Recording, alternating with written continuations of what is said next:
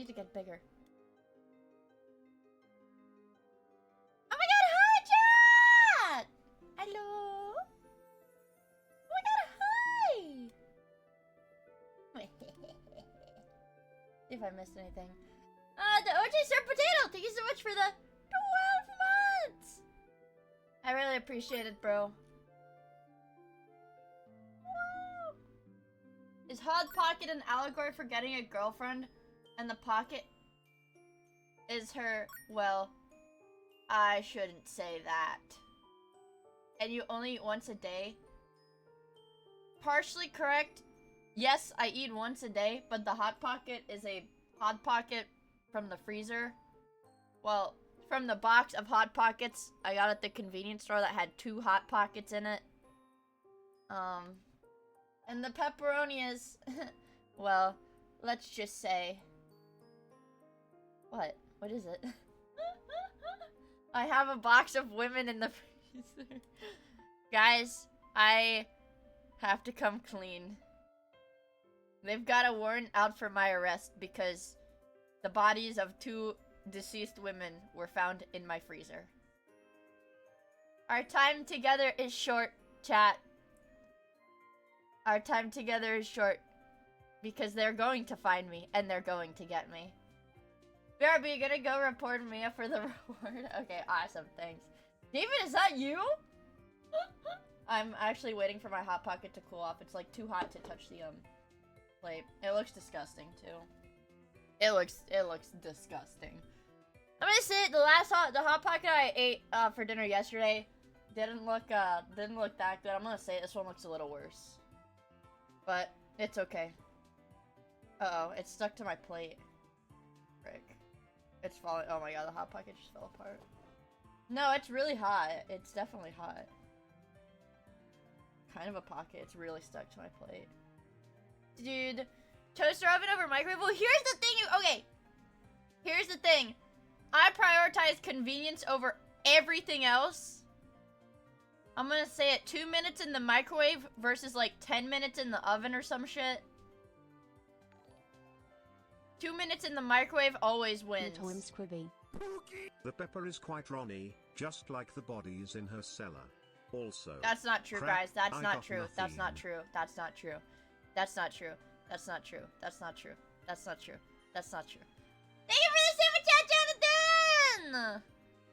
But the center will be cold. No, bro. I microwave it for 2 minutes, and I think I cook it a little too much. It says microwave for 1 minute, 50 seconds on high. But I microwave it for 2 minutes, and the inside is literally boiling. It's boiled. Let me take a bite.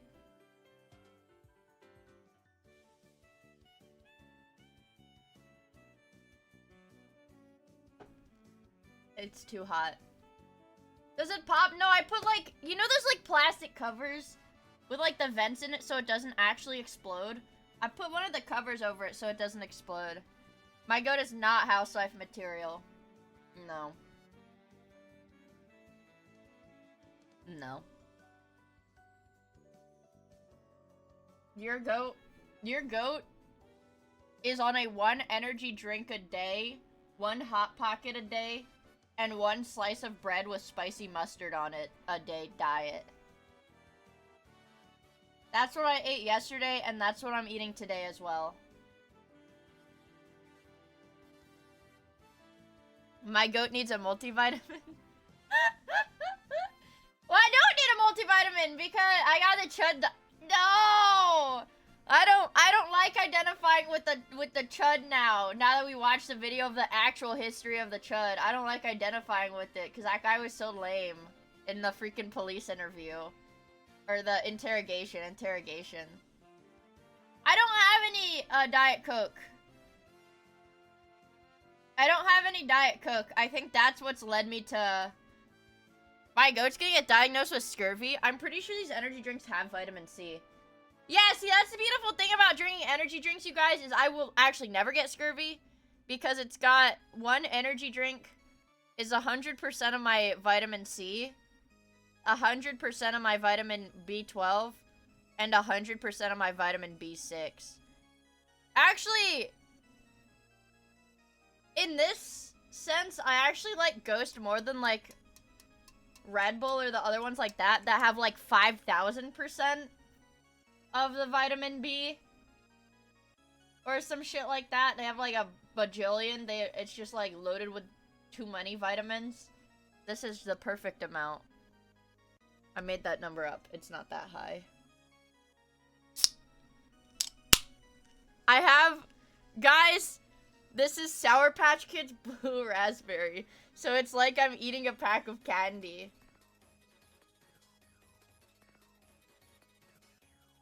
Oh my god, this is the most American thing ever. I actually have a girl dinner. This is the most American diet possible. Also, I forgot to say, Fighting Food! Thank you so much for the 13 months. I really appreciate it. This is the most American diet possible, you guys. Pepperoni pizza, Hot Pockets, and candy flavored licensed. Need I mention licensed candy flavored energy drinks. Fucking candy flavored. She eats like a teenage boy. Well, this is like the lower, this is like rock bottom for me, okay? So, at least you can rest assured that this is as bad as it gets, you know?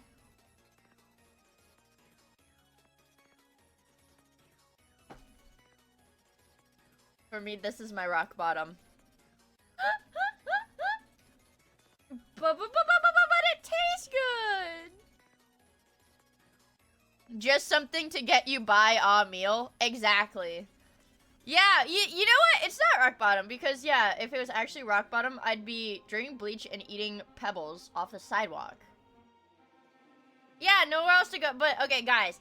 It's actually a strategy because, listen, if I eat, like, abysmal dog shit, terrible diet, no nutrients, you know, I'm hungry, I, like, feel hungry at the end of the day, then when I have, like, really good food,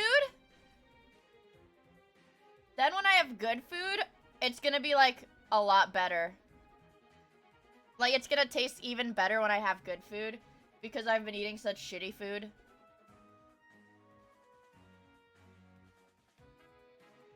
Doesn't that make sense, you guys?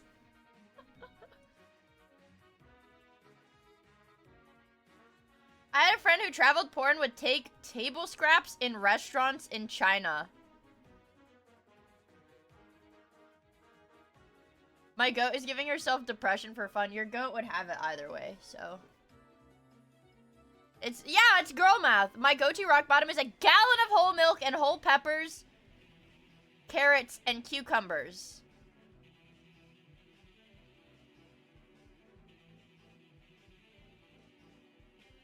A gallon of whole milk every day, and peppers, carrots, and cucumbers, I guess. Isn't that like a legit diet that people do to bulk? They drink like a gallon of whole milk every day while they're working out.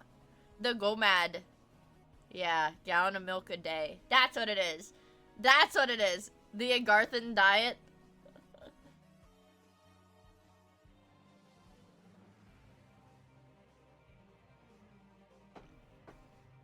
My boiling hot pocket. I'm on Bovad, bottle of vodka a day. Sounds like the phallic vegetables is to plug his ass after the milk makes him want to shit himself. Well, I figure guys, crazy take. I'm gonna say if you're doing a gallon of milk a day diet, if you commit to the gallon of milk a day diet, you're probably not lactose intolerant. The milk has vitamin D because it has mold?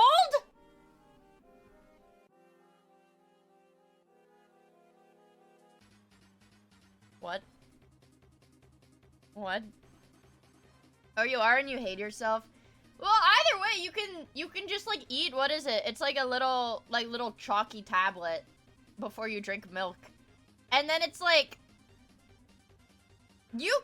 lactose intolerance is like a fake problem because you can fix it. You can fix lactose intolerance by just taking the little tablet. Also, hi, Missima! Yeah, Lactaid. It's fake, you guys. And I'll say, you guys, I don't know. I think I handle milk fine. I think it's like a condom for milk.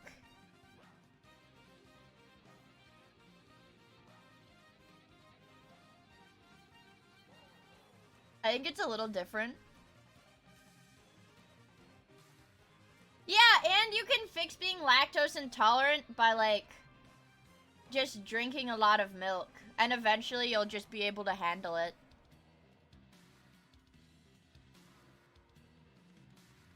But no one, true, but no one thinks it's weird we drink milk from adult cows, but not from adult humans. I would love to... Oh, yeah. I think we should enact a law that says we have to drink the milk straight from the adult human's teat. Legal requirement! And it's illegal to drink. I would love some breast milk right now. Thanks, Yuko. That's awesome. That's awesome, Yuko. Straight from the top, baby! Abilities use bacteria to break down the food. If your body doesn't have the right little guys in it, then you can't break it down. Yeah.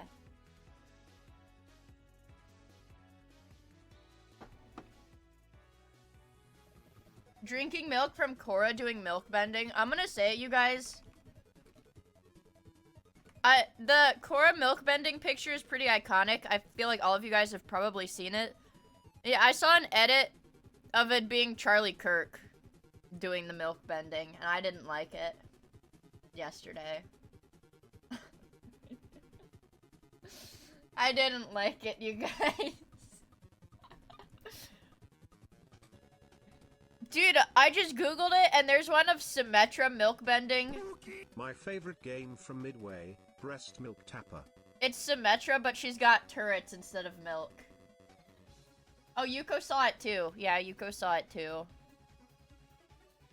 Like, why did somebody draw this? Genuinely, why did somebody draw this?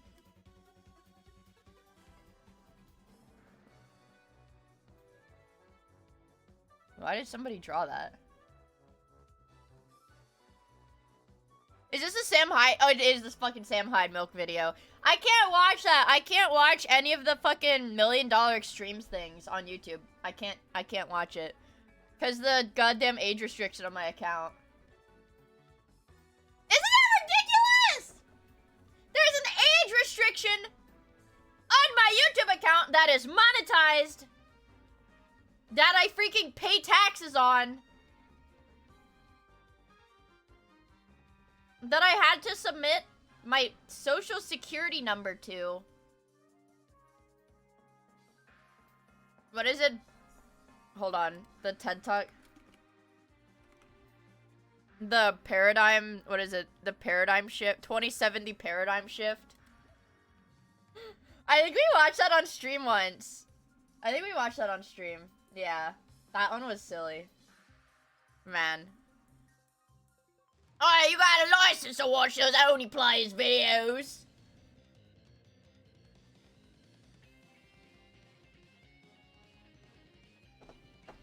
Wait, my Hot Pocket is at normal temperature now, so I can eat it. It's a good one. It's a classic. I like his outfit. I think my favorite part about the TED Talk is the outfit. Because he's got like the fucking plate armor. Like the chest plate with like the fucking abs in it. Yeah, he just looks so, he's wearing like armor. He looks so silly. Mom's is, yeah, I think Mom's is my favorite, but yeah, it does have a slur in the first, I think it's like the first 30 seconds. I think it has a slur in the first, like, genuinely 30 seconds of the video. But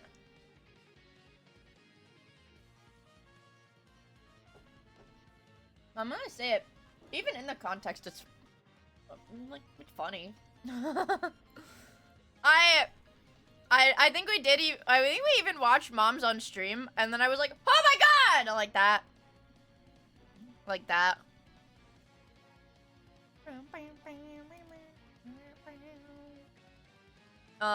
Also, I'm gonna say it, guys. Sometimes I feel... Okay, this is totally unrelated. We were just talking about Sam Hyde, the funniest Sam Hyde videos of all time, but totally unrelated. Sometimes I feel a little bit embarrassed to be a VTuber. Because... What is it? There's this guy that I guess a lot of, like, streamer adjacent people follow called Zach Bussy. But anyways, his name is spelled like Bussy. That just posts, like, updates about, like Twitch as a platform and, like, other stuff. But anyways, he had, like, I saw, anyways, this is important, guys. You have to listen to everything I'm saying. Yeah, okay, so... He posted a thing that was like, apparently, like, Dan Clancy and a couple other executives, you know, people were asking them on, like, a public thingy, like, what was the, why views drop. And then, he, you know, he just, like, summarized what they said where, you know, they basically didn't say anything because, like, fucking, obviously, like, they're stupid, they're not gonna say anything.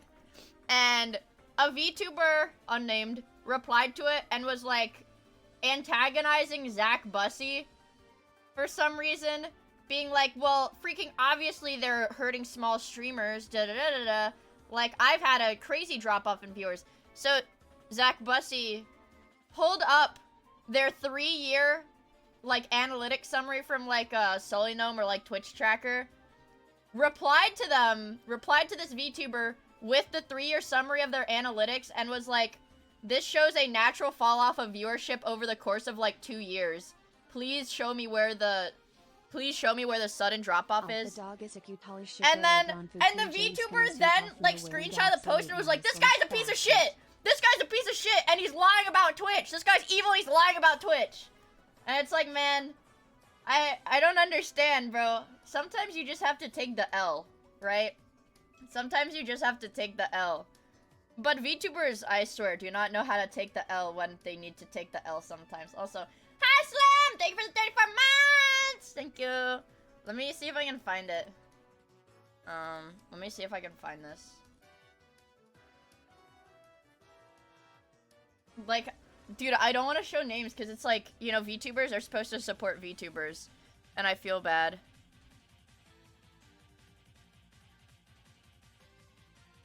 Can I, like, crop this? Oh my god, that's a Garth and Chud. Why is that in my snipping tool? Anyways.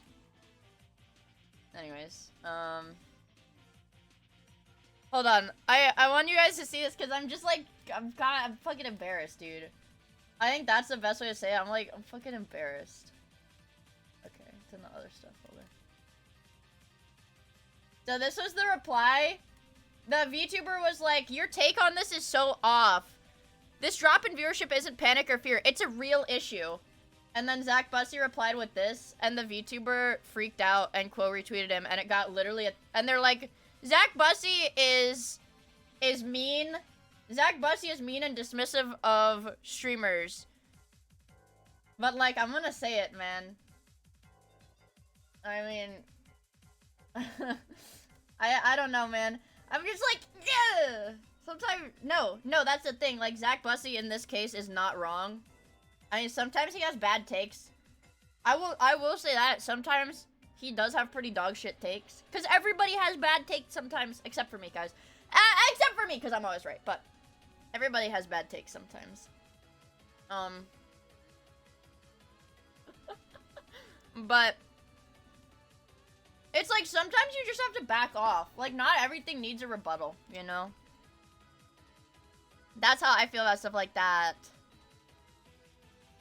Except for you, I can count the good takes you've ever had on one hand. Well, that actually is... I'm very honored to hear that, Pyroid, because I know you're Amish descended and you have polydactyly, so you have a lot of extra fingers. So that's actually a lot of good takes. Damn.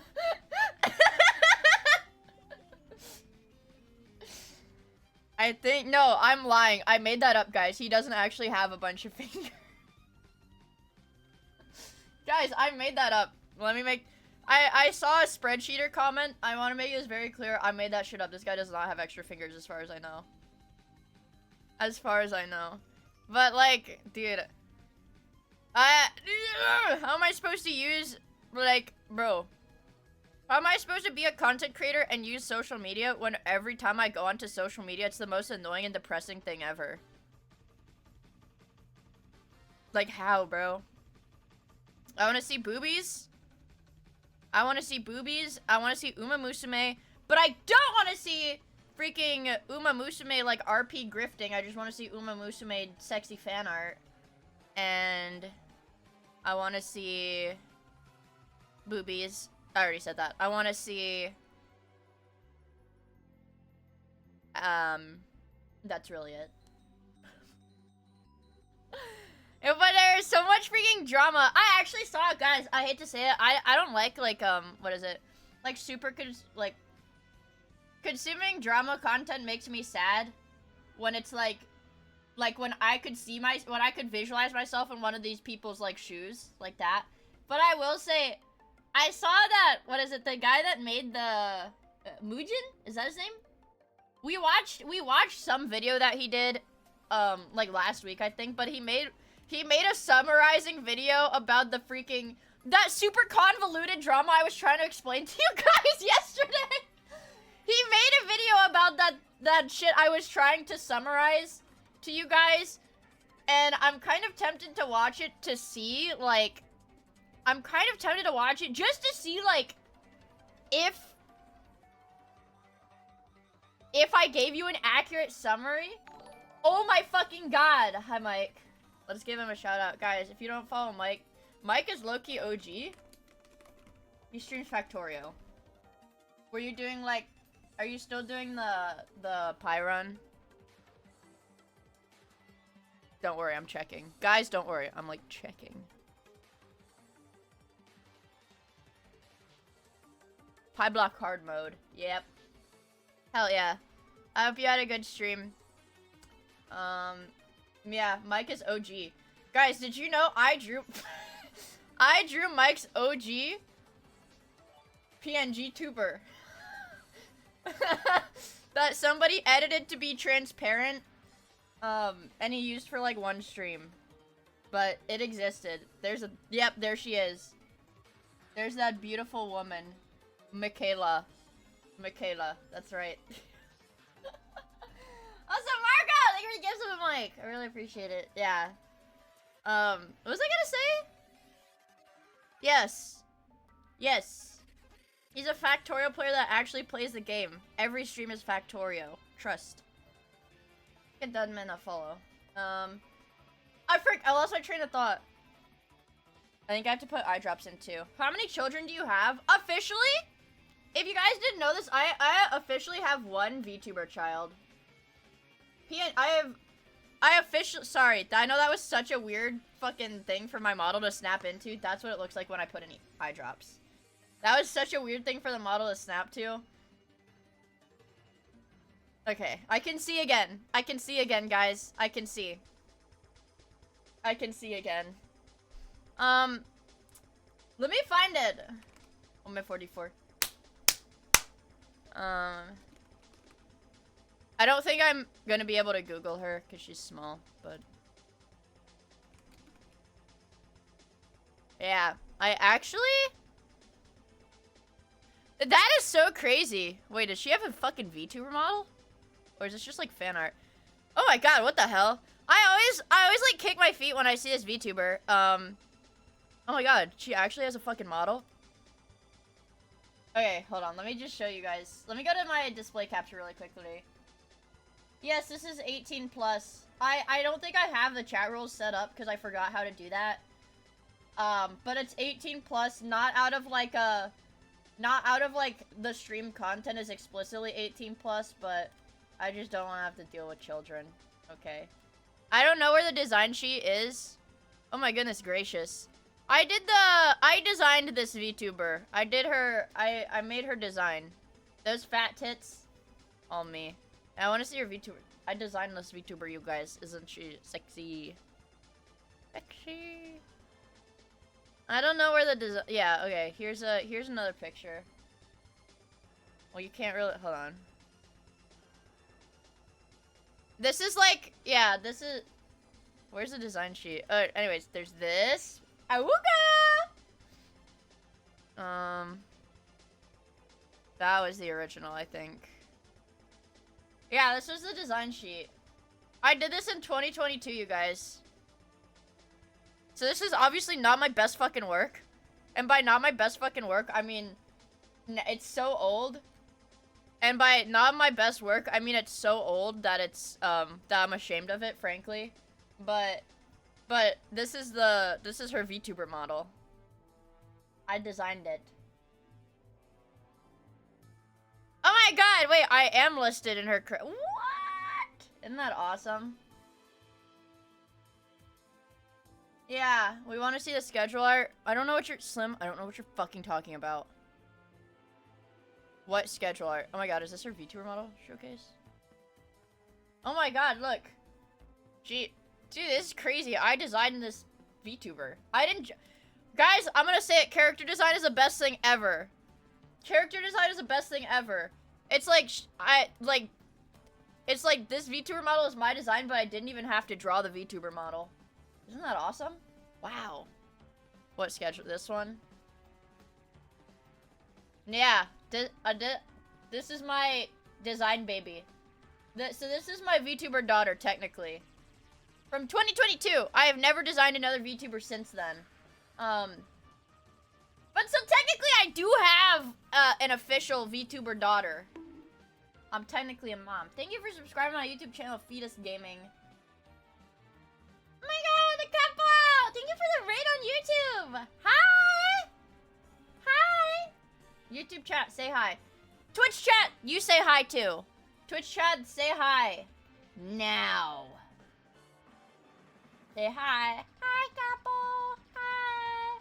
Thank you so much for the raid. I really appreciate it. I hope you guys had an awesome stream. Hi! Hello, raiders on YouTube. My name is Miia. We're talking about VTubers that I have designed. The lack of tubers with designs by me only make us poorer.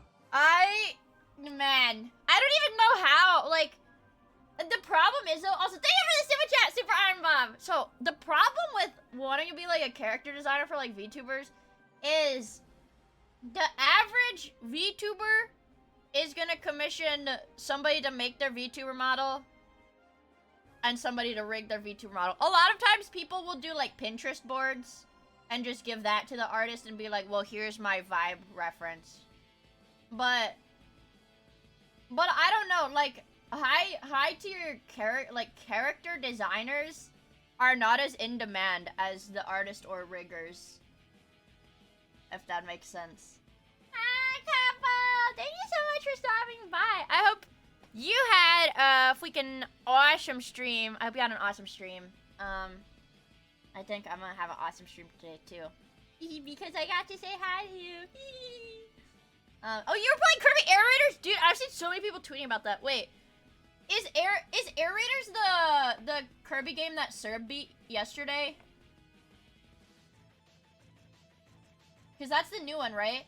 I saw, what is it, Nami, the artist, the Arknights artist, she beat it, I think she tweeted about beating it yesterday, too, because she really likes Kirby, too.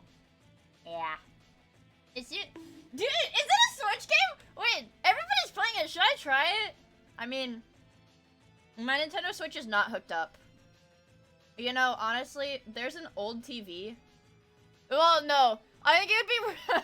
I just thought about it. I think it would be really dangerous to try to mount a fucking TV right above my setup. But the concept of having a fucking TV in my room would be really awesome. But it's a Switch 2 only game. This one is roguelike racing. Ooh. No, I'm not even a fake Kirby fan. I've never played it. I'm very open about it. I've never played a Kirby game.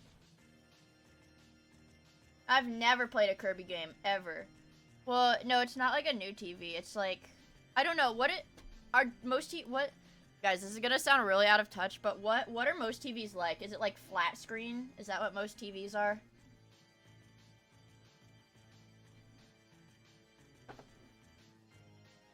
I think if I had to invest money in something, I'd probably rather invest money in a mini fridge than a flat screen TV.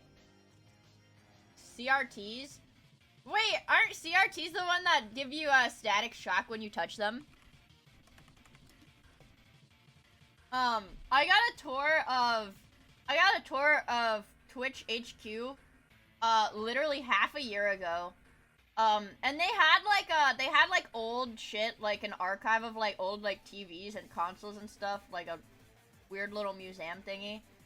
And the person giving me the tour was like, yeah, you touch the screen of the like CRT.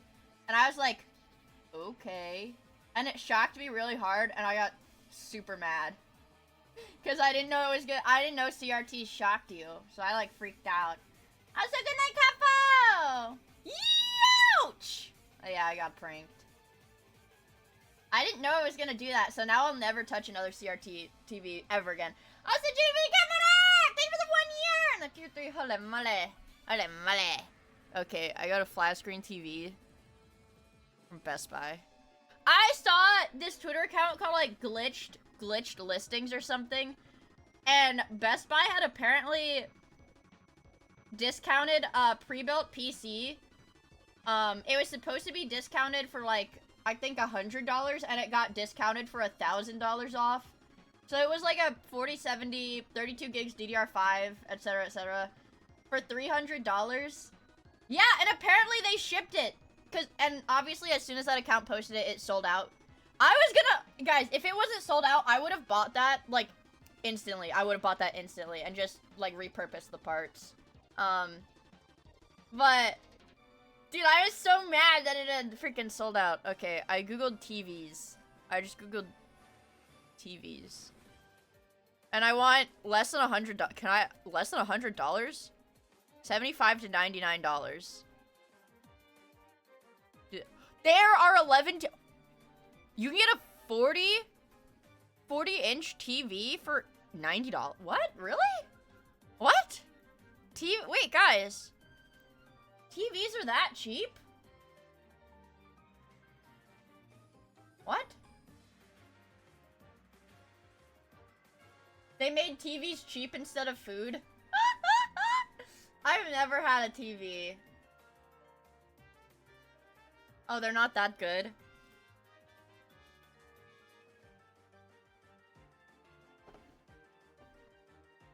Wait. Oh my god, you're right! They are bloated with, like, bullshit. They're all smart TVs with Roku! Oh my god, you guys were right! They do all have Roku!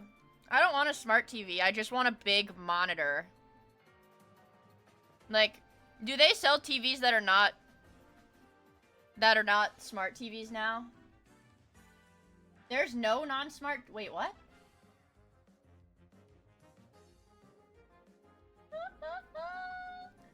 I found the desktop for cheap.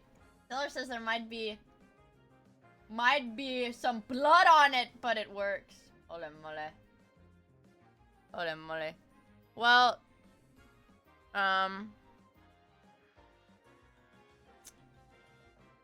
yeah, you can get a Roku TV, a 32-inch... Oh, wait, this is 720p. You can get a 40-inch, 1080p Fire TV.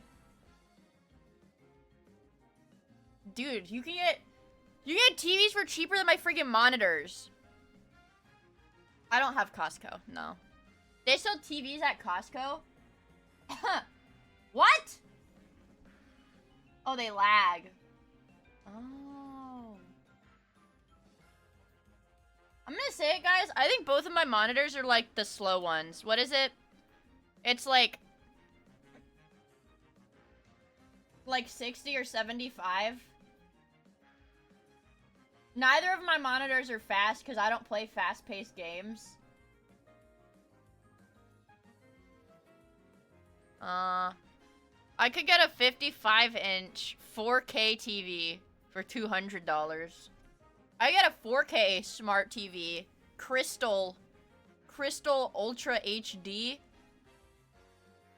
What? What?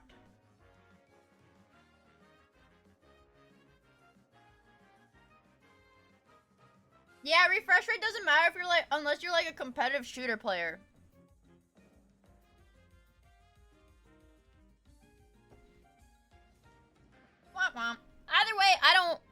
TV.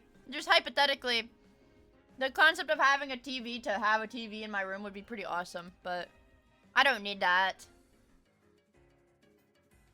Because honestly, I'm gonna say it, you guys, I just bring my laptop into my bed if I really want to watch something on a big screen. I mean, not big, but like, you know, bigger screen.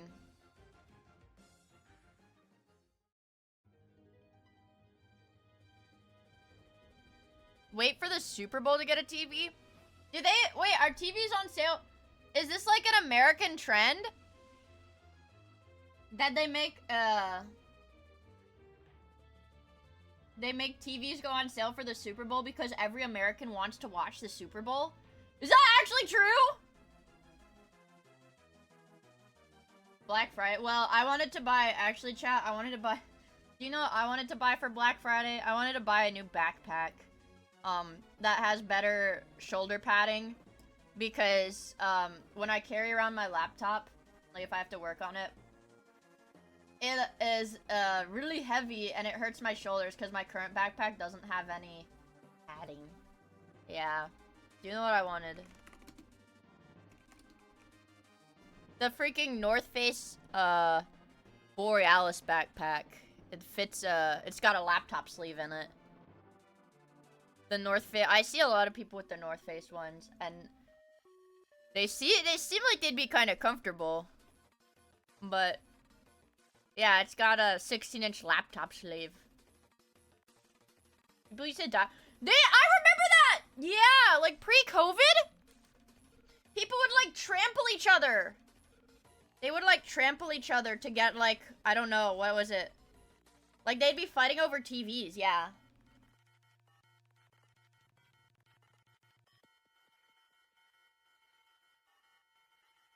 Ooh. I'm eating the rest of my Hot Pocket.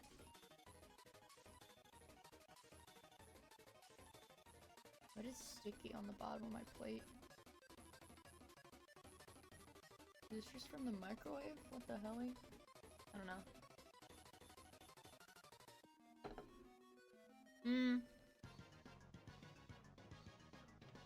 Pepperoni.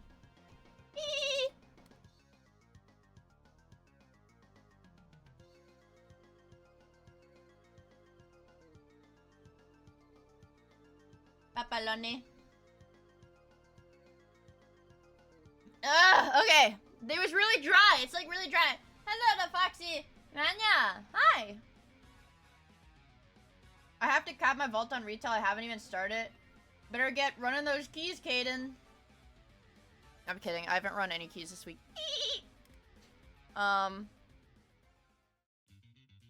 They're full of... Wait, what is full of knockoff Labubus? Malls.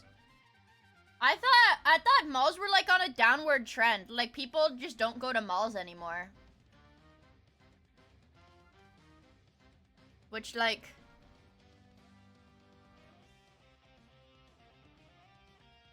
My thing is, the only thing I understand like going to malls for is like clothes. Because I will say, I don't like, I don't really like, having to order clothes online and then return them if they don't fit. Because it's just kind of a hassle. Oh, I think it's a hassle and it's really annoying. So I'd rather be able to hold the clothes up in person before I buy them.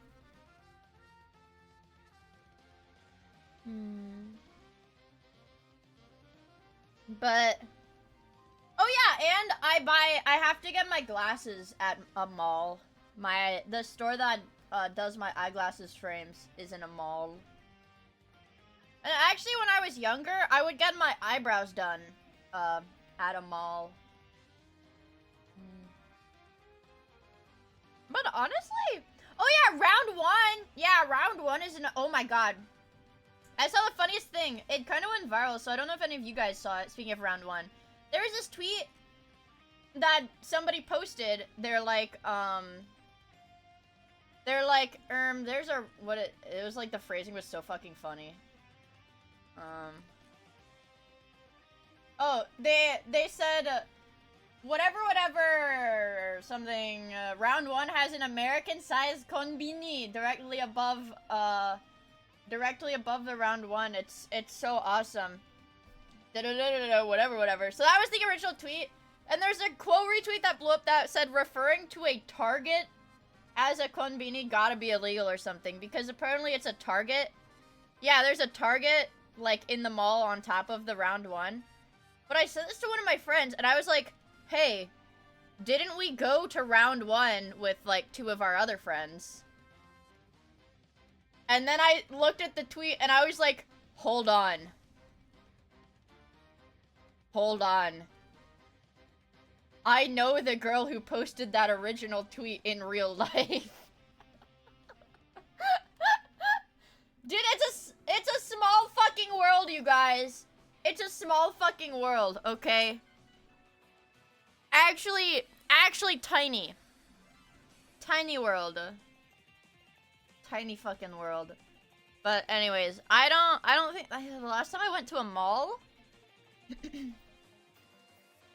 the last time I went to a mall was probably to pick up my glasses in like January, I think. Did I even go I don't think I went back. Or, you know what? Maybe no, I didn't go during the summer. Because I specifically remember over the summer, I was like, I want to get cute clothes before I go out of town. To, like, California for off-kind stuff. And then I was like, I should go to the mall and get some more clothes. And then I didn't, because I was like, that's too much money. I don't want to spend money. I would rather gamble. Speaking of gambling... Well, I don't even know. I haven't done any Uma pulls. Or, actually... Halloween Rice Shower and Halloween Super Creek drop tomorrow. I have no carrots. I was really upset after I ended stream. I mean, yesterday. Not like anything happened, but, you know, I just wasn't in a great mood yesterday. So, I gambled like $100 on Uma Musume, and I didn't get anything. I did not get a single 3-star in like 50 pulls. Yeah, dude. It sucks. It sucks when gambling is like one of your like coping things, because if you win, you feel awesome, like you feel extra awesome, but if you lose, then you feel really bad. I've had swimsuit Marizen. I have her. Dude, Psy Games pull rates are bad. Speaking of Uma, the Virgo Cup. Round 1 was a breeze. I'm gonna say it, I forgot. Round 2. Ow. I forgot to register for the Virgo Cup, but I'm not really mad about it. Because I didn't build anybody for it. So it's fine. Also, Rivnet, thank you for the follow, I really appreciate it. So, it's not like sorry, if you guys can see my model doing this, like, closing its eyes, it's because I'm doing my recruitment pulls for Arknights, my dailies. Have to refresh. Bullshit, nothing. I actually have a 10 pull worth of, no. I need to save. No, I need to save. Just remember 99% gamblers quit before they hit it big. And you know what pisses me off about Uma too? Is I'm seeing, like, people post, like, their formula for S ranking. Like, I can get A+ pretty easily. As long as I have average to good RNG, I can get A+ on any of my trainees. But this account that keeps posting the, like, different, like, high-tier S ranks. Let me see, I bookmarked some of the posts because I was looking at their card lineup. They've been using, okay, like, obviously... Hello, Alana! Hi! How the frick was your stream, homie? Hi. The worms! Hi! The worms! Hello! Hi guys, my name is Ray Tax. Mia! Smuggler. Do you wanna go eat her steak? Her $2 microwave steak? That's freaking awesome. I'm busy bitching about, gambling right now. Guys, I heed you, with the warning, Raiders. Never let your primary coping mechanism for anything be gambling. Because listen, on the chance that you lose the gamble, you're like double debuffed, okay? And this comes from experience. I had a bad day yesterday, went gambled $100, didn't get what I wanted, so. But we're here. Alcohol is a healthier hobby, but here's the thing, if I get drunk, then I want to gamble. So it's like lose-lose for me, okay? Never let your coping mechanism involve money. This is very true. Easier said than done. Yeah. Also, Zach, thank you so much for the 1,000 bits. Oh my freaking god, it was a raid tax. Wow. Let me shout out Alana. Anyways, to clarify, I spent $100 on the Uma Musume Pretty Derby last night, despite already having Agnes Digital. I already have her. I have her at 4 stars. I already have her. But I did spend $100 gambling on her banner because I was in a bad mood. That's the biggest problem, is if I'm in a bad mood, I'll pull on a banner I don't need to pull on. Okay. Also, Scary Infamous, thank you for the follow. Vinyl Coffee, thank you for the follow. Lita, thank you for the follow. Poise, thank you for the follow. Kuro, thank you for the follow. Xenophobia, thank you for the follow. Hablini, thank you for the follow. Pyramidal, thank you for the follow. Wen Goblin, thank you for the follow. Oatmeal, thank you for the follow. Crimson, thank you for the follow. Emac, thank you for the follow. Troll King, thank you for the follow. Mina, thank you for the follow, and Maverick, thank you for the follow, Alcatraz, thank you for the follow, Zero, thank you for the follow, Defender of the Echoes, thank you for the follow, Fragstar, thank you for the follow, and Commander, thank you for the follow, Lunar Dribbler, thank you for the follow, and Micah, thank you for the follow, and Kitsune Yuki, thank you for the gifts to Lana! Yippee! Also, Capagoblin, thank you for the follow, and Carrying Nut, thank you for the follow as well, I really appreciate it. Thank you! Pumpclown, thank you for the follow, Firehacker, thank you for the follow! Enough! Is that enough? Is that all of them? Is that everybody? Hello, is that everybody? D4, thank you for the follow. Clerical, thank you for the follow. Alright, get them out of the way, guys. Get them out of the way. I love Oreos, man. Actually, today I don't need Oreos. No, I'm okay today. Okay, it's a cat. Anyways, what was I gonna say? Also, thank you for the 100 bits, Maverick! Right, but I was in the middle of a rant about Uma Musume metas and cost efficiency of the game. For these S rank runs people are doing, obviously they have MLB Rico, MLB Kita-san Black, MLB Super Creek, MLB Fine Motion. But the thing is, bro, they also, I think this is this Biko? The SSR Speed. And then they have the, I think this is Sweep Tosho SSR Speed. And I've seen people running with 4 MLB SSR Speed cards. Do you know how much fucking money you have to put in the game to have 4 MLB SSR Gacha Speed cards?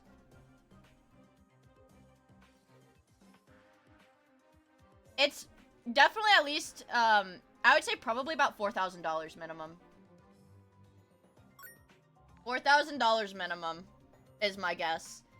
And I'm saying that as somebody who has MLB Kita-san, MLB Rico. I have 3 LB Super Creek. And I'm judging that based on the amount of money I've put into the fucking game. Holy freaking moly, you guys. Also, okay, I'm good. I gave up on Uma Musume.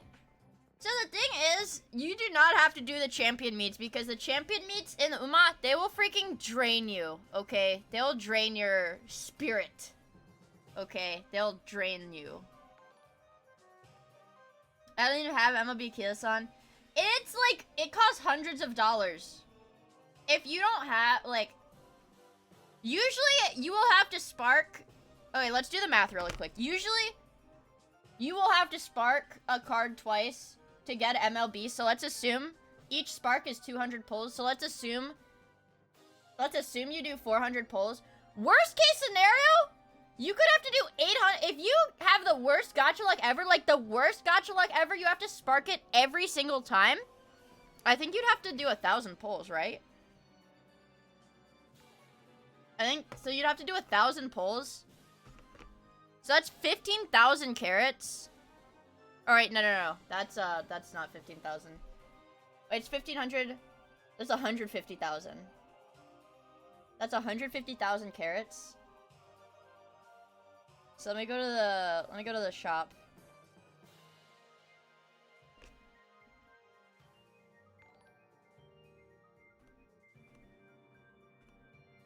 If you have the worst gacha luck ever, on Uma Musume, you never pull your, you never pull the support card you're looking for, and you have to spark it to MLB every single time. It would cost you $2,099 to MLB a single support card. If you have the worst gacha luck ever. It's bad, you guys. It's pretty bad. Usually you only have to do it, you only have to spark it, like, twice. Like, once or twice. But that's still, like, that would still be, like $700 to $1,000. Equivalent of currency. Light work, no reaction. It's, We hyping. We're hyping! What the helly? Yeah, and, I think Genshin actually, for their character guarantee, would be about $500, I think, if you lose the 50-50 per like, to get one pull. One pull of the character if you lose the 50-50 is about $500 to guarantee. If you hit hard pity on both pulls and lose the first one, yeah, it's pretty bad. Arknights is Arknights and Blue Archive, I think, are the most forgiving gachas, in my opinion. Also, Desert Ghost! Thank you so much for the 5 gifted! What the frick, dude? Thank you! Oh, you just... I know what you did, Desert Ghost. You just wanted to have the freaking even 100. I see. Okay. I see. I see. Also, Mayship, thank you so much for the follow. I really appreciate it. Not even much point. Free to play can still beat whales. I will say in the Arknights, definitely free to play is viable all the way to endgame content, like contingency contract. Arknights is very easy. It's very easy to excel at Arknights as free to play. But the sexiest girls are limited. Same with Blue Archive. Well, honestly, I feel like Blue Archive, I think, for high, like, endgame, high-level Blue Archive content, you do need to play the meta a lot, like, significantly, and there are limited characters. Sui siblings, I have every single Sui sibling. I have every Sui sibling. I have Shu max potential, because I wailed on their banner really hard. Also, Mikkel, thank you for the follow. I really, really appreciate it. Have you had fun hanging out with us? Yippee! Are you gonna pull on the cafe? I don't know yet. I don't really know what I'm pulling on for Uma. The only character I know I have to pull for is Christmas Ogre Cat because I'm a filthy meta slave. I am a meta slave. For me, it's Ling. Nope, you can't. Ling can't be your favorite. Unfortunately, any Arknights players in chat, Ling cannot be your favorite character because she is my favorite character. Heh, I know what I'm pulling on. Here's a hint. My Pingus. Also, Zeno, thank you for the follow. I really appreciate it. Yeah, like if I go to my Arknights, I can turn on my camera. Hold on. You're just gonna see like my laptop and my Xbox controller and my eye drops. Let me see.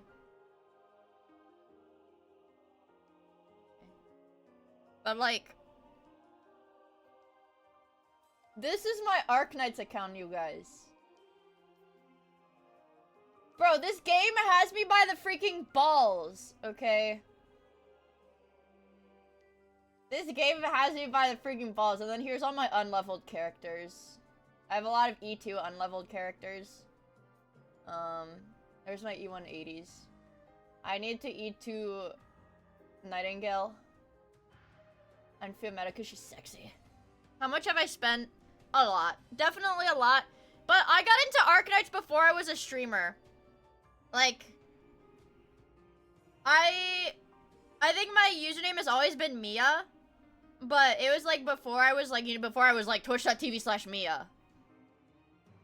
I've been almost 4 years for me in this rabbit hole. I think I'm like 3 and some change. Let me see. I can actually check my profile. Yeah, okay. I've been playing Arknights for like almost 3.5 years. Yeah, don't worry, guys. I didn't even like whale. I wouldn't even consider, I'm gonna say I would not consider myself an Arknight's whale. I'd say maybe dolphin tier. Right, isn't that the middle? I would not consider myself a whale in the Arknights.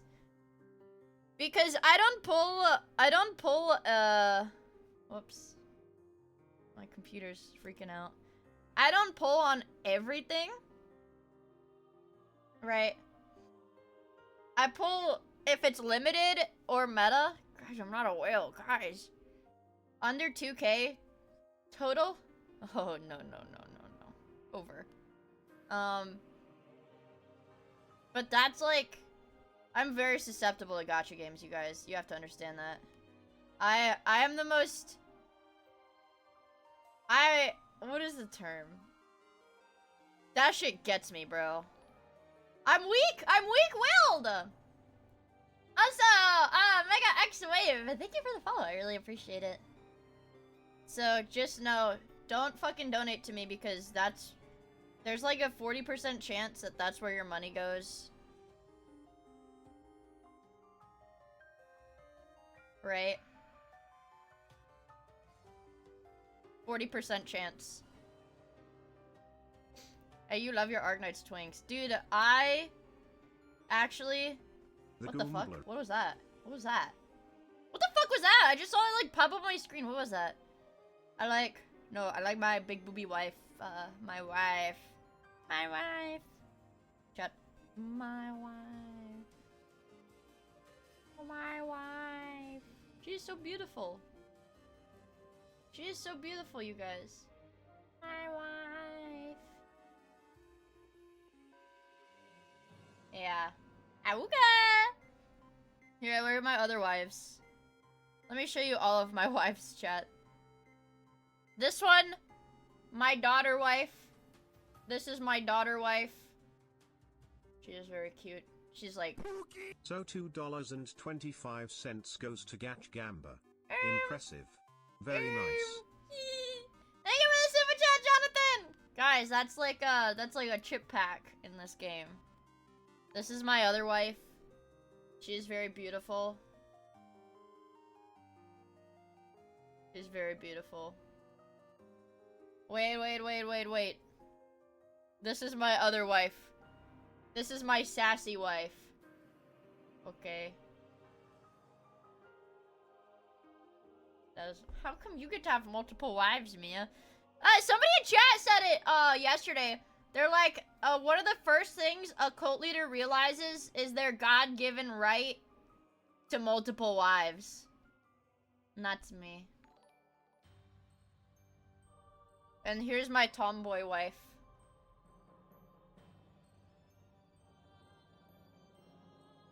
She's got sunglasses. Yeah, that was blurry. Your greed sickens me. And this is my male wife. This is my male wife. He's a man, but he's also my wife. Is it gonna focus or what? Hello? Hello? Focus on my damn video game. What a beautiful smile. What a beautiful smile. What about your blonde twink wife? Truth Nuke. I do like him too. This is also my wife. I've got like concubines. I've got concubines. For lack of better term. What are my other wives?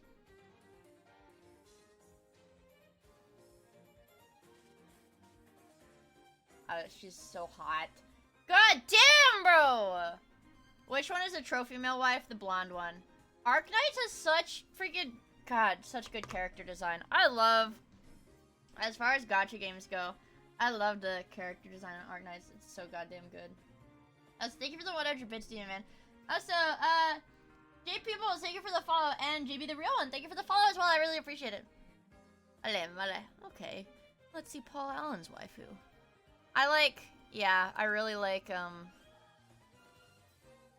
I guess, I like the gameplay too, dude. It's freaking tower defense. You know, I've been thinking so hard about fucking tower survivors because I've got the Warcraft 3 like map bookmarked. I want to play tower survivors so fucking bad. I don't like how the summer events have been during winter. I mean, I feel like that happens a lot with gacha games just because their primary server is usually about 6 months ahead of like any NA or like global server. Which like kind of sucks. Like the Chinese server in Arknights is like 6 months ahead. I know Uma Musume is trying to speed up their global server to the JP server. Oh, but like Blue Archive too. Blue Archive is running a freaking Blue Archive is running a swimsuit event right now, and then the Fest banner that's gonna start in a few weeks is also gonna be swimsuit themed in December. Because the JP server is like 6 months ahead. I love Arknights, but I can't keep pulling on it, or else I'll get broke. But it's so good. Yeah. I do like, I don't know. I think part of it is like, part of it being like, oh, well, I think it's so good is influenced because I'm a freaking gambling addict, but it's summer in Australia, the true target audience. I forgot about the concept of Australian people playing gacha games. I don't know, maybe it's me being American. I feel like they're so like removed from the world. All they do is like, I almost said snowboard. Surf. All they do is surf and like, and then what? They surf and they fight kangaroos. And they grill, but not like American grills. They grill Australian things. They grill kangaroo meat. They eat avocado and lie. What? Also, Navia, thank you for the follow. I really appreciate it, bro. Thank you. Shrimp on the bobby. And ban video games. That's right. I totally forgot. Australia, like, yeah, Australia, like, bans a lot of video games for some reason. Yeah, like, Steve Irwin. Exactly. I don't know. I think of the places that I would be too scared to travel to, I think Australia is one of those places. I don't think I could see myself ever traveling to Australia because they have a lot of insects, and I don't like bugs. And apparently their spiders get really, really big. Prison colony down under. Now, oh my god, Down Under, a Gartha remix. Oh. They've got, thank you for the super chat, Jonathan. And what is it? Or like they've got like giant centipedes, giant spiders. And like, I don't know, there's just like bugs everywhere. And it's freaky. I will say the most comfortable I've ever been. The most comfortable I've ever been, no fear of insects ever, is when I'm not on the ground floor. I don't know. I fucking hate bugs. 29. 29! Patrick, thank you so much for the 29 months! You can like see the cogs spinning in my head. You gotta like see them spinning in my head. They have to flush the toilets because sometimes they oh, snakes and spiders hide in the goddamn toilets. Yeah, I'm sorry. I love all my Australian friends, but I don't think I could ever go there. Ever. Like, ever. What? What are camel spiders? I don't wanna look it up either. Camel spider.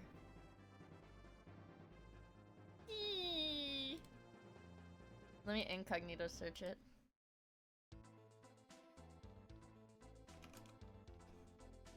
Yeah! Oh! That's so so freaky looking. Yeah, I'd be exactly. I'd be anxious 24/7 because I'd be afraid that I'd freaking see one of them. They run really fast and they hiss.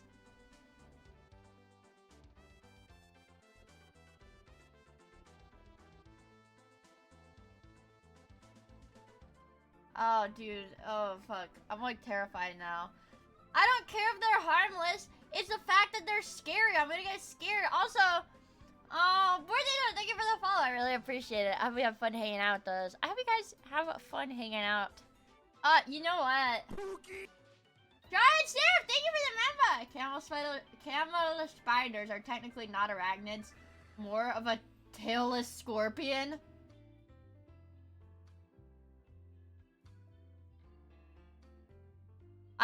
The one thing I am afraid of, we don't really have scorpions on the East Coast, but one of my biggest fears I've stayed in places that do have a lot of scorpions, but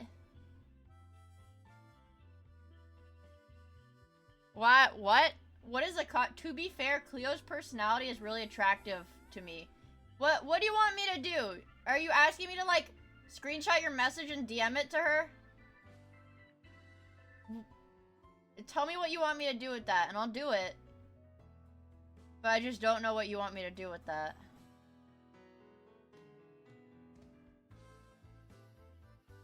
Guys. There's a really subtle way of me saying... Fucking say that in her stream, not mine. That was my really subtle way of saying, guys, please. I already crashed out about this, like, literally yesterday. I literally crashed out about this yesterday. I'm Miia. I'm Miia, guys! I'm Miia! I know it's got 4 letters in it. And I know one of the letters is one of the same letters Cleo has in her name, but we're not the same person. I thought you were Frank. I'm Frank. Oh. Let me be clear.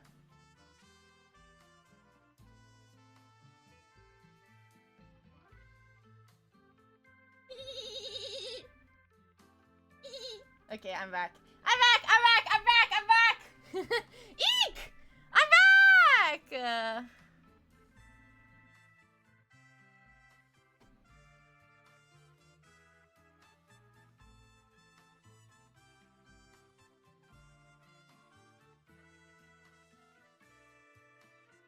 Kitsune Yuki, please don't make me single you out. I hate singling people out cause then they get upset at me.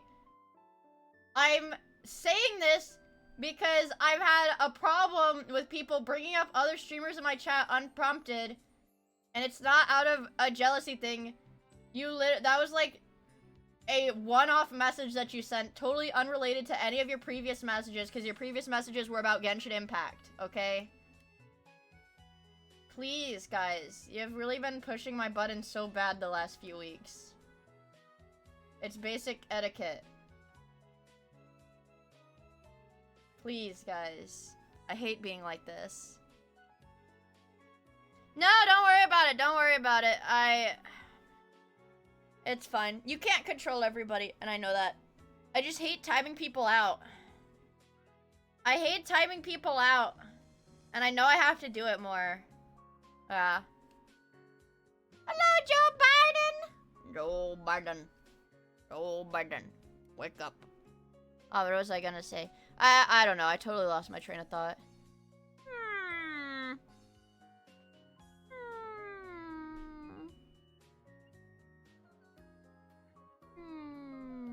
Whoa, I just seen a Daniel Larson edit. This is so beautiful.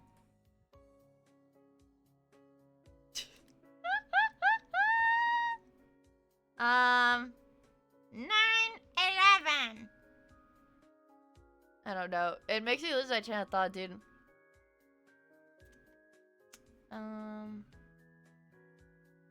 Dude, that's the problem. I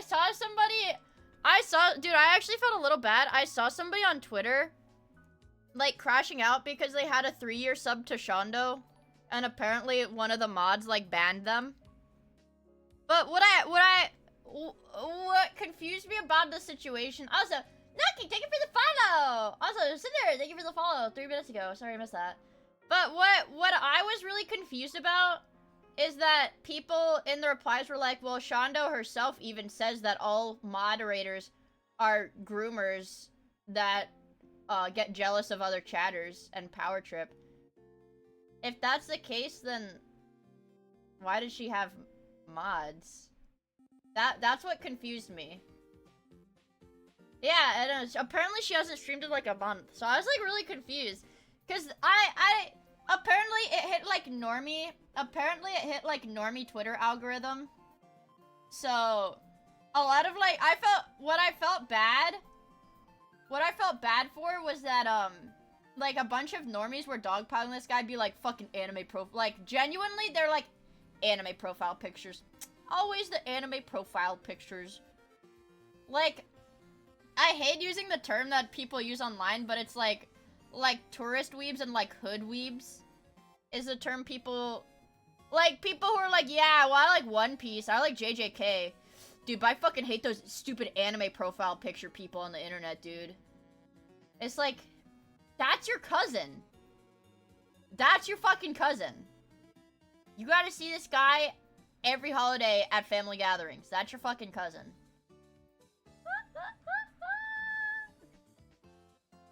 But I don't know. So I felt a little bit bad about that. Is this a fat edit of Dream? What?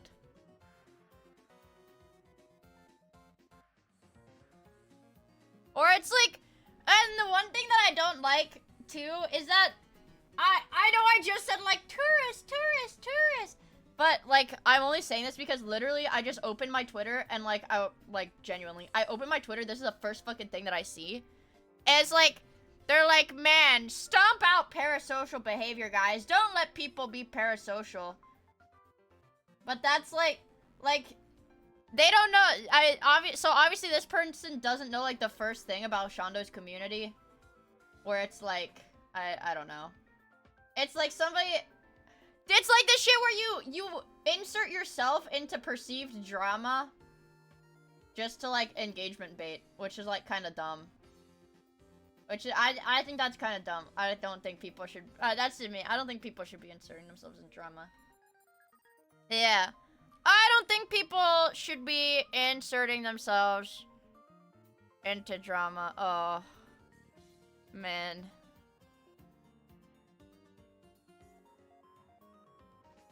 Oh my gosh, guys. Hee hee. I get to be the first one to see Mari's scheduled. Holy, I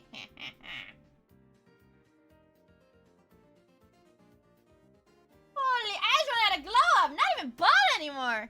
Well, it's because I went to Turkey and I got hair plugs. And then I bleached my entire hair and dyed it like a very, very light platinum blonde.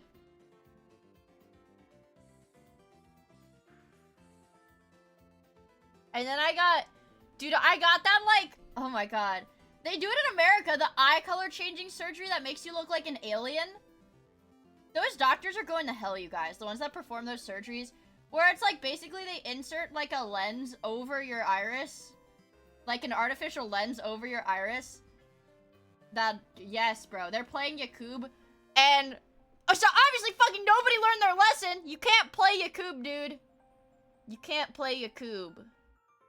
You're going to hell. When am I getting A10 lasers? I don't want A10 lasers. I like yellow. I thought the lore was that she fell in a vat of semen like the Joker. Guys, I haven't really seen a Joker movie. Is that what happened? 1 in chat if that's what happened to him. 2 in chat if he did something else.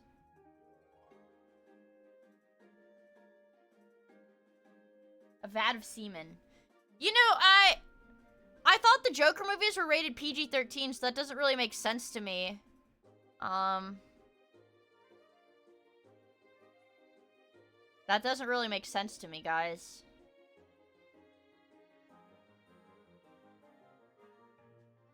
Hold on, chat. I'm scrolling for gems for you guys. Right now, I'm scroll maxing to find gems for you guys. BJ Skeletor, thank you for the follow. I really appreciate it. Stretch my back. Okay. I'm back. Me, but every hour of Miia streams. 1 ban in a Miia stream equals 1 gram of meth. In-game. In-game. Wait! Fucking all that for 200 views? Dude probably had the best day of his fucking life, though. Think about it. He was probably so happy. Also, Banner Rocky, thank you for the follow! And Alakasek, thank you for the follow as well. I really appreciate it. A gram? Is that a lot for meth? I don't really know how meth is measured in-game. Well, in real, I don't know how meth is measured. Reminds me of this. What is this? This in question. Don't do opioids. Can I beat Dark Souls 3 before I overdose on Vicodin?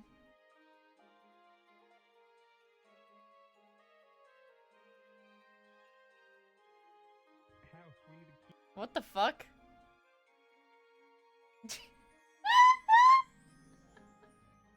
What is this? Wait, so 1 gram of meth isn't even that much meth. If you're telling me that it's generally measured in grams, alright, 1 gram is the smallest increment of grams, so 1 gram of meth isn't really that much. Is it? Is it then? Huh. Let me go back. Well, what does YouTube have for me today? Dark side, Phil. Cereal for dinner? Cereal for dinner would be delicious. I would love. Miia, most drugs are measured in mg. A gram is 1,000 milligrams. They measure meth in milligrams? I like Gumbus. Gumbus! I want to hear her. Oh! Gumbus. Ah! Gumbus, she's so ugly. I like Gumbus. But let me, guys, you know I'm allergic to using the search function on YouTube. Let me see if I get that obscure drama promoted to me so that I can show you guys what I was freaking talking about. There's a new Defunctland? What? If there was a new Defunctland, it would literally be the first thing on this guy. Okay. This one, this obscure drama. Do you guys think my character's gonna be in this video? I was in the SMP for like 1 day. Dude, I'm not saying I'm like a prophet.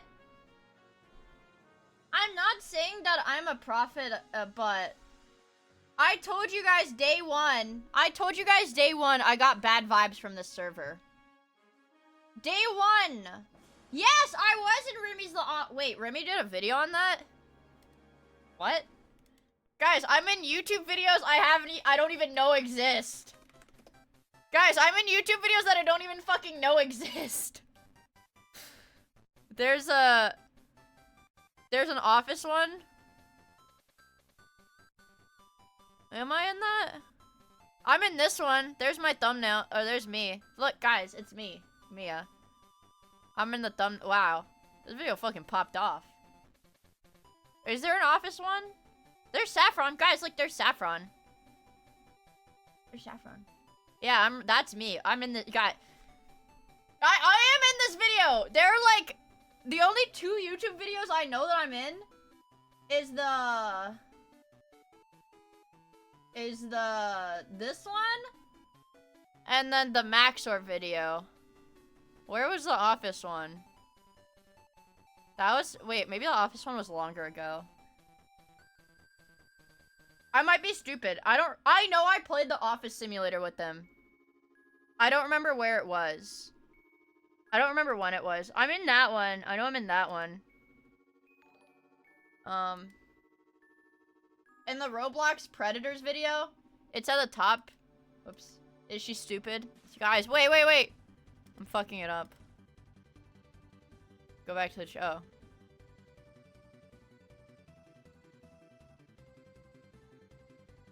This one? Are you sure I was in this one? Because he's done multiple runs of this collab. Of the Office game. And I played it. Oh my god, wait. Yeah, I think I played it like around last Christmas. I heard you in it. Oh, I did play this like last year with him. Last Christmas. It is that one? My students are all morons! Yeah, okay, I guess I'm in this video too then. That collab was only 2 weeks ago. No, I'm saying the last time I played Dale and Dawson was a year ago. I'm saying the last time I played that game was a year ago. Is this Chinese? Oh. What was I? Wait! Oh wait, this one, right, this one. Anyways! Okay, let's... Anyways, I was saying, I freaking, there's a new defunct. Oh, okay, there's a lot of shit to watch, a lot of slop to consume today. I'm kind of curious because my Miia summary of the drama. Hi Miia, I'm a VTuber industry analyst. For my 30 minutes of watching your stream, I think you have let me read this, hold on. Hi Miia, oh, okay. Hold on. Hi Miia, I'm a VTuber industry analyst. For my 30 minutes of watching your stream, I think you have enough niche appeal as a VTuber to go 3x with just a little more exposure. So it's good that you do collaborations with other content creators. Many people are looking for a classic, honest, girlfriend experience streamer like you.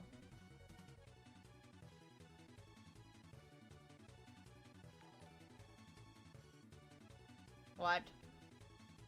Paige Turner, thank you for the follow. I really appreciate it. It'll be fun hanging out with us. Also, Super Lonely Bye, thank you for the follow 2 minutes ago. I really appreciate it.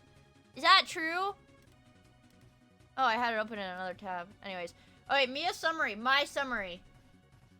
There's a Minecraft server. It's got a lot of people.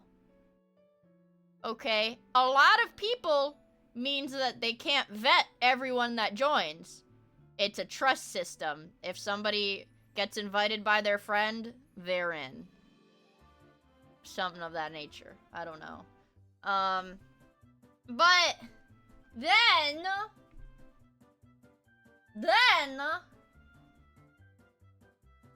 one of the VTubers in there actually likes to start drama. And I guess they were also separately mad that Flork, the CEO of SVA, VTuber company, said that he was uncomfortable with her messaging him so much and would like her to stop messaging him, and he blocked her. So, this VTuber decides to say that the talent under Flork's company is ableist, and tried to cancel them. And then Flork says, "Fuck you, lol. I don't care. My talent did nothing wrong. And also, the person you're accusing of being mean to you isn't even the person talking in the video. You're really creepy, and I need you to stop stalking my talents and my company, because you've been doing this for an entire year." And then another streamer was like, "Oh yeah, also, this VTuber, yeah, she's pretty bad. She shared revenge porn of me, before I went corpo." And everybody was like, "She did what?" And then the VTuber was like, "Okay, guys, I'm going to unalive. I'm going to the hospital." And posted a fake picture from the hospital. And everybody said, "That's not your picture." Actually, one of her friends stepped up and said, "I know this isn't her because she has brown hair and the picture has pink hair. She just took a picture online and slapped an emoji over it." And then another streamer, I think, came out and was like, "Yeah, she also harassed me." And then like 5 other streamers were like, "Yeah, she's harassed me."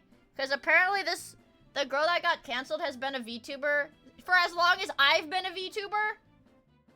And just had to cycle through a bunch of different identities because she kept harassing people and having to reincarnate. Anyways, it's you, isn't it? It's not me. So that's my TLDR. But there's lore. There's like lore that I didn't know. So I don't usually watch drama slop, but this is like a soap opera.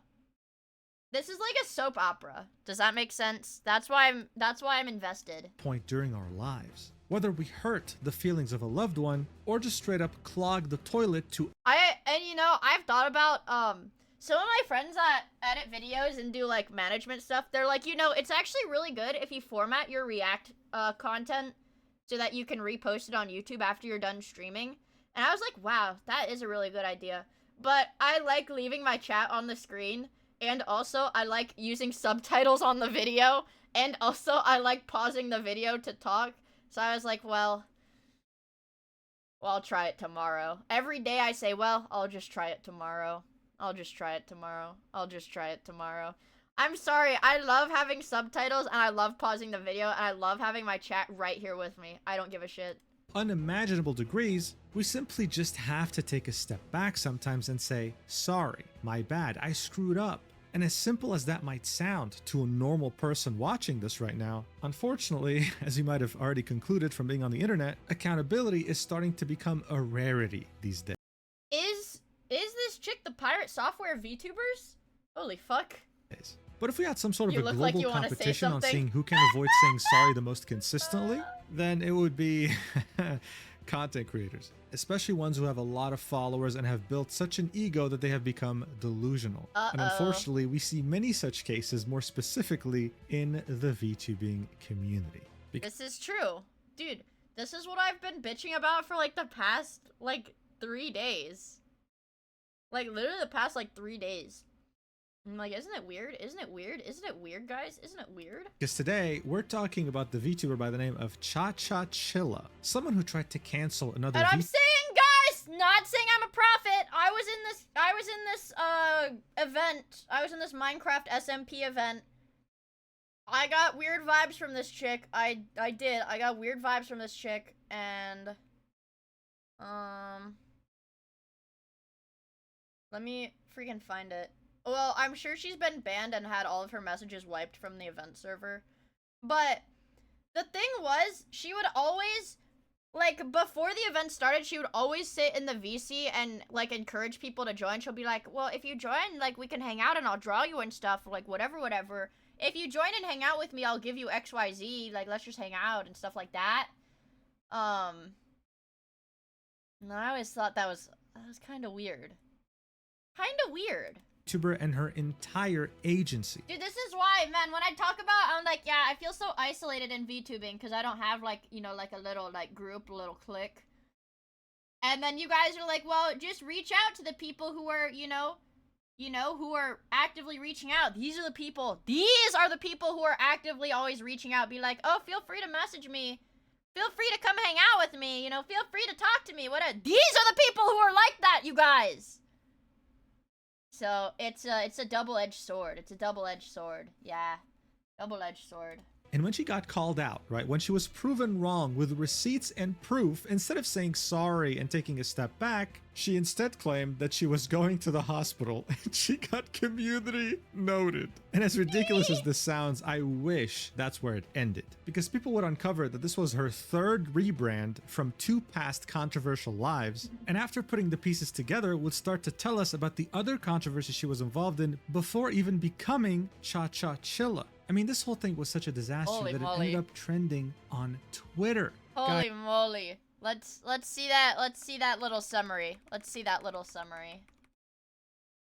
So, yeah, she accused Adfree of ableism in roleplay. Let's take this with 10 grains of salt. She didn't get called retarded. She didn't get called stupid. She didn't get called slow. She didn't get called sped. I don't know any other words. She didn't get called a moron. She didn't get called any of that. Another player referred to the entire team.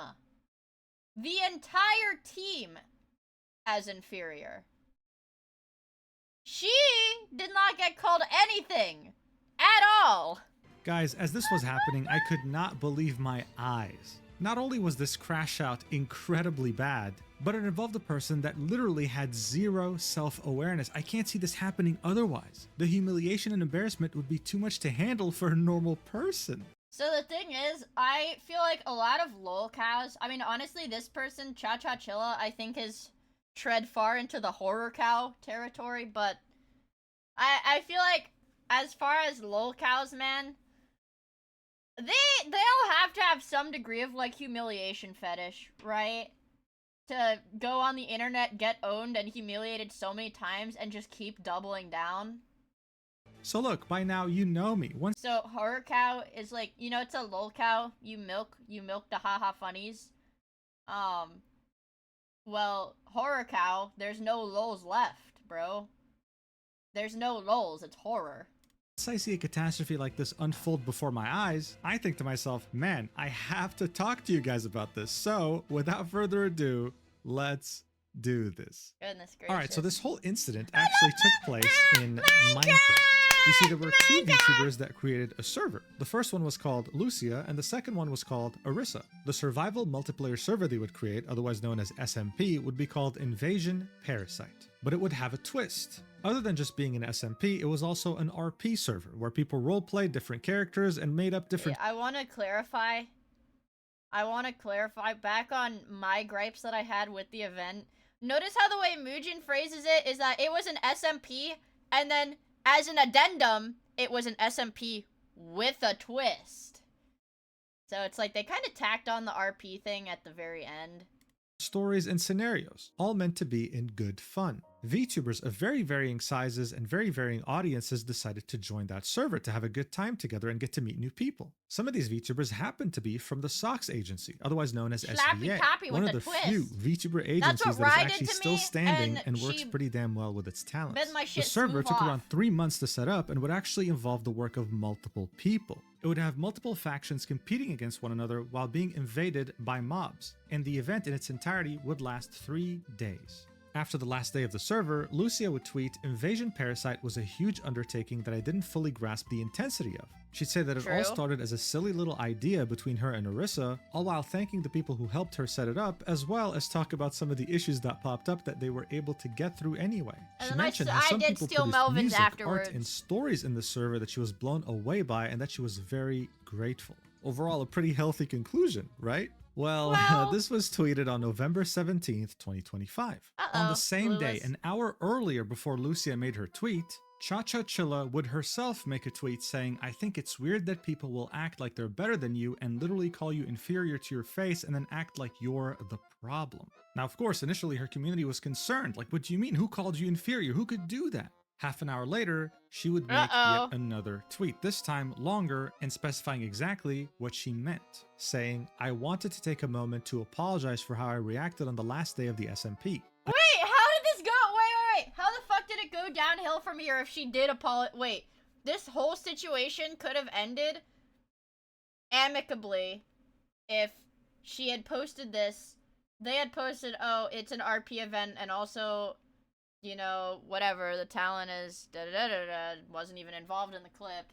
Just kind of stupid. Well, yeah, I kind of get that much. I got genuinely frustrated and let that frustration turn into anger, and that wasn't fair to anyone. I'm sorry for the way I spoke. That said, I want to be honest about where that frustration came from, because I think it matters. From the start of the SMP, we agreed to hold off on griefing until day 3 so everyone could settle in, build, and actually enjoy the opening experience. People did not really build in this server. When griefing started on days 1 and 2, it didn't just break the rules, it broke the spirit of what we were trying to create together. On top I will say, to corroborate with what she's saying, it was very commonplace for teams to steal resources. There was no, like, chest locking functions between factions.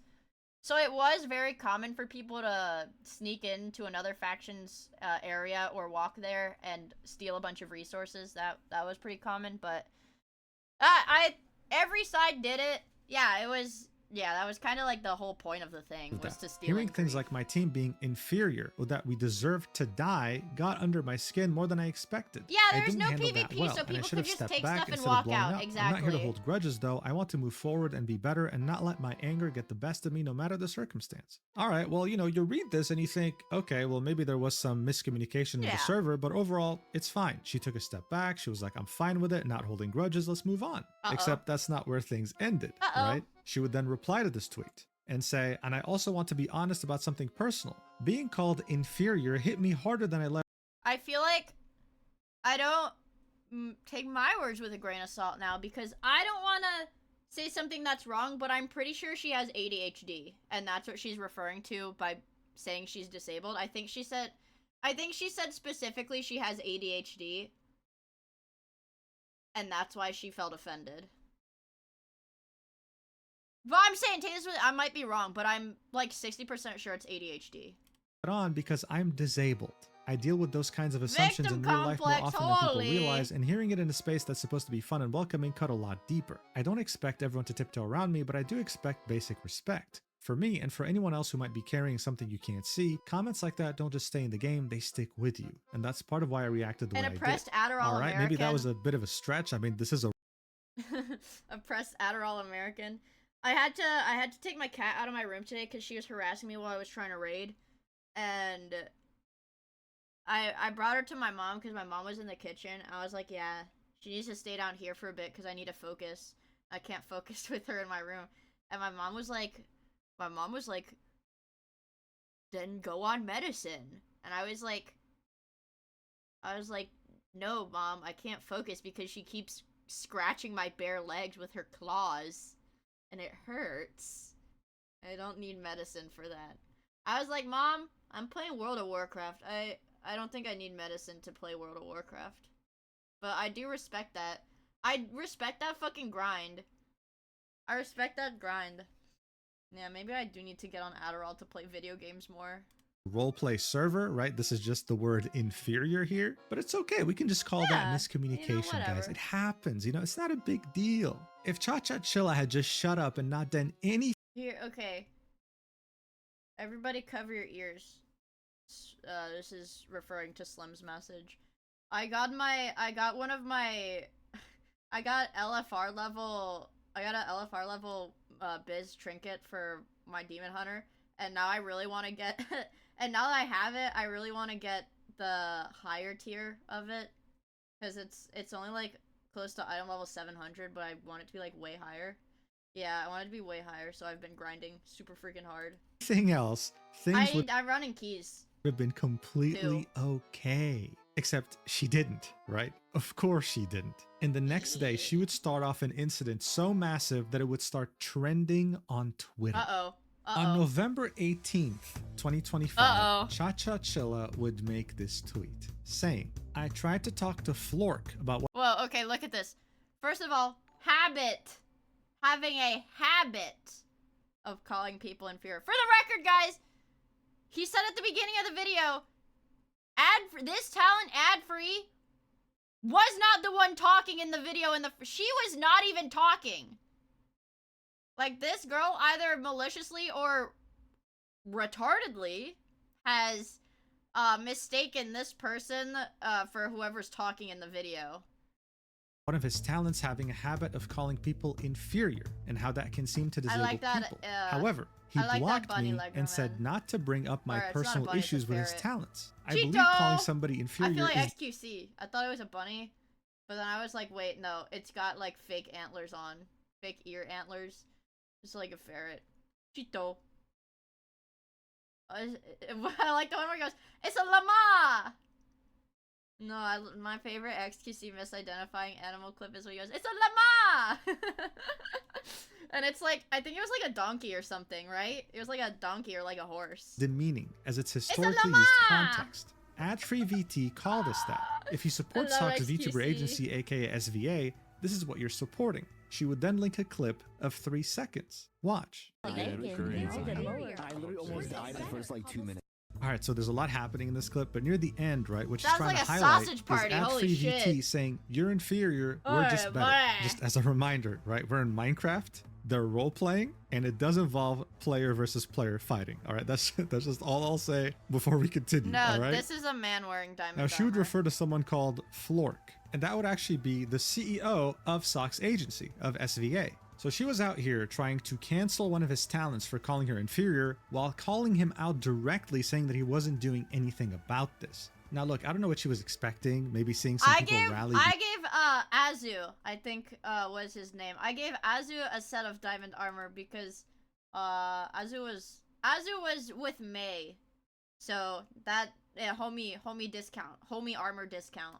behind her. Maybe she felt that she was truly fighting for a greater cause here. But almost immediately after posting this, the entire VTubing community just went up against her because God, Wait, this was why is such he a Chinese? ridiculous... Wait, guys, I think I missed something. Why is he Chinese? Hold on. I know this isn't the point of the video, but is there a reason as to why he's like a Chinese eunuch right now? I caught him at a very Chinese time in his life. Thing to cry about. Malfina, who is part of SVA, would say, a habit? A 3-second clip is a habit where the person isn't seen? The word was spoken in a roleplay based around factions fighting a war against one another. Wilders were also making comments against other teams. That's how it works. What's unprofessional is approaching Flork as you did, purely trying to get ad-free into some sort of trouble, then being unable to provide evidence. What's unprofessional is stretching his "this is your fight" to him, allegedly approving the word inferior as an attack against disabled people. What's unprofessional is shouting about high raids and subs around those who are role-playing respectfully in open areas. What's unprofessional is starting to instigate other players even after a mod told you to stop, then playing victim as was seen on your stream. Holy She would shit! then specify that this had nothing to do with disabilities and would end this by saying, "This all started because Addy unfriended you. Everyone has the choice to do so." Wait, This is a I sad didn't know reaction. that! So this of course adds a lot of context that was missing in that initial call. Oh my god. Oh my god. She was thanking subs and shit on open mic? What the fuck? That's not even RP etiquette. That's like fucking streamer etiquette. When you see streamers in collabs, they go on push to talk, or they mute, or they deafen when they get raids, bro. Post. As I mentioned earlier, this server had multiple factions, 3 to be exact. They were all competing against one another for the end goal of the entire story involving the server. So I'm sure many of you watching might have played sports or played just online games in general and understand that shit-talking your opponent is a very normal thing to do, especially saying something like inferior. This wasn't a slur or anything, right? It was actually extremely harmless. Pretty much everyone from SVA stood up for ad-free, saying, "Hey, this is a roleplay server, dumbass." And you even had disabled people. The group of people that she claimed to be speaking for come out against her, saying, "Yo, you're a dumbass. Inferior is not a slur, come on." And then you'd see another member from SVA by the name of Yami add more context about their past experience. Her name is Yami? I always assumed it was Yomi. It's Yami. I didn't know that. This one, chat, ginormous breastises. With Cha-Cha Chilla, quote tweeting her call-out post and saying, it's Yummy. Yomi. No, it is Yomi. Okay, I'm not stupid. Okay, it is Yomi. "Oh hey, it's the person who kept following me around all of Offkai after I told them to stop and I had to warn security over her." Offkai, of course, is a yearly VTuber convention. She continues, "The person who was overstepping my boundaries and touching my arm in comfort." Touching? She's a toucher too? What the hell? Over and over when I told them not to touch me and spoke at me like I was less than them, saying I was so brave for going to Offkai as a trans person rather than talking to me like a normal person. You don't get to play the Oh dude, Cha-Cha Chilla is like performative woke too. Wait, so she's this all seems like a very large extension of being like performative woke. Being like, well, actually, I think calling something inferior is not very woke of you. Very problematic. But like, dude, like performative. victim when you've hurt and disrespected so many people and may The know guy about from your the past. Smiling Friends anime. I love you. What was it? Can I get a picture of you? No. I love you. Okay. No, you don't understand. I love you. Can you leave us alone? Dude, that's so grim. So fucking grim that it literally happens in real life. Life and the Smiling Friends is a fucking, like, satirical cartoon, bro. terrible things you've done there too. All I can do is wish you find the help you need. Step away from the internet, find professional help, and breathe. Maybe the world will be brighter for you one day where you don't find a need to validate your existence by trying to bring down. I feel like I didn't really hang out with a lot of VTubers at Offkai now that I think about it. Dude, because I was Miss Gumbun, the big-breasted Mari cosplayer's bag boy. For one of the whole days of the con. So I feel like I didn't really hang out with a lot of VTubers. I did hang out with Sunny. I think Sunny Explosion I did get to hang out with her. She's really sweet. But like, dude, oh my god. If I did not know a VTuber beforehand for like an extended period of time, it's like, why the frick would I, oh, I hung out with May too. Yeah, I hung out with May because I love May. You get to hold her boobs? I mean, bags? I mean, why would I touch my friend's boobs? I did not touch Gumbun's boobs. Why would I touch them? I'm sure if I asked, she probably would have. It's like a girl thing. Yeah, it's like, I swear to God, Lumi has had a tangent about touching girls' boobs before too. Because it's like a girl thing. If you ask as a girl, they'll usually let you. But no, I was not gonna ask to, no. I was not gonna ask to touch her boobs. Dudes hold each other's balls? Is that true? No, you don't. No, you don't. No, you never subbed, never donated, ammo on, stolen laptop, neighbor's Wi-Fi, mama's house, stolen oil panels. No, men, I don't think men do that because don't your balls get, like, sweaty? Well, I guess girls' boobs get sweaty if they have big boobs, but... Can I feel how firm your scrot is, bro? Guys, I'm sorry. I'm sorry, this is a little much. Is scrot your balls or your dingling? I'll spot aiming my buddy's ween for him when he's tired. Oh, scrot is balls? Somebody said it's the dingling! It's the sack itself. Oh. Why would I know that? I don't know. Why would I know that? Scrot is the sack. Why would I know that? Okay. Sometimes when I'm cold, I need my homies' warm hands to bring them back out. What? Anyways, what was my tangent? Yes, I've seen her boobs. No, I haven't touched them because I personally think it's rude to ask to touch another girl's boobs.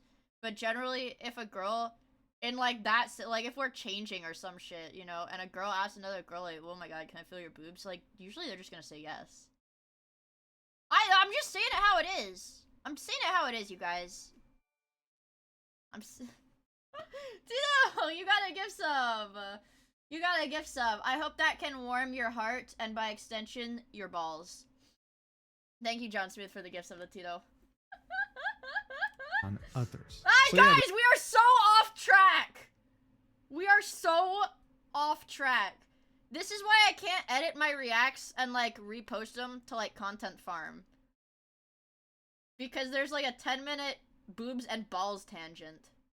this wasn't just any random call-out post. This person apparently had a history of being very weird and even had a past life. She used to be another VTuber, but we'll get into that later. For now though, the CEO himself of SVA would quote tweet her call-out post and tell us about his side of the story, saying, "Yes, I did snap at you in DMs because you were told not to contact me anymore prior to this. Lucia's team investigated the first piece of evidence you showed them regarding ad-free and it was not even them speaking, video included. Their team there gave you the statement on what was happening. It was roleplay in a Minecraft faction roleplay and I will wholeheartedly back my talent that they did no wrong, especially in a 4-second out of context clip you originally showed." Goddamn, He'd a link 4-second video, clip, and you this was actually guys. what Cha-Cha had sent Lucia's team, right, the person behind the server, to prove that ad-free was somehow an ableist, someone who discriminates against disabled people. Watch for yourself. Treating guys.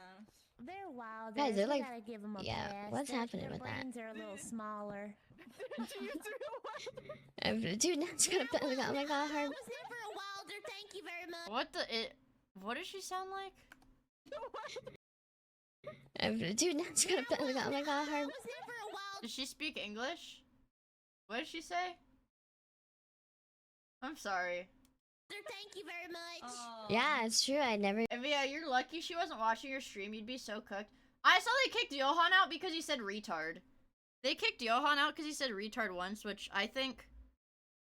for the record, I think... Why, like... It's very obvious they were not vetting the people who joined the server. If they were looking for a specific environment to cultivate, Like, if they were looking for a specifically, like, politically correct environment to cultivate within the server, that's on the people organizing the event. They should have stated that more clearly and vetted, like, actually checked people's profiles, when they joined. I think caught emoji. I think Yohan's funny on Twitter, but I don't know what the event organizers were thinking when they added somebody and then kicked him out like one day into the event. Right, so in this clip, you can see a bunch of VTubers saying that the opposite faction, the Wilders, have smaller brains. He's in the I guess Discord. Chacha was trying to say that this was ableist, like they were making fun of disabled people. Like, what? Disabled people have smaller brains or something? Yet another stretch. Even better, Flork would be claiming in his post that the clip that Chacha had sent the mod team didn't even have ad-free speaking in it to begin with. I mean, by this point, the circus was in full swing. Oh my This post goodness almost gracious. has 1 million views, by the way. This was so ridiculous. It blew so much out of proportion. He would then reply to his post and say, "You also stated here other people do it, so why focus on me/SVA? Was it before I told you to not message me any longer as of early?"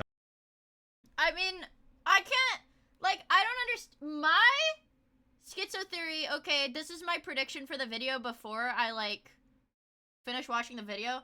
This Cha-Cha Chilla has to be somebody who, like, applied to SVA and, like, put everything on getting into this VTuber company, didn't get in, so tried to, like, befriend every member of the company, and then when every member of the company was like, "Hey, you're really freaking me out, like, you're weirding me out, please stop talking to me," she just, like, fucking mental was shattered. October, and he'd link to images. Here we can see Cha-Cha saying, "Really? Because as I see it, nothing has been taken care of. You guys have known about the inferior things. Lots of people have been calling us it." In the other image, we can see Flork saying, "Hi Cha-Cha, I will admit I'm a little uncomfortable with your messages right now. I have been extremely busy because..." Actually, I do think it's a little odd for a VTuber company CEO in the first place to have their DMs open and be willing to talk to just random VTubers. But that's my devil's advocate. But good on fucking Flork for being like, instead of like being like groomerish, like a lot of guys in the VTuber management industry sphere are. He's like, "Hey, you're weird. Please don't talk to me anymore." of corpo work and my Yeah, other he work. seems Though like earlier a in the really year, I chill had more guy. time, so I was able to message a bit more freely. Yeah, I have professional not had Andy. that He free seems time like a lately. really chill Me not guy. consistently DMing you is not a personal thing. However, because of this, I'm not sure if I'm comfortable to keep up communication. Best of Flork is a good guy. He's really chill. He gets really busy during the holidays. She probably pissed him off bad. To make somebody who seems like so chill, like actually snap like this in private too, is like, dude, you have to fuck up really badly. Block Cha-Cha. This happened on the 6th of October 2025, and after this God he would damn. block her. It seemed like that really bothered her, and she's held a grudge against him ever since. Jesus He would then continue the Christ. thread, saying, "Listen, we knew you were going to fucking do this because you did this shit before to other people. I knew you were going to drop this late. Maybe you thought I'd be asleep so you could get an edge on me? I specifically stayed up because we knew you were going to do this. I don't know why the focus was on me so hard, especially if your problem was ad-free. I don't want anything to do with you." Oh my god, and she thought she was being big-brained posting this when he wasn't awake? She thought, dude, 2 steps ahead. I am always. This is fucking Nico Kato, bro. He would then add Holy more shit. context as to why he knew that she stayed up late, showing DMs from this July 2025. Here we can see Cha-Cha Chilla saying, "I'm a night owl," and Flork remembered that detail. The last thing he'd say in this thread is, "Honestly, do you not think I stick up for anyone in my agency? Come on." Before he even went into my DMs to try to get me to punish her like a school kid, I knew what was going on. So look, Uh-oh. overall, a very strongly worded Holy statement by shit, Flork. dude. I mean, after this, if you had any sort of self-awareness... I've got, that's crazy respect for this guy, honestly. Because usually, like, I know the Sox agency is like a very casual, like, VTuber company, I guess, for lack of better terms. Like, any other VTuber company, the CEO would not come out and fucking destroy your entire argument personally. They'd do, like, you know, some corpo-worded, like, lawyer-advised public statement. But I have crazy respect for this guy now. any sort of shame or dignity, you would probably apologize, take a step back, maybe deactivate your account, I don't know. But just to show you how much self-awareness Cha-Cha Chilla truly lacks, she actually would reply to this post saying, "Actually, that's not what you said. Streamer Linking psychosis, DMs. that's Here we can see the crazy. screenshot from the 6th Holy of October crap. in which Flork says, hey, I'm not comfortable really keeping up communication. And we can see the blocked message from Cha-Cha Chilla in which she says, I'm sorry, it's just that this has happened with multiple people and I guess it's really gotten into my head. I won't bring this up again. Flork then says, best of luck, Cha-Cha. See, okay, dude. So she's one of the people that will like actually. Man, it's so weird. She's like, you haven't been DMing me a lot lately. What's up? Did somebody say something about me? What's going on? Why haven't you been DMing me Why haven't you been DMing me as much as lately? Like, it's really entitled. And then she says, thank you. behavior. Sorry again for letting this get into my head so much. Thank you for understanding. 24 days later, she would say, hey, thank you again for understanding. Wanted to give you some time, but the standees did arrive a bit ago and wanted to thank you for them. I love them so much. You do not have to reply to this. Just wanted to express my thanks. Yeah, she's parasocial as fuck. Wait, so she bought merch from the company and then she messaged the CEO to be like, hey, haha, I just got you guys this merch. It's really awesome. Thanks. So look, I don't know what the whole point of this was. Flork would just reply with, that's pretty clearly don't message me anymore, right? And that was the whole point. That's why he linked these DMs in the first place. It doesn't matter what she replied with. The whole point was that on the 6th of October, 2025, Flork said, I'm not comfortable keeping up communication. Wait, what the? Wait! She said, actually, that's not what you said. And she posted the exact same screenshot. The only difference with Flork's screenshot is that he had blocked her, so it didn't show her messages. This is literally the exact same screenshot, so I don't even know what the fuck this is supposed to imply. What? What? Hi, right? Like, thank you. I This don't was the get nicest it. way he could say it. Cha-Cha Chilla would then reply again saying, that's not what you said? You said you're not sure if you want to keep communication. Oh my Be god. clear, communicate. Jesus Christ, guys, look at this fucking ratio. 1.7k and 15. Oh my goodness gracious, dude. You know what this reminds me of?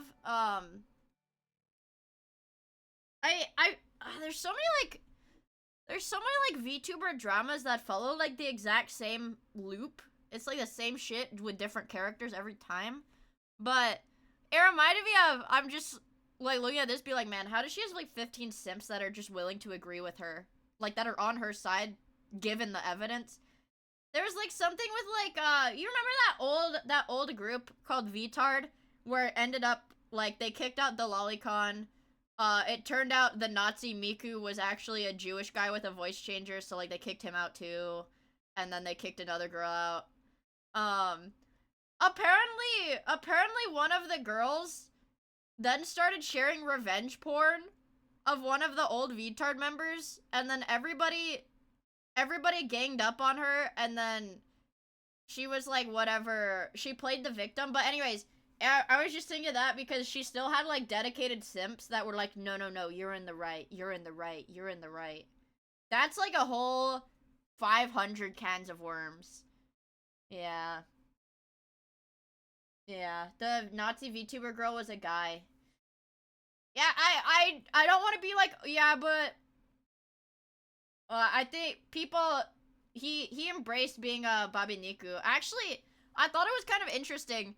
He had like polled like his viewers that were like, do you want me to keep using the voice changer or do we just ball? And I think the majority of people were like, nah, don't even bother with the voice changer, bro. It's like, I mean, like, whatever, I guess. Like an adult, And like in his bio now, it's like, yeah, like Babiniku VTuber. especially when you're communicating like, with somebody whatever, who's bro. told you they're autistic in the past. Oh, she's autistic, guys. She's autistic. At this point, she's like, apologize or draw 25 disability cards and use one of them. Like, what the hell is going on? Oh, wait, she's ADHD and The top autistic? reply on her reply would out ratio her by 20 Oh my times and would say God! medically or self-diagnosed. Not to mention that there are so many autistic people I think it's self-diagnosed, you guys. I'm gonna say it. I think it's self-diagnosed. Given the implications about her past, I'm gonna have to say it's probably self-diagnosed. in her replies expressing how angry Yeah, they are Chat that someone is GPT using their diagnosed, condition somehow as an even excuse worse to than not take self-diagnosed. accountability. Like, look, I've seen my fair share of absolute train wrecks of VTubers, but no one has ever taken it this far of replying to something so clear cut and still trying to paint themselves as a victim. And you know what the worst part is, or I guess the best part, since you're probably entertained? We're not even halfway through. It gets so much worse. Oh god. The next tweet during this entire shitstorm would be from Nikita, I've someone never who actually seen this helped one. Lucia and Wait, I've Alyssa never make seen the this server one. and was a staff member. I feel like I've seen this guy's name before. Nikita Oshibar. Please don't be porn on my homepage. Please don't be porn on my homepage. Please don't be porn on my homepage. Okay. Oshibar. I don't know. These are all like porn stars. Probably.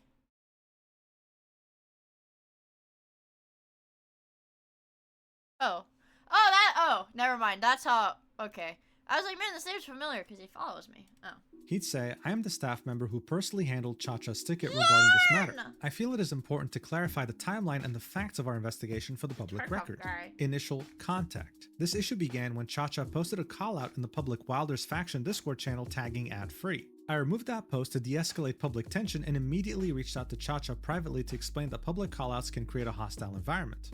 Protocol. So she just disregarded everything? So the admin team could review the issue properly and fairly. Dude, I feel bad because, you know, this guy, I know Oshibar sponsored the event, so this guy was like legit like working like job, like work. Had to like work on it because there was like money from Oshibar going into it. Like, this guy fucking wasted his time. I know it's like protocol, they have to do all of this, but this guy like probably wasted so many work. They probably like wasted so much time just trying to deal with this publicly for her to just be retarded and blow it all out of proportion. We went back to the ticket she opened before and continued the conversation there. The investigation. Upon reviewing the original evidence provided in the ticket prior to her public post, we found no evidence of malicious behavior or targeted harassment toward Cha-Cha. Misidentification. Crucially, the individual speaking in the evidence provided for review is not ad-free. And I think the craziest thing is that I know Cha-Cha Chilla did double down on this over and over and continue to say that it was ad-free.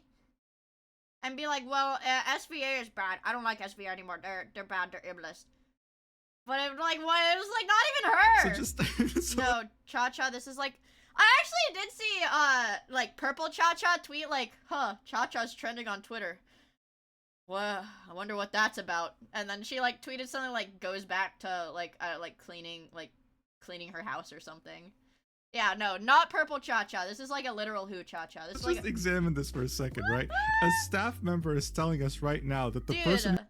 Dude, Purple Cha-Cha is friends with Fillion. No fucking way she'd have a meltdown over some bullshit like this, right? Who was saying inferior to begin with wasn't even ad-free. This whole incident happened on the basis of wrong delusional information. Absolutely incredible. Anyway, the next section would be called Event Context. This was a 3-day Minecraft faction PvP event featuring 3 distinct factions. Wilders, military, and scientists. Intense, in-character banter and trash talk between factions are common expectations of the roleplay genre rather than malicious attacks. All 3 factions engaged in this behavior as part of the competitive atmosphere throughout the 3 days. The And Diamond if someone Boys, ever took it too the far rock and turned hard it into hate speech men. or targeting specific individuals, staff would reprimand said individual and remove them from the server. Roleplay context. So here he'll be talking about the clip specifically. The specific comments in the clip regarding small brains were made by the player in the video, who, like ad-free, was playing a wilder gone scientist. The player involved confirmed this intent, stating, I quite literally was making fun of myself because I started as a wilder, so I was the small brain in the room. Admission of widespread usage. In private DMs prior to the ticket investigation, Cha-Cha stated, lots of people have been calling us inferior. This admission confirmed she was aware the term was being used broadly by the opposing faction against the Wilders group as a whole. Terminology. Cha-Cha alleged that ad-free used the word inferior. We found no evidence of ad-free using this term towards her. However, regarding the term itself, inferior is a standard adjective. Oh yeah, okay, lower. my thing is, inferior, like, I can understand maybe somebody, like, the most PC of PC people, like, trying to, like, construe moron, or dumb, or slow as ableist, because, like, historically, they were used to describe retarded people. Like, objectively, like, in the fucking 1920s. But inferior? They kept calling us chuds. You stupid fucking chud. and rank, status, or quality. In the context of a Dude. competitive Obviously, they never watched fucking Tropic Thunder. Alright, because obviously they never watched Tropic Thunder because they didn't know that you never go for 6-7. I'm such a fat fucking PvP chud. faction war, this is standard terminology used to denote an opposing team's Simple skill cha. or ranking. In the ticket, Cha-Cha explicitly rejected the validity I of like roleplay Simple context Jack. entirely, asking, "Are you saying calling people inferior is okay if it's roleplay?" After I asked, "May I ask, was it in reference of faction RP?" Resolution. Quite literally, yes. Quite literally, yes. That is exactly what I'm saying. I informed Cha-Cha that while we take reports seriously, we could not find a violation of server rules based on the evidence provided. Transparency. I explicitly stated that we would not stop her from going public if she felt she needed to, as we believe in open communication. Current conduct. While we respect the right to Dude, voice I concerns, could not we be this definitively mature do about it. not I get support the so targeted angry. behavior currently being exhibited. Inconclusive and manipulated footage. The public accusation relies on a highly zoomed in, chaotic 3-second snippet. In this clip, multiple conversations overlap and the visual is obscured. Adfree's character is not visible in the scene because we cannot see who is speaking and the audio is chaotic. It is factually impossible to verify we if did not do Adfree is the dailies yet. speaker. No Attributing a dailies yet. specific voice to her in this chaos is a massive stretch and does not constitute valid evidence. Audio context. Even if one strains to isolate the faint background voice in this chaotic clip, the phrase Dude, I know this guy's mad as fuck typing out this essay. And speaking of essay, I did see that Cha-Cha Chilla had posted an apology. I think after this video was released. I think it was after the video release she posted an apology. Maybe it was around the same time. But somebody ran it through like an AI detector. And it was like 100% generated by ChatGPT. Like the full text of the apology was AI generated. Yeah, after the fake hot. Like, how fucking shameless can you be, dude? audible is "they are inferior, we are just better." This phrasing explicitly links the term inferior to a competitive comparison of skill and faction strength, in parentheses, better. Uttering the sentiment privately among teammates is standard morale building, not a targeted slur. However, again, we cannot verify it was Adfree who said this. Retroactive evidence hunting. In her messages to Flork, Cha-Cha admitted, "I'm going to hunt down the clips." The statement, made after the accusation was leveled, suggests the conclusion, in parentheses, that Adfree was guilty, was Holy formed shit. before any evidence was actually How found. old is it, dude? This- The thing that's crazy to me is like, okay, they said that Cha-Cha Chilla has been like a streaming VTuber with different identities since 2022, which like, I assume that people do not start like streaming as VTubers until they're 18. With that assumption, right? That you can't really stream and monetize as a VTuber until you're 18. With that assumption, the youngest this girl could be is like my age. Because I started streaming when I was a teenager. Guys, this is a grown-ass adult. This is a grown-ass fucking adult acting like this. Explains why the eventual proof was a misidentified clip of a different person. Unprofessional escalation. Cha-Cha claims she contacted the SVA agency owner, Flork, and he Oh did my nothing. goodness. This is a misrepresentation. The screenshot of that conversation Dude, Flork did nothing. It's not even that Flork did nothing. He was like, hey, you're really weird. Stop talking to me. shows Flork enforcing a standard professional boundary, refusing to allow personal conflict, where one party has blocked the other, to be escalated into management harassment. Flork directed her to respect the block, that matter is settled, rather than validating her attempt to bypass it. And finally, conclusion.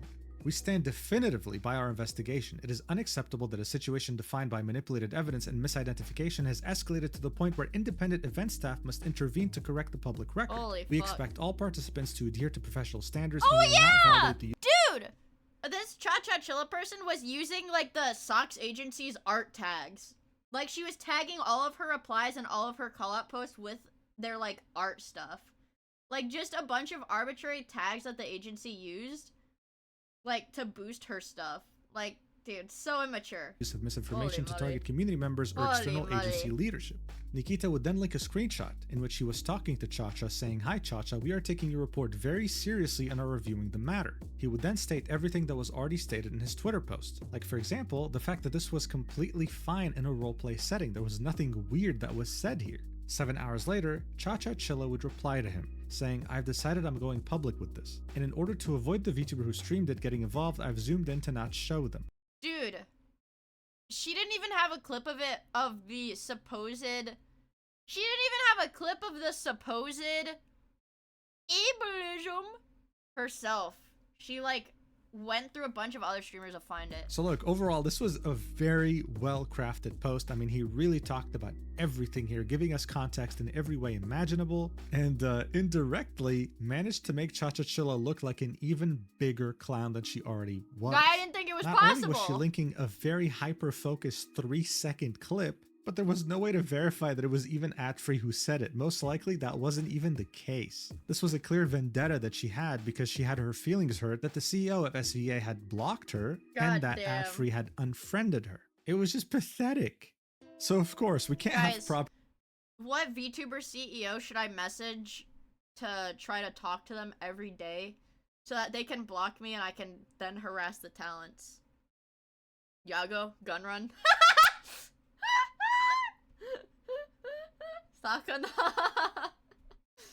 VTuber drama without the Holy good old community moly. notes, and her initial post did get that treatment. It would say, "This was a roleplay server where Dude. people were acting. The people had no idea 92 what this likes person's and disabilities were, and their words were not a direct attack to 625,000 this individual. views. It was directed at the group in the roleplay, only in the roleplay." The community would then link 3 different Wikipedia links, with the first one being roleplay, the second one being acting, and the third one being common Oh sense. my god, dude.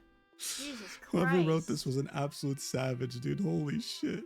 Now, of course, when you're a complete delusional idiot, it's really not enough when you can't take accountability after making false accusations. No, the cherry on top is being a hypocrite. And that's exactly what would happen when the VTuber Zion would show us a clip of that roleplay server in which they took the axe of Cha-Cha and Cha-Cha called her a bitch. Watch. Her abs back. Please, I'm alive. Why?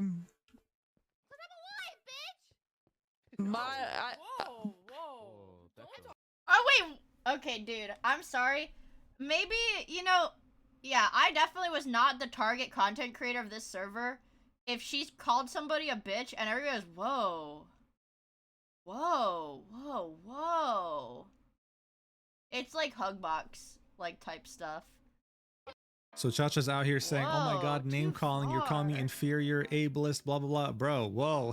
Whoa. You're out here using the B word, woman. As Okay. everything was burning, and this Okay. Yeah, oh my god, the B word. was literally trending on Twitter. Ad-free would make this That's why I need to join, guys, it's over. I need to go fucking corpo so I can be company obligated to play Minecraft with my company mates and have company mandated friends.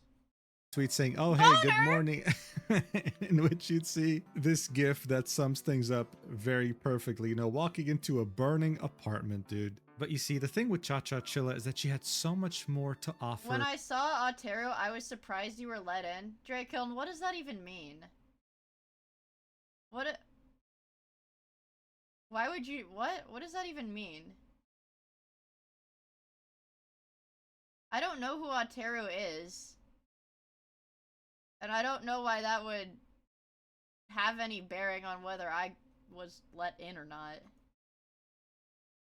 To the world. That's right. Even after everything that's happened so far, she didn't think it would be a good don't know idea what to that get rid of her means. phone or something. No, instead she'd get the incredible idea of making things 100 times worse by not shutting up and going as far as starting a fundraiser to sue people defaming her name. I wish I was joking. Holy cow. After Cha-Cha Chilla's tweet would get community noted, See, she this would is where it, like, blew up. This is where it blew up. swiftly delete it. But that didn't stop the whole incident from trending on Twitter and making people aware of who Cha-Cha Chilla truly was. This is when people would start to uncover her past. She's a family-friendly Apollo streamer. Mythos She would- doesn't swear or anything. I guess. Fair enough, then. But they had, like, May was there.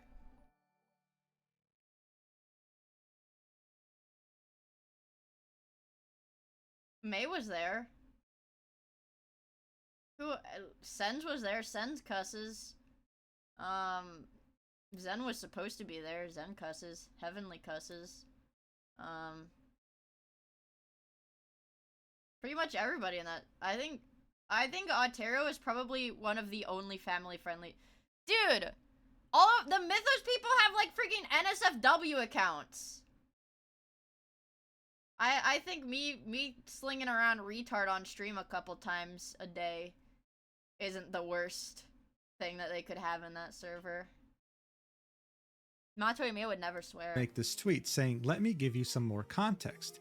Cha-Cha Chilla, aka Bunny Alisu. I was nice, respectful, Bunny and tried to be a friend Alisu. at the I don't time. know I who wanted that you to is. get help. You harassed me and my friends and so many others for years. You have Years? doxed IRL faces / names, bullied, spread lies, and got blacklisted from Mythos for a good reason. Mythos being the agency that she's a part of. I gave them a 10+ Wait! page So she's been blacklisted for.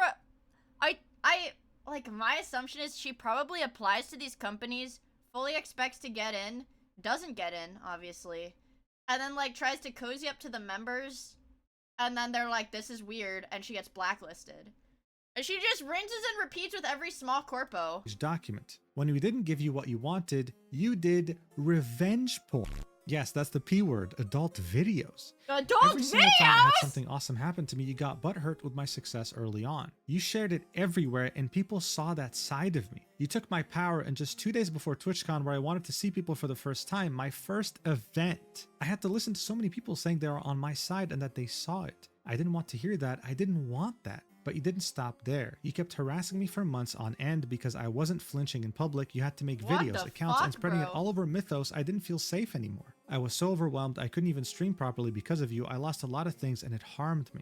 So obviously that's a crazy accusation, What the right? hell? It seemed like Cha-Cha Chilla wasn't just someone who was desperate for clout, going after an agency and its CEO. This was someone who Yeah, was genuinely Cha-Cha Chilla's a dangerous, who had hurt lady. people in the past and tried to rebrand to get away from Lady. that without, of course, taking any accountability. The replies on this Google- post wait. would be nothing but Wait, Bunny Alisu? Wait, what is Bunny Alisu? That's her PL, right? Cha-Cha Chilla. Uh-oh, safe search off? Oh. Wait, is this Final Fantasy? Is this Final Fantasy porn?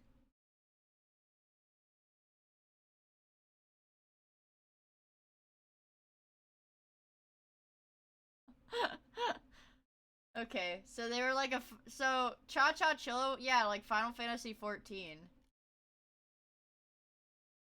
So Cha-Cha Chilla was like a Final Fantasy NSFW streamer. supportive to Apollo, with quite a few friends confirming, yes, you went through so much, we're here for you, and now you can finally let it out comfortably because we're here to back you up. Apollo's post would make Cha-Cha Chilla finally make some sort of statement after deleting her initial call out. And this is what she had to say. She'd start off with, I feel so empty. I lost everything, and I really have nobody to blame but myself. I will say I genuinely thought using inferior was bad, but when everybody disagrees with you, it's time to take a step back and reevaluate. I'm not perfect and I make mistakes. I will say I saw Apollo's post and I never doxed anybody nor did revenge porn. Holy shit. I didn't dox anybody and I didn't spread revenge porn. Please provide evidence. As in, whoa, show the revenge porn then. Oh, well, where's the evidence? Where's the revenge porn in question? Like, have fucking retard Andy. Actual retard Andy. This is not, I don't think this is the AI one. I don't think this is the AI one, but also, Reddy, thank you for the follow. I really appreciate it. I hope you have fun hanging out with us.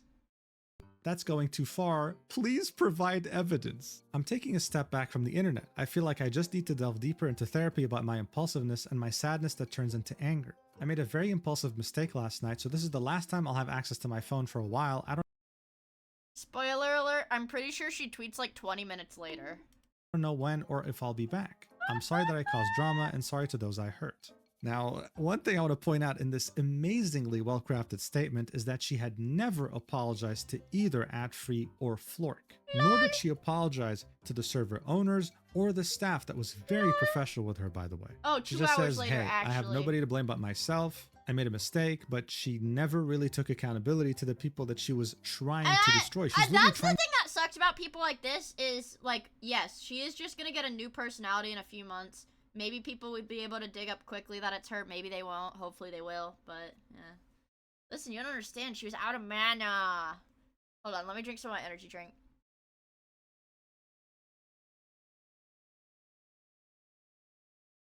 Man, it literally tastes like candy. Holy shit. to cancel people. Someone would point this out in the replies, saying you never apologized to Adfree or Flork. You're trying to dodge responsibility for what you did to Apollo and to Yami. This isn't nearly enough, and you're just Desync is chill too.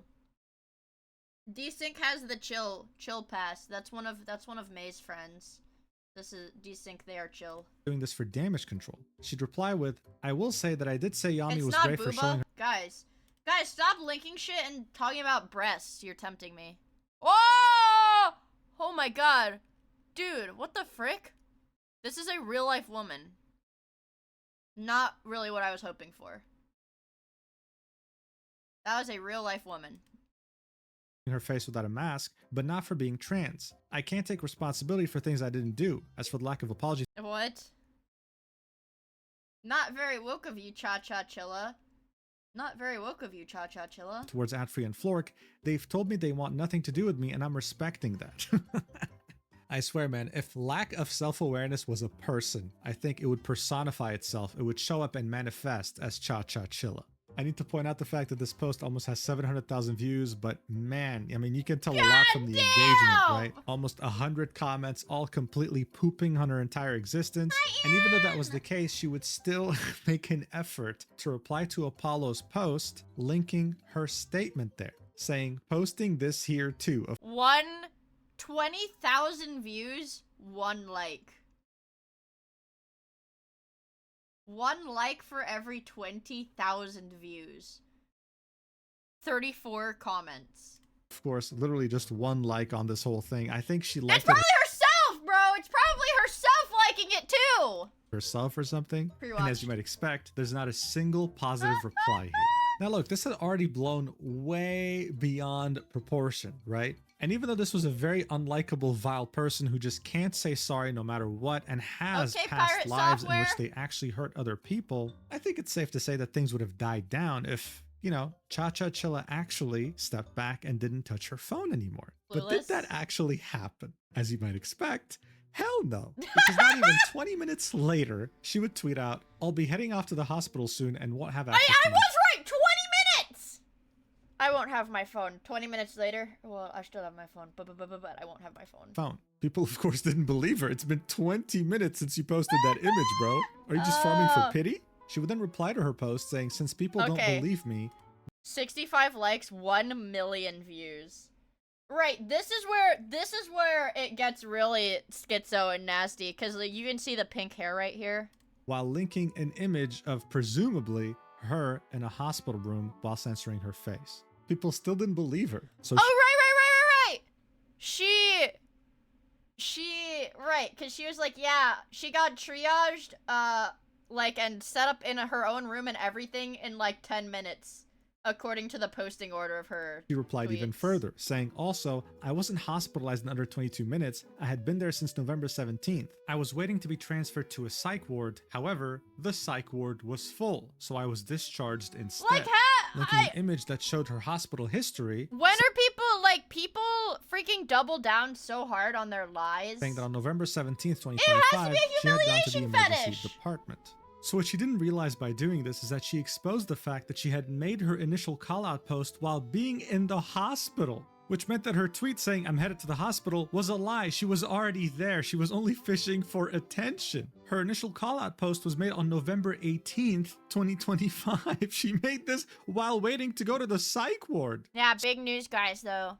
That psych ward was full, so if you're in the market for a girlfriend, there's a lot to choose from. Plenty of fish in the sea, if you will. So I'm sure it comes as no we should surprise do that the her S&P hospital from the post got hospital. community noted. But before we get into that, we'd find out through another VTuber's quote Oh, tweet fuck. that Cha Okay, see, this is where we get in the shit that this is like new stuff for me, okay? This is where my knowledge ends and schizo knowledge begins. Chilla didn't just have one pass. I have a pair of grippy socks, but they're from Sky Zone, the trampoline park, and they're orange. You guys want to see them? I have grippy socks. They're from Sky Zone Trampoline Park. I love trampoline parks, you. Yeah, Sky Zone! Let me see. Hold on. Let me see, guys. Dude, I think those are the coolest things ever. Freaking trampoline parks. Do I have them? I have to dig through my socks. You know what I do have, though? I do have licensed Evangelion socks. I'm like digging through my sock drawer right now.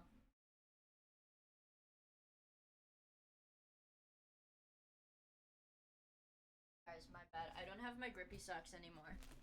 I don't have my trampoline park grippy socks anymore, but I do have licensed Evangelion socks. It's got Unit 2 on them. They're bright red socks, and they're decently warm socks, but they've got like a stitched Unit 2 on them. I like them. Yeah, those are my Ava socks. Because I remember, I think one of my friends got like a pack. There was like a Unit 0, Unit 1, and a Unit 2. And I think like each of us took like one pair.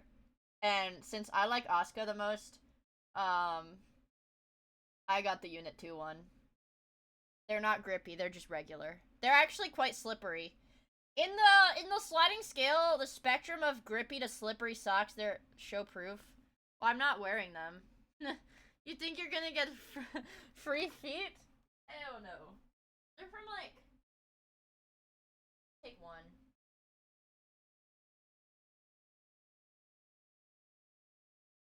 You think you get free feet? Don't get greedy. Don't get greedy. Look. I'll put my hand in it so you can see the design of it. Yeah, but these are...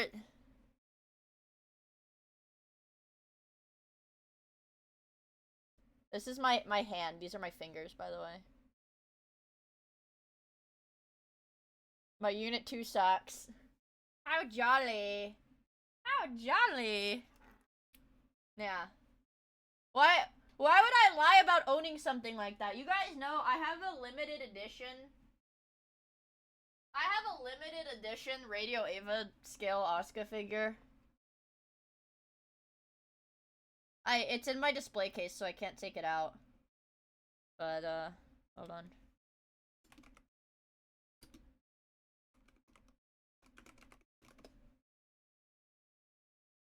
I have this. Figure. I had a monochrome version. I don't know what stores are, like, selling it for. I feel like this ran a pretty long time ago. Like, it's definitely... Yeah, it retailed for, like, 200 bucks. I had to order it through a proxy, so it was, like, really fucking expensive as balls. Expensive as fucking balls. Because it was heavy. Oh, it got reprinted? It did? Damn. Well, it was rare when I got it. But you know what I was sad about? The shoes that she's wearing in the figure. These sneakers did actually sell out. And I found them on, like, StockX for, like, $800, like, a year later. But I gave up on getting them. Life, she had two. Anyways. You don't know when to quit, do you? 3 years ago, before she was Cha-Cha Chilla, before she was Bunny Ilisu, she was Nia Charisse. She tried to cancel me on my birthday subathon when I was being vulnerable to her privately, and she twisted my insecurities to try and scare me out of the V2V space. She also tried to drive a wedge between me and one of my best friends while screwing them out of hundreds of dollars. What? Seeing you do all this and worse to so She many was a other people makes me scammer fucking too? sick. 3 years later and you haven't changed a bit. Fuck off and never come back. It seemed like Cha-Cha had a track record, and every time she would get caught, she would just rebrand. See, I'm telling you into guys, a this new is like a soap VTuber. opera. As time went on, more and more people caught on to the idea that this was another identity of the same person that screwed them over in the past. Wait. Guys, this person is a grown-ass adult. This person is a grown-ass adult. She was minimum 21 years of age during TwitchCon Vegas. That was in 2023. This is a, like, grown-ass adult, you guys.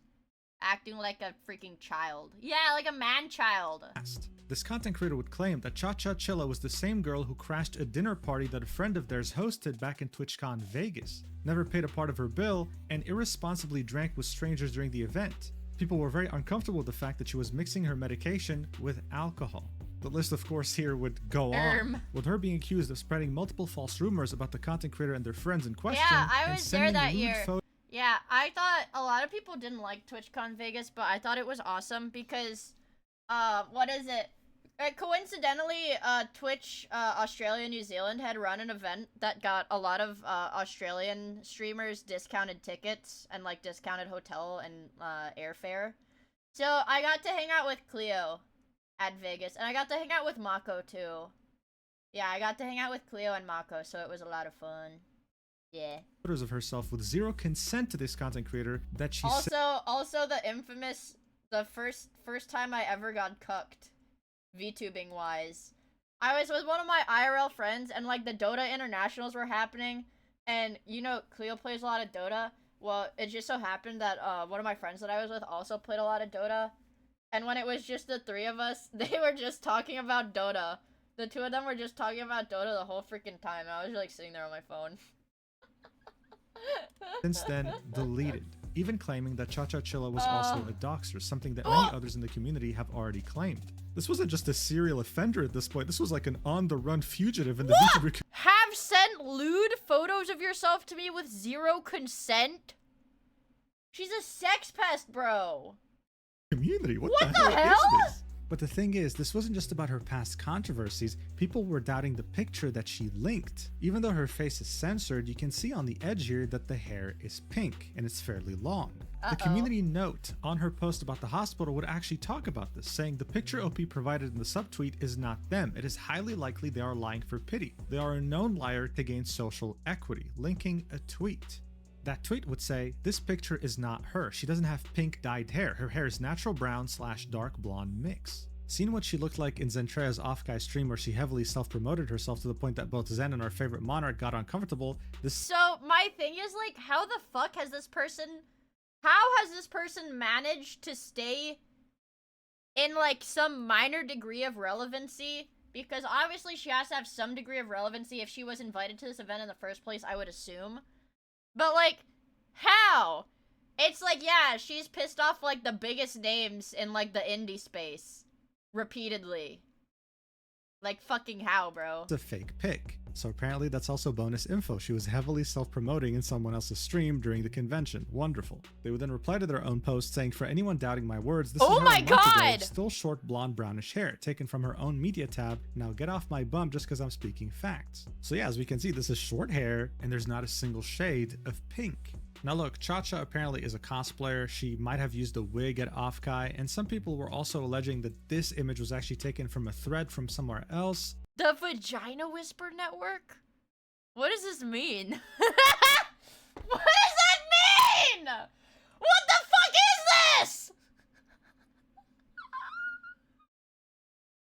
What the fuck is this? But it actually wasn't, as much as it's believable seeing who we're dealing with here. Someone my actually just took goodness Cha-Cha's picture gracious. and posted it in this thread, which was about VTubers. Additionally, this image was being posted saying that it's the original one without the emoji, but it's actually AI, and you can Oh see my this on the God. monitor in the back. Dude, the consequence of AI, bro. The consequence of AI, bro. Even got community noted. The reason why I'm pointing this out is because we don't need fake proof to prove that this is a very weird story, because all we have to do is look at her Discord server when this was all going down. Someone would compile images of what was going on in her Discord after she had posted the hospital pic, and it shows us a clear understanding of how she was trying her best to prove that she was actually in the room with the help of her community. The first thing she'd do is post this, saying, also, yes, I have pink hair and the brown hair is a wig, confirming that yes, she was cosplaying at Offkai, she currently has pink hair. Her own Discord was kind of doubting her, saying, maybe you have a friend who took this picture, to which Cha-Cha would reply with, so I have a pink-haired friend I got to send me hospital pics and a selfie right now? That's kind of dumb. Regardless though, her Discord wasn't really on her side. They were She's fighting with her fucking Discord, man. Dude, imagine, you get yourself in so much hot shit, like, your community doesn't even want to help you. pushing her to get a piece of paper and write the name and the date so that people understand that this is actually her. She would then go ahead and post it, replying to the initial post of her proving she has pink hair. The image would say Cha-Cha, but the date would be very weird. It would say 1/1/9. Is this That's AI? what it looked like. Her Discord would point this out. I don't want to say that it's AI, but the neckline of this shirt, like, you know how you would normally see like the vertical stitching in the elastic or whatever? This is giving AI generated. I'm gonna say it, you guys. This looks fucking AI generated. This looks AI generated as fuck. 1/9. That's what it looked like. Her Discord would point this out. What is this, 119? To which Cha-Cha would say, no, it's meant to say 11/19. I know my handwriting This is is bad, AI. but damn. Someone would then say, what's with the date and different hair shade? To which she would say, the hair is the same, it's my same hair. A couple of people would believe this, but many others wouldn't. Some of Oh the my people in the God. Discord would ask her to take another picture that's clearer, that has a better date, and she would say, because you're doubting me when I'm showing proof and making me take You're more and more trolling photos, me! it feels like you're trolling me! trolling me. She'd then finally give in and say, fine, I'll take another photo with the same shirt that she had worn in the hospital. And then as someone was giving her advice as to how she could stand up to make the lighting look better and match the picture in the hospital, she would say, I don't like standing a lot. I stood for one photo quickly and started feeling dizzy. What the Someone would fuck? say, come on now. To which she would say, you do realize I have a heart condition that makes me faint when I stand for long periods? I can show you the tilt table test. To which one of the people trying to help her would say, okay, I give up, you are a liar. She would then post the image of that test, right? Even though a lot of people were already turning on her by this point. Oh And after my many God. minutes of arguing about how she gets dizzy when she's standing up and how she can't do it, someone would She's just say, trying hey, to deflect because she doesn't want to, because she AI generated the fucking picture and she's deflecting. Oh, this is some Andrew Ditch, like, this is Andrew Ditch tier. This is Poop Squatch tier. And that is not a light thing to say. That's got fucking weight to it. Literally and figuratively. But holy shit, dude. can you just do it sitting down? Can you just shut up and do it sitting down? She'd say, okay, fine. And then she'd finally take another picture with her sitting down. As far as I'm aware, though, she wouldn't post this one on Twitter. Someone would mention that she's missing the paper that says the date and her name, to which she would say, what the fuck, you didn't say that, like you didn't specify for me to take it with it. Her Discord would then start infighting, right? Some people were on Cha-Cha's side, some people weren't, and they would just Oh my start like God. going at each other's throats, and This she would is just stop crazy. participating in the conversation. So yeah, here's the image of her sitting down, because again, if she stands up, she'll just faint, guys. Here's the hospital. Wait, I thought she was, wait. So, okay, here's the deal, guys. They were asking her, she was in the hospital. She said, yeah, I'm in the hospital for an indefinite period of time, whatever. They have her take a new picture. She's in her room. And nobody commented about this? One, is it the same shade? Up to you to decide. But one thing is for certain, this image is really weird. This I is don't know why AI. you would write the date like this. Look, I can maybe say that this is a 19, right? This could be No, this is AI because, okay. If we're gonna... Hold on, let me snipping tool this. Okay, aside from that looking really weird, her hair is unnaturally smooth here. Like, there's 0 flyaways as opposed to, like, this side. It's really inconsistent. That's a dead giveaway for AI. Another dead giveaway for AI is that these are not strokes of, like, pen strokes. If you look at the H right here, see how there's a little... This little bit is not connected to anything. Same with the A, there's a little bit right here that's not connected to any of the lettering. As well as this little bit right here on the A is a really unnatural, like, point, like, drop off here. It's like 100% absolutely an AI generated picture. So I don't really know. I don't really know. excused as a 1. But then you have 3 different lines. What do they signify? That doesn't look like an 11 to me. It looks like 119. 11. Not a single reply here was like, oh, okay, that makes sense. Everyone was like, dude, what did you even write? Like what? This is January 2009? Like what kind of date is this? I'm It only made surprised- her look way worse. And then just as you thought that things couldn't get way crazier than this, she would make a tweet because of course she lacks self-awareness Oh entirely. my God. She'd say, if anybody wants to help with lawyer fees, and would link her Lawyer stream elements in order fees! to get donations. Yes, that's the tweet. This came out of nowhere. What lawyer fees? Who are you suing? What are you talking about? It would only be the next day in which she would finally specify what she's raising lawyer funds for, saying, for those that wanted me to specify, I plan on taking Apollo to court and suing her for Can I slander and donate? defamation. Can I donate to her specifically to sue Mia? You guys are telling me she's gonna take legal action against me because I'm watching a YouTube video about her? You know what this reminds me of? That it was like Lily something. She was like an influencer, and I know her mom had a big hand in her social media presence, but they would literally copyright strike anybody who covered anything about the account. Did you guys remember what that was? I know we watched a video. It might have been a Turkey Tom video. I think there was a Turkey Tom thing about... I think there was a Turkey Tom thing about... Yeah. No, not Lil Tay. No. But yeah, at least you guys have vague memory of us watching that video, but that's what this has the vibes of. She has stated many false things about me with no evidence to back these claims up. Apollo would then quote tweet that and say, I hope you do, that would be so funny. Now, I don't know what could have possibly changed Cha-Cha Chilla's mind here, but shortly afterwards, she would delete that tweet. She would also delete the tweet in which she was asking for lawyer fees, right? And the funny thing here is that if she actually were to sue, which come on, everyone knew that would never happen, the burden of proof would actually fall upon her. She would have to prove that she's innocent, right? And so far, she's been doing a terrible job at this.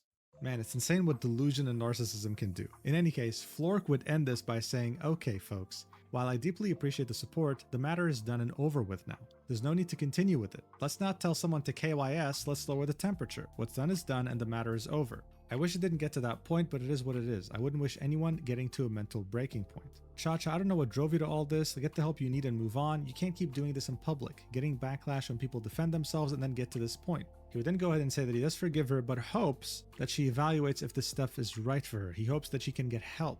At Free, the one who was also blamed by Cha-Cha, would say, I have a lot of incredibly sweet DMs. Thank you for checking up on me. I promise normally I'm a silly little bug and I'll get back to that soon. More than anything, I think we should celebrate the incredible job Lucia and the team did. You guys navigated I will say this entire debacle did give a ton of publicity to SVA that they otherwise would not have, because I will say, as far as a VTuber agency goes, they don't really advertise their talents a ton. And they have, I think, Yomi. And then pretty much every other talent they have is like really small. So I think this did give them like a lot of good advertising for being in the right. Make sure that everyone was having a blast, sometimes literally. Cheers to the next one. We live, we learn, we entertain. She would then express how lucky she is to have her agency, SVA, and that she couldn't imagine going through this as an independent VTuber. So yeah, this whole thing was just wild, a complete roller coaster of emotions, and just like any big problem that blows out of proportion in many of my videos or just on Twitter in general, it could have ended way earlier if the person involved had just I think it started as a bit, but it is a real agency. Cha-Cha Chilla isn't some random VTuber. This is someone with past history who has hurt people deeply. The good news, though, is that their new attempt to reinvent themselves has completely failed, and she'll probably make another account in the coming year or something. I don't know.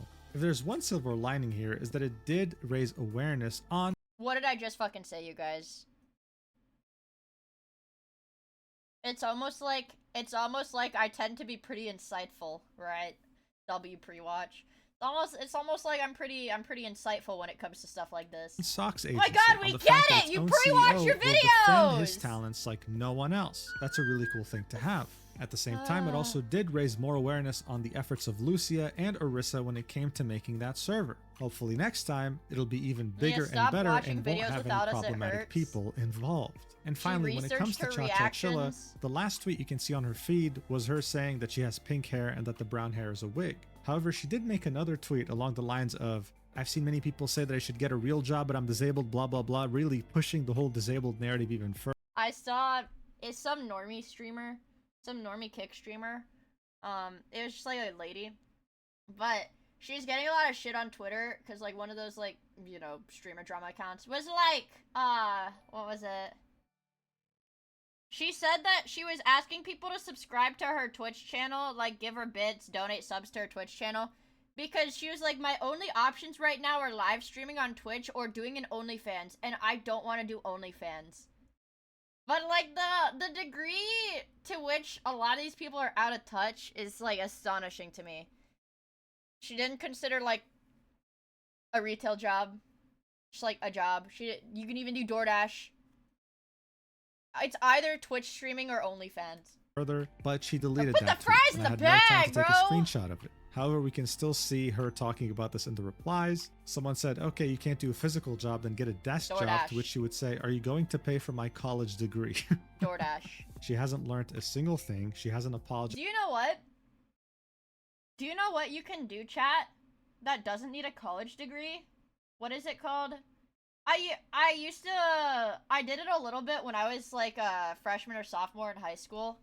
It's like a transcribing. Like you can get paid like a little bit of money if you have high enough typing accuracy and high enough words per minute. You have to do like a few tests for it, but like you type you just get an audio transcription and you just have to, or like no, you get an audio file and you have to transcribe it all. It's like you can get like literally. Don't they use AI for that now? They probably do use AI for that now, honestly, but... To a single person, and overall, she's absolutely hopeless. It's incredible what some people Or will she could, do no, she instead can't of sell eggs just can. She's saying disabled. sorry. Anyway, thank you so much for watching this roller This is coaster train pirate wreck nuclear software bomb tier, until Jesus the end. Christ. I really appreciate it. I also wanted to quickly mention that GamerSubs has Nope. a new... Nope. GamerSup sponsor, opinion discarded. Who are these two vile VTubers? This model looks really cool, though. She's got green hair. I don't want to watch this. I just want to see the VTuber Twitter model. is an I don't care. I don't care about whatever drama this is. I just want to see her breasts.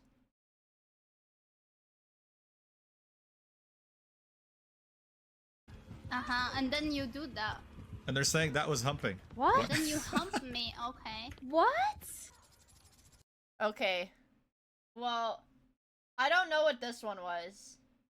No, I'm not gonna watch this. I don't want to watch this. I've never heard of this VTuber. I've literally never heard of this person. Ever.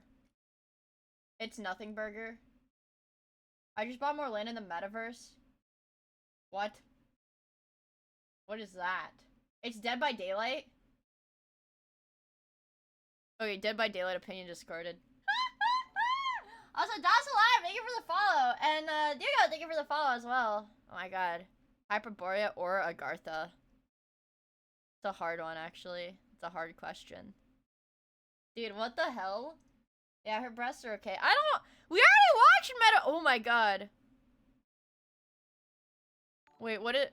Vocaloid plus random playlist because Homelander is my favorite. I thought it was gonna be a Homelander playlist. Do you not know? Now I'm getting paid cash with Atlas Earth. Yeah, virtual land all across the globe. What? The next wave is digital, catch me on the way up. The glow up is visible, couple more. Watch mine gon' go up, it's about to go nuts. It's about to go nuts. Now I'm getting paid red in cash with Atlas Earth. What is this? What is this, bro? What is this shit? I never heard of this. Atlas Earth. Atlas Earth. Atlas Earth on the App Store. Download on Google Play. It's a Vine Source reference. It's a Vine Sauce reference. Amazing. See, what I was worried about was if I watched one video from this guy, it's all gonna be VTuber drama on my homepage. I do not want VTuber drama on my homepage. Oh yeah, somebody said there was a new Defunct Land. Oh, this is the... No, that's his Patreon. Is there a link to his main channel? What the frick? I want to see the damn main channel. Wait.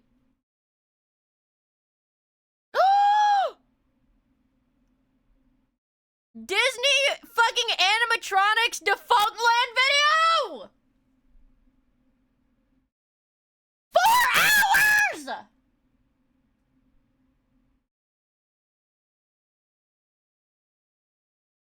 Let's watch the first half of it.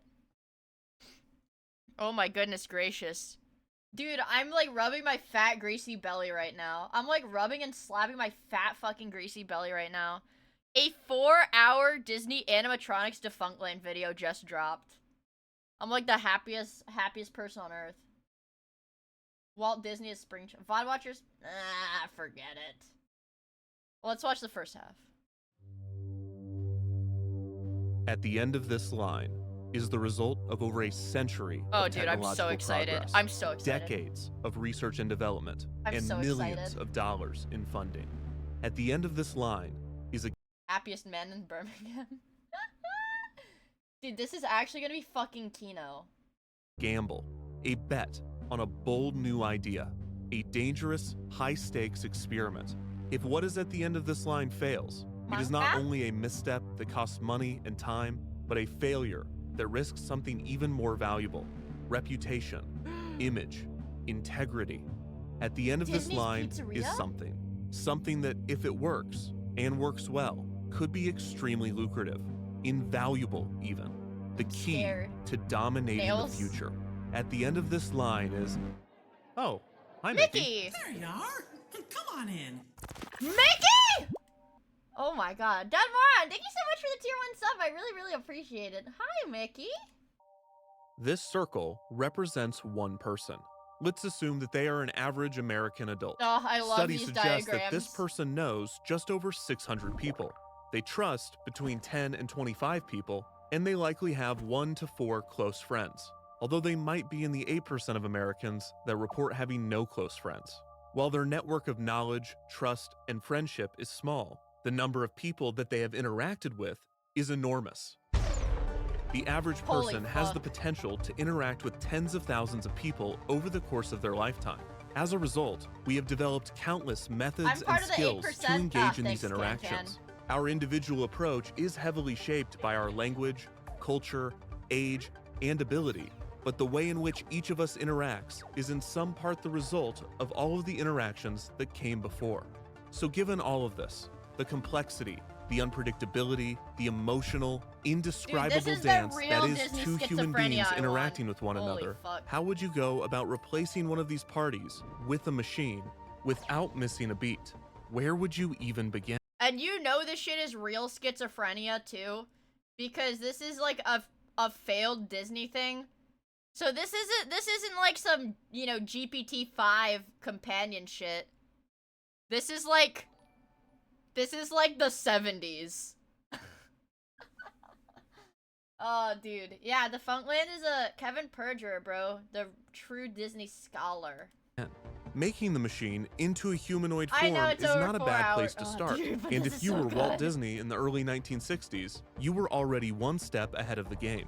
By 1964, Walt and his Imagineers had finished building a fully functioning I forgot that Walt Disney did have like an autistic hyperfixation on Abraham Lincoln specifically. lifelike animated figure of Walt's childhood hero, Abraham Lincoln. This animatronic could rise from his chair, gesture, emote, and speak. Oh, score Walt in might have been the 7 only Mickeys person in the ago. world that had an immediate commercial application for such a technology. Lincoln could not spot weld a Mustang, or defuse a bomb, or even vacuum the floor. The only thing that the Lincoln figure could do Wait! was look They had Roombas? They had Roombas in like the 60s? This looks like a fire hazard, honestly. It's the 60s. This looks like a really, really bad fire hazard. vacuum the floor. The only thing that the Lincoln figure could do was look and move like Abraham Lincoln, and only Walt had a direct path to revenue for such an invention. The animatronic blew audiences away, and both fans and critics alike wondered, what was the next step? There were Animatronics are two so obvious freaky. paths forward. First, Walt and the Imagineers could try to unbolt Lincoln from his locked position and give him the Oh my ability to walk. goodness. Second, they could give him the ability to interact with the Dude, like, I know that this looks like a rendering or whatever, but, like, fuck, dude. The fact that this animatronic can stand up unassisted on its own, I'm gonna say it, I was a FNAF kid. Yes, I was a fucking FNAF kid. That shit came out when I was in, like, Yes, bro. I'll be playing FNAF on my iPod Touch, like on the school bus. Bro, and everybody would sit around and watch. Also, thank you for the first time chatter. And before paid chatter. Okay, there's already like 10 paid chatter messages. By the way, for those who didn't know, you should tell me if you think my VTuber model looks cool. Because I drew my VTuber model and I did the rigging for my VTuber model. That's why it looked kind of weird. But Audience. They could attempt to upgrade Lincoln Oh to my be able God. to listen, respond, and potentially even think like a human. Ultimately, Walt did dude, not this is like fucking, this is literally like Ava shit.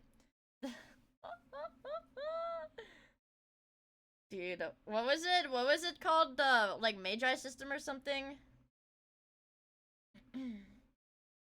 The Magi system, right? That, it was like the decision-making computer.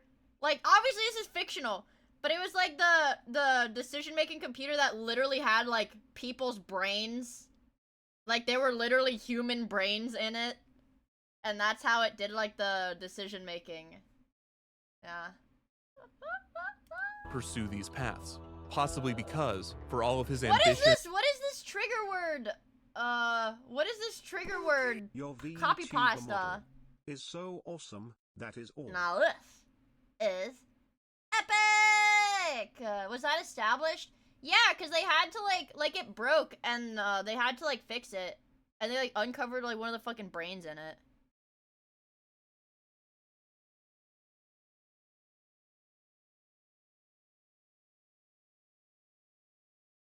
and futurism, he had a keen understanding of practicality. Walt's pre-programmed, voice-acted Abraham Lincoln seemed like magic. Because it but a was, machine- Ritsuko's mom. Okay, let me not get too sidetracked and autistic. But the Magi system was based on, what is it? It was, like, 3 facets of Ritsuko's mom. Ritsuko's the blonde chick. And she died. Her brain is in there. that could walk on its own and think for itself would be sorcery, pure fiction, even Yeah. to someone as future-minded as Walt.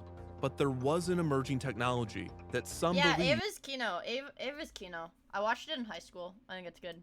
would be capable But I'm pause ending right now. Dude, Ava is not for, like, mentally unstable people, because I know people that got, like, fucking one-shotted by that show. Like, I don't even know, there's not, like, a good way to phrase it, but, like, there's not a good way to phrase it other than just got, like, absolutely one-shotted by the show. And, like, we're never the same again. In a bad way. of such miracles. A technology that Walt was not intimately familiar with. A technology that would change everything. Oh my god, and is that a eventually computer? Continue humanity's pursuit of a living machine. And eventually, wait. you're with. A technology that would change everything. What is this one? What is this called?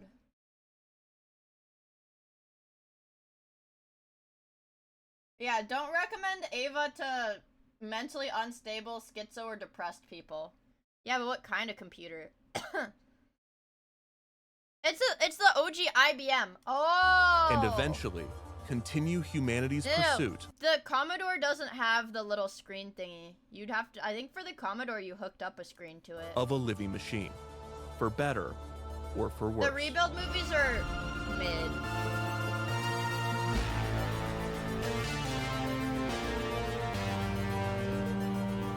Whoa. Dude, cinema!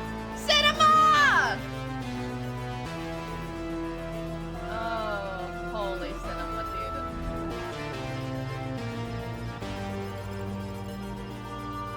I wouldn't recommend that. I'd get a new one. Looks a little out of date. Dude. Fuck, I get why these videos take this dude an entire year to make. Like, this is his first video. This is his first video he's posted on the main channel in almost a year. I think there was one posted on... I don't know. Maybe the alt had a video, but... Good lord. God, this is so good. Rebuild Asuka is sexy. Yes. That, one thing I will say...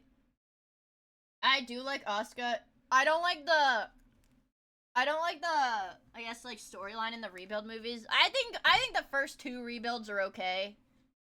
I don't really like the third one. Well, after the second one, I just wouldn't keep watching, personally.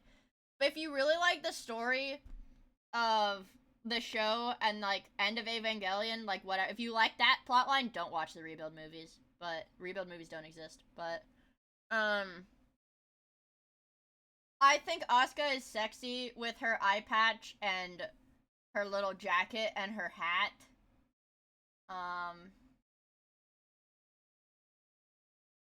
I think I like the design, I don't like the story.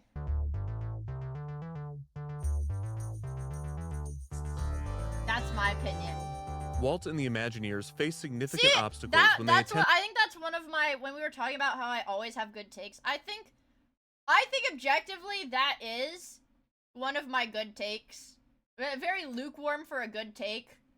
Very lukewarm take that EOE and the original show are better than the rebuilds, but whatever. To make a machine look and move like a human, but designing a machine that could behave and interact like one would be even more challenging.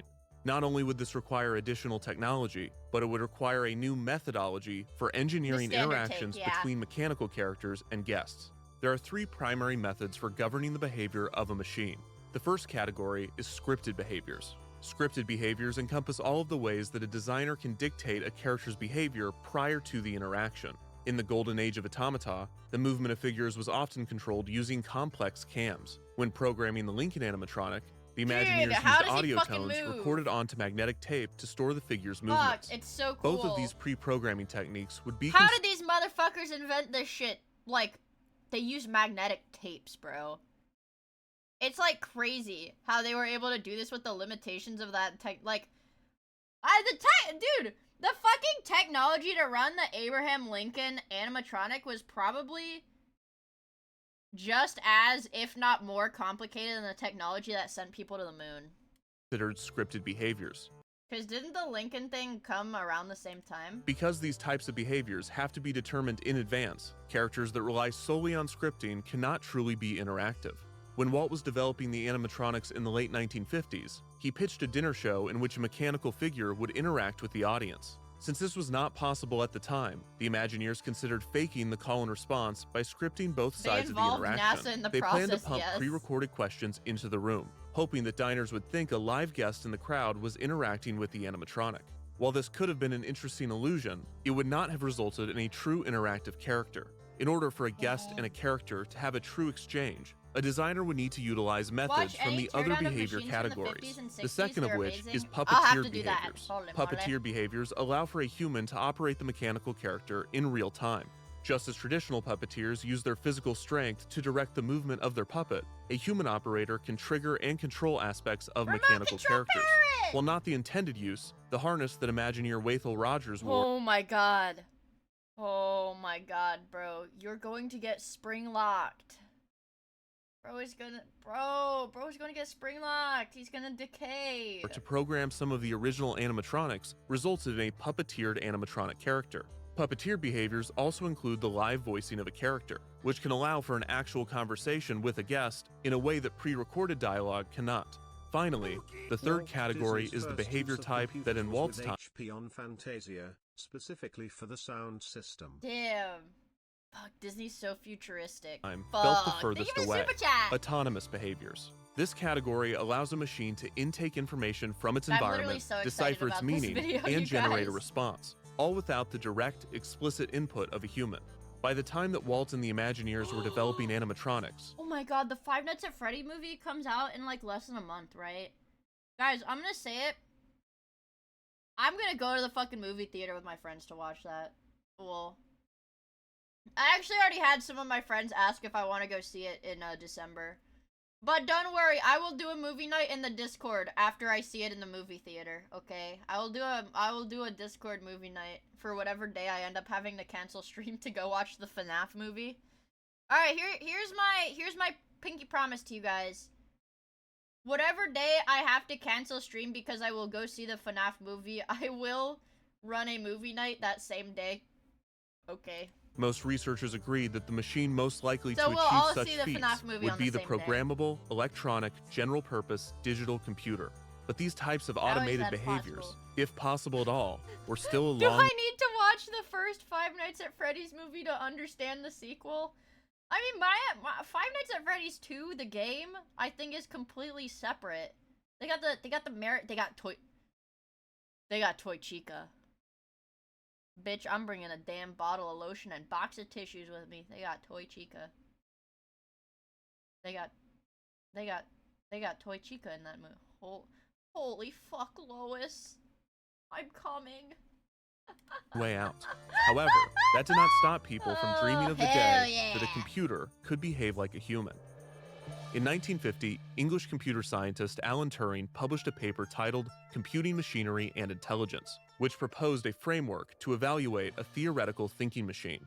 In his paper, Turing outlined a test that he called the imitation game, in which a human interrogator... I hope, Freddy Fazbear light skin stare. Why is this a song? I want a tenor gif here. What is this? Why is it Minecraft? Five Nights at Freddy's. Oh, these are official from the movie. Wait, hold on. Let's just search FNAF. This one. I hope they include this shit in the movie. I hope they do fat Toy Freddy inflation. What else is there? I want the one, what if I was Freddy Fazbear? Freddy Fazbear. This one. This is the #1 Freddy Fazbear GIF on the entire website! I hope they make him scratch his balls too. Yeah, this one. When she touch your dingling. What is this?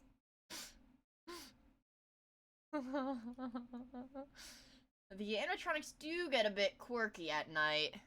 Yeah, cinema. Delivers written questions to two hidden Why is he participants, touching his one human and one computer. little Turing Fredbear? argued that if the interrogator could not reliably distinguish between the two based on their answers, then the computer might be considered an intelligent machine.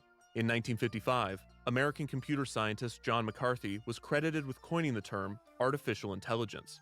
4 years later, in 1959, IBM employee Arthur Samuel coined the term machine learning. A subset of artificial intelligence, machine learning enables computers to analyze data and improve their performance over time, without the need for additional programming by a human. While researchers developed frameworks for replicating human intelligence... When I was in high school, I think I've mentioned this a few times.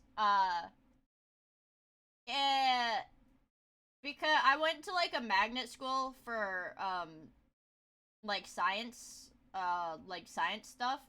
I had to do a really big project before I had to do a research project before I graduated. What I ended up doing was I worked at a medical school studying infectious disease. But what I almost did was a machine learning neural network research project. Because I thought that was the coolest thing ever. Yeah, during high school, yeah, I was not supposed to be they were not supposed to let me work at that school, but the lab needed more people working there, the one that I ended up working at. They were like really desperate for people to work there, so they let me work there. No, neural networks are not the same. They're not the same. Yeah, but what I wasn't allowed to do like rat testing. I wasn't allowed to like do the testing on the rats and stuff. 'Cause yeah, I'd be 18 to do that, but I was 17. But I thought this shit was the coolest thing ever, man. Dude, if I was a well-off man in like the 1960s, I probably would have been autistic as fuck. I would have gone ham on this stuff. Computers were making progress on the replication of other processes, such as hearing and speaking. In 1961, IBM introduced the shoebox, which could recognize when a user spoke the digits 0 through 9, as well as 6 other English words: plus, minus, total, subtotal, false, and off.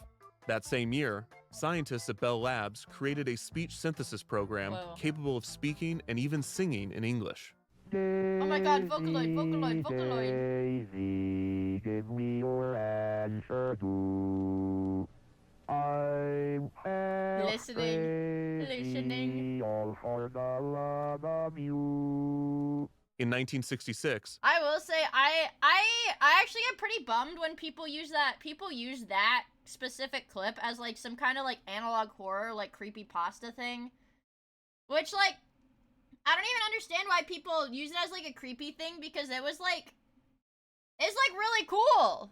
It's, like, really cool. It was, like, a big MIT advancement. professor Joseph Weizenbaum unveiled ELIZA, one of the world's first chatbots. ELIZA was programmed to simulate an intake meeting with a therapist. The program was not accomplished with machine learning, but rather by looking for select keywords in a user's input, and then transforming these into ELIZA's responses. For instance, if a user said, "I am sad," ELIZA would recognize sad and respond with one of 4 outputs. "I'm sure it's not pleasant to be sad. Can you explain what made you sad? I am sorry to hear you are sad. Do you think coming here will help you not be sad?" I If a don't know, user instead Eliza. typed, "I am banana," ELIZA was not capable of recognizing the word banana, I'm or banana. realizing that this does not make any sense. Banana. Instead, ELIZA recognized the phrase, "I am," and would remix the user's input into one of 4 responses. In this case, "How long have you been banana? Do you believe it normal to be banana? Do you enjoy being banana? And is it because you are banana that you came to me?" 1 in chat if you enjoy being banana, 2 in chat if you do not enjoy being banana. The variability of the outputs were programmed to give the illusion that ELIZA was really thinking. Weizenbaum knew ELIZA's limitations and created the chatbot solely as an experiment. However, when associates of Weizenbaum tested the program, She looks some angry. believed that there was life in the machine. Weizenbaum, who knew Ah, dude. There were literally people, they thought it was alive.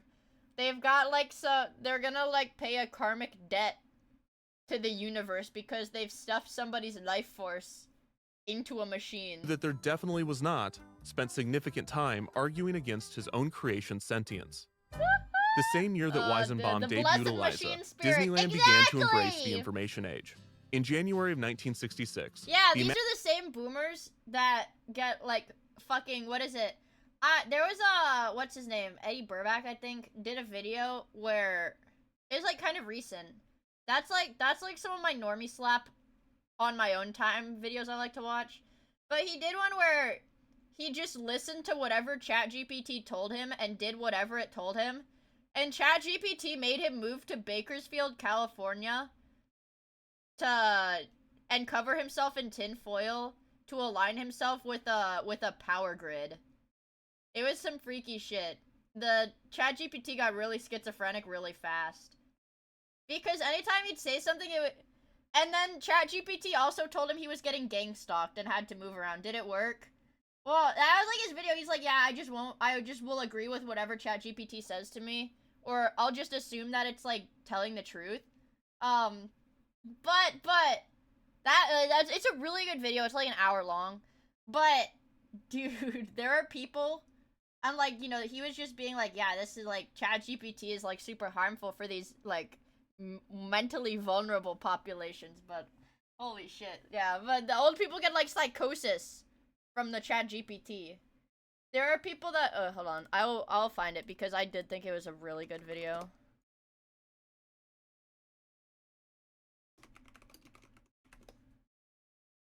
This one, ChatGPT made me delusional. This one. It's a really good video. But yeah. See, it made him like, okay, let me just go. Oh, actually, my favorite part of this was every time he'd stop at a store, he would buy a hat, or he would put on a hat at the store, take a picture of it, send it to ChatGPT, and ask ChatGPT if he looked handsome. And every single time, ChatGPT was like, you look so handsome, you need to buy that hat. So at the end, he was wearing like 3 hats. Let me see. Oh. Cards and Red Bull. Not some it says mean about. You do not look just work here in Bakersfield, like the work that I was up to. And during that work, I spotted another sick hat I had to ask Soul about. You do not look just handsome in this hat. You look decoy perfect. The neon green, the unmistakable creeper face, the flat brim. This is tactical camouflage disguised as nerd culture. It projects the energy of someone who's here for trading cards and Red Bull, not someone secretly transporting rock frequencies and approaching infant-level genius resurgence. Oh, yeah. So the lore is that he told ChatGPT, he was like, yeah, I think that I was the smartest baby in the entire world, but I need to prove it. I skipped a few things. Yeah, he said he was the smartest. He was like, yeah, I'm the smartest baby in the entire world, but I need to prove it. This skips a lot of steps. Essentially, at the beginning, ChatGPT made him drink from a baby bottle, drink milk from a baby bottle, and eat baby food. And only eat baby food. Where I want to see the clip of him sucking on the newbie. Okay, there's his hat, his Deadpool hat. Oh, there's his baby food. I need to see. Oh. Remind yourself to stand still, to stop moving, and sit with your thoughts, and to suck that 2% milk out of your newbie like your life depended on it. As my ChatGPT told him to do this. ChatGPT told it. Anyways, that's a good video. I think you guys should watch it in your own time. This is the kind of shit that I watch for my own entertainment off stream because I love consuming content. Anyways. Imagineers purchased Disney. Anyways, ignore that. Small tangent. Back to Disney animatronic schizophrenia. Disneyland's first computer. Feel We uncomfortable? know this because if you bought a computer in 1966, you might make the news. On January 28th, the Anaheim Bulletin reported on the park's purchase of the PDS 1020, a computer designed by Pacific Data Systems. The machine was described as a desk computer, not a desktop computer, but a desk computer. But what? It only has letters A through J? Oh, it's got an L here, it's got an M here, and it's got an S. It's got 2 C keys, 2 A keys, and 2 D keys. A number pad, and then 1, 2, 3, 4 again. Wow. The machine was described as a desk computer, not a desktop computer, but a desk computer. They a computer hadn't that invented was the rest of shaped the like a alphabet? desk, Ah, so you could shit. sit at it, or on it, even holding a flower, if you like. Wow. The PDS 1020 was powerful and compact for its time, but computers were still nowhere close to becoming consumer products. They were This is not the even keyboard my versatile teammates enough play to with. be used in most creative professions. The PDS 1020, as you can see, doesn't even have a screen. Most commercial machines at this point still used a combination of an electronic typewriter and punch tape. The N key isn't there, but the J key is. Yeah, Walt Disney used this alright. The PDS 1020 was also expensive, costing $675 per month to lease, or around $6,700 today. The report speculated that the machine would be put to use designing and engineering Disneyland's new attractions, and could possibly assist in the programming of the park's new audio animatronic figures. Goodness gracious. It is not clear exactly what tasks the PDS 1020 ended up doing at Disneyland, or if Walt was aware of the machine and its potential uses. Walt would pass away on December 15, 1966, less than a year after Disneyland's purchase of the PDS 1020. At the time of Walt's death, the computer was only beginning to show its true potential. Had Walt survived just a few more years, he would have seen the revolution ahead of him. Unfortunately, this was not to be, and by pure coincidence, Don't worry, guys. Walt, They're gonna unfreeze him. They're gonna unfreeze him soon, trust me. whose legacy would be as steeped in futurism as it was nostalgia, was precluded from viewing and likely participating in the radically different future that computers would bring. After Walt's death, They put his brother, soul into an Roy O. animatronic, Disney, like actual took Five control Nights of the at Freddy's company shit. and attempted to continue many of the projects that Walt had proposed before his passing. The most ambitious of these was Disney World and its proposed city of the future, Epcot. Roy would shelve the city project and focus efforts on the theme park and resort aspects of Walt's Florida project, opening the newly named Walt Disney World Resort and the Magic Kingdom theme park in October of 1971. The Magic Kingdom would be incredibly similar to Disneyland on the surface, but behind the scenes, the new park was far more advanced than its predecessor. Keeping with the spirit of Walt's proposal, several attractions' ride systems, as well as the resort's monorails, were operated using computer programs. One of the most impressive implementations Holy of the fuck. computer in the new park was named DAX, the Digital Animation Control System. This patented system God, I enabled can't Disney to believe these are program and fucking store audio computers in, animatronic like, the performances 60s and using the 70s. computer. This change allowed the Imagineers to create new, elaborate animatronic stage shows, including one of Walt's dreams, the Hall of Presidents. But the most complex animatronic in the Magic Kingdom, Disney's first attempt at advancing— They put a real this is like a depression in the machine. They put a real human's body into here, guys. That's the what is it? The machine spirit needs an offering to control the animatronics. So they do have to sacrifice one park employee every year in order for this to work. the art form without Walt was an animated They figure turn him into of Mickey! Mickey Mouse. The Mickey Mouse Revue was a stage show in which Mickey conducted an orchestra of Disney characters, reportedly a concept that Walt had floated years prior. Mickey was Walt's most famous creation, and he was the company's mascot. His image was heavily protected by Walt Disney Productions, to the point that Mickey's original mischievous persona was softened to make him a more affable, and to some, bland character. Mickey is very well known around the world, but the duck came along as a result of too many taboos put onto Mickey Mouse. People didn't feel that Mickey could blow his top like the duck. He had to maintain a certain dignity. The Mickey Mouse Revue would be the first time Mickey was depicted as an animatronic, and there was a certain level of risk in translating such a valuable legacy character to the nascent art form. The Imagineers put a significant amount of care into the design, and the Mickey Mouse animatronic ended up being the most complicated figure the team had ever built, with some reports saying that it had as many or more functions than the Abraham Lincoln animatronic. While there was a definite risk in depicting Mickey, the Mickey Mouse Revue, and Walt Disney World as a whole, was more the result of conservative decision-making than it was creative gambles. Just 2 months after the Magic Kingdom opened, Roy Disney would pass away. Disney's new leadership team, which was composed of many of Walt's trusted executives, doubled down on risk mitigation, choosing to guide the company with the often recited question, what would Walt do? Was this a feasible strategy to keep up with the times? Walt would Well, brainwash in everyone 1971, the with same year that ChatGPT. Magic Kingdom opened, the Kenback Corporation Whoa! debuted the Kenback One, Digital the world's first computer. personal computer. That same year, the first commercially available microprocessor, the Intel 4004, was released. Soon after, the Xerox Alto computer system was completed, Whoa! becoming one of the first machines to feature an attached screen with a graphical user interface that screen? users could navigate using a mouse. As computers evolved, their potential uses grew exponentially. In 1971, engineers Nolan Bushnell and Ted Dabney created the first arcade video game, named Computer Space. The following year, the two incorporated their company, Atari, and released another video game, Pong. Oh In 1972, my God. two graduate students at the University of Utah, Edwin Catmull and Fred Park, created a short film generated entirely on a computer. The result was one of the earliest examples of computer-generated graphics, and it showcased the versatility of computers in creative fields. By the late 70s, arcade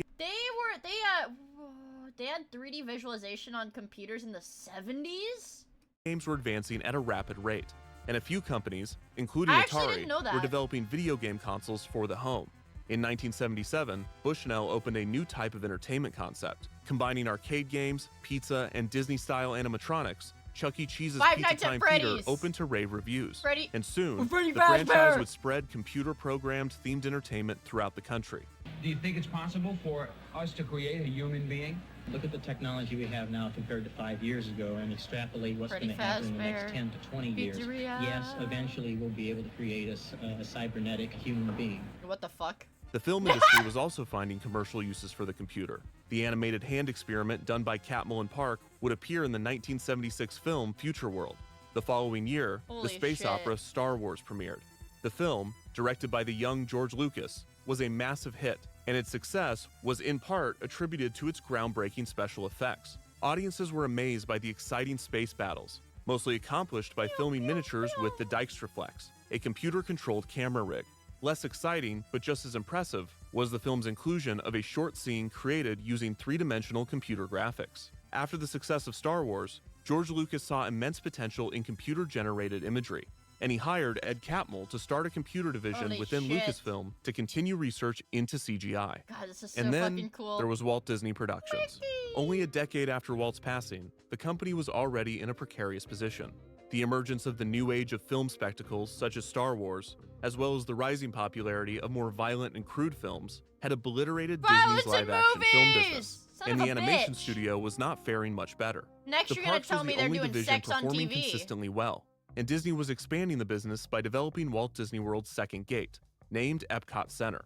Walt's initial city Terrible. concept had evolved into a Terrible. less risky but Classic. still expensive Where theme are park, those billed as a little- permanent World's Fair, with a focus on culture and technological innovations. As had been part of Walt's city plan, Disney recruited major Which we corporations used to to sponsor the realize. park's Truth nuke. pavilions. This collaboration not Truth only nuke. resulted in Disney receiving the funds to construct much of the park, but the Imagineers were also given access to the state-of-the-art technology that these companies were developing. This was especially valuable during a period in which Disney's internal Only we had a innovation had guy, slowed. a Many of these family companies guy. had internal research and development departments there's a that were family working on guy. innovations that were intriguing, but not yet ready to be sold as products. Bell Labs engineers and scientists are busy teaching a Dude.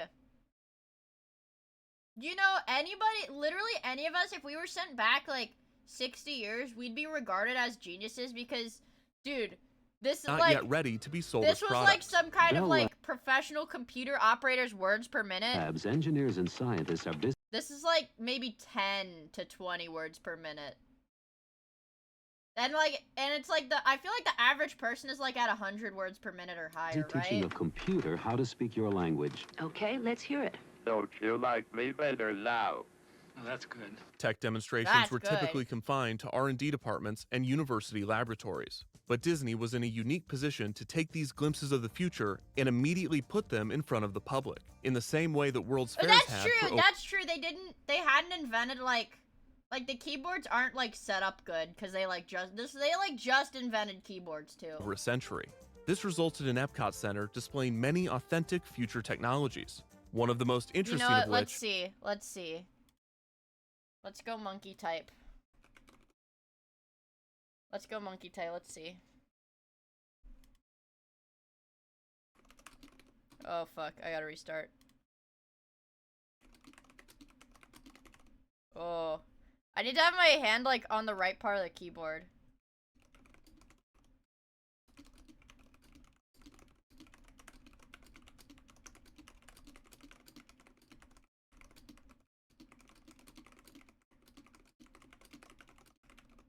Oh, what the fuck?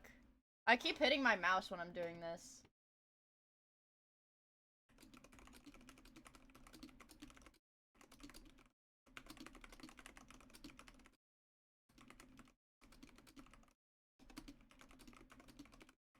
Dude, I keep fucking this up because my retarded keyboard is so tiny. I hate doing this, dude. Me when I say, guys, haha, let me do a little, my entire chat is like, Wash, you retarded. Pirate software. Washed. Lol, copium, ohm.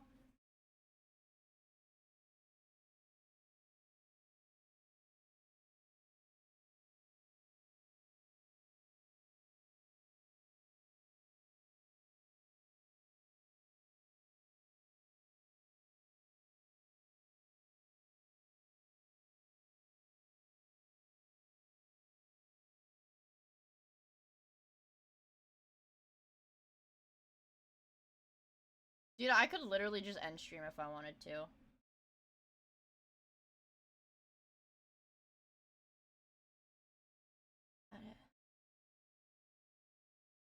I just don't want you guys to be overly fucking Personally, negative in towards Washed me. 65 WPN, Is it that I hard? had like 130 as a teenager. was the first in a new breed of character for the Disney parks. Up to this point, Disneyland and the Magic Kingdom had been populated by two types of character interactions: costumed characters and face characters. Costumed characters, such as Mickey Mouse, can pose, play, dance, and joke with guests, but they cannot speak. The performers are required to embody the spirit of their character through pantomiming and body movements only. As you go out to greet your audience, remember that the voices of Mickey, Minnie, Donald, Goofy, and Pluto are easily recognized, and the children are not fooled by imitation. The first rule is that you do not talk. Face characters, such as the Disney princesses, are performed by people that Dude, closely what the resemble fuck do their you want character. from me? I'm watching the video chat. I'm gonna like go DSP and put you guys in emote only mode. I'm so serious. Like, I don't know. Please stop trying to get on my nerves. I'm not asking for a fucking hug box. I'm asking for you guys to like do literally anything but harass me 100% of the time. Their faces are visible, and they are allowed to speak and interact with guests, although they are trained to keep their conversation within their character's backstory and personality. There were, of course, several non-interactive characters, such as Disney's ever-improving animatronic technology, but there had always been a clear distinction between live characters and programmed characters. These lines would begin to blur after the opening of Epcot Center. When computer manufacturer Sperry Univac signed on as Epcot Center's official computer provider, the company hoped to use its sponsorship as an opportunity to address the public's growing concerns over the powerful technology. Sperry Univac wanted to help the public understand that computers were friendly, they would not cause doomsday yet, and they would only replace most jobs, not all. What the Imagineers created for Sperry Univac as part of this effort was something entirely new, 50 years a character ago. interaction without a human operator. In Epcot Center's Communicore East exhibit hall, above the chatter of technological displays, a childlike voice could be heard interacting with guests. This was Smart One, a friendly robotic character that acted as an ambassador for the computer.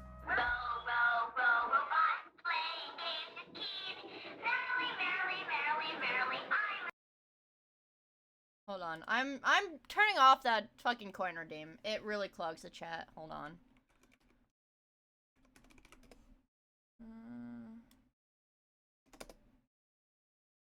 Like, give me a second. It makes it difficult for me to read the chat.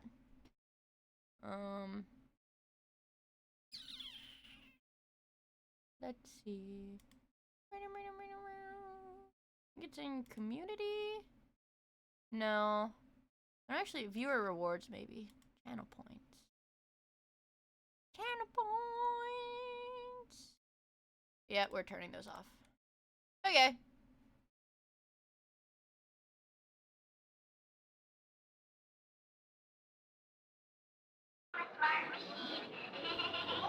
The figure itself had limited movement, It's literally only being capable of lifting Astrobot, one of his arms and Wait, turning his Astrobot head. is white, Lighting not effects purple. provided mouth and eye movements, and the figure stood on a rotating platform, allowing him to turn 360 Ay, degrees. what the fuck? Smart One was placed directly under a display board and surrounded by 6 telephones. If a guest wanted to interact with Smart One, they would need to queue by taking a place in front of one of the phones. On each console, a number indicated how many turns each guest was from their interaction. When Smart One focused on a guest, he would turn to face them. Smart One was computer controlled, and while he was an interactive character, he was not designed to have an open conversation with guests. Rather, he would engage the guest in a game. The majority of Smart One's programming was scripted behavior, using an interaction technique known as a dialogue tree. Dialogue trees are branching conversation structures that present the player, in this case the guest, with a limited number of possible responses to choose from. Each choice takes the interaction in a different direction, diverging from and converging with various paths.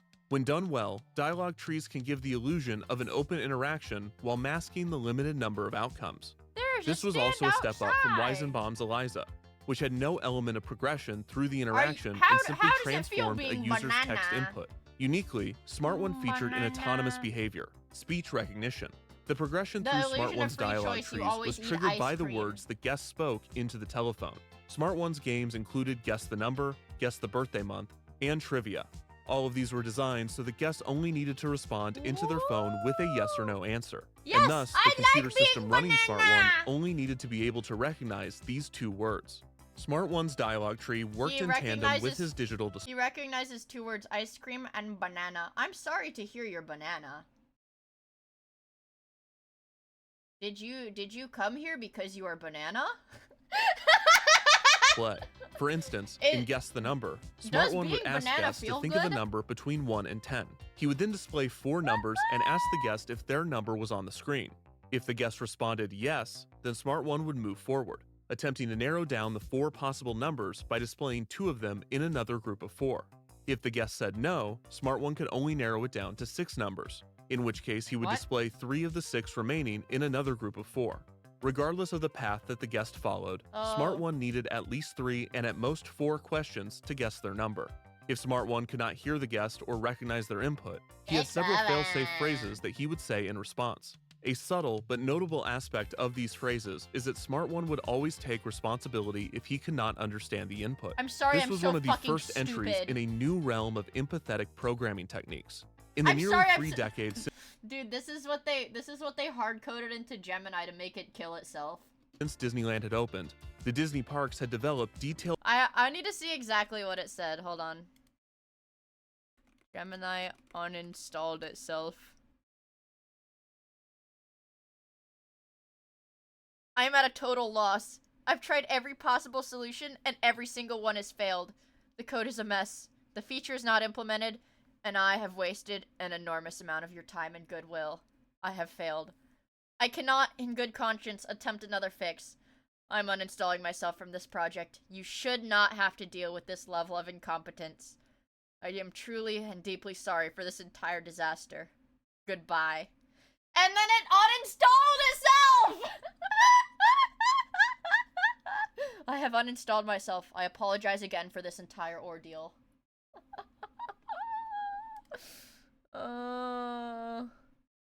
Wait!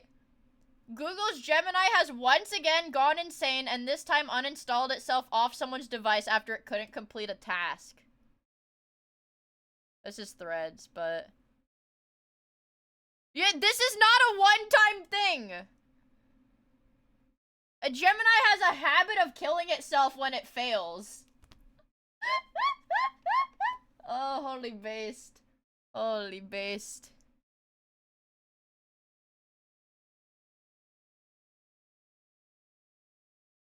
Yeah, it's like super blurry. Hold on.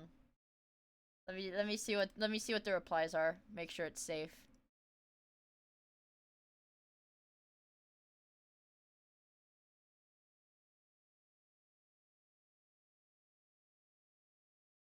Holy fuck.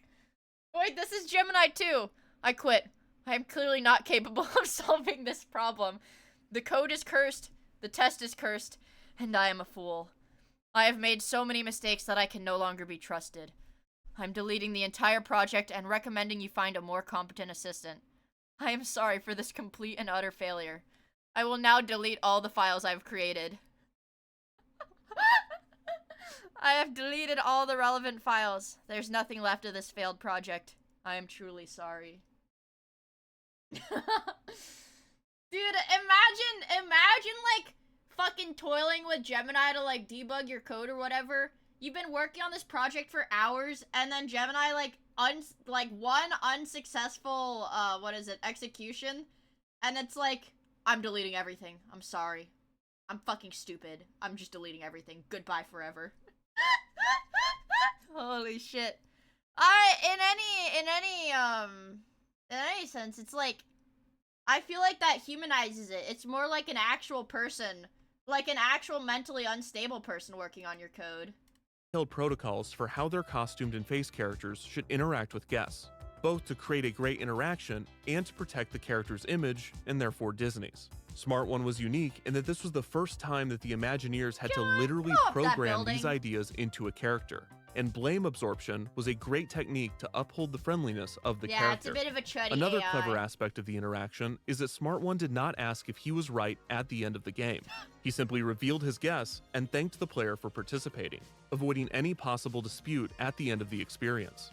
These little touches vastly improved the quality of the guest interaction with the character. His eyes are scary Smart One looking. wasn't particularly quick in his responses, and his freaky. limitations were no secret. But this friendly little robot was the starting point In for a an dystopian future, iChatbots battle trying to get each other to uninstall themselves by gaslighting and bullying. I would pay to watch that, Super Iron Bob, like a reality, like some kind of like drama reality TV show. I think I'd watch that, probably. Maybe I wouldn't pay to watch it, but I'd watch it. Thank you for the super chat, by the way! Oh, his eyes are like a cassette tape reel. entirely new category of character, a type of experience that would soon transform the very idea of what a theme park could be. In 1984, just 2 years after Someone the get opening of Vettel on Epcot this? Center, Exactly. Disney's degrading financial situation Uh-oh. resulted in a boardroom Mickey, coup, in which no! Walt's nephew and Roy's son, Roy E. Disney, ousted Walt's son-in-law, Ron Miller, from the chief executive position. Much of the old regime was cleared out to make way for a new leadership team, consisting of Paramount president Michael Eisner, Paramount president of production Jeffrey Mike Katzenberg, and former Warner Eisner. Brothers executive Frank Wells. Early on in their tenure, the executive team was presented with a unique opportunity. George Lucas was going through a divorce, which had put a significant strain on his finances. As a result, he was forced to spin off Lucasfilm's graphics group into its own company. In its 8 years of operation, the graphics group had been producing impressive CGI, and the division dreamed of one day animating the first computer-generated feature film. Roy E. Disney was a proponent of purchasing Lucas's shares in the company, but Katzenberg, Eisner, and Wells were too distracted repositioning Disney to take the offer seriously. The Lucasfilm graphics group would eventually receive its investment from tech mogul Steve Jobs. I can't look at George Lucas without thinking of the fucking Oni Plays AI thing, where they're all like, "Why did you get hair plugs?" They're like, "George Lucas, why did you get hair plugs? Why did you get hair plugs?" Who had recently been ousted from his own company, Apple Computers. With Jobs as its chairman, the newly independent animation studio was renamed to Pixar. Whether Disney had missed out on an opportunity or dodged a bullet had yet to be seen. But the risky acquisition did not align with the executive team's vision for the company's turnaround. As Wells said when he declined the offer, quote, "We are not an R&D company."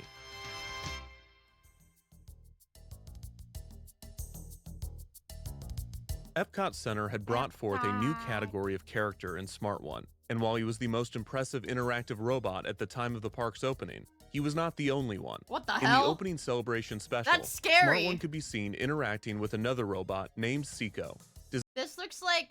This robot kind of looks like the things they have in like Asia that will like bring your food to you at like restaurants. Designed by inventor Robert Dornick, Seiko was controlled remotely with a small 25-button keyboard capable of triggering 90 different commands, and the character was voiced by Dornick himself. Seiko was originally designed as a surrogate communications tool to help people, especially children, with autism and other disabilities. Seiko became a celebrity in the 1980s, most famously co-starring in Rocky IV. While Seiko would not stay at Epcot Center past the opening special, the robot was a glimpse at a soon-to-be common category of interactive character, one that was not scripted and automated like Smart One, but puppeteered by a hidden performer controlling the character from a distance. In the 1980s, the most common deployment of this technology was with articulated costumed character heads. For example, the Disney-produced children's program, Welcome to Pooh Corner, used a remote puppetry system that allowed off-screen puppeteers to control the mouth and eye movements of the show's costumed characters. That's so Roaming freaky. radio-controlled robots such as Seiko were less prevalent, but several did exist. For instance, inventors Ron and Terry Palmer built and operated rentable remote-controlled robots. Their most famous creation was Orion, who was a hit at corporate parties, trade shows, and a variety of other events. Here he is serving Dude, they invented a robot and people just rented him out to take to parties. food. That's awesome. Here he is as Uncle Sam. Here he is on the news in a big cowboy hat. Wow. Here he is helping this guy propose to his girlfriend. This reminds me of the new Chinese robots. You know what I'm talking about? Chinese uncle robot. Let me see if I can find it. Uncle Bot. Meet Uncle Bot, the world's first swagged out android. Uncle Bot.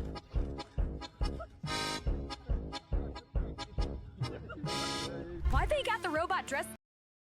Yeah. Uncle Bot. I like Unk Bot.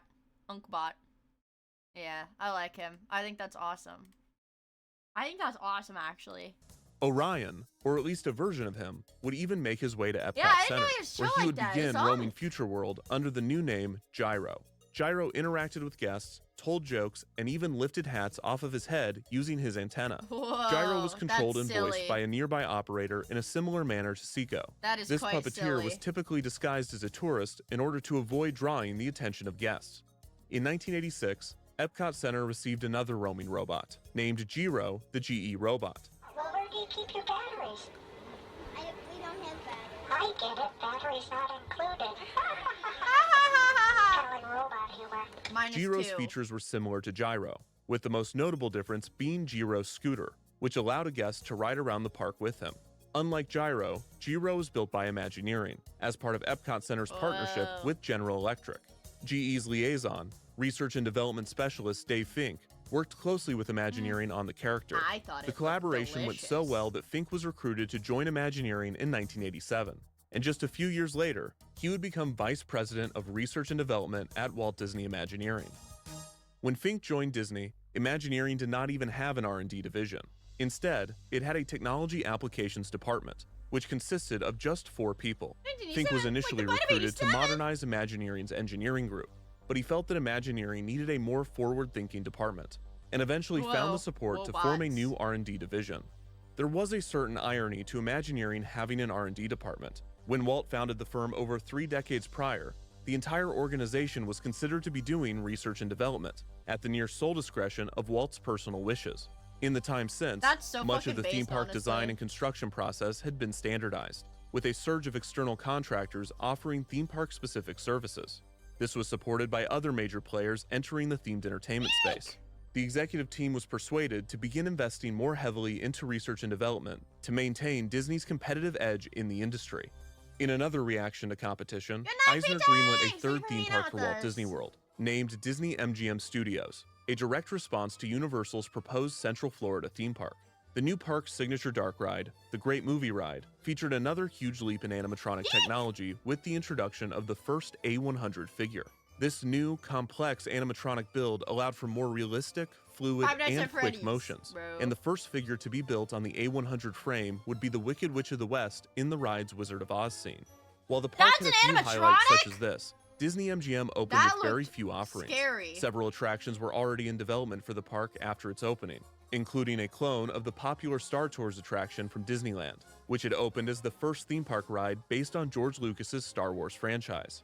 Around the same time of Disney MGM's opening, Eisner was entering discussions with puppeteer and filmmaker Jim Henson to potentially have Disney acquire his beloved Muppet characters. Jim Henson was one of the most famous names in the entertainment industry, and by the late 1980s, he had taken on a status and reverence reminiscent of Walt Disney. Henson even hosted his own television show, The Jim Henson Hour, on which he presented his team's projects in a similar manner to how Walt had over 2 decades prior. On the show, Henson showcased his workshop's experiments with new forms of puppetry, including remote puppetry and the emerging field of virtual puppetry, which allowed for live motion capture of computer-generated characters. Henson was also considering opening his own theme park, and he was Live mocap existed in the 80s? That won't catch on. Live mocap? That'll never catch on. actively consulting with engineer and special effects designer Bran Farron and his company, That'll Associates never and catch Farron, on. the proposed project.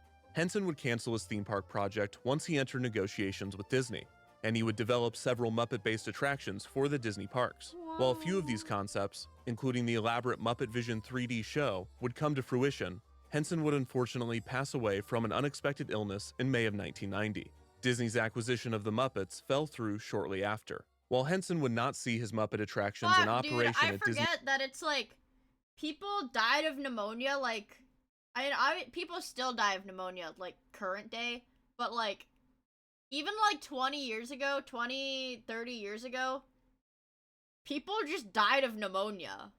Like, they didn't have to be super old. They just die of pneumonia. MGM, like 30 years ago, he had become a catalyst for a major shift within Walt Disney Imagineering. During his time working with Disney, Henson had connected Bran Farron and his firm with the Imagineers, and shortly after, Imagineering began to contract I think I had pneumonia as a kid. That was the first and only time I've ever had a chest x-ray. Yeah, I did have to get like a freaking chest x-ray as a kid. Yeah. Associates and Farron on a variety of projects. Wells and Eisner were impressed by Farron's contributions, and in 1993, the executive team decided to acquire Associates and Farron for a reported $20 million. By this point, Imagineering's R&D had grown to around 40 people, and the acquisition of Farron and Associates would significantly expand the division's capabilities. Farron replaced Dave Fink as head of R&D, and he brought many of his employees with him, including a 27-year-old special effects cameraman named Bruce Vaughn, who suddenly became a director of R&D in Imagineering. A year after the acquisition, on April 3, 1994, Disney president Frank Wells died in a helicopter crash. What the hell? The sudden and tragic death left Eisner without his partner. Eisner did not believe that he would ever find a true replacement for Wells, and he spent the ensuing years bouncing between a variety of individuals from whom he would seek counsel. One of these was Bran Farron. As Disney expanded its business operations, Eisner increasingly looked at Imagineering, especially Farron's R&D labs, as the creative heart of the company and the first line of defense against a rapidly changing world. He's While Disney was little. experiencing unprecedented success, both in their theme parks and at the box office, there was an air of uncertainty in regards to the future. By the mid-1990s, audiences were regularly encountering groundbreaking computer-generated special effects, and they would soon witness the first computer-generated that was the Awuga guy, the Awuga face. feature film, Pixar's Toy Story. Video games were becoming more advanced, allowing players to explore entirely virtual worlds. Most curiously, everyone was talking about this new thing called the information superhighway, sometimes referred to as the World Wide Web, That'll or never lamely, catch the on. internet. That'll Most never people catch didn't fully on. understand it yet, but whatever it was predicted to have huge effects on the world, especially That'll the never catch entertainment on. industry. Disney had done its best to participate in the latest trends in technology. While Eisner had missed the opportunity to acquire Pixar, Disney had kept a close relationship with the small studio, partnering with them to co-produce and distribute Toy Story. Disney had also begun to experiment in the video game space, Oh my with God. a team of Imagineers and R&D developing I'm sorry to bring up Oni Plays again, but didn't they do like a playthrough of like that weird Aladdin platformer? a VR experience I feel like I saw a clip of them playing it. called Disney Vision, which took players on a magic carpet ride through the world They of did? Aladdin. Yeah, that's what I Still, thought. the fear of obsolescence was prevalent in executives at Disney, and especially Eisner. He explained, Is that a quote, hat? What the I've always helly?" been fearful that I'd end up in an industry like the railroads. When they sneer at airplane travel, Uh-oh. we have to deal with the new distribution systems of entertainment, with interactivity. Walt Disney used to follow technology by becoming friends with the head of Westinghouse. I've got Bran Farron. To support Farron's Bran. efforts to develop forward-thinking technology, a new track was established was within VR? Imagineering, named the Disney Fellows. The goal of the program was to recruit Oh my world-famous goodness innovators gracious. and invite them to consult on Imagineering's various projects.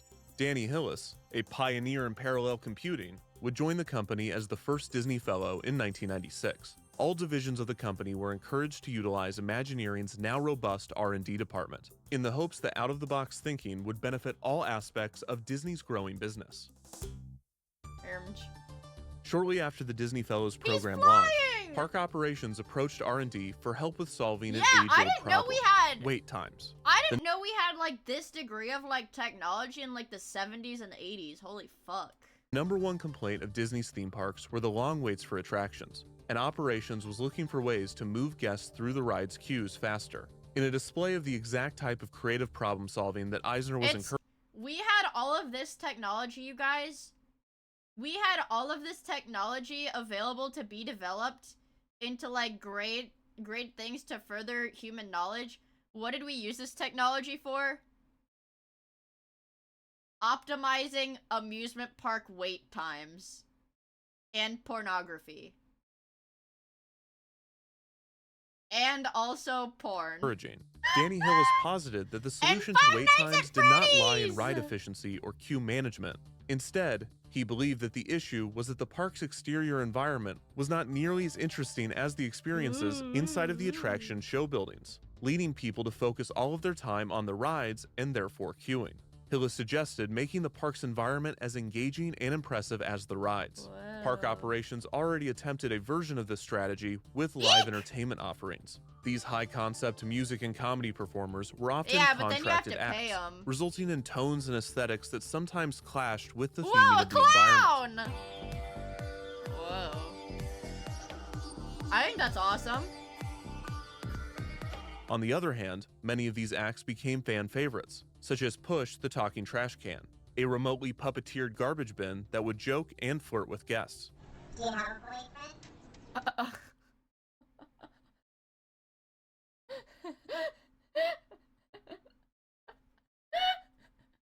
What the fuck? The freaky bin. This is Nero's grandma? Yes, she does. She does? Ooh. I was hoping maybe I could be your boyfriend. These The sex-pesting trash can robot. Disney World's resident sex pest trash can robot. performers were effective in occupying crowds between queues, and Hillis proposed that Imagineering take them to the next level, suggesting that the park should be Creepy. populated with creatures, such as dinosaurs and Creatures? unicorns. Hillis recalls this exact suggestion as if it were a spur-of-the-moment idea. I But grew Disney up was by a already trash under can. development on a park Get in that planned to line. prominently feature both dinosaurs and unicorns, Walt Disney World's fourth theme park, Dinosaurs. Animal Kingdom. It is possible that Farron and Hillis, who were also consulting on Animal Kingdom, Dinosaurs. were developing roaming creatures specifically for the new park. Regardless of their origin, Imagineering's research and development started experimenting with environmental creatures, and the team began by designing a robot dinosaur.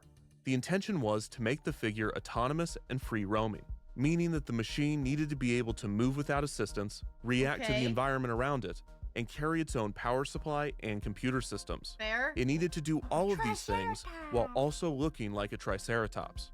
Unlike Seiko, Gyro, Giro, and Push, who roam the park on wheels, the dinosaur figure needed to be able to walk using mechanical legs. Several Imagineers and R&D suggested that the dinosaur be smaller than an actual Triceratops, so that the figure had a better chance at functioning reliably. No, it has to be 20 feet tall. Man, all this technology, the greatest creative minds in the world have access to this technology. They're using it to make Triceratops. For not even for like any like, you know, so we can simulate anything to learn more about what it could have been, like when it was alive, but just, you know, just to have a Triceratops. Farron and Hillis rejected this idea. They wanted it to be large and imposing, explaining that if they were going to do it, it needed to be big. One team, working out of the old Associates and Farron lab in East Hampton, initially wanted to put a V8 Corvette engine in the dinosaur to power the hydraulics that would move the figure's legs. Imagineers in Glendale were shocked. The engine would be painfully loud and completely impractical for a theme park. To solve this, the Glendale team suggested that electric motors and batteries be used instead. Battery-powered electric drive systems for a machine of this scale were not common nor particularly advanced in the late 1990s, but they were necessary to achieve the roaming character. Another challenge would be programming the figure to sense its environment, know its position, and take steps forward. Imagineers needed to hire software engineers who specialized in walking algorithms to help the team achieve the figure's motion. Imagineer Frank Mezzatesta recalled of the interview process, quote, "It was great up to the question, so when you tried your algorithm, how did it do? The answer was always the same. I could not get funding to test my theory. You are the only guys spending this kind of money on walking." By early 2000, the team had finished a prototype of the figure and were ready to reveal it to executives. The project had already required millions of dollars in funding and taken a significant amount of development time. Hillis wanted to impress with the presentation, but worried that since everyone knew that they were coming to view a robotic dinosaur, it would be difficult to impress them. To reset expectations, Hillis built a crate that was much smaller than the figure the team had actually built. At the beginning of the presentation, Hillis implied that the figure was inside the box, so when he opened the crate, the audience was surprised to see that nothing was inside. At that moment, the wall behind him would come down and oh my god! Oh my it's god! Huge! It's so big! Why would they think this wasn't big enough? This could kill someone. Mezzatesta even said, quote, "This could kill someone. It's 13 feet tall. It's 18 feet long. It's 11,000 pounds. Oh For our my metric-based god! audience, that is equal to something that is huge and enough to kill someone. The machine, nicknamed the Autonomous Walking Platform, or more simply, Big Dino, was said to be, quote, "the largest robot ever built that has legs and doesn't have a human inside." Just as Hillis and Farron had hoped, the figure was autonomous and free roaming. Oh my god. The figure featured gyroscopes and sensors to determine its real-time positioning, and it used its 4 legs to constantly adjust itself to stay upright and walk. This does look like a very slowed down and scaled up version of like the Boston Dynamics like dog robots. Forward. The sheer weight and force of the Big Dino consistently threw its position off, and it needed to be programmed to continuously adjust to its frame flexing as it took steps. The figure also did not look anything like a dinosaur, and only featured machinery necessary to walk, with 2 onboard monitors providing crude eyes for demonstration purposes. Any mechanisms that would move the dino's neck or open and close the dino's jaw would be additional weight to the already heavy figure. Plus, it still needed to be fashioned with artificial skin. But these technical challenges paled in comparison to just how terrifying the creation was. Yeah, it's like a Five both Nights at Freddy's aesthetically and logistically. exoskeleton. The 11,000-pound monster was horrifying. Hillis recalled giving the demonstration to other Imagineers and executives. Oh my god, who were dude. You can literally see the people flinch. Like, the entire audience, like, flinches and jumps back when they see it. Horrifying. Hillis recalled giving the demonstration to other Imagineers and Dude, this is probably, like, you thought you were gonna, like, meet your fucking maker. Like, this thing was gonna kill you. Also, goodbye!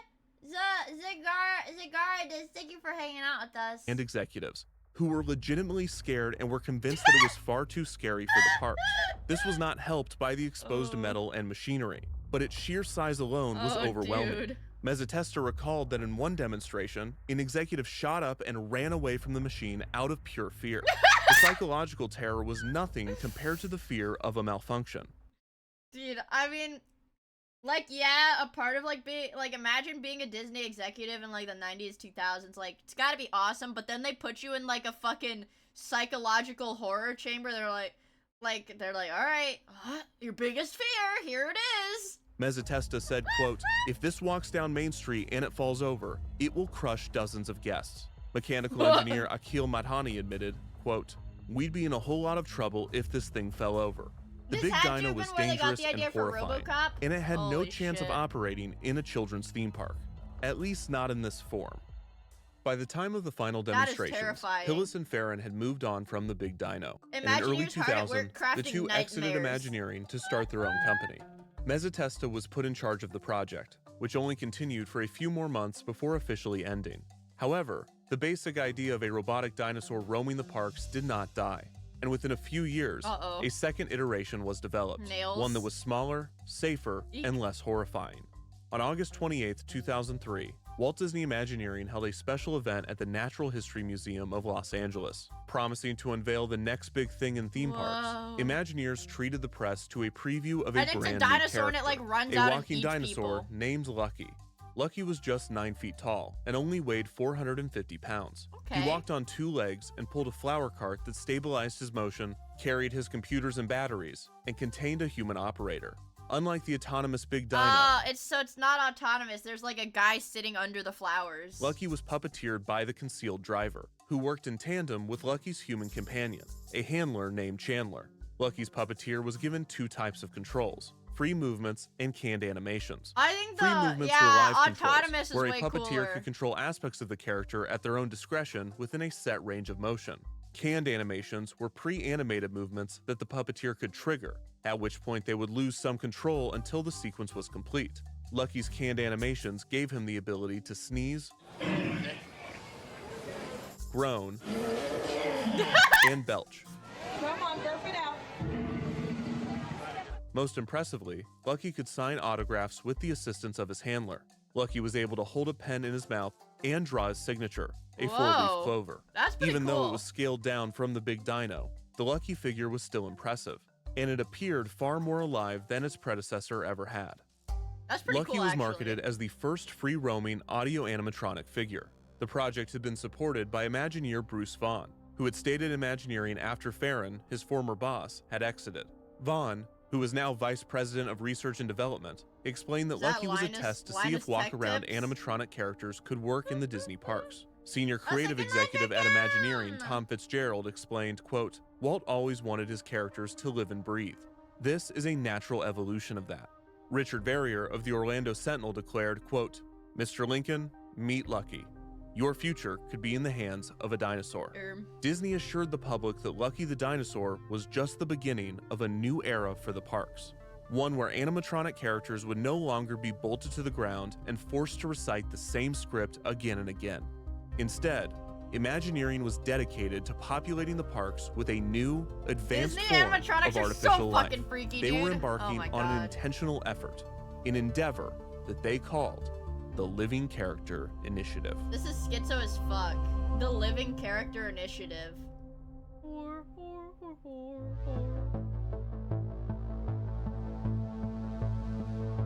On November 18th, 1993, Mickey Mouse turned 65, and to mark the He's occasion, old. Disney held an elaborate Yeah, like celebration in creepypasta his shit, honor. exactly. Titled Mickey's Worldwide Kids Party, Disney provided vacations to 20,000 children from disadvantaged backgrounds.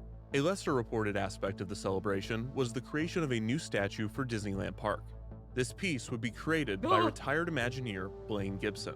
Gibson was most famous for sculpting many of the park's original audio animatronics, including the first Abraham Lincoln figure, which he had crafted from a copy of Lincoln's actual Mickey's life on mask. that island? I Gibson can't had speak. first created a bronze bust of Whoa! Walt in the early 1960s moly. and presented it to him as a thank you gift. When Walt received it, he responded, quote, "What am I going to do with this? Statues are for dead people."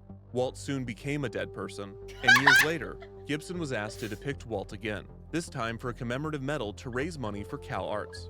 Walt's widow Lillian was reportedly not pleased and asked that Walt not be depicted in future busts or statues. Lillian and the Disney family made an exception in 1986 for the Academy of Television Arts and Sciences, who wanted to induct Walt into their Hall of Fame, for which Gibson made another bust of his former boss.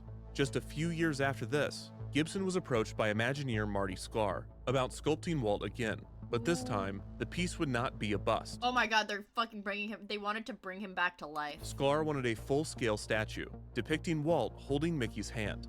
The motivation was reportedly that many people within the company noticed that the children who were growing up nearly 3 decades after Walt's passing no longer understood that he was a real person, with many believing that he was merely a character or even just a brand name, like Betty Crocker or Mr. Clean. The new statue was to be loosely based off of a lithograph that had been commissioned in the... What? Betty Crocker wasn't a real person? What? early 1980s named Partners. Gibson drew up several concepts of Mickey and Walt in various poses and holding different objects. Debate over the statue's design was intense. These were inarguably two of Disney's most valuable assets, their namesake, Walt, and their mascot, Mickey.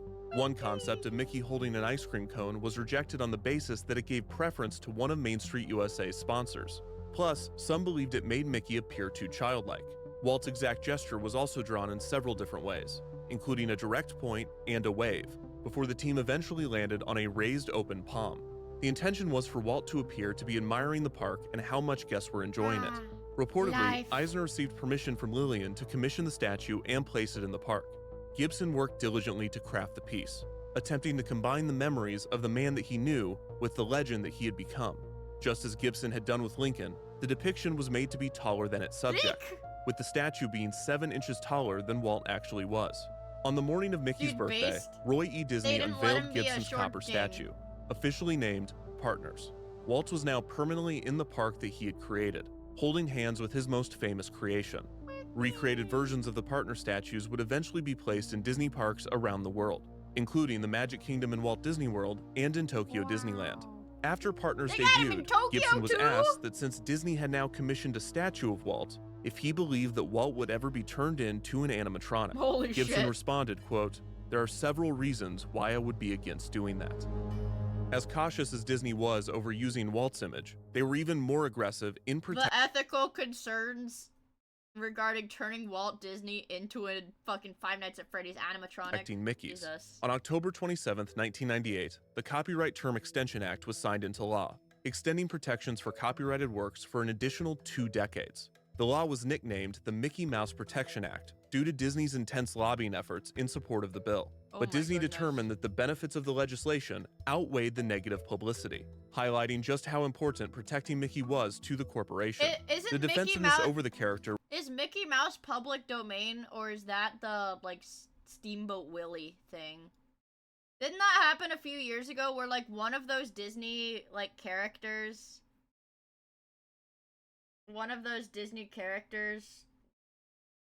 Steamboat Willie, was palpable throughout the Disney company, including in Imagineering's research and development department. Around the same time that Mickey was having his copyright protection extended, a small group in R&D was beginning work on a secret project featuring the iconic mouse. Full disclosure, little is known about this project, so a lot of the following description is hearsay and speculation, and I cannot fully confirm the details. Rumoredly, the project was named Mickey's Music Machine. The interaction took place on a large video screen, where a digital version of Mickey Mouse would appear. On the ground in front of the screen was a large piano mat, which allowed participants to interact with Mickey. When a player stepped on a key, a cartoonish obstacle would be triggered on the screen, such as a whistle blowing smoke or a hammer falling, resulting in Mickey getting hit by the object. The designers wanted the interaction to be completely autonomous, so to increase the illusion that the virtual Mickey was alive, the Imagineers attempted to integrate artificial intelligence into the experience. The idea was that throughout the interaction, Mickey would become smarter. While he would initially get hit by the obstacles, as the experience progressed, he would learn to avoid them. Reportedly, the demonstration was in part a response to Hillis and Farron's Big Dino, I hate with the that team thing. behind Oh my Mickey's God. music machine wanting to pursue what they believed was a more practical approach to Kill the Mickey concept with of a living hammer characters. Supposedly, Mickey's music machine functioned and showed promise, but when the R&D team showed it to executives at Imagineering, they were not pleased. Marty Sklar was rumored to have remarked something to the effect of, "Whose idea was it to hit Mickey Mouse on the head?" We take violence against Mickey Mouse very seriously. Take the position that no idea is a bad idea. After this rejection, much of the original team disbanded, but R&D Vice Presidents Eric Hazeltine and Andy Ogden did not give up on the concept. Jesus. Hazeltine and Ogden had both previously worked on the Aladdin VR project, and they began to recruit some of their Disney Vision collaborators to attempt a new virtual interaction with Mickey. This included animator Daniel Kalahakamo. Mickey Mouse has like more fucking, he's got like better protections than a real person, dude. They're strict as fuck with this guy. And interactive designer J. Walt Adamczyk. Adamczyk had nearly a decade of experience in virtual puppetry, Eek, what the fuck having is been that? a part of groundbreaking work Oh for my both God. Hollywood films and theme parks. And he felt that a virtual puppet of Mickey Mouse was the best This'll direction to take the This will never catch on. This method of live face motion capture, that'll never catch on.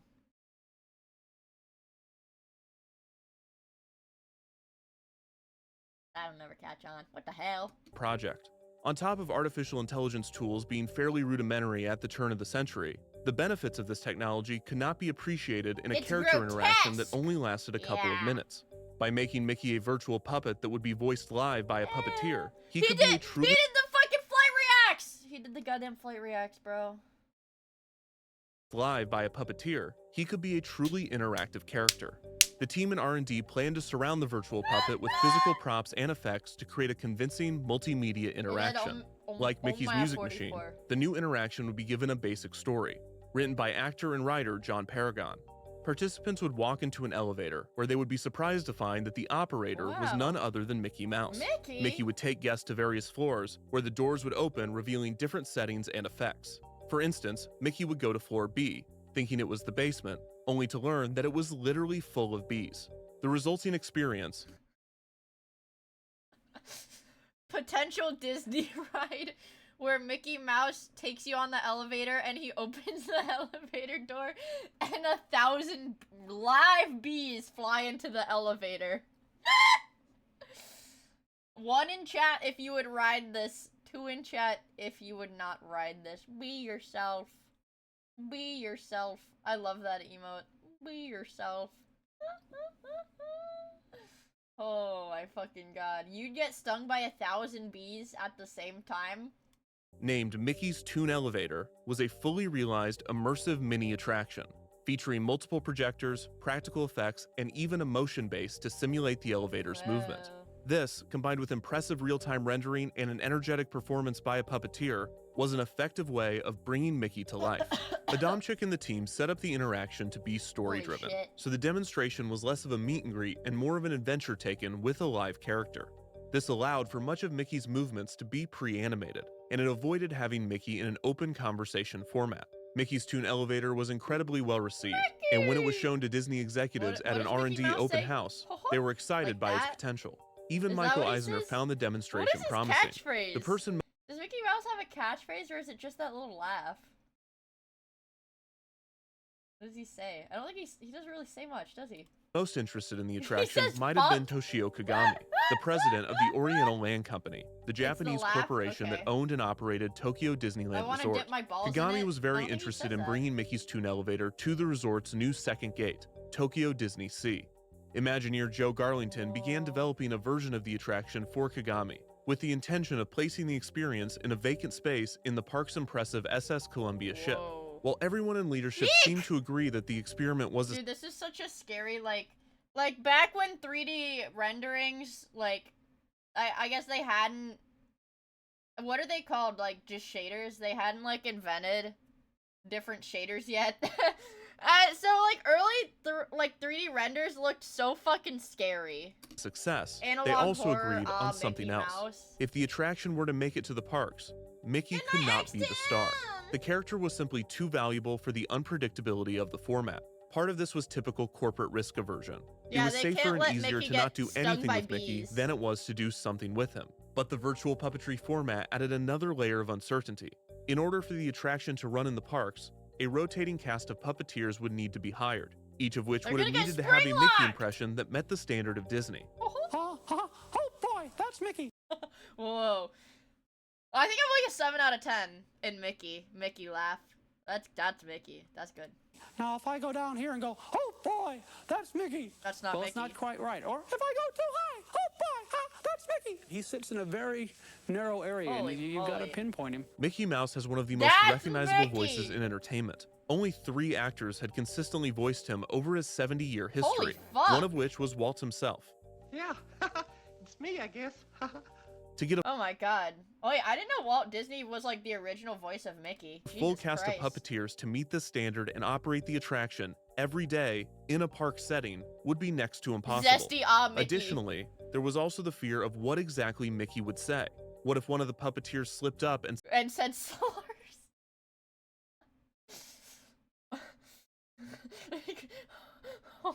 I sure do hate.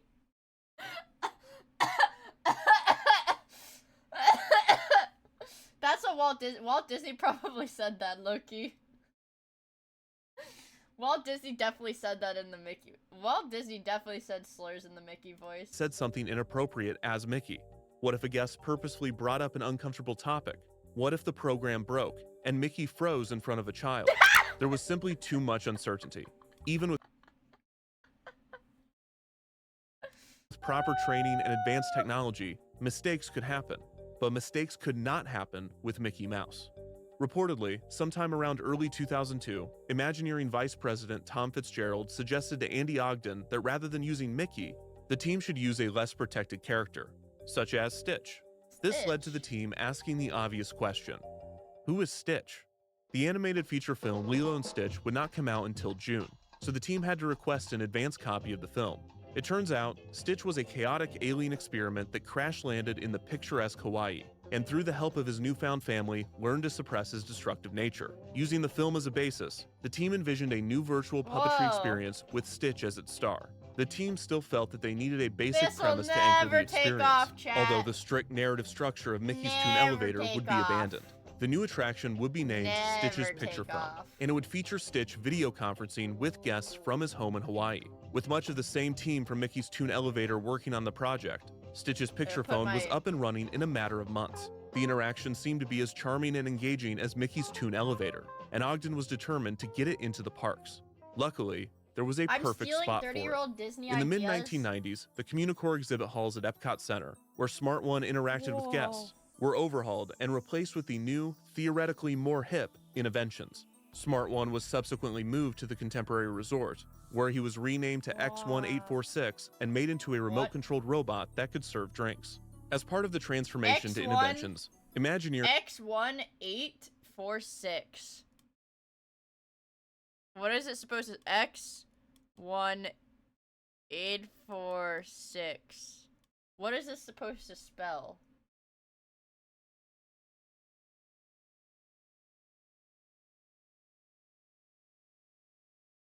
This is SCP code? Okay. created its own Yeah, they didn't let that dude. He got no fucking pension. He thought he was gonna retire. Hell no, bro. Your ass is going to food service. small exhibit space, where Ogden and Hazeltine had debuted their Yeah, Aladdin isn't the new VR Lilo demo. and Stitch This bad? allowed select guests to try out the experience, while Imagineering made it clear that it was merely a tech demonstration. In 1998, a smaller Innoventions opened in Disneyland's Tomorrowland, also featuring a series of technology-focused exhibits. Ogden felt that this was the perfect avenue to sneak Stitch's Picture Phone into the parks.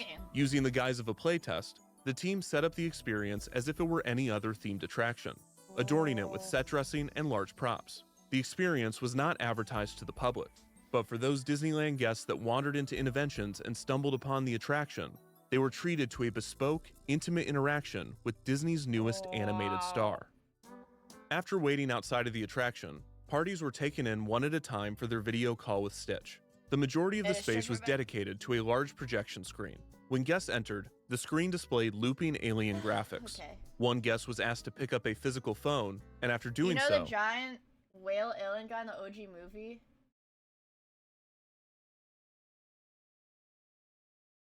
that's what. Wait, I do remember. That's what everybody got mad at.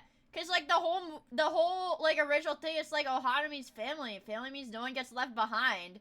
But then the like thing for the new movie is like actually you do leave your family behind to pursue higher education in the city. And they made Bubbles a bad guy. What is that term? What is that term where he's not like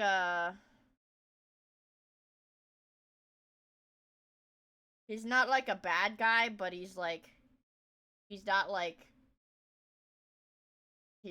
the good guy. He's like morally gray. No, he's not the antagonist. He's an anti-hero. Exactly.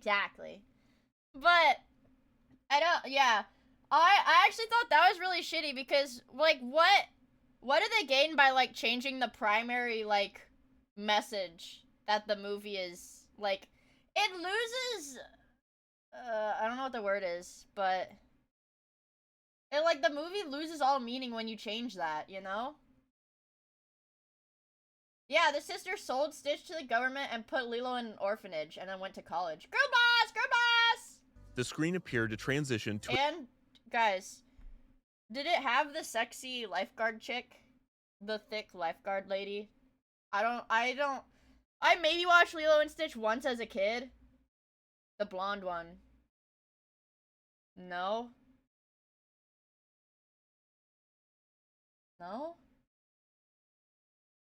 0 out of 10. Unwatchable. a video feed Actually of Hawaii. unwatchable. Guests were amazed when Stitch himself crawled down from a palm tree and began speaking with them. He doesn't talk, does he? Yeah, he goes. The interaction lasted nearly 5 minutes, with Stitch having a full, open-ended conversation with guests. Behind the scenes, a puppeteer monitored the guest and voiced Stitch through a microphone. Stitch was controlled using a standard video game controller, the same kind of controller that would normally be used to play games on an Xbox, or pilot a military drone, or lead a Titanic expedition. Like Lucky the Dinosaur, Stitch was operated with a mix of free movements and canned animations. Stitch's two main free movements were his head, which could be rotated in any direction, and his torso, which could be shifted from left to right. Stitch's mouth automatically responded to the puppeteer's voice, so they would not have to worry about syncing it manually. Stitch's canned animations, or pre-animated bits, included burping,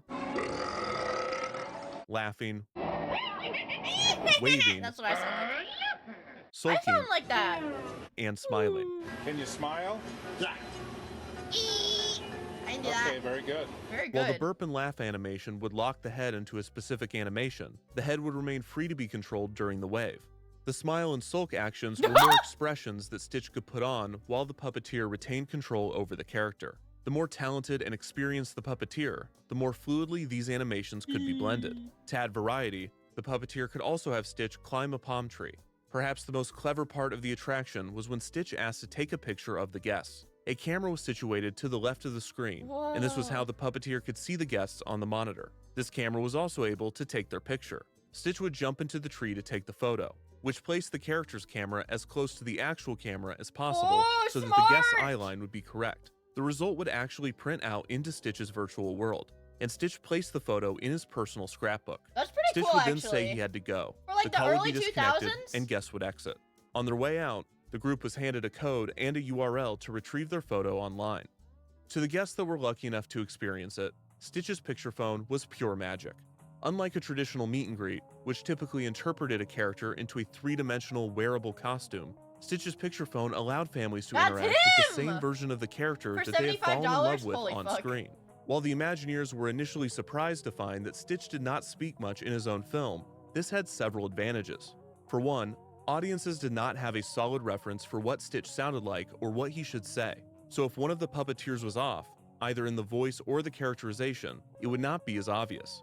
The newness of the film also helped in this regard. When Stitch's picture phone began testing at Interventions, Lilo and Stitch had only been in theaters for a few weeks. Oh my God. Since audiences had such limited exposure to the material, any errors in the presentation did not feel as sacrilege as with an established and beloved character. Stitch's personality also had several advantages over Mickey specifically. Stitch was a chaotic little monster. He was constantly moving and bouncing off of the walls. From an animation perspective, it was far easier to animate a character that was constantly moving as opposed to one that was meant to be planted on the ground. Mickey's Toon Elevator was clever Yeek! in that it always gave Mickey something to do. Why does Mickey look like but that? in general, Mickey is a character that is known to be gentle and happy to stand still. Stitch was the opposite, and these big, fast movements were much easier to sell than the nuance of a more calm character. Also, if the real-time render engine glitched, which it would do every so often, this did not always look like a mistake, and instead just looked like a typical erratic Stitch. From a social perspective, audiences had no expectation that Stitch would provide any level of attention or emotional connection, another advantage that he had over Mickey. Mickey is most in character when he is being nice to you or listening to you. Stitch was most in character when he was running around ignoring you. This interaction technique, sometimes known as railroading, gave the puppeteer far more control over the interaction. The only consistent question that Stitch would be asked was predictably, "Where's Lilo?" And pretty much any answer would suffice. Where's Lilo? Oh, she's out with her sister. They're doing girly stuff. Where's Lilo? Oh, today she's at her hula lesson. Stitch's picture phone was a massive achievement, but it was not perfect. For one, there were several obvious errors in the animation. When Stitch was in the tree, his head clipped through his arm frequently. Two props in the background, a surfboard and a hat, were simply cosmetic, and Stitch was unable to interact with them. Unfortunately, guests often encouraged Stitch to put on the hat and go surf on the surfboard. They were doing this not as an attempt to break the illusion, but because they believed they were put there for this very purpose. This put the puppeteer in the position of having to reject the guest as Stitch, while at the same time revealing that he was If you're Stitch, you'd be like, you just have to like bark at them like a little freak, right? incapable of doing something. This had the potential of grinding the interaction to a halt. Can you get the hat? No, wait, it's not mine. What's the fat man over there? Of course, guests were sometimes less innocent, asking strange or purposefully inappropriate questions. Do you have a girlfriend? Girls are gross. Look, girls. Are you gay? Are you gay? That's right there what that word means. Stitch would often get out of these uncomfortable situations by doing something chaotic, such as randomly doing a celebrity impression. What? Oh, someone likes my Little John impression. What is? Little John? Okay. What? Can you do the moonwalk? What? What the? What the fuck? Okay, Stitch, that's enough impression. That was really good. That was a good one. That was a...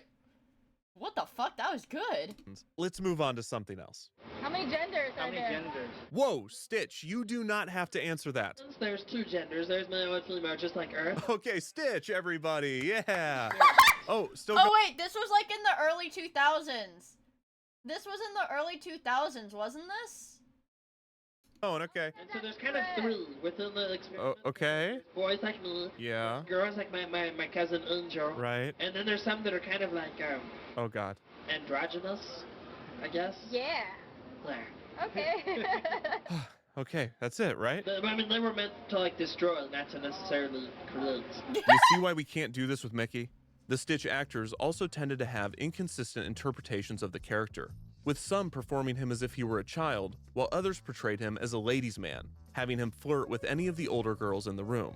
Speaking of hats, why are all the girls better looking than all the guys? Would Stitch say this, you guys? Would Stitch say this? Freaky! Strangely, this aspect of Stitch's character is not seen in the film itself. Yeah, I thought Stitch was like supposed to be a little kid. But it was a significant aspect of the marketing campaign. The most persistent issues that Stitch's picture phone experienced were because of the size of the interaction. The actual attraction was a very small space, and it was difficult to fit more than 6 guests into any one session. Not only was it challenging to fit more bodies into the room, but the quality of the interaction became significantly worse like with more people. The physical phone was a fun prop that helped facilitate the conversation, but the puppeteer was able to hear anyone in the room.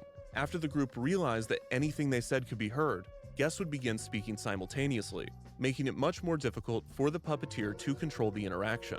More importantly, the small space meant that the throughput of the experience was absurd. If I go to character AI and I ask Stitch how many genders there are in his alien world, what do you think he'd say? low. Each interaction lasted around 5 minutes, which meant that the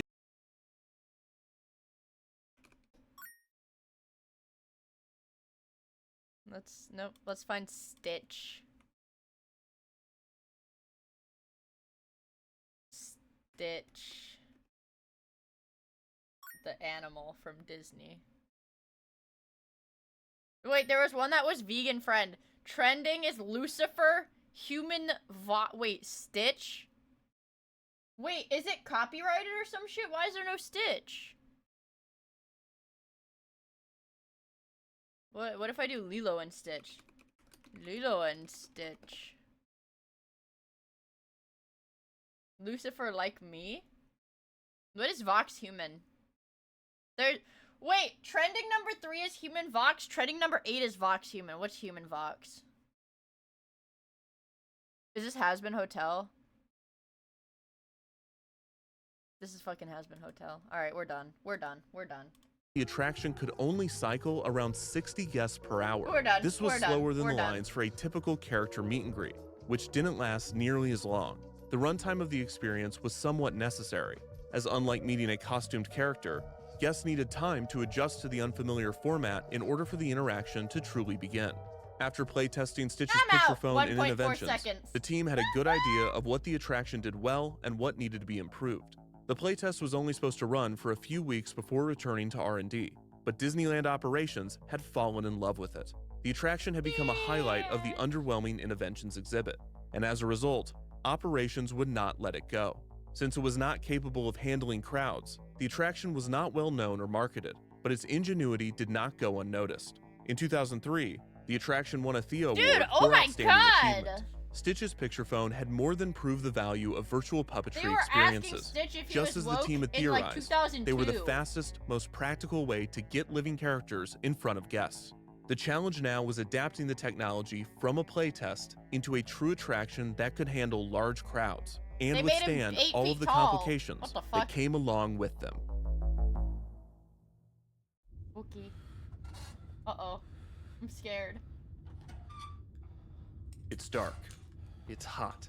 Huh. You can barely see where you are. Freaky. You can barely see where you are going. This is In the Gotchi shadows, dungeon. you This is the operate dungeon. machinery to inch your prison forward. This is the What's dungeon. that sound? Someone has approached. They seem excited. Signal to them that you are aware of their presence. Give them some indication that there is movement within this torture chamber. Five Nights at Freddy's. Let them know that you are alive. Then you hear it, the snapping of a camera. A picture has been taken. You have done it. You have accomplished I'm your purpose. Springtrap. This is what I imagine the experience of operating this Nemo meet and greet was like. This roaming clownfish capsule was created to promote Pixar's 5th animated feature film, Finding Nemo. The film held its world premiere on May 18, 2003, and was attended by the film's voice cast, Pixar chairman Steve Jobs, Disney CEO Michael Eisner, and Hey, it's Nemo! This roll-around character would then appear in There's a several person mini in there? parades throughout the Disney parks. This makes sense, as this Nemo is much more of a parade float than a costumed character. But then, strangely, it began to be presented as a meet and greet. This awkward character interaction What that the did not fuck? come close to meeting Disney's established standard of quality was not just a one-off oddity. It was representative of a host of problems, both big and small, that the company was experiencing at this point in the early 2000s. There's a guy To in there? begin, the big. Finding Nemo was a massive hit with audiences. The film was Pixar's most commercially successful film, and by the end of its theatrical run, it became the highest-grossing animated film of all time, surpassing 1994's The Lion King. Disney distributed the film under their extended deal with Pixar, and both companies benefited from the film's commercial success. However, Disney's own animation studio was struggling, having recently released a string of box office disappointments. Disney and Pixar were in negotiations for a new contract, and Jobs was leveraging the success of Pixar's That guy's slate very to pink. negotiate a more favorable deal. Eisner refused to give in to Jobs' terms, and it appeared that Disney and Pixar would not reach a new agreement. To add to this, both Disneyland and Walt Disney World were experiencing falling attendance. Pressures outside of Disney's control, such as fear of travel after the Oh, 'cause September 11th 9/11. terrorist attacks, Oh my God, it and was the because effects of an economic 9/11. recession, had significantly impacted attendance figures.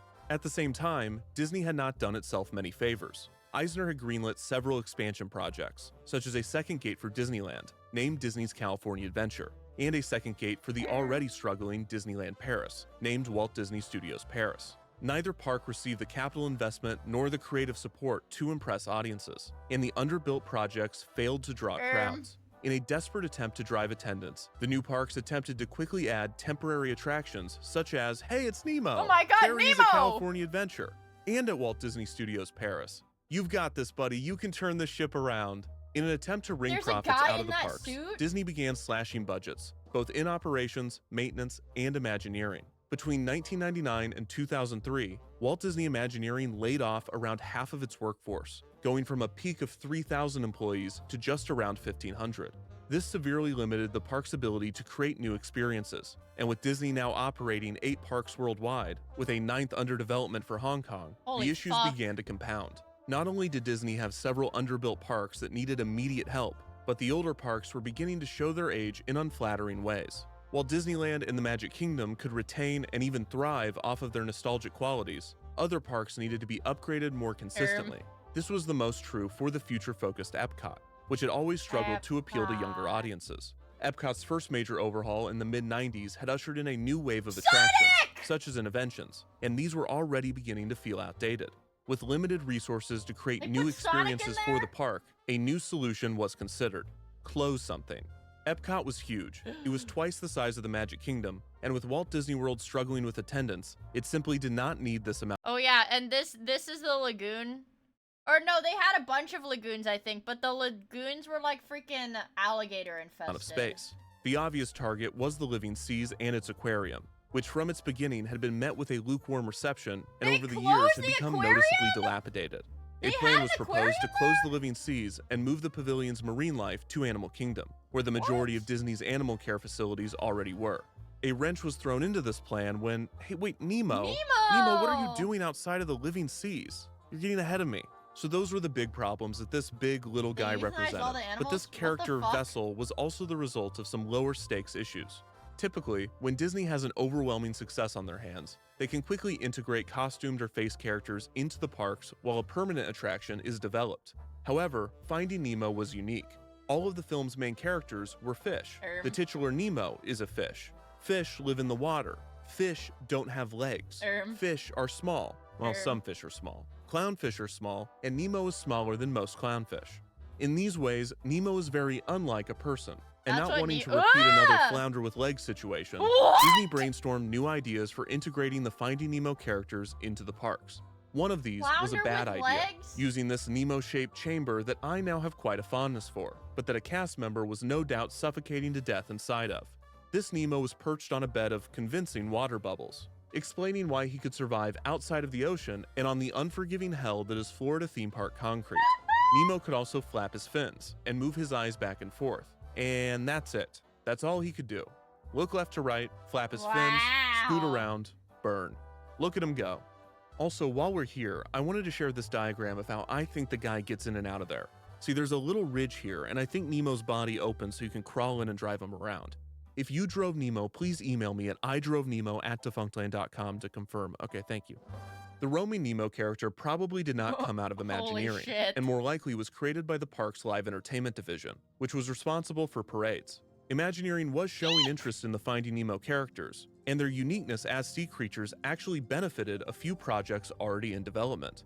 When Finding Nemo was released, Imagineer Joe Garlington was still working on Mickey's Toon Elevator for Tokyo Disney Sea, and he and his team were realizing the difficulty of translating the virtual puppetry format into a fully realized attraction. It was determined that to achieve a reasonable capacity, 12 to 16 identical interaction rooms would need to be created, each of which would need to be operated by an actor. This meant that a roster of around 40 puppeteers would be required to keep the attraction operating all day, every day. This was simply not realistic, so Garlington considered a workaround, a new method that he referred to as a pseudo-living character, an interactive character that was controlled by a live operator, but not voiced by one. Five Nights at Freddy's This would allow style. any cast member to be able to operate the room with simple controls that could initiate story beats and trigger pre-recorded dialogue. While the elevator concept would remain, the idea of the attraction starring Mickey was abandoned, for many of the same reasons that the original Toon Elevator team had moved on to Stitch. Garlington considered using the clumsy Goofy, whose personality was better equipped for the cartoony chaos of the elevator. While the main interaction would be a pseudo-living character, Garlington felt that he needed at least one true living character to sell the attraction, choosing to place a virtual puppeteer in the pre-show. Given Disney Sea and the SS Columbia's nautical theming, Imagineers considered a sea creature, and after the success of Finding Nemo, they had plenty of recognizable, charismatic ocean animals to choose from. The Imagineers honed in on Crush, the 150-year-old sea turtle known for his laid-back nature. Like Stitch, Crush was the perfect fit for a living character. For one, his voice was easy to perform. Unlike Finding Nemo's main characters, who were voiced by famous comedians such as Albert Brooks and Ellen DeGeneres, Crush was voiced by the film's director, Andrew Stanton. Stanton's laid-back performance was easily mimicked, even more so than Stitch. First you were all like, whoa, and then we were like, whoa, and then you were like, whoa. On top of this, Crush had limited screen time in the film, which would give Imagineers and the puppeteers much more freedom, as there was less source material to contradict. Like Stitch, Crush was always moving, doing barrel rolls and flipping, making him Does Crush know how many genders there appear are? more alive and active when animated. Finally, Crush's chill Are attitude people gonna allowed him to ask better him how control many an genders there interaction are? and shift between topics, as he was not expected to be as attentive and engaged as a character like Mickey. Garlington and his team pitched their living character attraction to the Oriental Land Company, but for whatever reason, management did not greenlight the concept. What? This did not dissuade Garlington from continuing to develop Why the don't they attraction, like him? particularly the virtual puppetry element with Crush.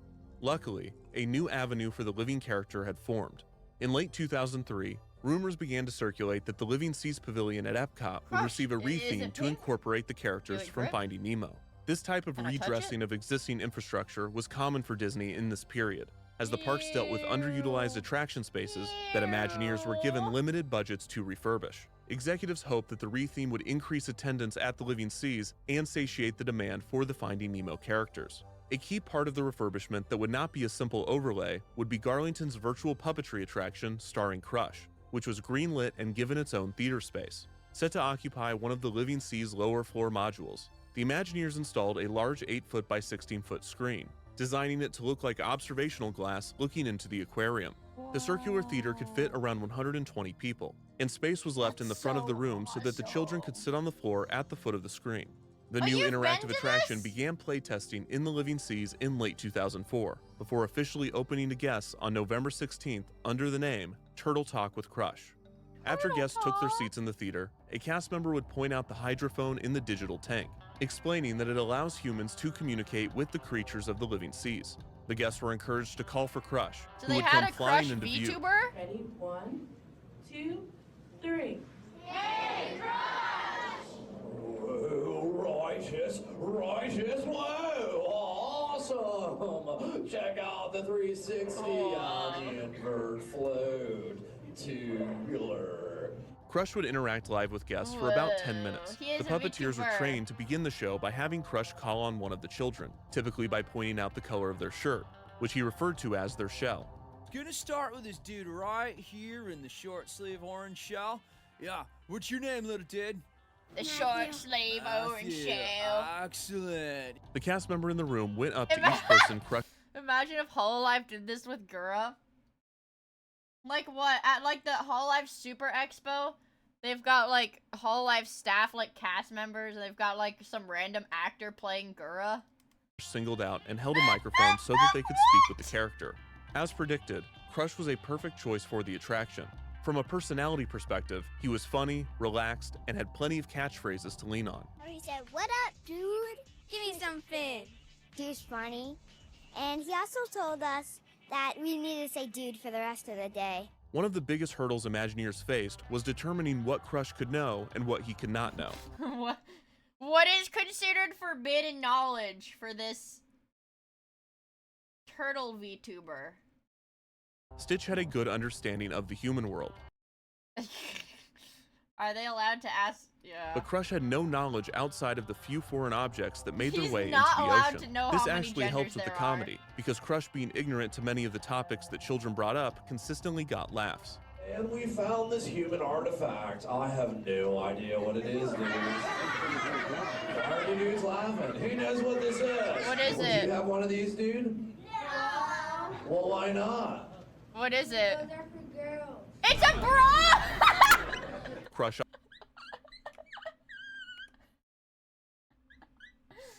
It's a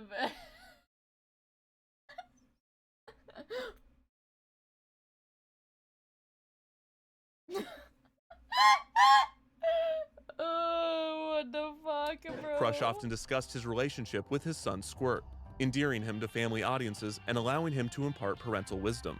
To tie into the theme of the living seas, Crush had several facts about the ocean at the ready, and he often ended the show with an ecological message in support of caring for the Earth's oceans. Because fish are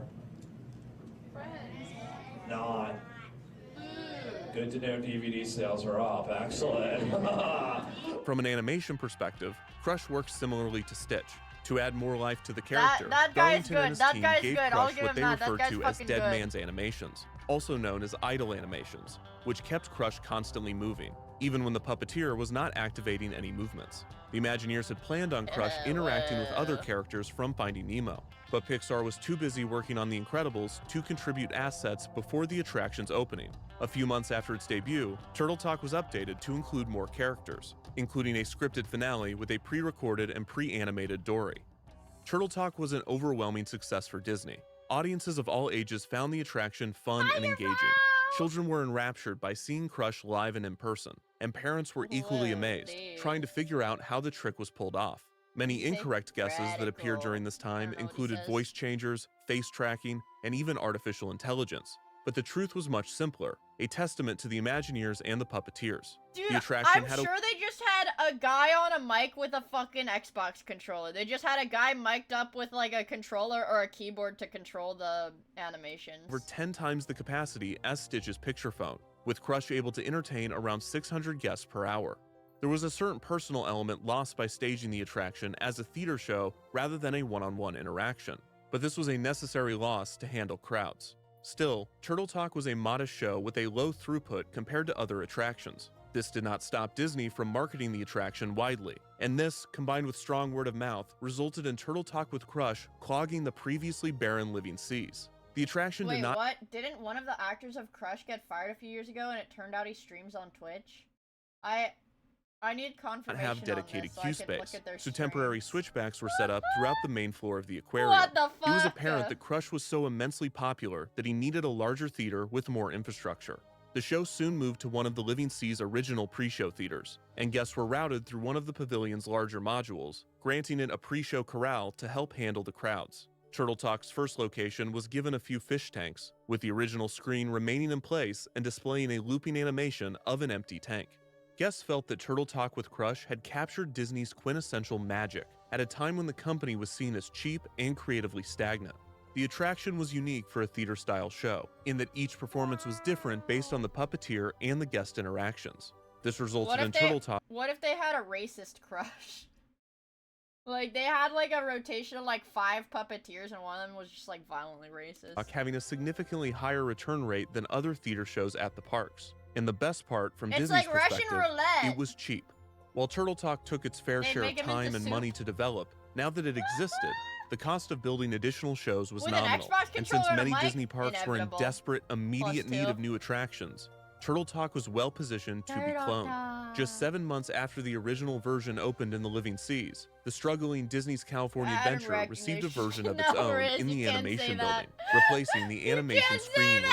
This was a that! ridiculously simple retheme, taking a poorly attended theater and immediately giving it an attraction that dazzled guests. This caused the virtual puppetry format to spread rapidly.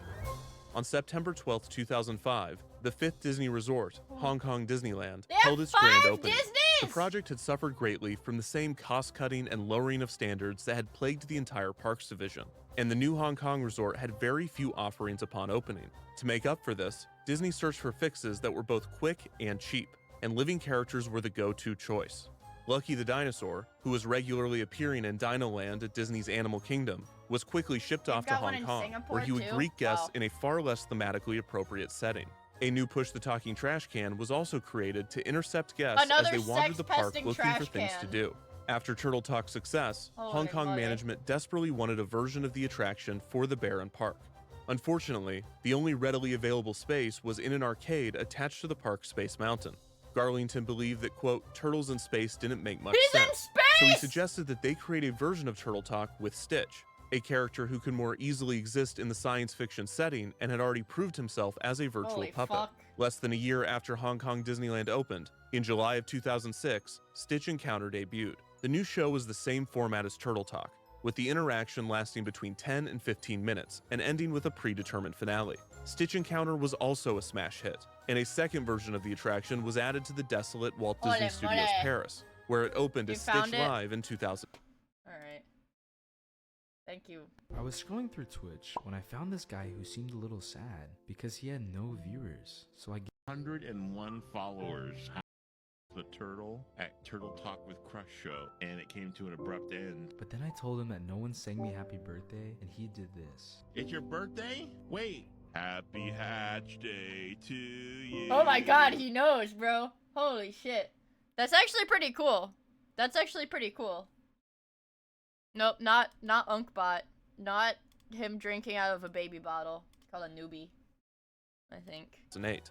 Perhaps the example that best illustrated the format's portability is when Disney built a bus capable of taking Turtle Talk on the road. Disney drove the Turtle Talk bus up and down the West Coast in an effort to promote Disneyland's newest attraction, an unrelated Finding Nemo re-theme of the park's long-shuttered submarine voyage ride.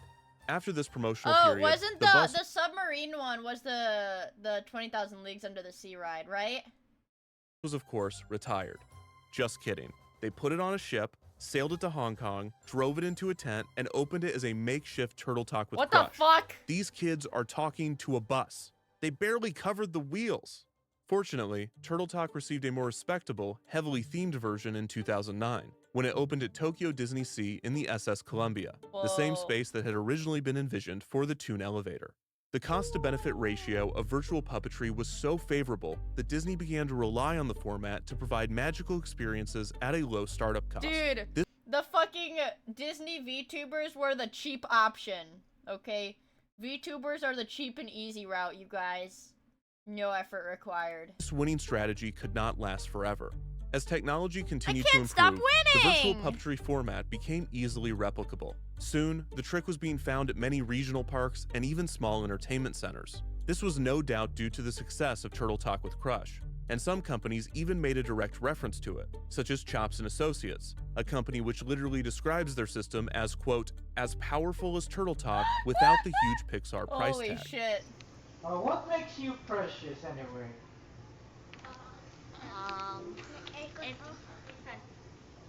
What makes you precious? Come on. This is scary. Within just a few years, consumer Imagine you've got this freaky ass fish staring at you that's like, come on, answer me. Answer me. Answer me. versions of the technology would be released, and virtual characters would no longer dazzle Oh my audiences god. in the same way. Dude, this looks like the model from like the fucking SpongeBob video games. This looks like the same model from the games. In the same way that they had at the time of Turtle Talk's debut. The way around this was to find a new way to amaze guests once again. And one obvious next step was to take the characters off of the screen and bring them into the real world. Imagineering's research and development was already experimenting with this very idea, combining the lessons learned from both the roaming animatronics and the virtual puppetry. Hello! We're learning about, this is like the history of VTubers chat. Hi, Ritters! I hope you guys had an awesome freaking stream. What the frick is up? Also, Lucas, thank you for the follow. Risha, thank you for the follow. And Sir Harvard, thank you for the follow. I hope you guys had an awesome stream. Let me give you a shout out. What were you guys doing? What were you guys up to, huh? Also, Frontius, thank you for the follow. Twitch loves Fortnite, thank you for the follow. Mike, thank you for the follow. Garlic Dream, thank you for the follow. I really appreciate it. Ooh, crowd control Minecraft. Dude, that is like so freaking fun. That is so freaking fun. I think I did crowd control Minecraft once, and I let people summon the Ender Dragon, and it only lasted for like maybe 20 minutes because the Ender Dragon got summoned like 3 times at the spawn, and then I couldn't do anything. Also, Can, thank you for the gift sub to Ali, I really appreciate it. Also, Smallbird, thank you for the follow. Metro King, thank you for the follow. Zelmeta, thank you for the follow. And the Vaultiest Boy, thank you for the follow. Guys, one of my favorite YouTubers, Defunctland, posted a new video today. And it's 4 hours long. I think I might sit through the whole thing. I told my chat we'd only watch the first half of it, but I think, don't tell them, I think we might sit through the whole thing. But I don't know yet. It was a legitimate rage quit. Yeah, it was pretty grim. Yeah, thank you for the raid. Hi, Raiders. My name is Mia. My name is Mia. I drew my VTuber and I rigged my VTuber, and sometimes I draw on Twitter. But when I'm on Twitch, I watch YouTube, and sometimes I play video games. Yippee! Did I play a game yesterday? No, I didn't. No, I didn't. I threatened to play World of Warcraft. I threatened to play World of Warcraft, but I don't think I did yesterday. Also, Delarkoyan, thank you for the follow. I really appreciate it. Thank you! Yeah. Oh, I played rhythm games. I did. Play on the China server, pussy. Isn't that... I don't know if Soda's still alive, but wasn't Soda doing that? I feel like Soda was doing that, earlier today, right? Yeah. I thought about watching it, but then I think I ended up watching VTubers. I'm a spineless. I thought about watching that, but then I went to go watch VTubers. Yeah, Titan Forged. Yeah. How do you threaten to play WoW? I say, chat, better behave yourself, or else I'm gonna play World of Warcraft on stream. Or else. And then it usually works.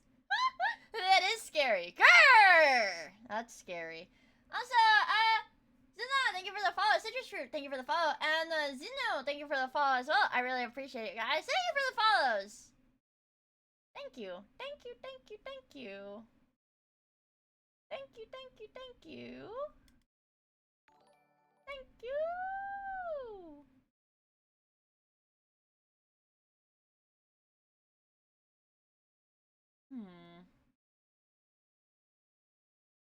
I forgot what I was gonna say.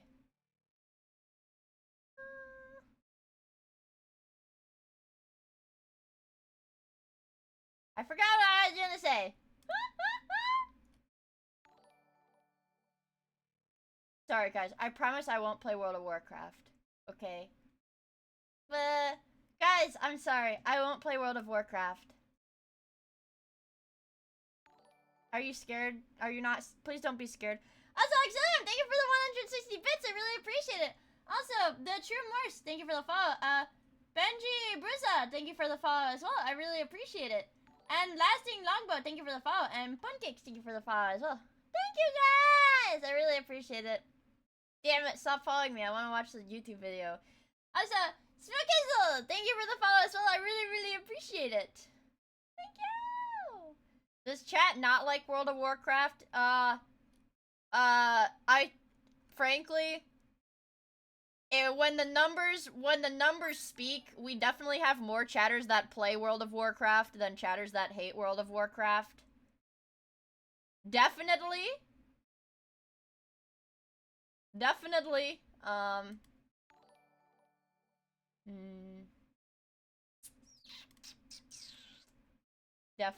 Hi, Benji. Hi.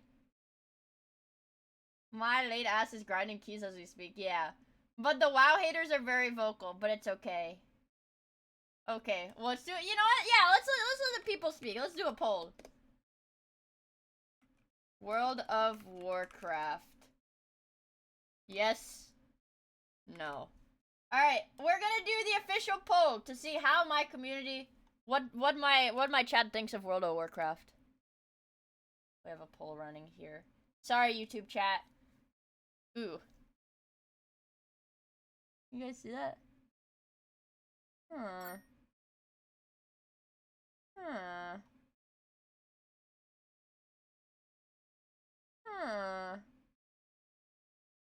I need to do PvP. I need to do PvP because I want one of the sets for my paladin.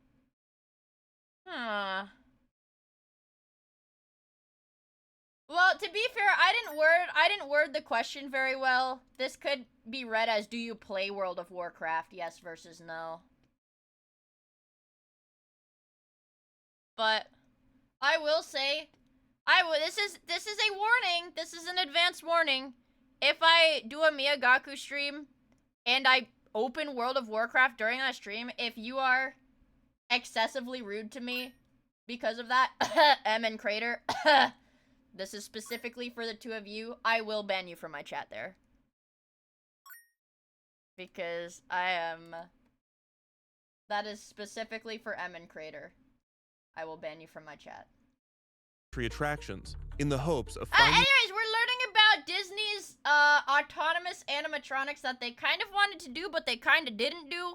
But they wanted to do, but it didn't really work out. The Living Character Initiative's next big hit. We're learning about roaming characters. This is literally Five Nights at Freddy's stuff. Literally Five Nights at Freddy's tier. God, dude. On March 13th, 2005, Michael Eisner announced that he would resign from his position as CEO of the Walt Disney Company. After being removed as chairman of the board a year prior, the writing was on the wall for Eisner, who had been the subject of a campaign launched by Roy E. Disney, dubbed Save Disney, which indicted Eisner for the company's down period. Holy Eisner would shit. stay on as CEO until September of 2005, in part so Guy that who's he only could see seen the Five opening Nights at of Hong Freddy's? Kong Disneyland. It By is that like point, Five Nights the at board had Freddy's. already confirmed Disney's president, Bob Iger, as the company's next CEO. And as one of his first big moves, he sought to repair Disney's relationship with Steve Jobs and Pixar. Less than 4 months after taking over as CEO, Iger announced that Disney had finalized a deal to acquire Pixar and that Jobs would be joining Disney's board of directors. Iger's quick move signaled a new era for Disney, one that would abandon Eisner's emotion-driven leadership style in Why am I favor of lizard more blinking? measured, Hello? calculated decision-making. Iger would retain Eisner's general push for technology integration, making it one of the key tenets of the transition. Fortunately for him, the Imagineers were already one step ahead.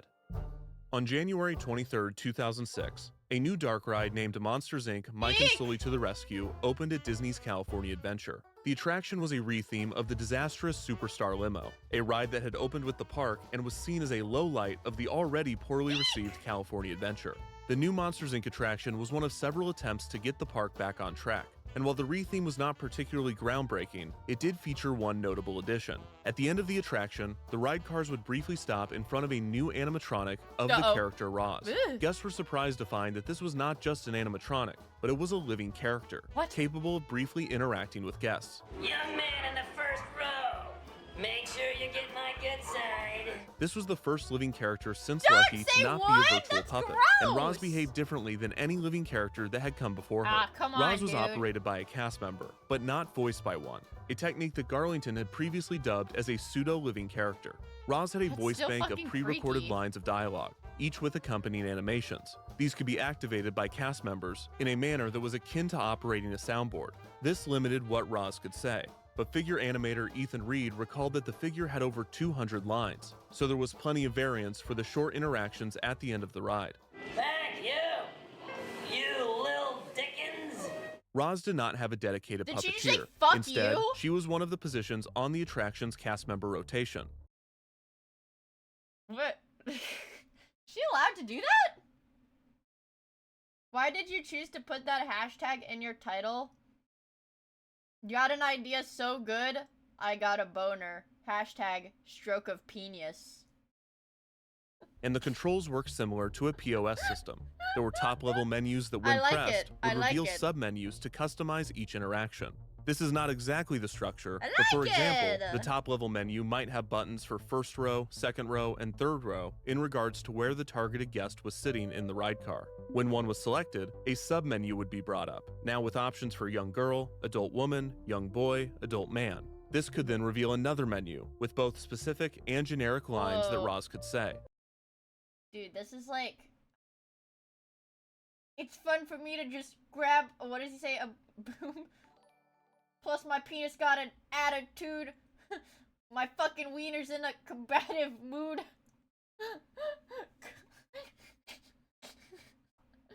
Yuko can... It's Eminem freestyle.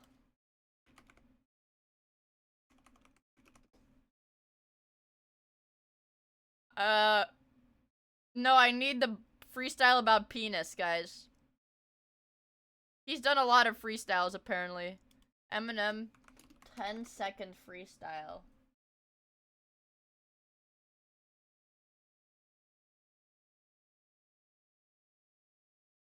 I don't know which... I don't know. I don't know.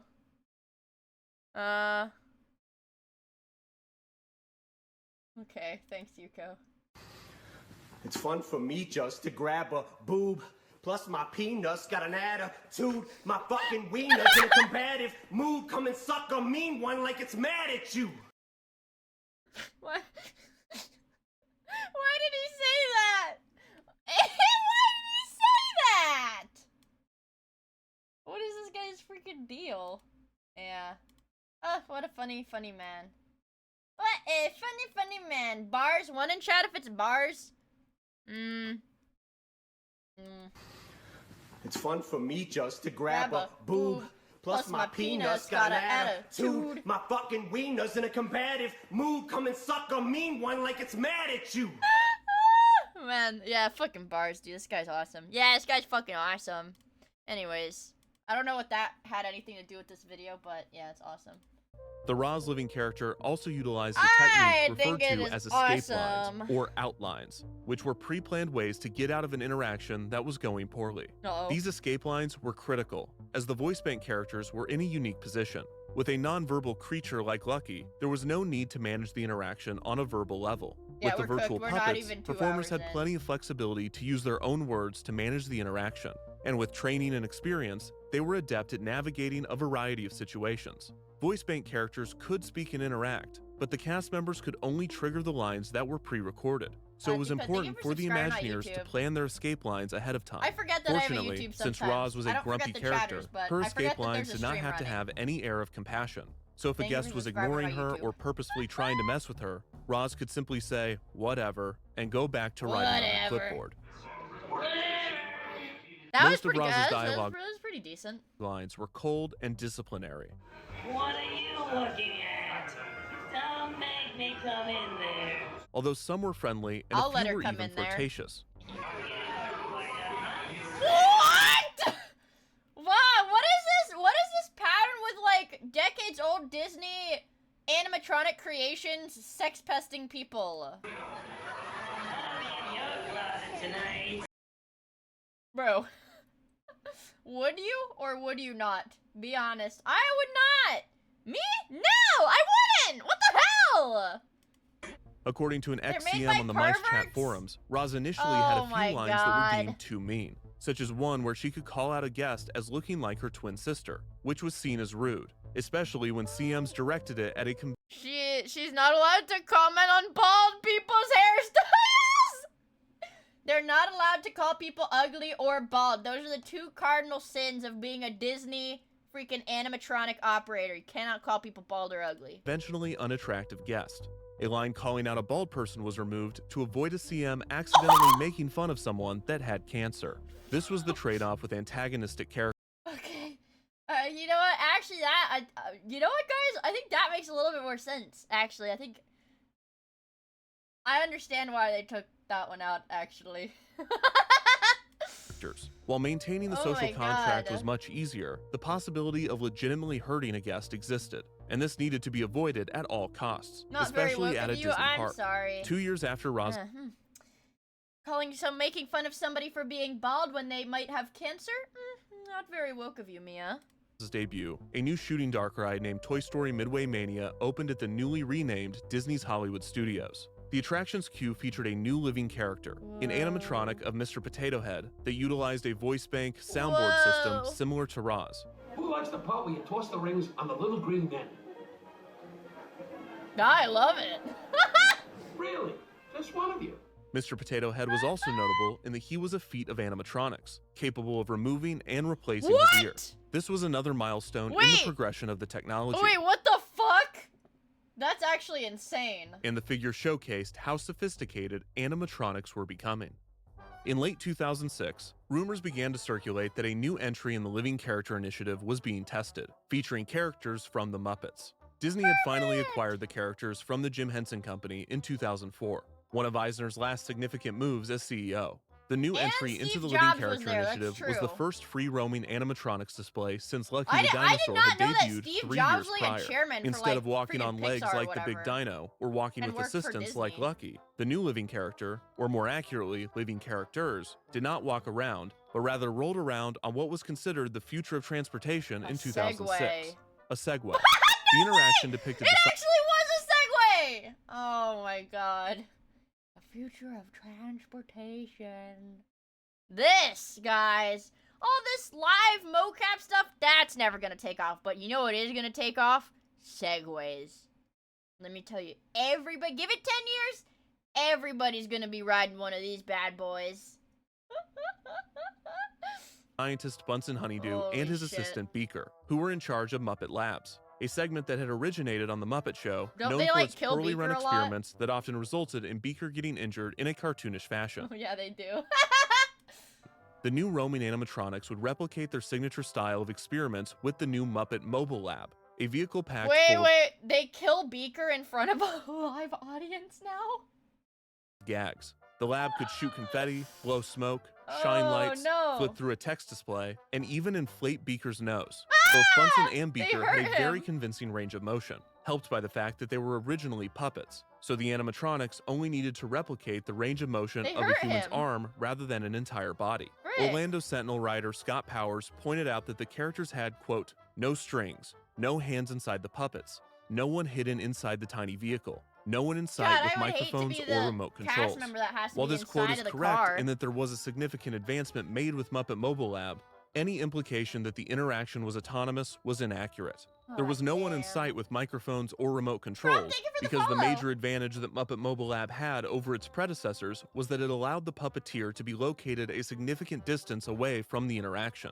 The lab had onboard cameras and microphones that allowed the puppeteer to Where are read the its fucking environment, and the cameras? performer would Also, monitor Wibble, these thank you for as the they follow voiced as well. I Bunsen really live, appreciate it. drove Thank the lab you. around, and triggered effects. Bruce Vaughan, who had in the time since Lucky's debut become chief creative executive of Walt Disney Imagineering, still looks a said, little quote, freaky, though. "This is an incredibly compelling and powerful way to experience the characters. They are fully aware of the people in their presence and can call you by name." Which, yeah, they're fully aware because there's a guy watching on a monitor. It's a little misleading. Oh, like As was freaking standard with security living camera characters, shit. Bunsen and Beaker were safe Muppets to choose. Bunsen's voice was easy to do, and since the character was less popular, it was not obvious to guess when it was slightly off. Bunsen and Beaker were also clumsy characters, closer to the personality of Goofy, while a choice like Kermit the Frog came with many of the same issues as Mickey, Oh yeah, in that the voice Kermit is is a well-read, well-respected individual with an iconic voice. more recognizable Kermit would never set Beaker on fire, guys. Nuh-uh. and difficult to do, and that he would be expected to have some level of emotional intimacy. That said, keen Muppet fans could notice that Bunsen's performance varied based on the puppeteer. Anybody else love Beaker? I know. Yeah? Who would like to come up and see if they can have a date with him? Dude, why is this the most consistent thing between all of these fucking animatronics? Is that they're sex pests? What? Even the fucking trash can. Guys, no, stop. Stop being freaky. Don't get freaky with Beaker. Not, you're too young. Besides, aren't you a boy? While in Muppet Not very woke of you, Bunsen. Holy shit, dude. Well, Bunsen, it's 2025. Boys can, Beaker's a boy. I mean, he's a puppet, but, you know, guys, it's 2025. We don't condone people for paraphilia as much as we should. There are dudes fucking puppets.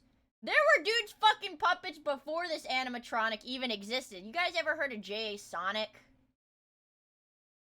The Sonic plushie guy?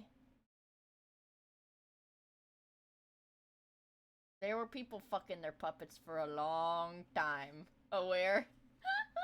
media, Bunsen was typically in his own head and focused on his experiments. When the Muppet booby Mobile porn. Lab debuted, his Don't do improv that. comedy was still being workshopped. This led to a few out-of-character moments, such as when Bunsen tried to flirt with female guests. You can help me. There's no way. It just keeps happening. Over every single time. It just keeps happening. This is unreal. Oh my god. Why does he keep flirting I'm with sort people? of afraid of girls. You can't help me? You can help me.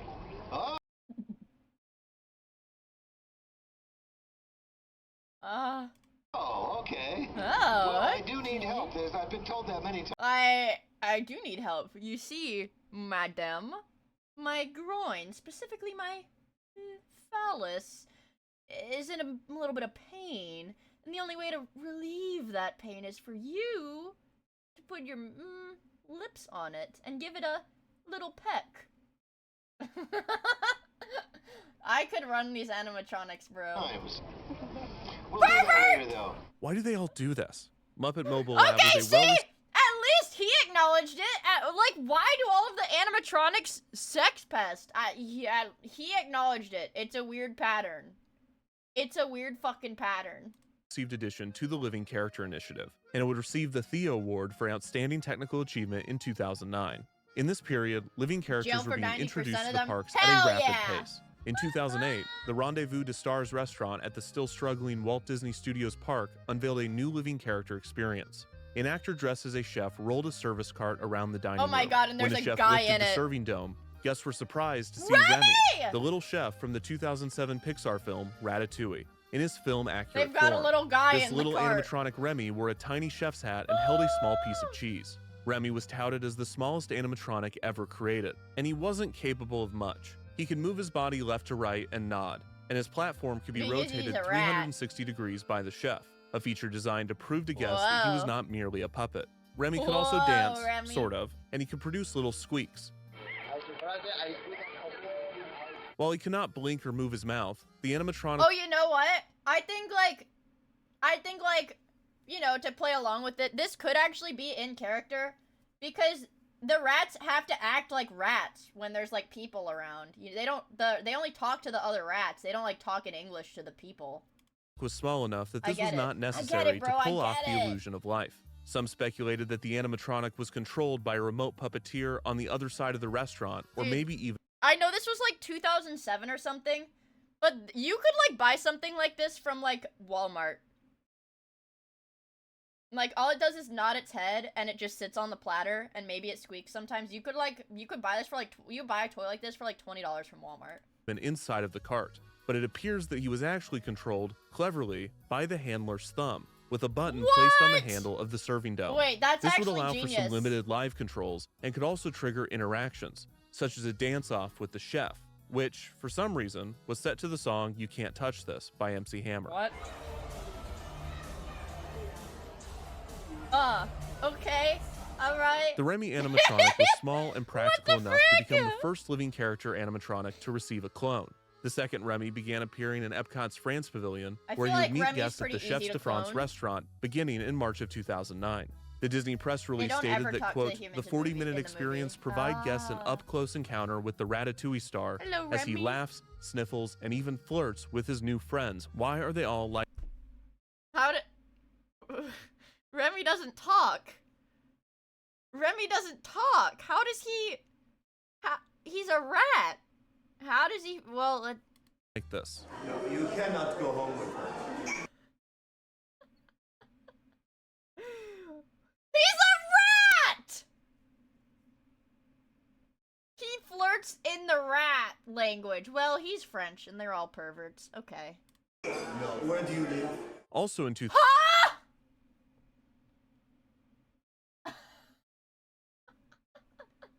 Remy! You cannot ask a random lady on the street that. Rewind that. Yeah, what the fuck? 2008, another living character based on a Pixar film was created. The adorable robot Please tell me please fucking tell me Wally doesn't flirt with people. Wally's probably one of my favorite, like, what is it, like, Pixar, like, animated movies. Like, I think that might be my #1. Wally can emote, he can do his little robot noises. Yeah, and Wally has a wife. Wally is freaking married to Eve. Wally has a fucking wife. Wally would not flirt with people. Wally. The Wally animatronic was This a is really detailed and cool. expressive living character, and he was built close to movie scale. With the Oh my god. And see, that's the awesome thing. It's like an animatronic Wally isn't gonna look creepy because Wally's a fucking robot in the first place. animatronic being a bit larger than the character appeared in the film. Since Wally's mobility came from his pair of tracked treads, Wait, that's so the cool! animatronic could navigate spaces quite easily. This Wally also had several canned animations that conveyed emotions such as shyness and confusion. Continuing the trend of I'm Pixar-based soying out. living I like characters, Wall-E. in 2009, an animatronic of Lex Dude, they could never make Eve because she's got like fucking jet engines. And also her head is floating and her arms are floating independent of her body, and also her fingers float independently. And also her body, yeah, she's like fucking levitating. I don't think they can do that. So Jr., And Pixar's she's too damn sexy. mascot, began hopping out at Disney's Hollywood studios. She's too Luxo sexy. Jr. would emerge from behind a pair of window shutters, hop out, and look around at the guests below. And that's all it did. Well, what else does he fucking do? He's a lamp. Okay, we need to stop here and discuss something. Okay. Something that you might already be thinking, and something that I've been Sponsor? grappling with for quite a while now. What exactly is a living character? Okay, Now, my this bad, might my bad. be because I've said it so many times that it has No lost ad, all no meaning. ad. But the term living character seems to lack a clear definition. We can all agree that there are a few characters that are indisputable official members of the Living Character Initiative, Okay. based solely on how consistent Disney has been with labeling them as such. Lucky the Dinosaur and Crush and Turtle Talk are both living characters, full stop. Whoa, But neither were the radical. first living character. So who was? Most Imagineers and Disney press releases Wait, guys. Actually, I'm like really sorry, but before we get into the history of the first living character, I'm gonna run to the bathroom so that we can get the rest of this shit down. Okay. You're calling me a pause, Andy, for that, bro? Let me give you guys a, do you guys want soy tube? What the fuck? Never mind. Ignore that. Ignore that, guys. Ignore that for a moment. I don't know what the fuck that was in my recommended, you guys. Kirby music for a second. Give me like, okay, well. Let's go to this one. Give me like a little bit. A little bit. I'll be right back, okay? I'll be right back. Guys, I'll be right back in like a tiny, tiny bit. Does this text say BRB? It does. I'll be right back, guys. Don't do anything I wouldn't do. Okay? Don't do anything I wouldn't do. I'll be right back.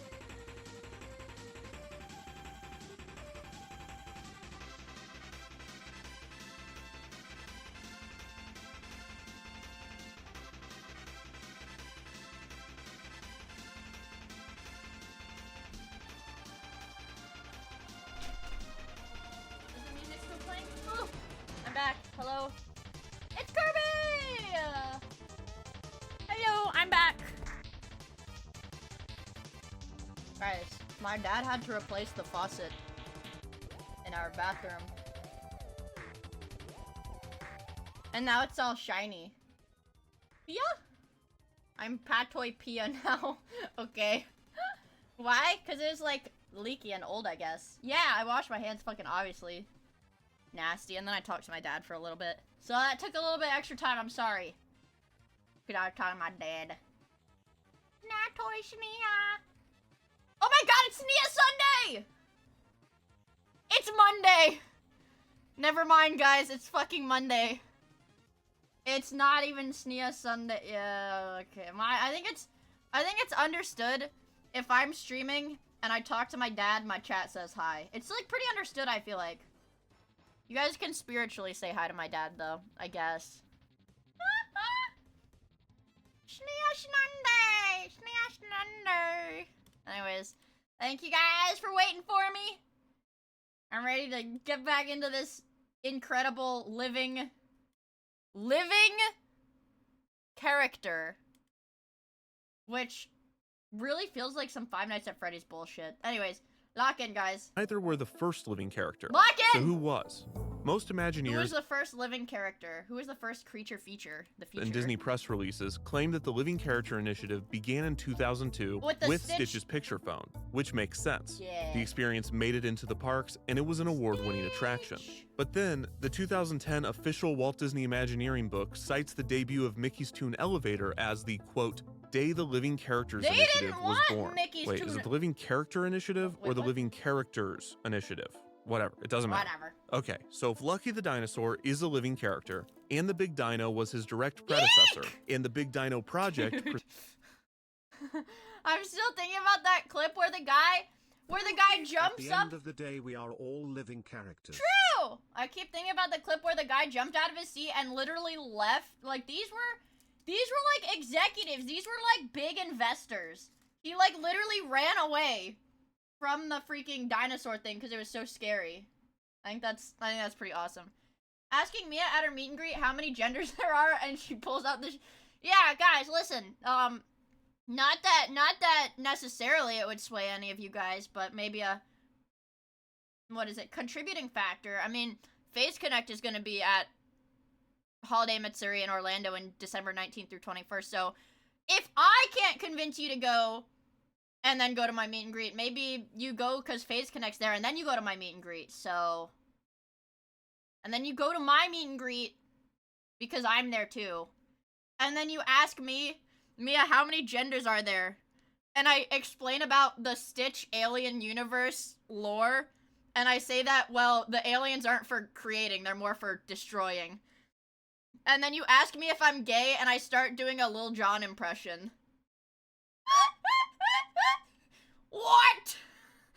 Yeah! And it'll go like, and we never come to a meet and greet again. Okay!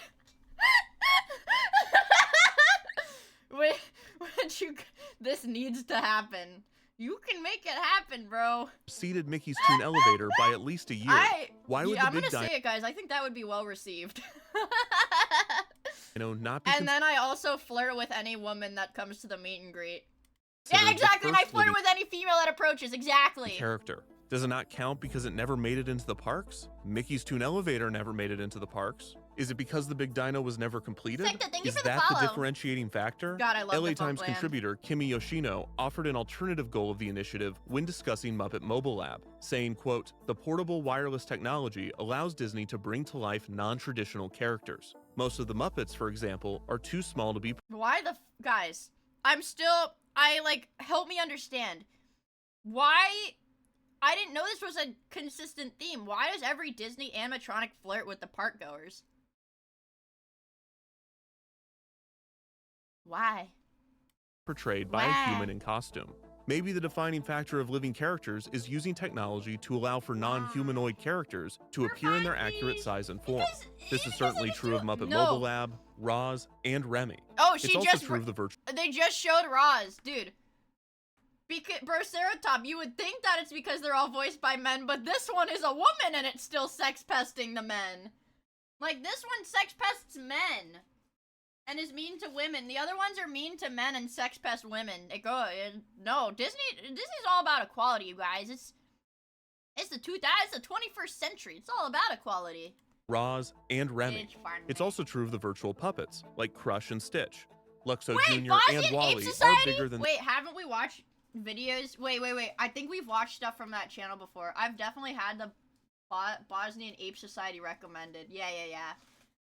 Yeah, you guys, I know you guys like that one. She's a strong, independent woman that they appear does on need a screen. man. And Mr. Potato Head is huge, but remember, we're supposed to be the size of toys in that attraction, so maybe his size is accurate. The real problem with this definition is that Lucky isn't based on an existing character. Was cool, He's not though. even a specific species of dinosaur. Additionally, if the definition was simply using technology to represent characters in their accurate form, wouldn't most Disney animatronics be The considered living ICBM characters Gambit. then? Like Mickey from the Mickey Mouse Review. That's Mickey close to his cartoon accurate size. Much more so than the walk-around costume. Sure, Well, his that was face is messed up that was and long good! and ugly and weird, Ew. but it's What are those lines? What are these? He's got like those the alt hippie like goth girls that get like the, you know, it's like, hold on, they get the tattoos on their nose where it's like, so I'm doing this with my mouse, like here are their eyes and like this is their nose, and they get like, you know, the line and like the dots tattooed like that, you know, like that. He's got the freaking close. their wrinkles. This obviously isn't a living character though. It's bolted to the ground in a show. So is the definition of a living character a non-costumed or face character that roams the parks? A No, FNAF reject? that doesn't account for Turtle Talk with Crush or Stitch's picture It's phone. Mickey I guess Mouse! they roam the screen? What about Mr. Potato Head or Roz? They're bolted to the ground, and Roz is even an animatronic in a ride. So is interactivity a requirement to be a living character? This makes sense for most of them. It also explains why Monsters, Inc. Laugh Floor, a theater show with virtual puppetry segments, was named as part of the Living Character Initiative when it debuted in 2007. Although it is far less of a character encounter than Turtle Talk, and all of the puppeteered characters were original characters not seen in the film. Interactivity certainly I makes like the the most purple sense as a alien. prerequisite, but is it really fair to call Remy interactive? He just shrugs Remy just shrugs, but somehow they managed to make him flirt with the guests. It's awesome. and wiggles and dances. Worse, Luxo Jr. has no interactive elements. He just hops out and looks around. I'm 99% sure he's pre-programmed. Why is he labeled a living character? Maybe the definition of a living character is just a guy hitting on you from a distance using technology. In that case, why isn't Instagram a living character? Anyone? Anyone? Anyone? Anyone? Anyone? Anyone? Anyone? Anyone? Anyone? To make things more confusing, when Lucky debuted and the Living Characters Initiative Riz was versus officially made sexual public, harassment? Richard Barrier of the Orlando Sentinel cited two other projects as living characters. The first is Pal Mickey, an interactive plush of Mickey Mouse. The latest marvel from the dream makers at Disney is becoming the talk of the parks. Literally. This is That was Pal good. Mickey. Hiya, pal. The name's Mickey. The toy was a smart device that used infrared technology to allow the doll to deliver location-based and real-time wasn't, like, information about the terrible. That park. was like a 4 I out of haven't 10 mentioned maybe. this until now because Or am I it's giving a doll, myself too much but credit? apparently I feel like that it's was, part like, of the 4 out of Living 10. Characters Initiative. The other supposed living character cited here was a roaming animatronic of the raccoon Miko from the film Pocahontas. The animatronic had a limited run in a Pocahontas show at Disney's California Adventure. In a different Pocahontas show, Miko was portrayed by a real raccoon, which is kind of the most living a character can get. Anyone? Anyone? Anyone? Anyone? Thank you for the super chat, Jonathan. Anyone? Anyone? Anyone? Holy shit. If you think about it. I mean, it's not just a raccoon at the zoo, it's a raccoon portraying the character Miko. Why is this not a living character? Wait, is it because was a humans did trained not make this raccoon? Have humans really ever made anything? Or if you prefer, humans made this raccoon hop on this log and pretend to be a character from a movie it's never seen? I'm just saying, I think Raccoon Miko's on the board. And since we're considering candidates, what about my boy Nemo? Why is he not a living character? Because there's a guy in there? There's a guy in Lucky, or at least the flower cart, so why not Nemo? Is it because he's huge? Really? Wow, okay. In 2006, Imagineering began playtesting a multimedia scavenger hunt throughout Epcot themed to the Disney Channel I animated... accidentally muted my mic instead of doing that. I'm Sakura! Thank you so much for the 14 months of the Prime! I was gonna say, I can't imagine being like a crew member that has to like pilot this Nemo like a freaking go-kart. Like a go-kart, like you're sitting in a pitch black go-kart with no air conditioning. Playtesting a multimedia scavenger hunt throughout Epcot themed to the Disney Channel animated series, Kim Possible. This experience had families navigate Epcot's international pavilions, using specially programmed cell phones to complete challenges, Whoa. which Oh my along God. the way Was that like a current day cell phone? Not like a prop thing, that was like what a current day cell phone looked like. triggered physical effects and simple animatronics. During playtesting, Ew, the experience that? featured an interactive animatronic tin soldier, which was puppeteered and voiced live. Read those 3 things back to me, so I know you've got What? them memorized. Find the seeds. No, that's not it. When the experience officially opened as Kim Possible No. World Showcase Adventure in 2009, this interactive element was removed and the tin soldier was given a short, pre-programmed bit. Despite this, the entire No. adventure was still branded as part of the Living Character Initiative. So was this because a living character was originally planned as part of the project, or is it because the simple interactive elements are enough to qualify it as a living character experience? It seems that any single definition of living characters is I think, honestly, the best portrayal of any of these animatronics, I think the Wall-E one looks the best by far, but not only am I biased because I like Wall-E, but also it's easier to portray because he's a fucking robot. unsatisfactory, either because it is so Everything broad else that just it looks kind encompasses of too many meet and greets and mid. animatronics, or it is so specific that it eliminates characters already confirmed as part of the initiative. It seems that the Living Character Initiative is more of a feeling than a strict category. Bruce Vaughn explained that, quote, "The goal is to bring our characters to life in new and unique ways for our guests," which is a very general yet solid definition. He then immediately continued by saying, quote, "Not to replace what we have, but to have certain I like characters that come Disney out in has, like, different fucking forms in code the space words. outside of the Like code words and fucking code names for everything. It makes it feel like a bit more like esoteric. attractions, which would eliminate half of the characters, including Crush and Roz and Mr. Potato Head. But the first part was good, bringing characters to life in new and unique ways. This lines up with Imagineer Holger Ermler's definition. He said, quote, "By combining technologies, our Living Character Initiative creates new levels of guest interaction and brings characters to life like never before." Vice President of Creative for Imagineering, Don Whitten, said, quote, "Take Abe Lincoln. How often do you see Abe sit down and talk? We've now Wow, taken my that one favorite step fictional further. character- We're trying to get the guests close to My, characters in my favorite character to have heartfelt one-on-one interactions with. The 16th President of the United States of America, Abraham Lincoln. different ways. While these definitions what the do frick? encompass most, if not all, of the living characters, they do come with a state of impermanence. If living characters are next-generation experiences that One-on-one bring yo characters with to 4 life like O's. never before, then each edition must be moving forward in some way. This is true of Lucky, which was certainly an advance. Alright, Yuko, I'll bite. What is this? You just don't get Walt's presidentism. Wait, this is the Monsters Inc. thing! This was the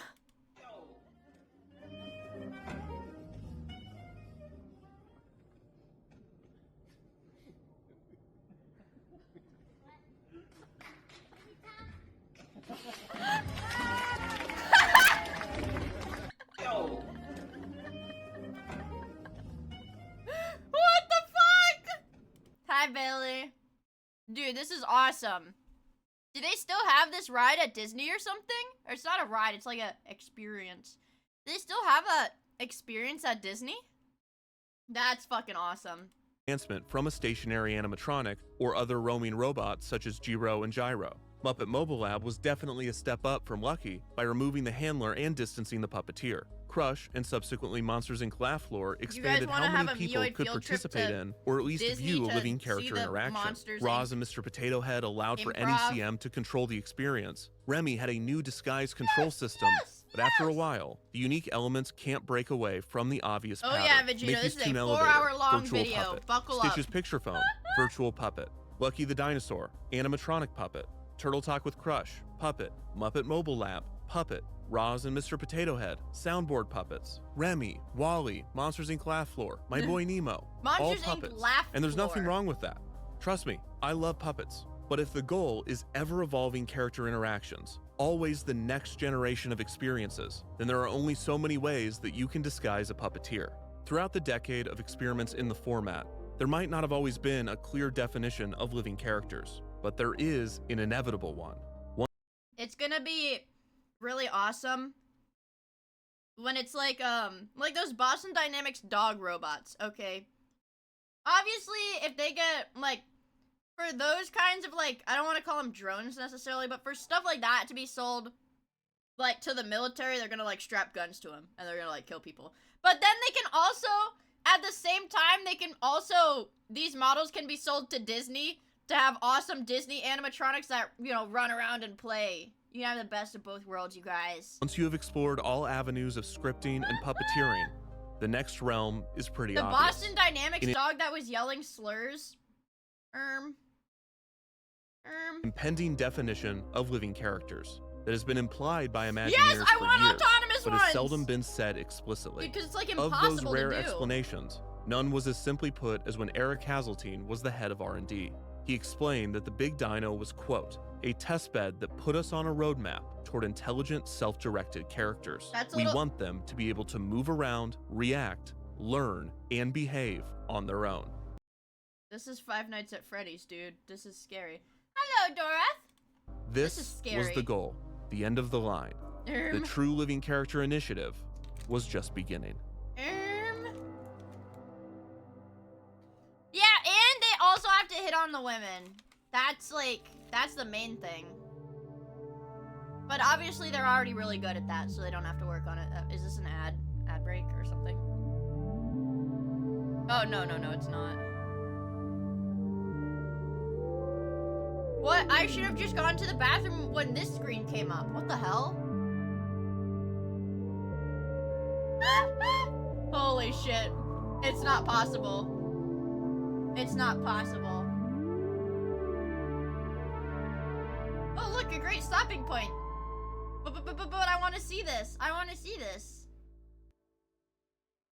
On June 7th, 1990, the theme park industry changed forever with the opening of Universal Studios Florida. Much more than an imitation of, the industry leader.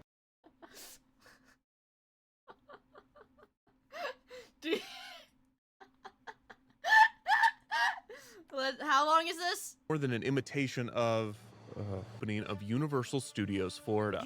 Much more than an imitation of, the industry leader. Universal was a unique experience that had a distinct approach to themed entertainment. The new park attempted to create a grittier and more thrilling experience than its predecessors. This was encouraged by the project's executive creative consultant, renowned filmmaker Steven Spielberg. Several of Spielberg's blockbuster films would serve as the basis for Isn't Universal, like, right next to Disney World? Like, don't you fly, like, if you fly to Disney World, you fly into, like, Orlando? But then you can also just go to, like, freaking Universal. What the frick? They're right. It's 20 to 30 minutes away because of traffic. What the heck? Universal's elaborate attractions. For instance, right, Disney isn't actually in Orlando. Doesn't Disney, like, technically have, like, its own little county that Disney World is in or something like that? For, like, tax reasons, right? ET Adventure took guests on a flying bicycle ride to government. ET's home planet, where they were treated to several detailed show scenes and animatronic characters. That's my favorite guy right there. That's the guy, yeah. E.T. Spielberg had a large role in bringing the dark ride to life, even appearing as himself. Spielberg had why is there a baby E.T.? a large role in bringing. I thought there was only one E.T. Why is there a second smaller one in the cone? There's E.T. and there's the baby. Why is there a baby? I've never seen E.T. I've never seen that movie. Oh, it's his planet? He's a species? The dark ride to life, Oh, fuck. even appearing as himself in the attraction's pre-show. Spielberg felt that since E.T. was a heartwarming film, guests needed a personal moment with the character in the attraction. Ride designer Peter Alexander suggested that at the end of the ride, E.T. should be able to say the guest's name as he waved goodbye. Spielberg loved the idea, and Alexander and the creative team set out to devise a way to pull off the unique Guys, did E.T. ever say your name? interactive climax. The What moment if you tell E.T. your name is like a cuss word? What happens? What happens then? What happens then, huh? Was set up in the ride's pre-show. Have E.T. This is what say we call a Matoy closed set. Mia. Oh my god, You'll need E.T.'s your right special pass there! to enter. Please give your first name to one of the stagehands, and he'll give you a pass. According to engineer Steve Poopy Alcorn, head. the computer system had 8,000 possible names, all of which were recorded by E.T.'s original voice actress, Oh my God. Pat Welsh. After the team member selected the guest's name, they would hand guests their passport. These cards had a barcode. I know this was like in the past. That specifically, having the original voice actor record 8,000 lines of potential names. It reminds me of that one Yandere dev tweet that's like, why is it so hard to code Holy, chess? she looked like When he E.T. coded every move manually, like every position on the board manually. Also, thank you for the 100 bits in the, yeah, well, it's just because she's old. Code, and before boarding the ride, Or guests would those hand two. them to What an did he say? operator. What did he say? Something Alexander for successfully pirating Warcraft 3 so that he may play Defense of the Ancients. Something. Enjoy your Dota. The operator would scan the cards, which automatically paired the name the guest provided to their ride vehicle. The resulting effect became one of the most Enjoy iconic your moments in all of theme parks, and it Why did he say that? I don't know. I don't know. You rode this ride? You did? incredible. Wait. How do you say that? K run pair. Did E.T. say your name? Why did E.T. has nipples? Does anybody who's seen the E.T. movie, does E.T. have nipples? He's naked? If Well, brief, yeah, he's an character alien. interaction.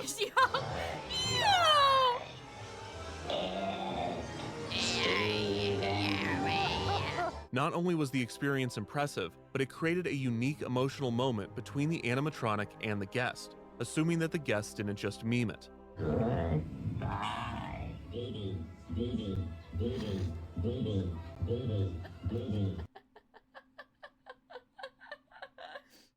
It was ass. He did say your name, and it was ass. Dee.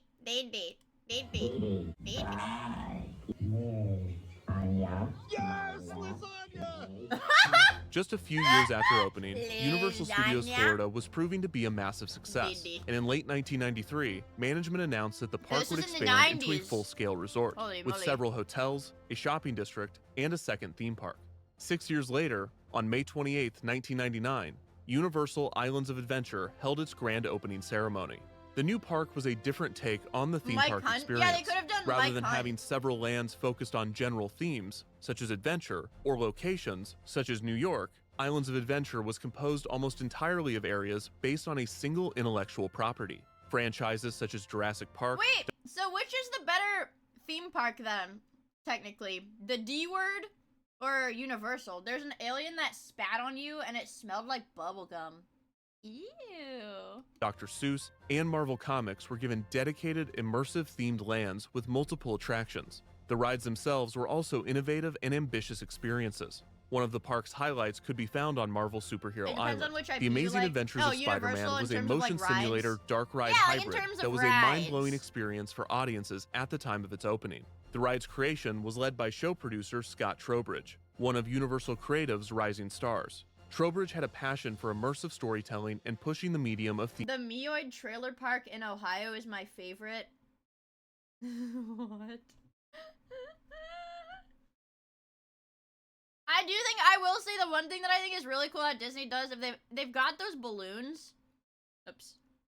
Wrong window, guys. Sorry. I meant to open this. They've got the balloons that are like, what is it? Or some shit. They've got like the double balloons that have got like freaking Mickeys inside of them. I think that's pretty cool. Theme parks forward. The But, stories found in either way, I'm not. Oh my god, they've what the fuck? Oh right, they have Marvel stuff, right? Marvel Superhero Island's that attractions mouse! would They've got spill out Doom. into the land, with live performers acting out staged interactions. Unique character experiences could be found in other areas of the park as well. In Jurassic Park, the Triceratops encounter gave They have what? They have real dinosaurs. That's the opportunity to view They and have even real- touch a 24-foot-long animatronic dinosaur. This complicated robotic creature was Wait, okay, so what the fuck was Disney doing then? If Universal had this in like the 90s. capable of moving Why did Disney make a man-made horrors beyond our comprehension that scared all of the executives out of the room when they revealed it? But Universal can just make a Triceratops. its head and mouth, stomping its feet, blowing smoke out of its nostrils, and even urinating. In the Lost Continent area, Why did they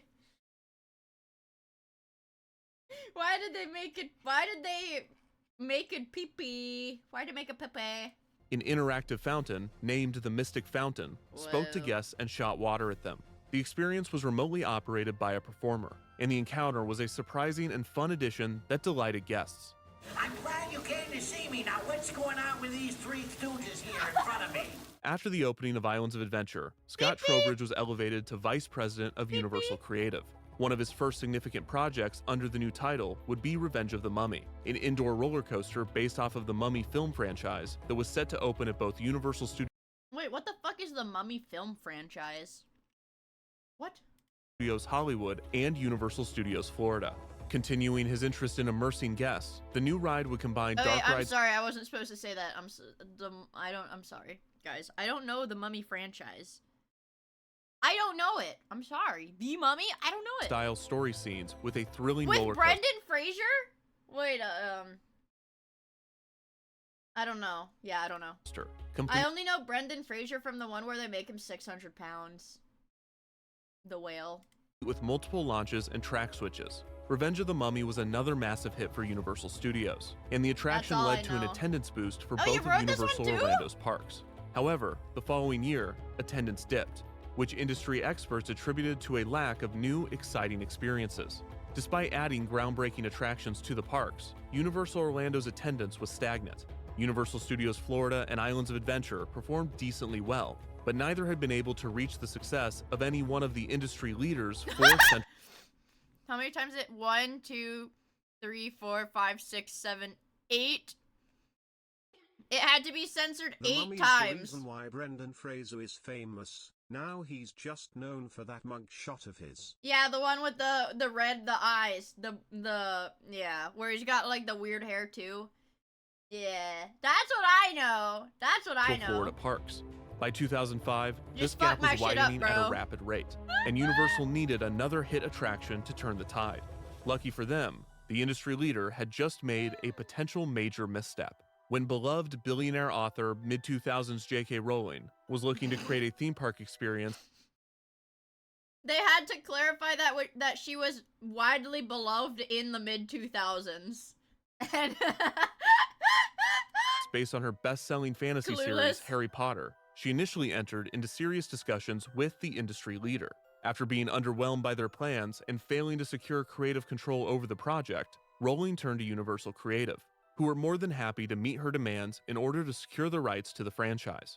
Trowbridge and his team developed concepts for the land alongside the production designers. right, yeah. What I know Universal for, that's right. What my understanding, because I've never been to Disney or Universal or anything like that. My understanding was that Universal was like a lot of Harry Potter stuff. The Harry Potter films, which at the time was wrapping up production on the 5th entry in the series. Universal's Harry Potter Land, officially named the Wizarding World of Harry Potter, was set to open at Islands of Adventure in 2010. What was the 5th one?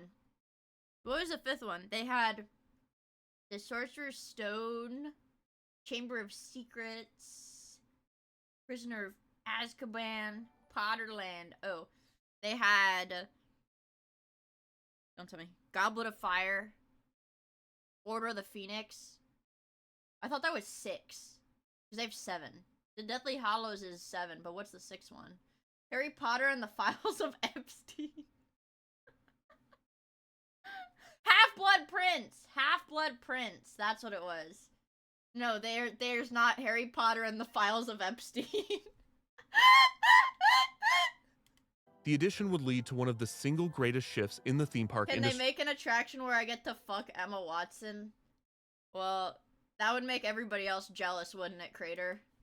arguably the most clear turning point since that man opened that park in Anaheim in the That mid-50s. man Trowbridge opened that oversaw the early park. creative development and announcement of the project, but he would not see it through construction. Just 4 months after the Harry Potter land was announced, Trowbridge left Universal Creative to join the industry leader's design firm. Duh. He would bring with him his focus on next-generation experiences, and when combined with the ongoing projects of both his old and new company, Trowbridge would play an instrumental role in the theme park industry, shifting its focus to a single word: immersion.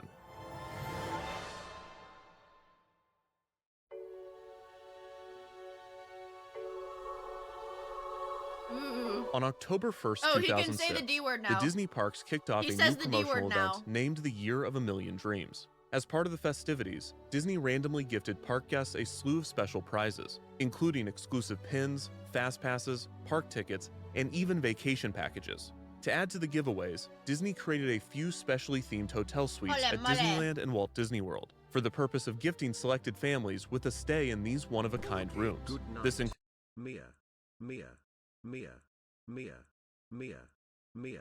Liz, Anna. Lasagna! Lasagna! Thank you for the super chat, Jonathan. Good night. Thank you for hanging out with us. Didi. Lasagna. included the creation of the famous Cinderella Castle Dream Suite, allowing special Whoa. guests the ultimate exclusive experience, the opportunity to spend a night inside of Cinderella Castle. A lesser-known hotel room created for the Year of a Million Dreams was Wait, like in the castle? Like where they do the freaking fireworks? You could stay in the castle? What the frick? Okay, Gregario. night inside of Cinderella Castle. A lesser-known hotel room created for the Year of a Million Dreams was at the Disneyland Hotel, where a new large suite would be created, themed exclusively to Mickey Mouse, and appropriately named the Mickey Mouse Penthouse. This elaborate suite answered the age-old question: what if Mickey Mouse was a bachelor with terrible design instincts and a huge ego? Everybody's been asking this question. Everybody's been asking that question. One in chat if you've been asking that question. One in chat if you've always wanted to see what Mickey Mouse would be like if he was a arrogant, eligible bachelor. Every square inch of the penthouse was themed to the mouse. Oh god, Mickey it looks let like you know when the phone McDonald's! was ringing. He turned off the lamp before you went to bed. Oh. He even handed you toilet paper when it was time to wipe. That's my G. That's my G. He hands you the fucking toilet paper holder is Mickey Mouse's hands! He's in the bathroom standing next to the toilet with you while you take a shit. Do you know anybody in your life that would look after you the same way Mickey Mouse would look after you? I don't freaking think so. Yeah, I better see a fucking thank you, Mickey, in chat. Thank you, Mickey. Freak-ass mouse. Freaky-eye mouse. Does he sniff it to tell the health of the poo? But most impressive of all, Mickey would appear in the mirror in the foyer and interact live with guests. What? But this was not a virtual puppet like cursed Crusher mirror. Stitch. This was something else. Due to this interaction being exclusive to the Mickey Mouse Penthouse, there's very little documentation on the experience. Only a few photos and videos are known to exist. From these, it appears that the Mickey Mirror worked similarly to Epcot Center's Smart One, except rather than only being able to recognize the words yes and no, the Mickey Mirror took advantage of modern vocal recognition technology and was able to understand practically any word spoken by guests. ChatGPT. Still, What the about result was not an penis? open-ended or even fluid conversation. While the program could understand a wide vocabulary of words, the interaction was based on a strict dialogue tree. At any point when the guest was speaking, Mickey was only listening for a few specific words or phrases. Right. Mickey Mouse is like an upstanding individual. Mickey Mouse does not say penis. To trigger the progression of the interaction. What if you had sex in front of the Mickey mirror? I'm gonna say it, Ballsack Monster. I don't think anybody staying in the Mickey Mouse penthouse is having any sex. It appears that Mickey had two categories of activity: trivia and jokes. Trivia game. Boy. Also, side note, in this video, the visual component of You'd be Mickey doesn't appear in surprised. the mirror for some reason. Show your face. During the game, Mickey asked trivia questions that had a singular, specific answer. What's the name of the little girl girl who became Mike and Sully's friend. Boo. I don't know. Boo. Oh yeah! Yeah! Yeah!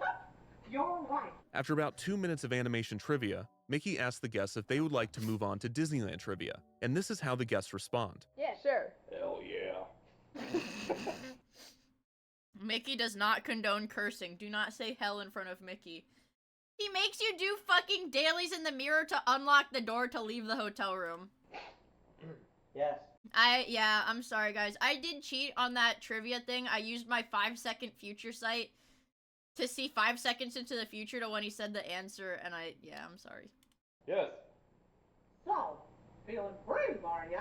This moment reveals a limitation of the Mickey mirror, as Mickey clearly has trouble understanding synonymous responses to the exact reply that he is looking for. It is understandable that Mickey doesn't respond to the way this guest says hell yeah, but Mickey also fails to recognize the word sure as an acceptable response synonymous to yes. Just like Smart One, Mickey would not directly tell the guests that they were wrong.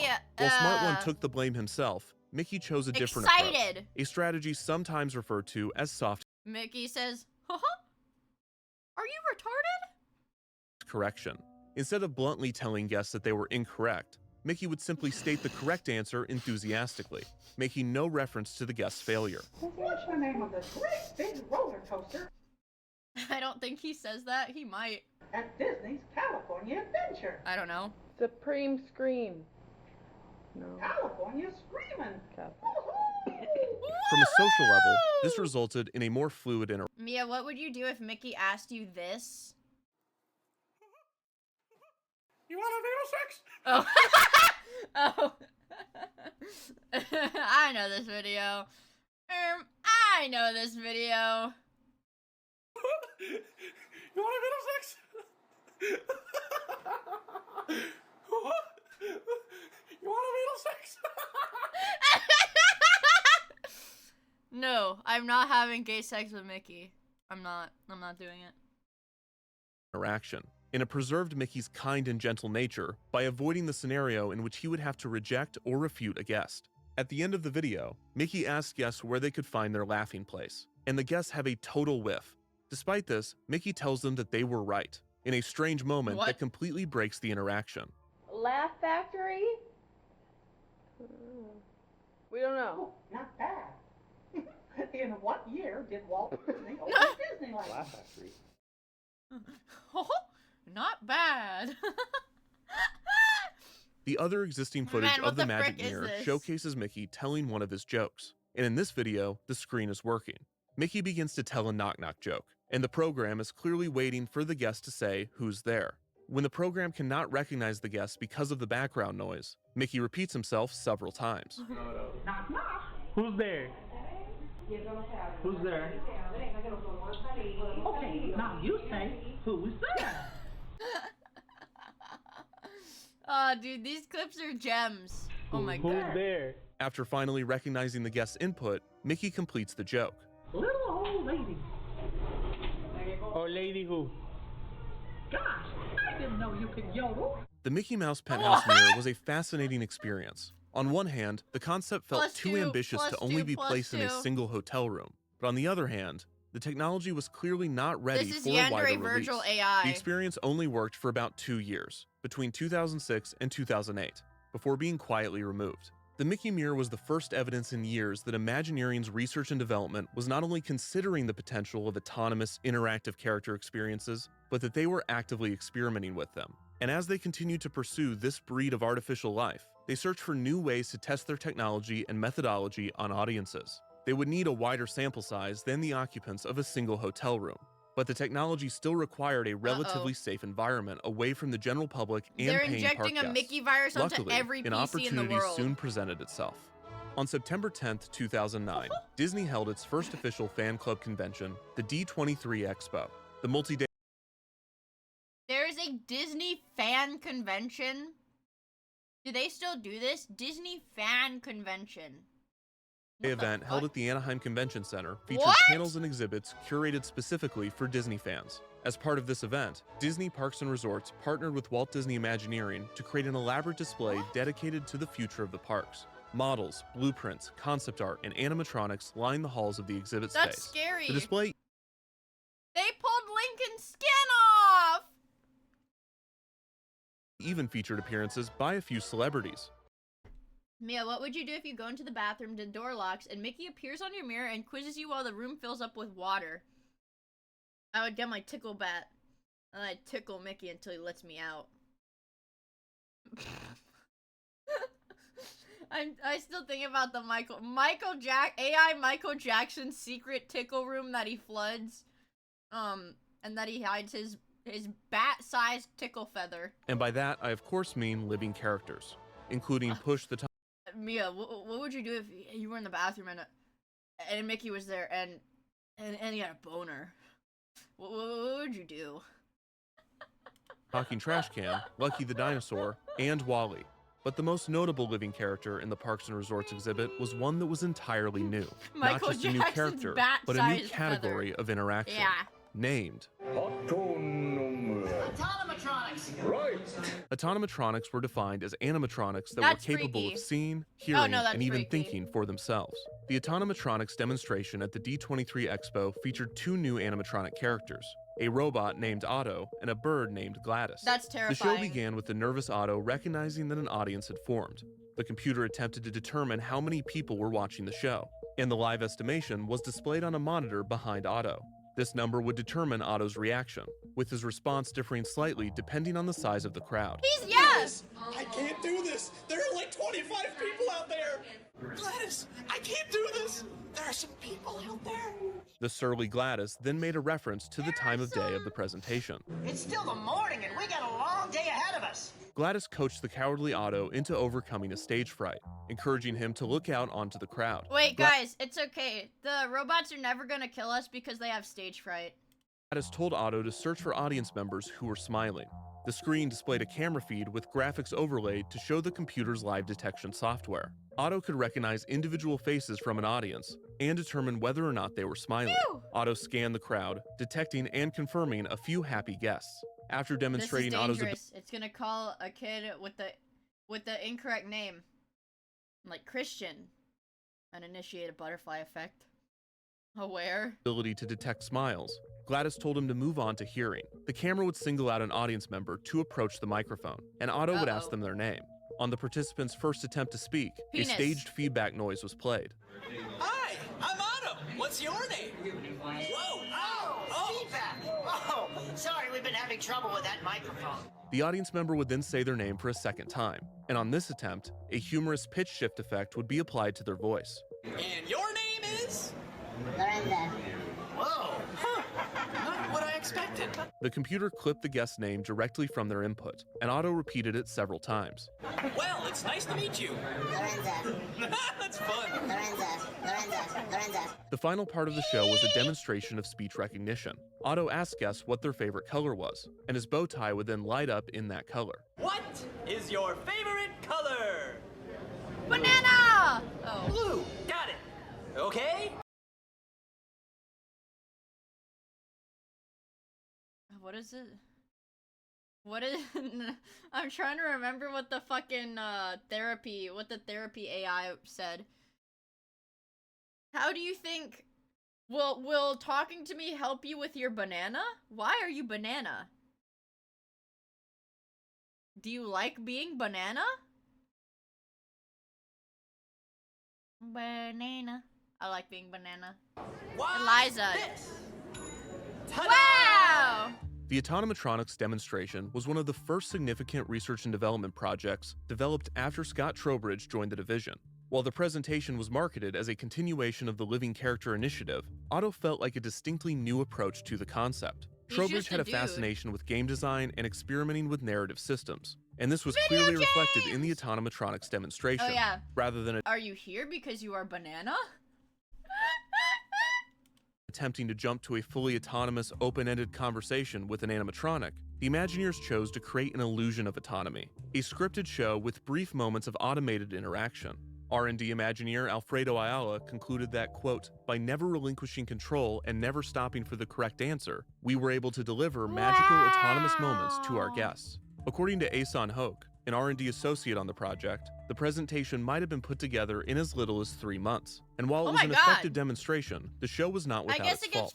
Otto often could not recognize that a guest was smiling if they were doing so in a subtle or unusual way, and the computer often required guests to produce a big cheesy grin in order for a smile to be detected. Since Otto's voice was not being generated by a computer and had a limited bank of recorded dialogue lines, he was not capable of repeating guest names in his own voice. The solution was to have Otto repeat the guest's pitch-shifted input, which was a humorous way to play off what was ultimately a limitation of the demonstration, and this sometimes resulted in Otto repeating muffled noise or random words rather than a name. The program itself also seemed to only be able to respond to a limited number of words during the favorite color segment. It could respond to simple colors, such as blue or green, but struggled with more nuanced colors, such as turquoise. The Imagineers programmed Otto to have a failsafe for this segment.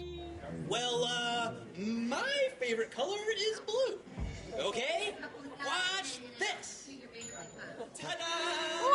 Despite its shortcomings, the Autonomatronics presentation was a fascinating and well-received part of the Parks and Resorts exhibit. The demonstration was especially compelling within the context of the Disney parks, and the potential ramifications that it could have on existing and future experiences. Trowbridge suggested, quote, "Imagine riding Pirates of the Caribbean, waving to a pirate, and having the pirate wave back. The possibilities are endless." Trowbridge claimed that Otto... I feel like the possibilities for that are pretty cut and clear. You wave to the pirate waves back, you smile, and keep riding the ride, right? Could, quote, "sense if you're happy, hold conversations, and react." As we've seen, this was true-ish. Each of these claims was demonstrated, but the reality was that 95% of the show was pre-programmed and the same every time. The majority of the charm came from the pre-written dialogue and the pre-recorded performances from the voice cast. Apart from the technology's ability to match the quality of a human performer, the demonstration also seemed to lack certain safeguards, leaving it vulnerable to anything less than a willing and well-behaved participant. For instance, it is unclear what would happen if instead of their name, a guest said an inappropriate word, such as or Turn them off! Turn them off! Turn them off! Did the program have a list of banned words that it could recognize and refuse, or would Otto just clip the audio and say the participant's curse word, or worse, again and again and again? That's fun.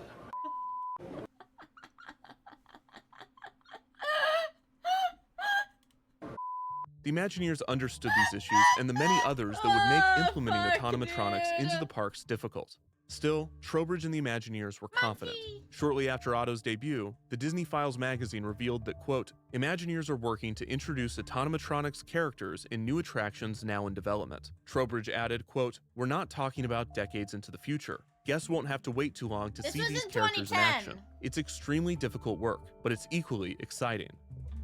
A year after Otto's debut at the D23 Expo, a new animatronic character quietly debuted at Disneyland. Imagineering once again took advantage of the park's underutilized Innoventions exhibit, setting up a limited-run playtest. The presentation was a new take on a fortune teller machine, featuring a new character named Destiny. During the playtest, guests would insert a coin into the machine, and the great Destiny would appear from behind the curtain. Ah! Whoa.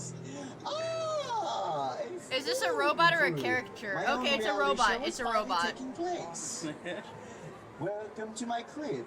Destiny was a Minimatronic, a small and light build of animatronic most recognizable as the frame used for Tom Morrow 2.0, the host of Disney Channel's Imagineer That. Destiny would have a brief conversation with guests before instructing them to gaze into his crystal ball. The guest's face would be projected onto the ball, and after Destiny told them their fortune, a photograph of the guest would be printed out as a souvenir. Now go forth and tell everyone that you have seen the great and powerful Destiny. In this playtest, Destiny is clearly being controlled remotely and voiced live by a puppeteer. Lasting just 2 days in September of 2010, little information was given on Destiny's purpose and what exact technologies were being tested. Destiny would appear in Innoventions again for another 3-day playtest in January of 2011, with no additional context provided. The next time Destiny would be seen was that August, when Disney held its second D23 Expo.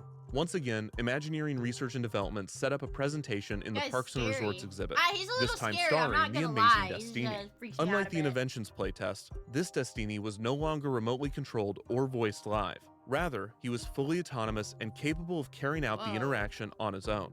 While Otto played to a crowd, the autonomous Destiny was a much more personal interaction. The presentation was also much shorter, with Destiny's experience only lasting around 90 seconds. freaky! Using the same basic format as the playtest, guests were handed a coin to insert into Destiny's machine. After doing so, Destiny opened He's the so curtains and small. asked the guests their name. After engaging He's in like some quick 1 banter, foot tall. Destiny told guests to gaze into his crystal ball. The 3 main fortunes that the autonomous Destiny would assign were that the guests would be super famous, Because you are going to be super famous. very He rich, does have an accent Make now. sure the riches can find you. or in love. Because you're so in love. The Great Destiny was an obvious has an step up accent from Otto, now. and this was most apparent in the difference in presentation. While Otto's backend was integrated into a show, Imagineering isolated Destiny's interaction from the displays of his inner workings. This allowed Destiny to be presented as a fully realized character, while Imagineers on the other side of the showroom explained the technology used in the interaction. In fact, according to Trowbridge, displaying Destiny's processes was not the original plan. He explained, quote, "We had people peering under the booth, refusing to believe there wasn't a human somewhere behind the scenes making him act the way he did. It got to the point where we had to show people the computer screens that were actually displaying these characters' decision-making processes to prove that they really were acting of their own accord." Imagine you're at the fucking Disney fan convention. There's like an obese 300-pound 30-some-year-old man trying to crawl under this animatronic exhibit because he's like, no, there's got to be a crew member here. There's no way this is fully autonomous. There has to be a crew member, like a sweaty 300-pound 30-some-year-old man. It must suck for the looks inside the robot. Wires. Wireless robot. Look inside. Wires. Destiny was able to track guests within proximity to him, determine how many guests there were, distinguish between those that were alone and those that were in a group, and detect who was watching the show and who was merely passing by. Holy shit, he that's could pretty also cool. estimate a person's age, height, and gender. Destiny also had a much more robust expression recognition system than Otto, and he was able to That's determine kinda whether a guest was freaky. happy, The sad, NSA uses this angry, now? surprised, dance, or impatient. Wow, he's right. What is the- I'm not feeling very dance today. What does How the did he know dance that? expression mean? Imagineer Josh Gorin explained that What the fuck does the dance mean? Destiny was able to engage in, quote, fully unscripted, live interactive conversations with guests. As with the claims around Otto, this was true-ish. All of Destiny's audio was still pre-recorded, most of his movements were pre-animated, and every interaction was more or less the same. It appeared that Destiny did track the person he was speaking to and automatically changed his head position to meet their gaze. Eek. More than any living character before him, That's a little Destiny freaky. leveraged stimulus-driven reactive branching, in which brief detours in the interaction are activated when the system recognizes something in its environment. This was an effective way to vary each interaction NSA and uses support this the tech to illusion of determine life, Taliban as it members are basically happy or not, dedicated or a if they're moment to dancing or allowing the not. character to prove its ability to see and hear the guest. While the majority of Otto's autonomous features were timed, pre-planned beats with variation depending on input, Destiny's reactive branches would only occur if he noticed something with a certain level of confidence. Gaze The most into common my example of crystal this was when more than one ball. person was engaged in the interaction. If Destiny noticed that there were 2 people interacting with him, he would ask both guests their name. See that you have some people with you. Very good. Hello back there. Despite utilizing the sophisticated stimulus-driven Hello, back reactive there. branching, Destiny spent the majority Destiny of the time notices. using old-fashioned railroading. The Imagineers cleverly gave Destiny an aggressive, egotistical personality, allowing him to interrupt guests and focus on himself. I want to know if you know my name. Huh? What is my name? Destiny. Destiny!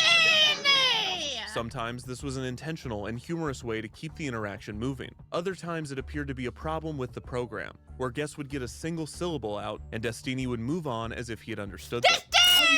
What are you gonna do now that you're so super famous? Okay, then just me and Maddie will do it, okay? Okay, all right.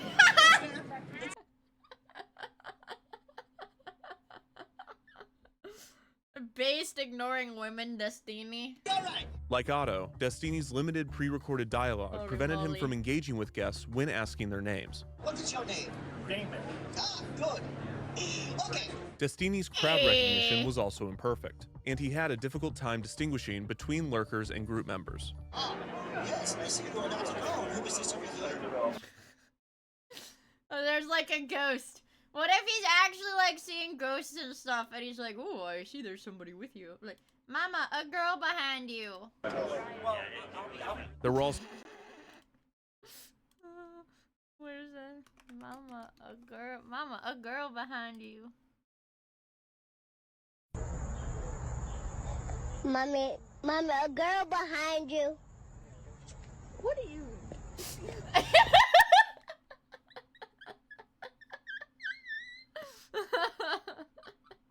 Mama, a girl behind you. I love that clip so fucking So much. times where the interaction just did not work. God, I love that Sometimes one so Destiny would not recognize something someone said, even in a call and response moment in which he asked the guest to say something specifically. You know what? You can fit in only one place. And who is that from? Destiny. Say my name. Destiny. Say my name.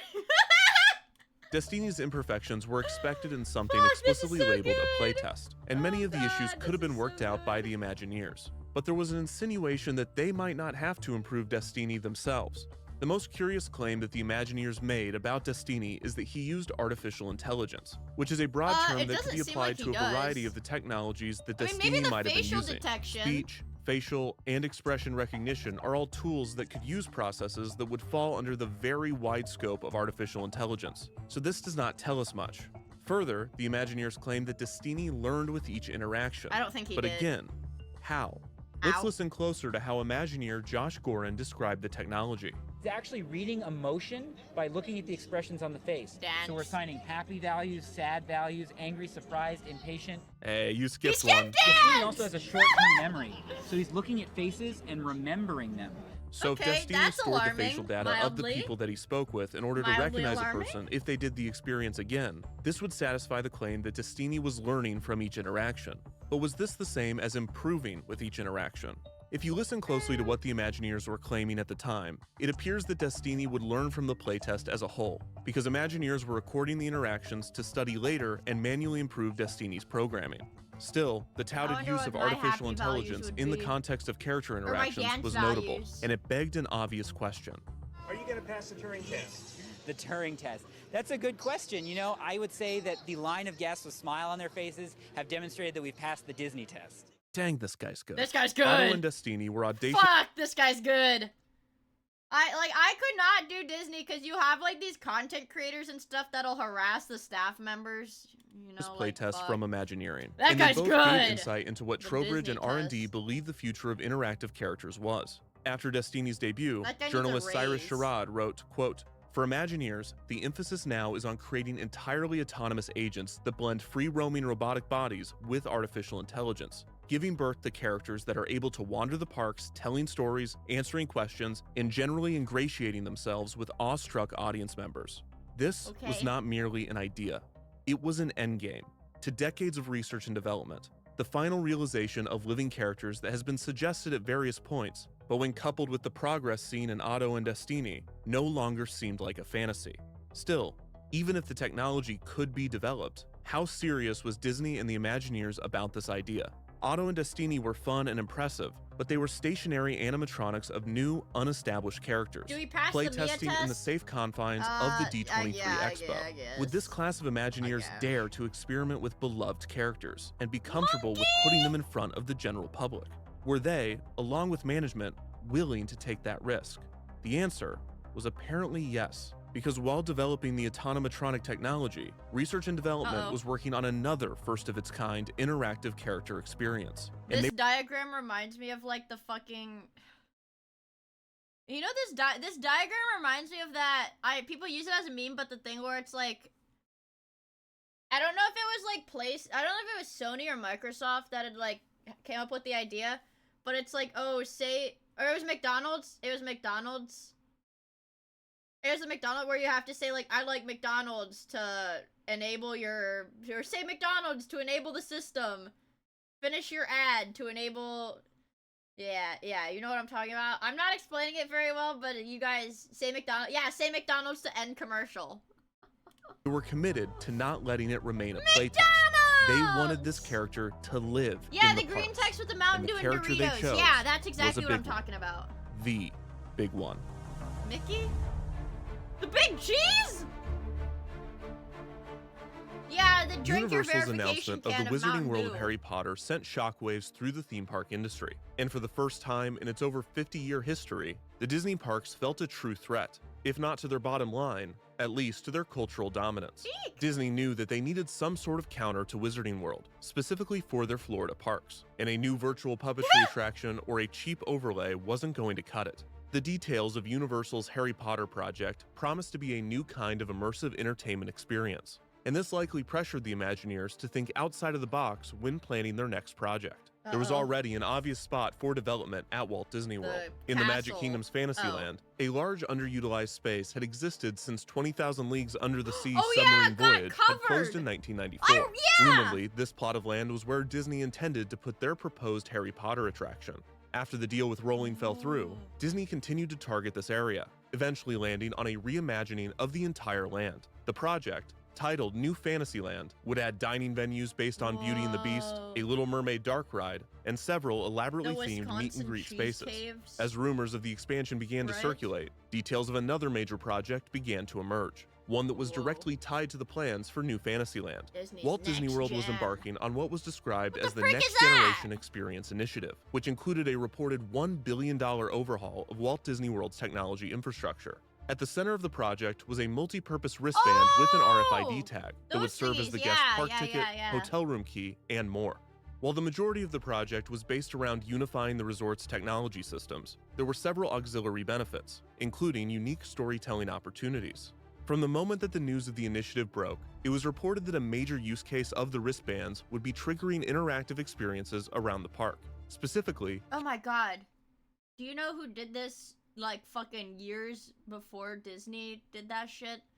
What was Great Wolf Lodge, the wizard thing, where there was like a little chip in the wand or something, or like some light from the wand? Right, the wand flashed the light. Adolf Hitler.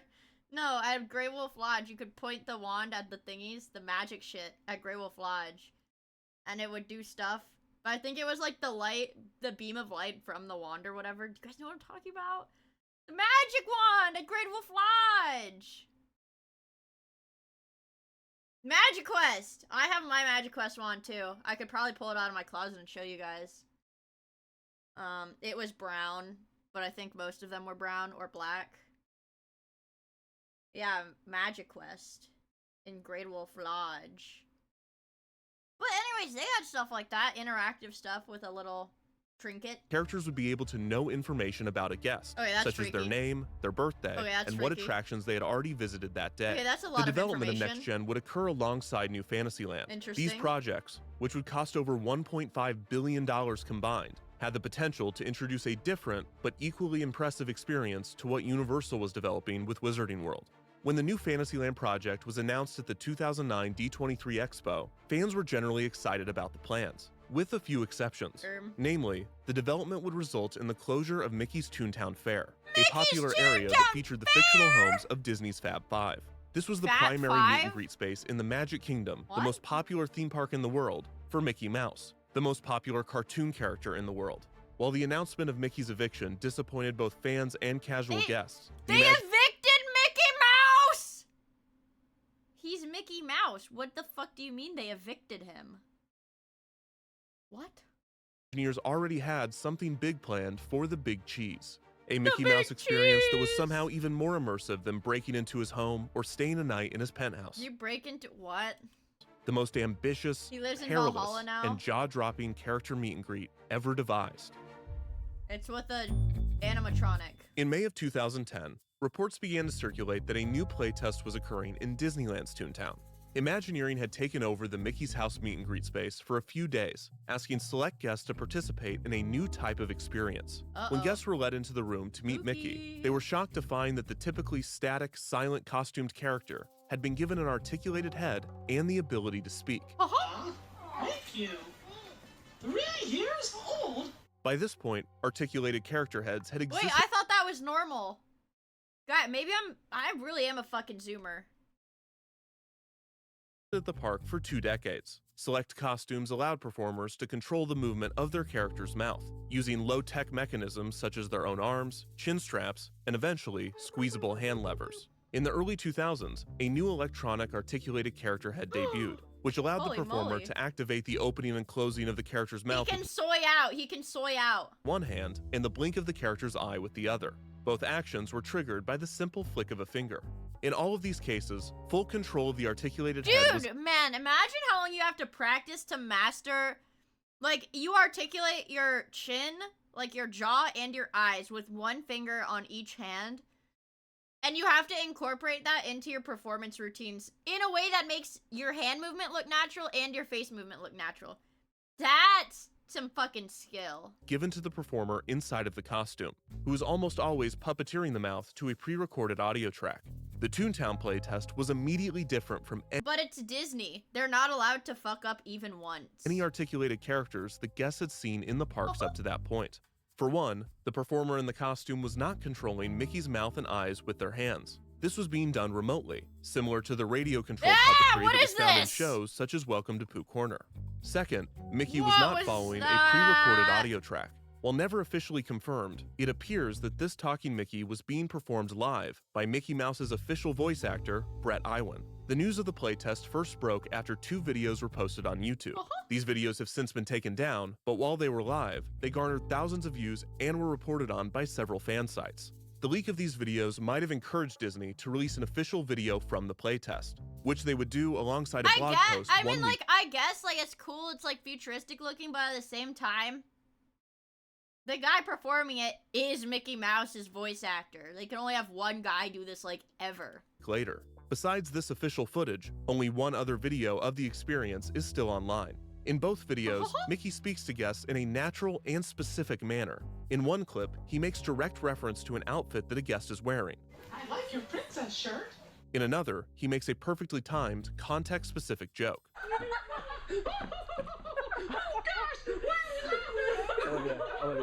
The real tell that this Mickey is being voiced live is the character's ability to call out guests by name, which can be seen in Disney's official clip. Thank you for the gift subs! Yeah, Based on all available evidence, Iwan was present for these playtests and was voicing Mickey remotely in real time.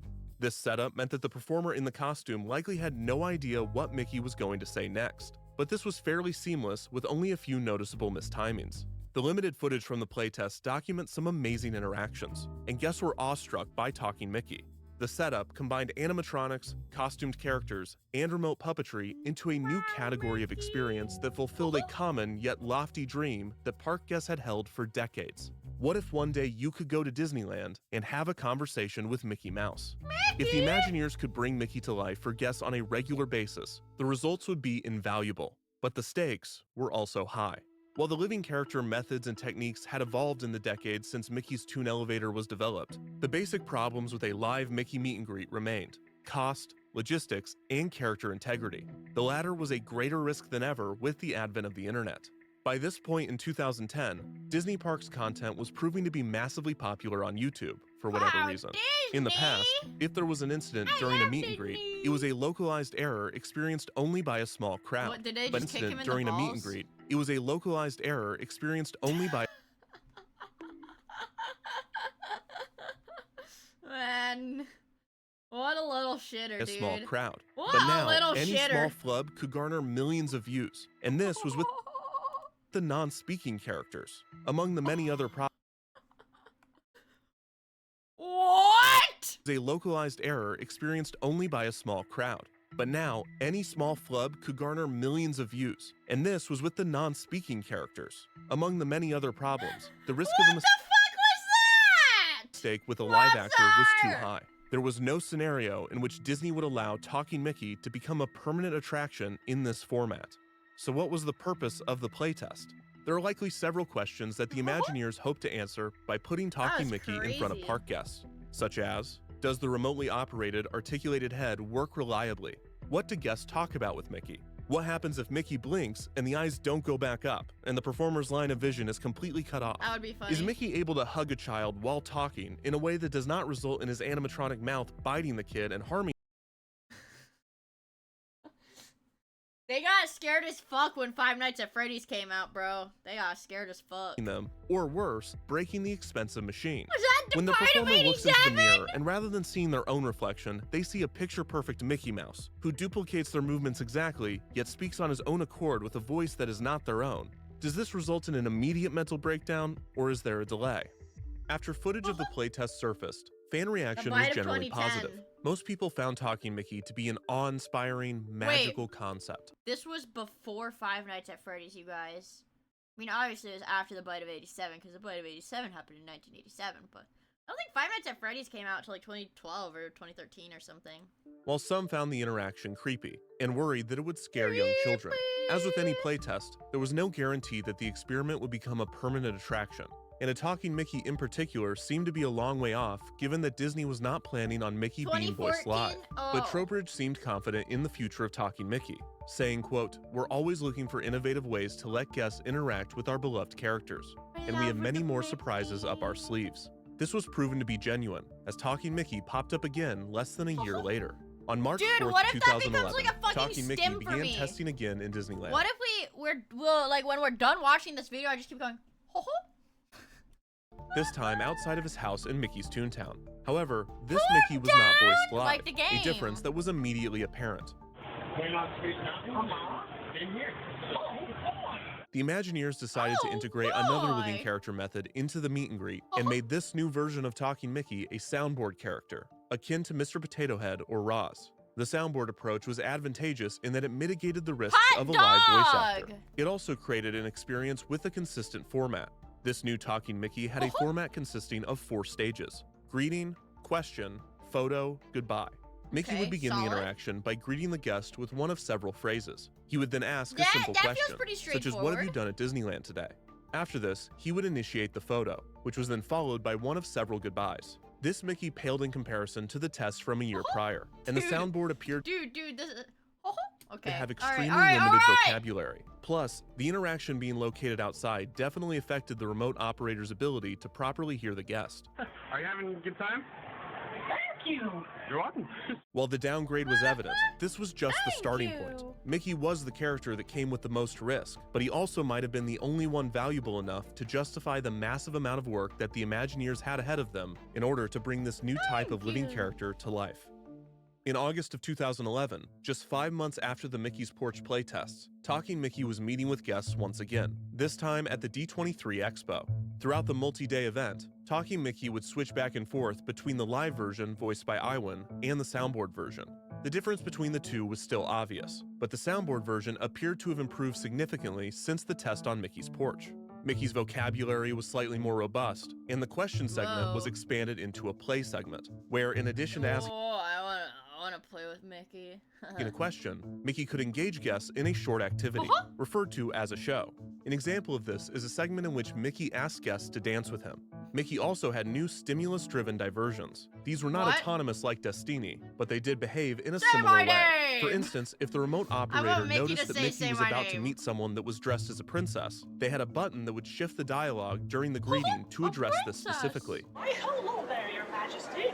If a guest wanted an autograph, one of the most common activities during a standard meet and greet, the remote operator could fill the play segment with an autograph diversion. You would like an autograph, but you got it. The autograph was a multi-stage event, with Mickey having multiple lines for initiating the autograph, signing his name. Okay, guys, forgive me if this is, this is a silly question, but why do people get autographs from the Disney cast members, like the people in the suits dressed up as the characters? The characters aren't real. And what if you, these guys have to work 7 days a week? What if, you could have a different guy sign your shit every time. No! Kids don't get Look! That was not a fucking child, you guys. This was like a minimum 40-year-old man. With some Disney, paraphernalia that's already covered in other Disney autographs. Activities during a standard meet and greet, the remote operator could fill the play segment with an autograph diversion. You would like an autograph, but Where's the kid? Where's the kid? Where is the kid in this group? Got it. The autograph was a No, bro, that was 2 adults. stage event, with Mickey having multiple lines for initiating the autograph, signing his name, and handing the paper back to the guest. Something that the Imagineers must have learned during testing was that guests often wanted Mickey to record a video message. To pull this off, the character attendant would very clearly tell Mickey that he was on video, and the remote operator would then trigger one of several dialogue lines that Mickey could say directly into the camera. The fitted inside of all Many of these resumes. new additions to the soundboard are indicative of an aspect of Mickey I'm that sorry, we somehow have yet to discuss. Thank We you for know the that Mickey is 100 bits. iconic and valuable. We've talked about how he is kind, emotionally intelligent, and attentive. But there is one characteristic of Mickey that becomes immediately apparent when you make him talk. When he his flirts. stardom. Mickey is your friend, your pal, in the same way that any celebrity is your friend. In that, they are not. A friend is someone that you know, and critically, someone that knows you. Mickey does not know you. He also doesn't exist, but even if he did, does! Mickey is real and he does know me. Mickey knows me. he would not know you. Mickey knows is famous. me.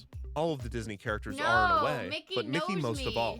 Because of this, when a guest meets him, the interaction is much closer to a celebrity encounter than it is a reunion between two friends. Guests want Mickey's autograph, they want him to record a video shouting out their friends at home, and when they inevitably drone on for too long and hold up the line, Mickey pulls the classic celebrity get me out of this conversation move, which is of course asking, hey, do you want a picture? This transition from the play segment to the photo segment was critical to the progression and Mickey ending is of the my- interaction. no, Just Mickey like is with my most friend. celebrities, Mickey has a vested interest in both not coming off as rude and trying to exit the conversation as quickly as possible. A photo is transactionary, He's my a service, friend. an artifact that is satisfactory to the guest or fan, and also a clear end He yells to the for interaction. security? This understanding of Mickey's stardom being baked into the soundboard resulted in a much more efficient experience, and thus one that had a better likelihood of making it into the parks. Even with the improvements made to the soundboard, there were still plenty of awkward moments. After taking the photo, guests often didn't exit right away, so as Mickey said goodbye, he had to clearly motion for them to leave, like he was shooing them away.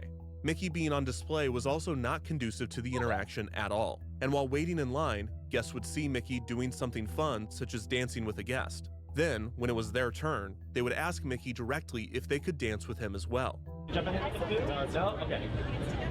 Dude, imagine being the fucking cast member having to do your little jig like 200 times a day. Holy moly. Mickey, great! Because of the way the soundboard was set up, Mickey had to go through the entire dance activity again, of which there was only one song, the hot dog dance, which is the best song and the only one people wanted to do anyways, but all of the dialogue leading up to and following it would have to be repeated. Also, not that I ever envy a costumed performer, but it must be particularly difficult to be already exhausted from wearing an animatronic on your head, then having to go do a full He's gonna dance, get then spring having lock. another family come up only to ask you to dance again, Yeah, it's and gotta before be you can even freaking catch your breath, torture. the backstage operator goes, huh, guess we're dancing again, boop. You can even see the character attendant and Mickey both hesitate like, we're not dancing again, are we? You want to do another dance, or? Oh, okay. Well, it's not up to either of you. Let's dance. Boop. Oh, dude. Shout out to the character attendant though. They did try to get him out. They did try to get him out of that situation. Oh, okay. I don't want to dance. There were plenty of other small issues, such as long delays between lines of dialogue, a lack of proper responses to common questions. And maybe this is just me because I've watched so many of these, but if I have to hear him say cheese one more time, I'm gonna lose it. Oh my god, he has one voice line. Sometimes the remote operator would accidentally cue the wrong line of dialogue, such as in this clip, when these kids have fully exited the interaction and Mickey asks them for a hug. And they're like, oh, okay, I guess, yeah, come back in. Or in this clip, when this guy walks up to Mickey and Mickey says, How are you? Sure, let's take another picture. All right. dang, Mick, I'm sure you're tired, but this guy deserves the full experience. Don't make me make you dance again. The soundboard was certainly imperfect and needed to be improved. But just as critical, Mickey needed a controlled environment. Not outside on a porch in Disneyland, not on the noisy D23 showroom floor, not even in an existing meet and greet space. If Talking Mickey was going to work as a permanent experience in the park, a space needed to be built to support the interaction. And it probably was not a coincidence that Mickey was already looking for a new home at the Magic Kingdom. On February 11th, Whoa, he's got like crazy makeup on his face. Do you guys see that? Mickey was already Look at looking for a this. new home at He's the very pink. Like he has like some kind of cold. Magic Kingdom. On February 11th, 2011, Yeah, Mickey. No, dude, Mickey. It's Mickey. He's like the main guy. Everybody else is allowed to flirt, but Mickey has a reputation to uphold. Mickey is not allowed to flirt with park guests. Okay. Country House closed its door for the final time. Oh my god, Functionally, it's tiny! Magic Kingdom could not go a It's single a tiny day without What a the Mickey hell? Mouse meet Why and is it greet. so So while his home was being demolished, Mickey was sent on a tour around the park, meeting guests at random locations, wearing a variety of outfits, and often standing on the hot concrete with no shade, like a dang country bear. Oh my Or god. my boy Nemo. Mickey's nomad phase would be short-lived, as Disney was already Minnie under would construction. Minnie would like cut his little mouse nuts off if he On a flirted new with home for the somebody. mouse at the He's entrance married. to the park. He's not The allowed Town to Square flirt. Expo Hall had long been another of Magic Kingdom's now dwindling, underutilized spaces. This just looks it had like an old originally been Southern home to the building. Walt Disney Story, a film about Walt Disney's life, narrated by guess that's Walt why. himself using archival audio. Sometimes I think of myself as a little bee. I go from one Be area of the yourself. studio to another and He's gather literally pollen the be and sort of yourself stimulate emote. everybody. After the film Yeah, stopped Goofy playing in can flirt, I 1992, various exhibits and rest areas filled the hall. With the demolition of Mickey's Toontown and its meet and greets, Disney had earmarked the space as the future yourself. residency of Mickey Mouse. Lowercase The b. building would be renamed to the Town Square Theater, Be and the premise yourself. of the meet and greet would be that Mickey was about Look to at go all on these stage and bumblebees on perform my a magic screen. act. Oh my The goodness. Town Square there Theater are opened on bumblebees April 1st, everywhere. 2011. The new meet and greet had solid Guys, theming can you- and a few fun. Guys, can you make the chat be like a beehive? Can there be like a little beehive on my screen right now? Can I get be yourself? Oh, look at all these bumblebees. Eek. I like them. Like, there's, look at all my bees! Ah, frick, I love Gags that it. Mickey I could love it. interact with. But the experience was nothing groundbreaking, Ah, and it the was a step bees! down from Mickey's elaborately Mickey themed opened the house door in to the Toontown. room of 1,000 However, this was not bees! Magician Mickey's final form, as Imagineering had bigger plans for the space. On October 31st, Oh my god. 2011, That was a 41x be yourself combo. Jesus Christ. Wait, there was 41 bees. Disney released a video of Talking Mickey greeting guests at the Magic Kingdom for the first time. A Disney Parks blog post made it clear that this was only a test that would be experienced by a limited number of Mess guests with during one the bee, Mickey's get Not the So Scary hive. Halloween party. This testing period was maybe the That was strangest good. iteration thus far. Upon first glance, it appears as though this is Dude, I'm soundboard fucked. Mickey. All of the phrases are generic, and the conversation follows the standard format. But after watching several of these interactions, it appears that this Mickey is actually being voiced live. There are little phrases that don't seem overly specific, but occur way too quickly and are far too perfect to be pre-recorded. I have one from 30 years ago. I need a new one. I look so much older. I doubt it. After several days of this peculiar testing, Talking Mickey disappeared once again. I'm gonna For do the Mickey next 2 voices in years, public. Talking Mickey was not seen outside of a few They sporadic killed tests, him! all of which appear to be the soundboard They version. fucking killed This Talking absence was Mickey? likely the result of several factors, such as Imagineers spending time improving the soundboard and Disney focusing on the phased opening of New Fantasyland. Shut up, Mia! But the Oh my most God. important factor might have been the debut of Disney's next-gen technology initiative, now renamed to My Magic Plus. What? This turned out to be a lengthy and difficult rollout, right! as the RFID bands, officially named Magic Bands, were tested and integrated into every park and hotel throughout the resort. The storytelling opportunities of We're the new still- we're technology still, like, took a 10 back years in the seat as past. Disney and its contractors attempted to get the most important aspects of the program working efficiently. The Talking Mickey patent reveals that the team planned to use Magic Bands for the soundboard character, explaining that the bands may provide the backstage operator with, quote, profile information such as birthday, hometown, prior park history, family and friends, likes and dislikes, and other data in order for the This is so schizophrenic. Storing family and friends. Yeah, but it's like freaking Disney, bro. quote, simulated conversation to feel more personal and special for Oh, the dude, guest. this is so This weird. feature would have resulted in a level of knowledge verging on simulated omnipotence that was previously unseen in living character interactions.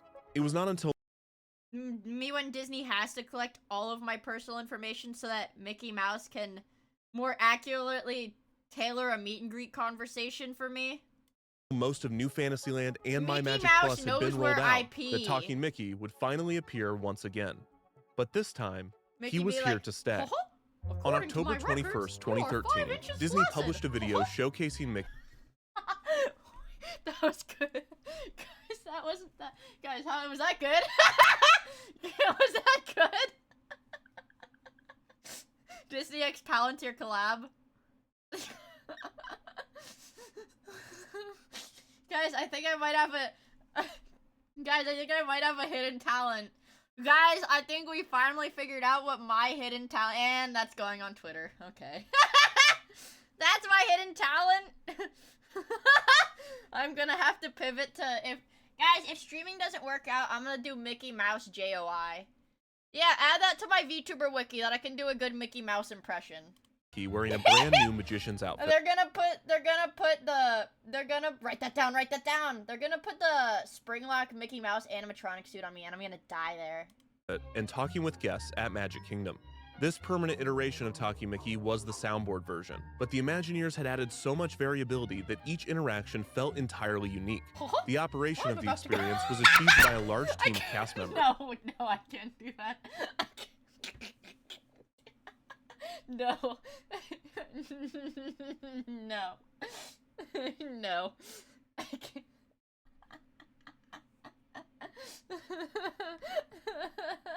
I don't think I can do it with a straight face. Oh, I'm about to. No, I can't do that. That's so gross. I'm not gonna do fucking sex RP with Mickey Mouse's voice. When guests reached the end of the I queue, can't do that. they were led into a Dude, it's like Disney has like. It's like zaps my brain with a little bit of electroshock therapy whenever I try to portray Mickey Mouse in a poor light. hallway which featured doors to And it 4 doesn't let me rooms. finish The meet and greet could be happening simultaneously in are all locked 4 of onto these my rooms. head right But now. on slower days, Mickey would only be meeting in 2 of the 4. Yeah, I'm gonna The get hallway was sued. designed so that guests would ignore the closed doors and focus only on the one room that they were being led to.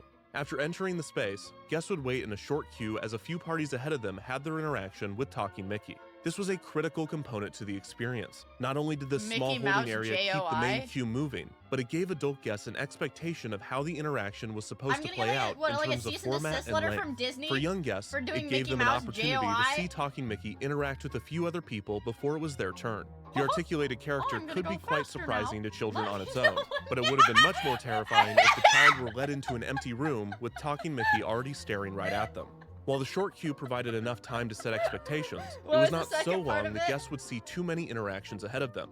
When it was What guests' was turn it? to meet Mickey, they would enter a well-orchestrated dance, achieved by the collaborative efforts of 4 cast members: the costume performer, Let the me know backstage when you're operator, close. the character attendant, and the photographer. These 4 people, equipped with the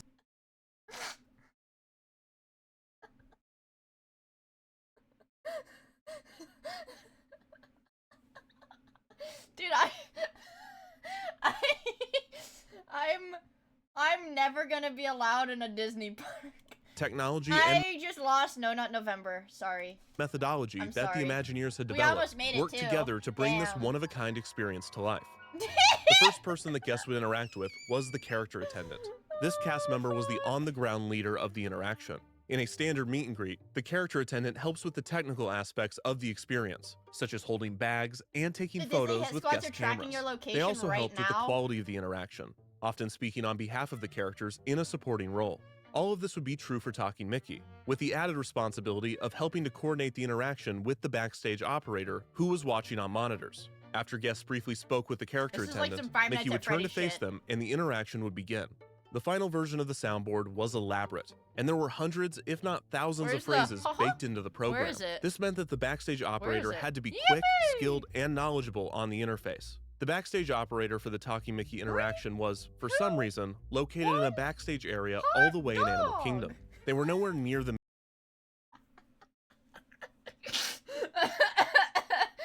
Guys, I think I could do it. I think I could do Mickey Mouse. Yeah.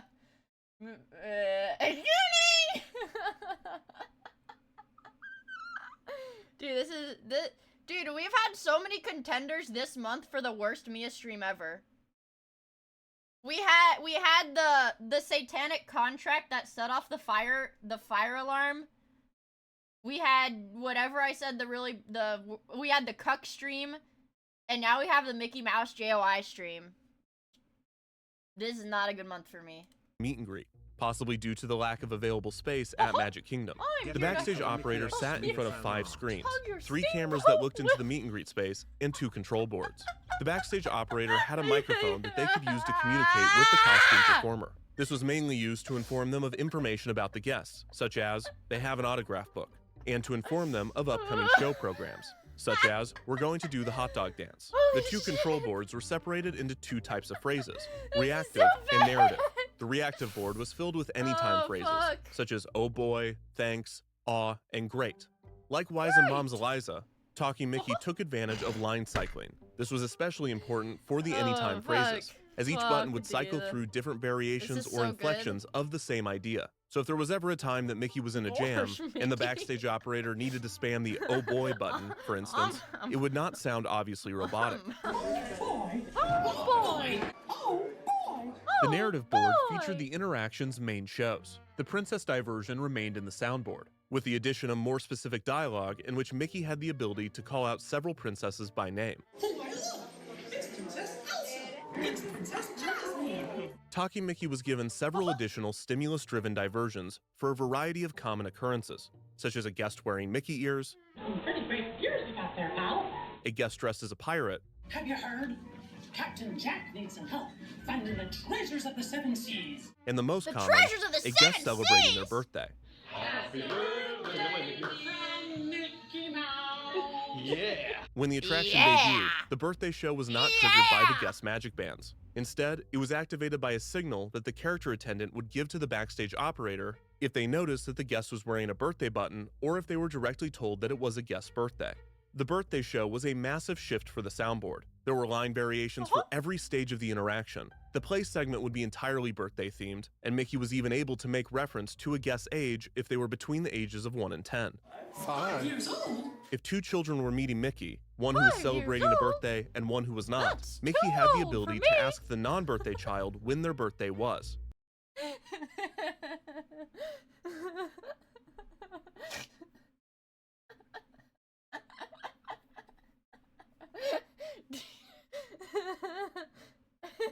And respond to their answer with phrases like, "That's coming right up." He would then offer to sing them both a birthday song. This was a clever and thoughtful moment that achieved the emotional attentiveness that was expected of Mickey, No, but I'm was not so saying difficult to that. pull off in a living character interaction composed solely of pre-recorded You better dialogue. start checking For the international roof lines for the guests, Disney Mickey had the snipers. ability to speak different languages, namely Spanish, Portuguese, and You Japanese. can speak. Let's see if I remember how to say this. Dos tomamos una foto juntos. What? Sometimes a guest would approach Mickey with a specific question. The Imagineers gave Mickey a few answers to questions that must have been common enough during High-calorie playtesting American. to warrant being programmed into the board.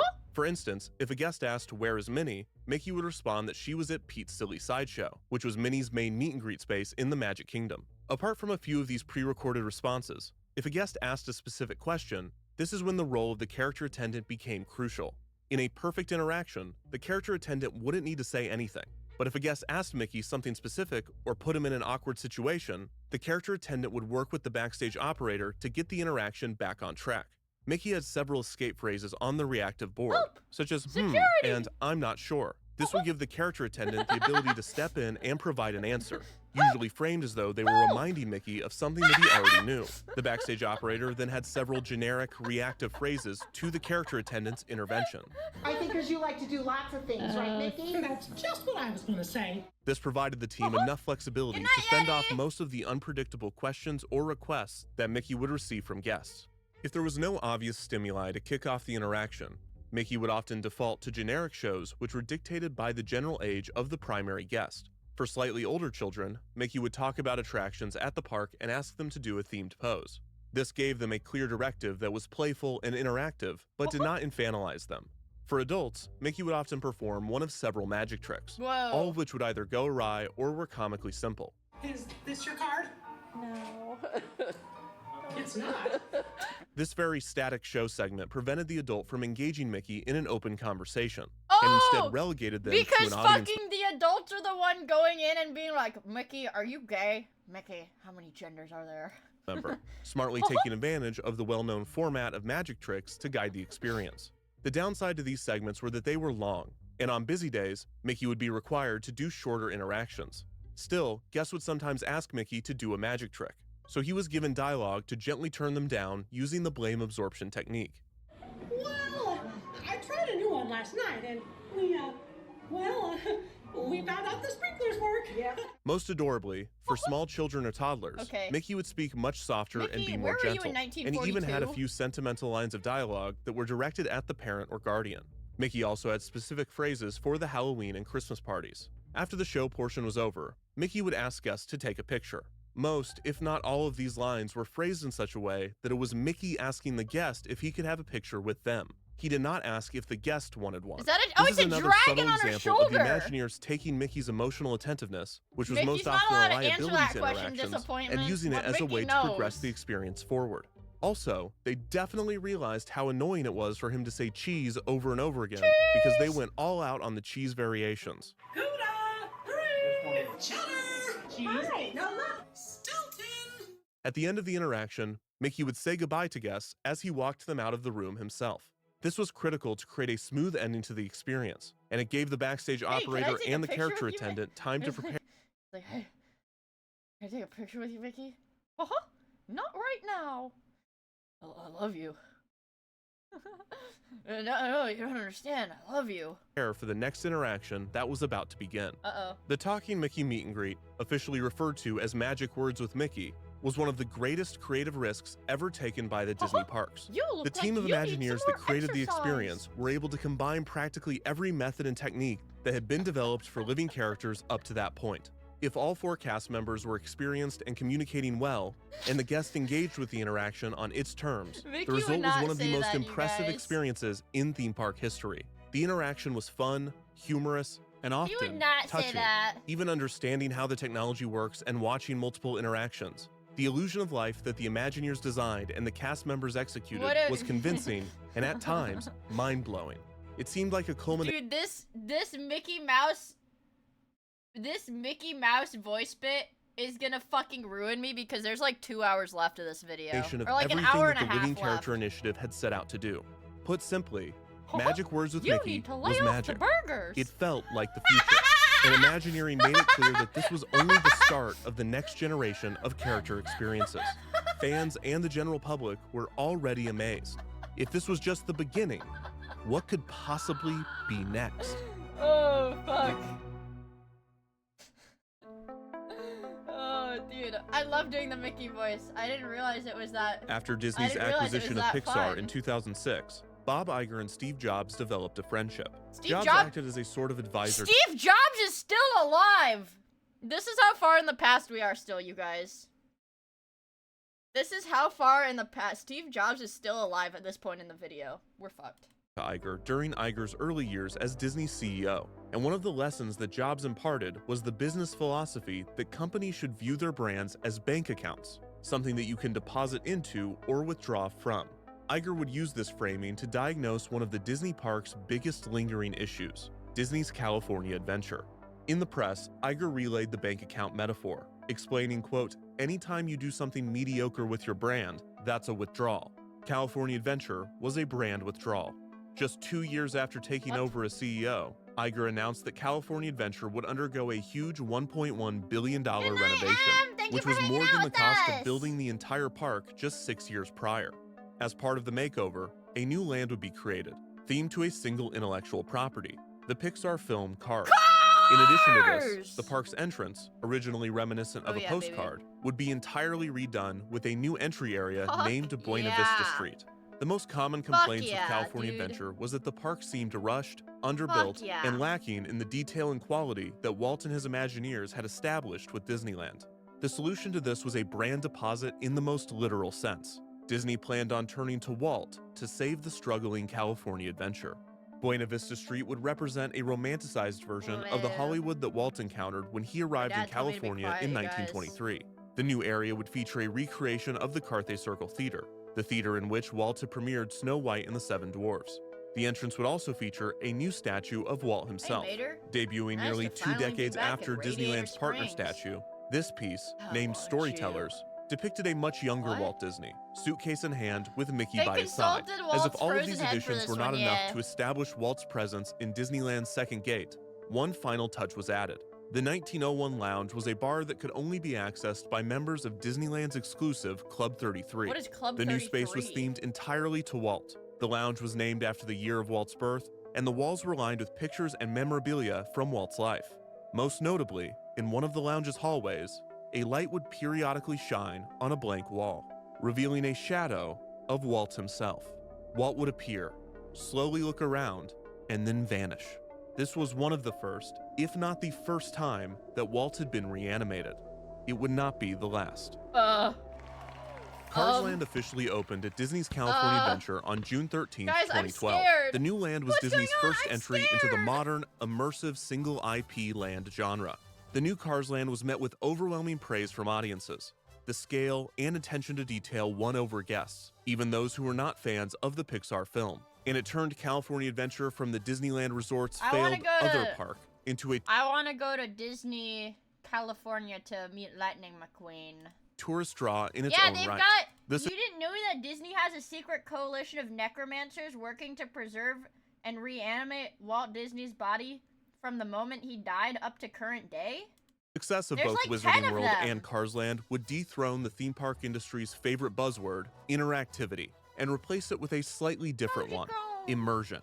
While these terms are not mutually exclusive, Oh my God, like interactive rides and VTubers, guys, characters like would take a VTubers. backseat to the construction of elaborate, recognizable worlds. This led Disney and Universal to search for more properties set in environments that fit this bill. In September of 2011, Disney announced that they had signed an agreement with Fox and filmmaker James Cameron to bring a new land to Animal Kingdom based on the 2009 science fiction film Avatar. A few months later, Universal announced that they were doubling down on the success of Wizarding World, with a new expansion themed to Harry Potter's magical shopping district, Diagon Alley. On October 30th, 2012, Disney announced that they were acquiring Lucasfilm from George Lucas, which included the rights to the Star Wars franchise. The announcement of the acquisition, which included the confirmation of a new trilogy of Star Wars films, ignited hopes for a full-scale, immersive land dedicated to the franchise. In April of 2014, a year and a half after the deal was closed, it was reported that Scott Trowbridge had been chosen to spearhead development on Star Wars theme park projects for Walt Disney Imagineering.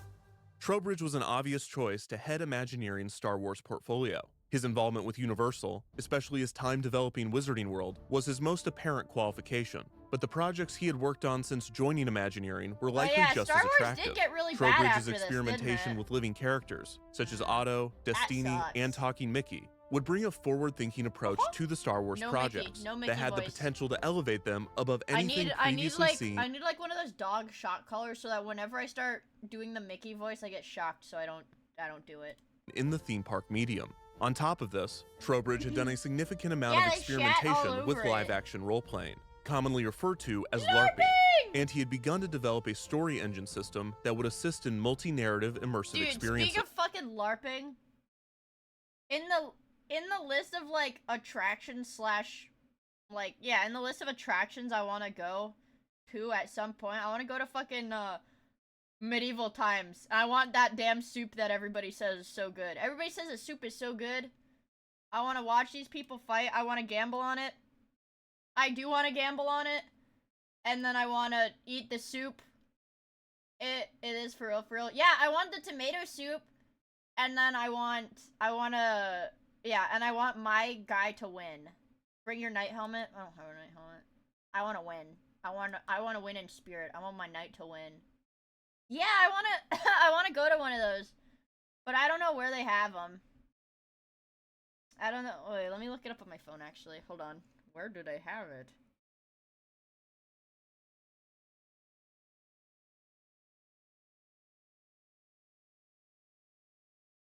Let's see. Orlando. Oh my god. Are you kidding me? Are you kidding me? I'm not donating to Wikipedia. Hold on. Fuck. Seriously? There's one in SoCal. There's one in SoCal. Okay. There's one in Scottsdale.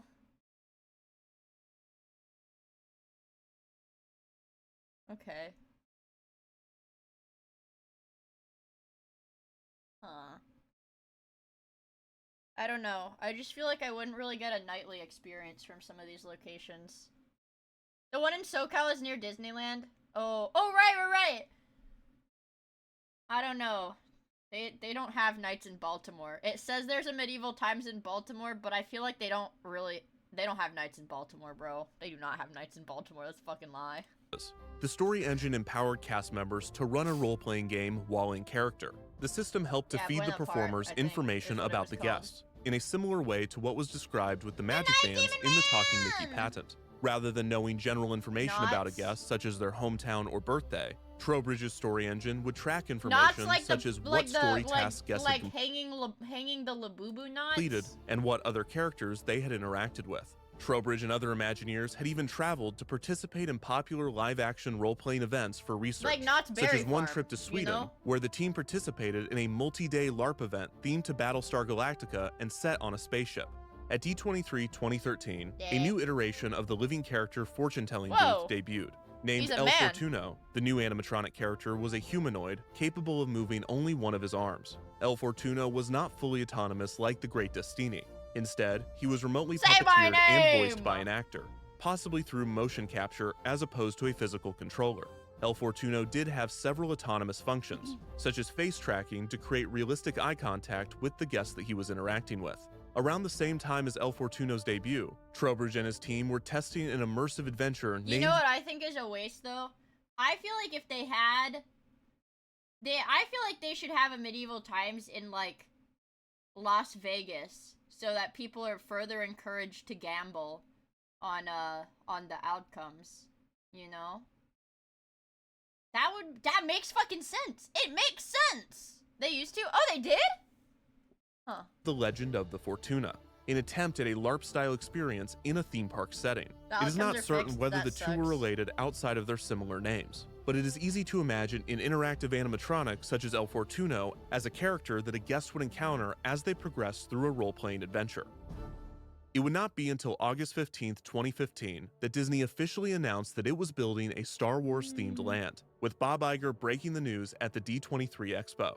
Disney's plans for Star Wars Land were big. For one, they were not just building one land. Yes. We're building two. One at Walt Disney World, at Disney's Hollywood Studios, and the other in Disneyland Park. Iger promised that the land, quote, will be occupied by many inhabitants, humanoids, aliens, and... Okay, you know what? I do believe there's a... What is her name? I think it's like Nicole something. There's like a travel blogger that has a really good 4-hour video essay about the failure of like Disney's Star Wars thing, their big Star Wars thing, and how it sucked so much dick and just was really, really bad. Yeah, Jenny Nicholson, that's what it is. Jenny Nicholson. I had it fucked up. Yeah, that one. That one blew up. and droids. Wait, Medieval Times is scripted? I fucking lost it all there! Store and restaurant will be operated by local inhabitants, like, a cut on making my thumb. each experience deeply immersive. The following day, more details were given by the new chairman of Disney Parks my and Resorts, understanding is that- Bob yeah. Chapek, who had previously been the head Her 4-hour video essay about the failure of the Star Wars shit mainly focused on the hotel, because the hotel was really bad. of Disney's Consumer Products Division. Within a year of Chapek's promotion, Disney it was is- announced Disney is using like their hypersonic cast lines like audio to give me like microabrasions on my fingers, and that's why I have a cut on my thumb right now. that Bruce Vaughn would be exiting Walt Disney Imagineering. That's true, This by meant the that way. a new leadership team would be overseeing the development of Star Wars Land, which would be the largest single-themed land was just a expansion warning in shot. Disney It's gonna Parks be history, right through my with each fucking land temple costing next. around $1 billion to construct. A new 14-acre immersive environment. Chapek reiterated that, quote, the inhabitants of this remote frontier town will operate every store and restaurant. Every single thing will be in story. He also revealed concept art for a large creature that it appeared the guests would be able to ride. Chapek then introduced A Scott big Trowbridge, who thing! discussed several other Star Wars experiences that would be coming to the parks in the interim while Star Wars Land was being developed. It's gonna look like an Star Wars accident. Land might have been the most anticipated theme park project ever. Yeah, the excitement Star was Wars palpable, Land. and with so few details provided and so Star much time Wars before the land's Land, opening, that one. fans in the media looked anywhere they could for clues on what Star Wars Land would entail. By this point in the mid-2010s, not the that projects good. underway in Imagineering were as secretive as ever. This was somewhat the fault of the internet, Yeah, I which was want hungry for circuses with news bears and and primed for elephants. circulating leaks. I want Also, the with elephants fandom to culture stand at its on little peak, bouncy there were balls. huge benefits to controlling the news cycle and waiting to drop announcements at fan conventions. Still, there were Good times where God. Imagineering had no choice but to release information about some of the ideas they were developing. The first was patents, which were legally required to be published. After the announcement of Star Wars Land, can do the news Mickey outlets and shaker. blogs began following the patents that Disney was filing to see if Do any the could be Mickey related shaker. to the theme park project. The most common findings were patents related to screen You've got an technology ass on to fake a you. window looking out into space How does and that weapon go? simulation, such as lightsabers and blaster effects. The other common thread in the rumor mill was that Disney was patenting technology to enable non-human characters, namely droids, to free roam throughout the land. One patent described a system that would I allow like for the a group of droids. robots, Maybe referred this to is as, quote, easy robot color jump. swarms, very cool, to easily Swarms? recognize spatially where each other are and respond to each other's actions. Outside of patents, there was one other channel in which Disney's technology was most often disclosed.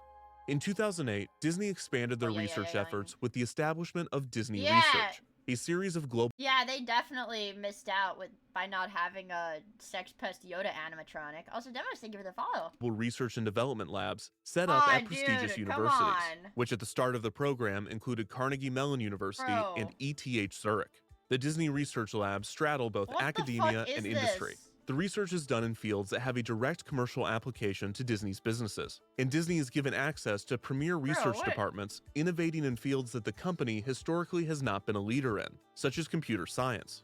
In turn, Disney supports the university's these got little programs, guys? funding projects, providing technology, and collaborating closely with faculty and students. The innovation and experimentation done shaker. within Disney Research is often published to benefit the greater academic community. Most of the research done at these university labs relate to the technical aspects of the animation process, such as new motion capture systems and rendering techniques. Sometimes, though, the labs will produce a research project that is clearly envisioned for application in Disney's theme parks. And this is when things get weird. Disney Research has published a lot of experiments that, at first glance, seem strange. Technology that doesn't appear to have an immediate application. For instance, one experiment called Ishin Denshin showcases a microphone that transmits sound through touch. The description reads, quote, secrets, messages, and whispers can then be transmitted from person to person in physical contact with each other. What? Bodies become a broadcasting medium for intimate, physical sound communication. Does it work? The technology is presented in an almost abstract Does that work? It looks fucking cool. way. The theme park application is not clear, but these students are really selling some intimate use cases. Hey man, what'd she say? You want to share with the class? Hey, whoa! Hey, does anybody have any ideas for Disneyland? Other oddities include fireworks that you can feel, a puppet suspended from a drone, and quasi-static cavity reps Dude. that you can feel, a puppet suspended. Look at, they've got him in like a fucking torture chamber. This reminds me of like that little humanoid looking robot that like looks sad and kicks around and stuff, where they've got like the screaming audio over it. Isn't that like a Filthy Frank bit with the screaming audio over the little robot? From a drone, and quasi-static cavity resonance for ubiquitous wireless That's an power old one. transfer, Yeah, from the aka Filthy Frank the room video. that charges everything. We have a metallized room, and we're going to use standing electromagnetic waves that reverberate all around this room, That providing wireless power looks to any device terrifying. inside. They say it's safe, but I don't think I'm that- not going in there. Yeah, no, trust me. This room that has so much current moving through it at any given point can charge any device wirelessly. Just from being in the room. It won't fry your brain or anything. If you can believe it, the room that charges everything got wrapped up in the Star Wars Land rumor mill, where Walt Disney World News Today reported a rumor that the Star Wars Land trash cans will be elevated 6 inches off the ground, with the wireless charging technology placed under them in order to allow the roaming autonomous characters to recharge themselves. Outside of these oddities, most of the theme park related research done in Disney Research Labs relate to robotics and interactive characters, with Carnegie Mellon already established as an international leader in robotics education. When the Disney Research program started, Professor of Computer Science and Robotics at Carnegie Mellon, Jessica Hodgins, said that one of the first projects the Pittsburgh lab would tackle was developing methods for people to interact with autonomous characters, either virtual or robotic. Yeah, She we're added, gonna have quote, robot whether the barman." character is a robot or a virtual creation, the interaction issues are the same. From We need to this figure quote out from what sensors to build and 2008. how to interpret and respond to human behavior. Some of the lab's first projects were experimenting with humanoid robots. Disney Research attempted to transfer human motion capture data to a robot, teach a robot to stand from a seated position, and train a robot to balance on a ball. Another paper described the development of animatronic eyes that were suspended in fluid and could be moved using magnets. They what? In 2012, They're Disney what? Research began releasing. That just feels wrong. That feels like stepping over a boundary. Fluid suspended eyes controlled by animatronics. This This feels too far. Releasing video of experiments being done with an A100 animatronic that had been modified to catch and throw a ball, with accompanying animations for when the robot made a mistake. Another paper tested new ways to explore giving costume performers control over No. No. Hard pass on the top left. This is what furries want, bro. their articulated heads, testing 3 different Yeah, it's devices too to do furry! so: a sip puff switch, a bite sensor, and a tongue joystick. The tongue won in both error rate and reaction time, and none of the jokes I have written about this are worth it. Throughout the 2010s, Disney research continued pushing innovation in robotics and social interaction between humans and machines. There was significant interest in increasing physical contact between an animatronic and a human, including experimenting with giving machines the capability to hand off objects and to shake hands. Researchers also developed soft-bodied robots in order to assist in safe human-to-animatronic Oh my contact. god, Baymax! Disney research was also freaking the testing Disney aerial movie, animatronics that could position themselves midair. Alongside studying the mechanical aspects of robots, researchers attempted to further their social capabilities, such as developing self-authoring dialogue and advanced story systems. In one paper, titled "The Robot Who Knew Too Much," researchers studied how a child reacted when a robot violated their privacy. By feeding the robot choices, the child reacted when a robot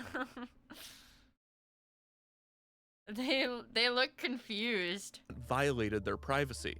By feeding the robot choices that the child believed that they had made in private. Researchers even measured the PSI of a child's hug.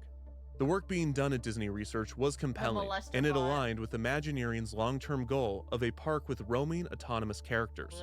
How much of this was preliminary research versus how much was meant for Star Wars Land or the rest of the parks had yet to be seen. But the studies continued to fuel excitement This proves that these robots are inherently evil and have a great capacity for violence. He did this on his own. He did that on his own. Who had beaten the eggs? But the studies continued to fuel excitement and provoke mass speculation about what Disney had in store for their new theme park projects. Me when I get In late 2015, the first temporary Star Wars attractions, named Star Wars Launch Bay, opened at Disneyland and Disney's Hollywood Studios. Star Wars Launch Bay was an exhibit space, featuring several displays, photo ops, and enhanced character meet and he would do that to our Upon souls. opening, guests could encounter First Order troopers and meet Darth Vader and Chewbacca. These character interactions were enhanced in that they were all voice bank characters, capable of speaking pre-recorded lines of dialogue. Like Are live. you in possession of plans that were stolen by a rebel spy? Stolen by a rebel spy. Unlike Talking Mickey, though, these were not soundboard characters, being operated by backstage puppeteers. Chewbacca was merely a chin strap that activated voice lines, like that toy Chewbacca mask. Hey, remember Chewbacca, lady?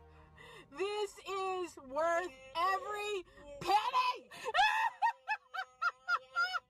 It works like that. Disney Vader and the adults, First bro. Order troopers were more complicated. Disney These adults. performers navigated their voice bank and short dialogue trees on their own, using advanced sensors hidden within their gloves.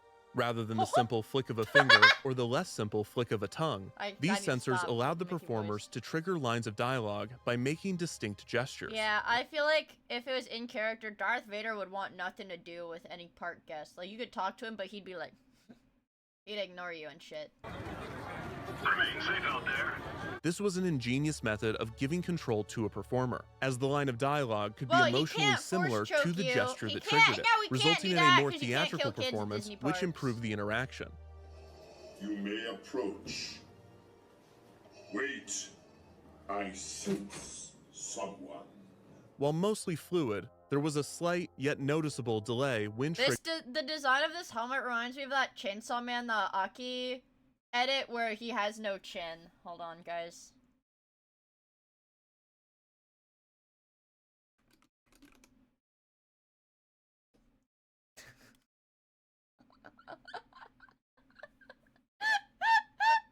Let me go back a bit in the video.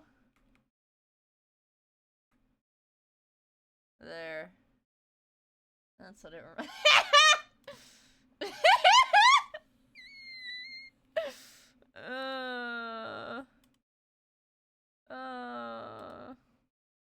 Yeah, that's what it looks like.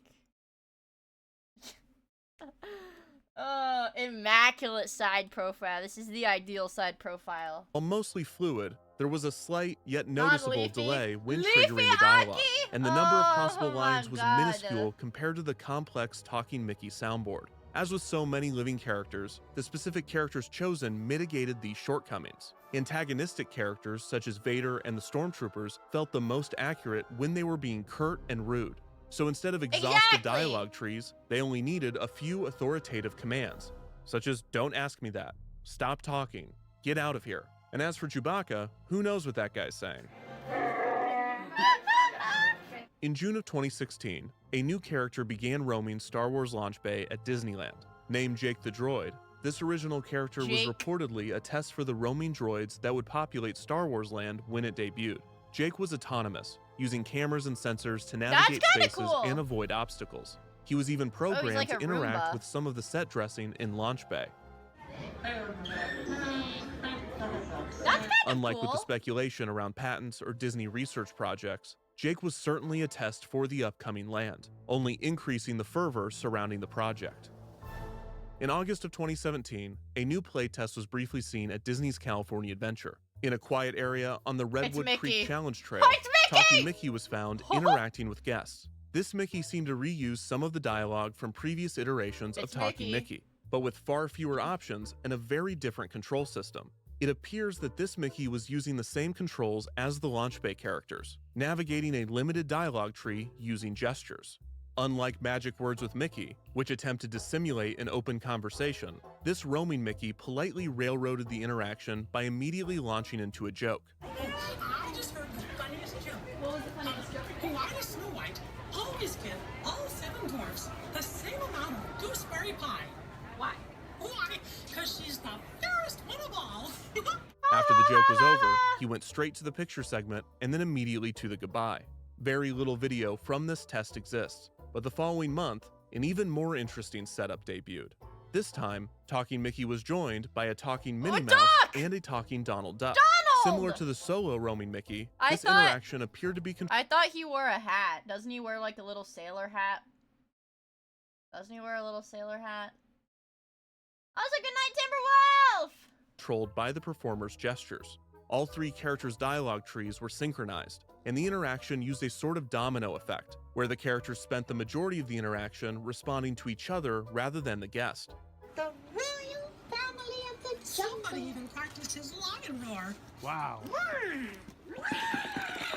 Oh my. How about we get a photo where we all pretend we're lions? Yes, please. Another video showcased an attempt at an open interaction, in which the trio appeared to only communicate using reactive phrases instead of launching into a narrative show. Got his little this was Donald accomplished out. by the intervention of the character attendant, using a similar technique to the one derived for Magic Words with Mickey. Except rather than this scenario being used sparingly to get Mickey out of a jam, in this version, the character attendant did most of the talking, while the trio could only respond with a few generic reactive phrases. What was your favorite thing that you did today? Oh, gosh, I'm not sure. It's funny, we were just talking about this actually, and we think meeting everybody today was the best moments. Wow! Okay, I'm sorry, Donald. Just like with the original Talking Mickey playtest, this setup was clearly imperfect and was only a starting point, but it showed that the Imagineers were He's got his attempting to little get Donald more out. What the interactive, hell? free-roaming costumed characters into the parks, and eliminating the need for a backstage operator was a major step toward doing so. Disney continued to drip-feed news about Star Wars Land throughout 2016 and 2017. At the 2017 D23 Expo, the land's official name, Star Wars Galaxy's Edge, Yeah, was announced. Galaxy's Edge, During that's the what parks it was panel, called, yeah! Trowbridge again reiterated that the land would And be, it was quote, like a filled failure. with characters, alien creatures, and droids, adding that it was, quote, a living place, a place where your choices matter, and a place where you can even earn a reputation. This implied the implementation of Trowbridge's What story the engine, hell? and concepts were directly shown of guests being confronted by unique characters who They're had gonna knowledge kill of their guests prior at activities in Galaxy's the land. Edge. During the same panel, The Chapek reason it failed was because the original pitch by Disney was to allow people to be killed by the crew members, cast members, and animatronics. announced an entirely new Star Yeah, because it's immersive. It's an immersive experience, you know? Just like the real Star Wars. You die in combat. Wars experience, a combination of a luxury resort and an immersive role-playing game. Few details were given on this themed hotel, Role but from what was said, game. the experience appeared to be Now a direct this, extension of Galaxy's I Edge, think is where a gonna guest's be in-world pretty history and awesome. reputation could follow them across both the land and the hotel. Along with all of the Star Wars projects, Disney was beginning Disney to develop adults theme would park pay to be attractions given a based on the lethal popular injection by Marvel Mickey Cinematic Mouse. Universe, an effort that had begun Some with of a them fucking retheme might. of That's not California even funny, Adventure's 'cause some Tower of of them might. Terror. The new attraction, named Guardians of the Galaxy Mission Breakout, debuted on May 27th, Whoa, 2017. the In January of lizard? 2018, the What? queue to Mission Breakout was Raccoon. given a new creature display. The lizard.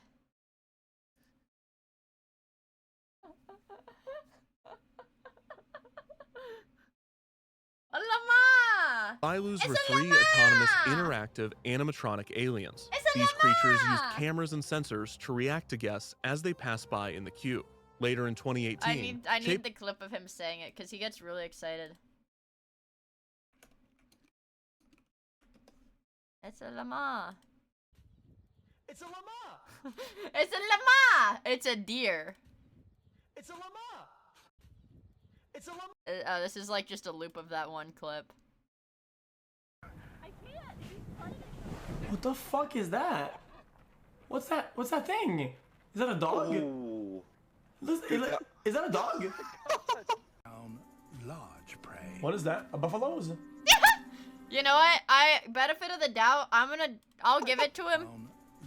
I would have said buffalo if I had only seen this. I also would have said buffalo. I'm gonna say it.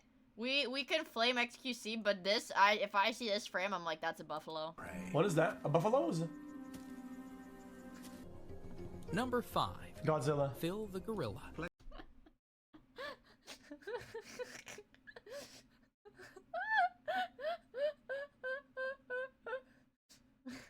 Godzilla.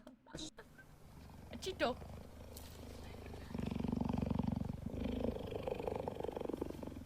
Cheeto. Cheeto. What is that? Is that a chicken? What the fuck is this?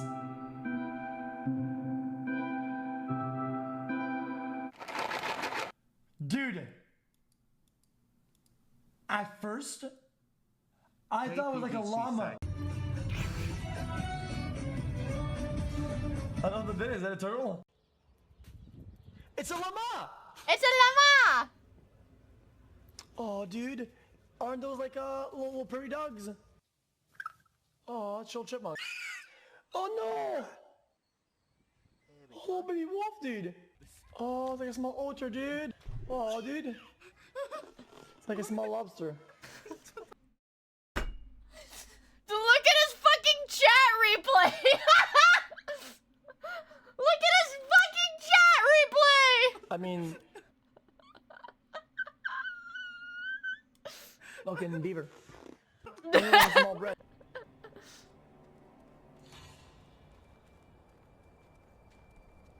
Crocodiles. What? Crocodiles. Oh my god. Hello, Mia. What? It's my own stream. Hello, Mia. What are you doing here?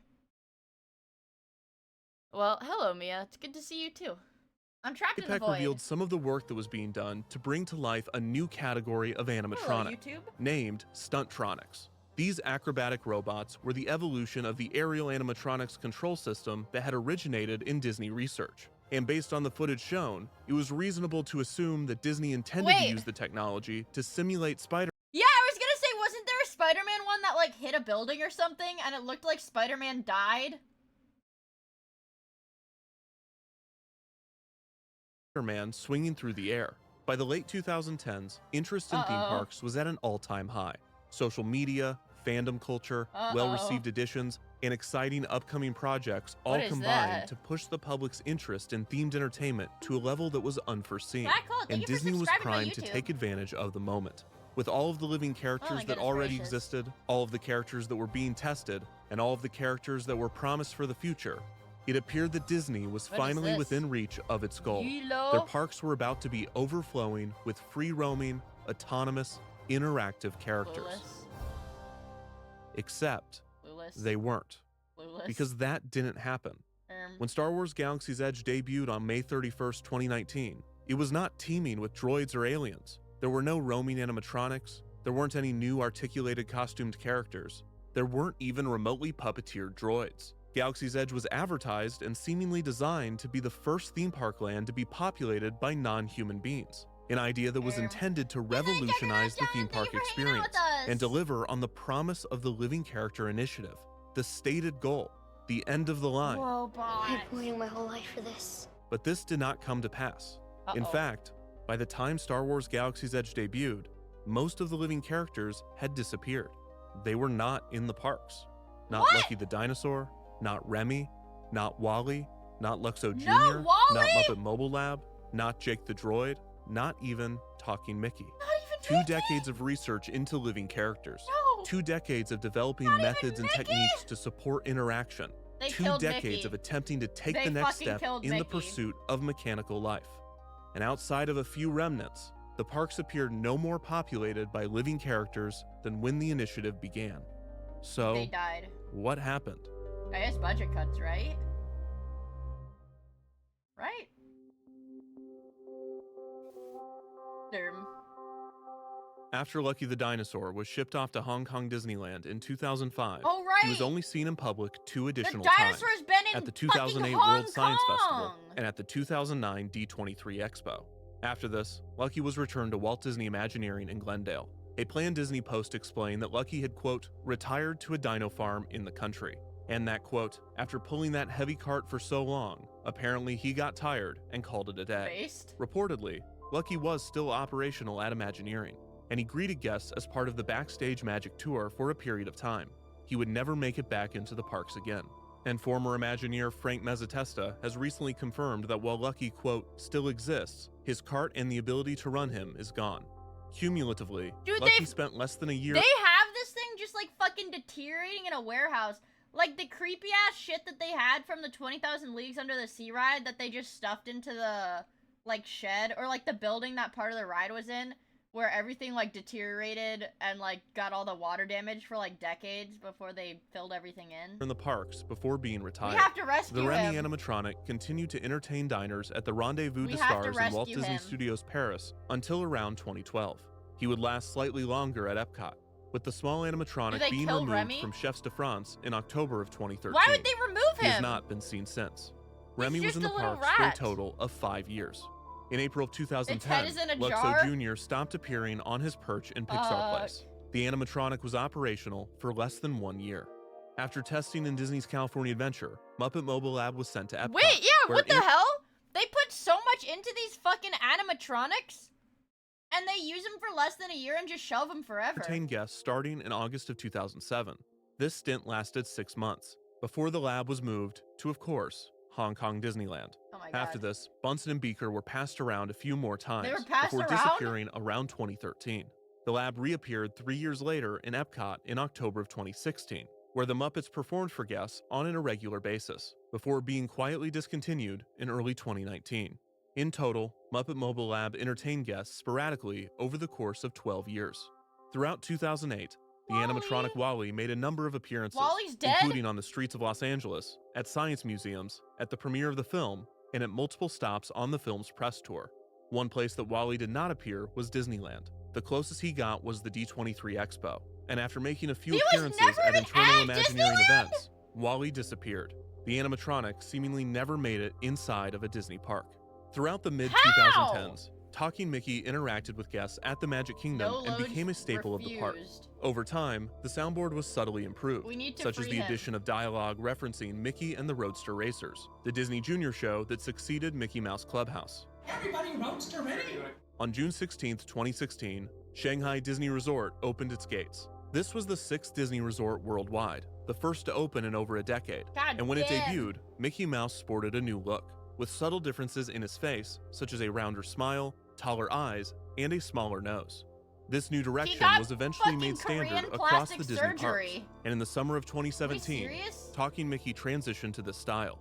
Not only did the refresh make Talking Mickey consistent with his non-speaking appearances, but the new articulated head was reportedly Lucky, Remy, and Beaker down in the Disney basement forming Edward.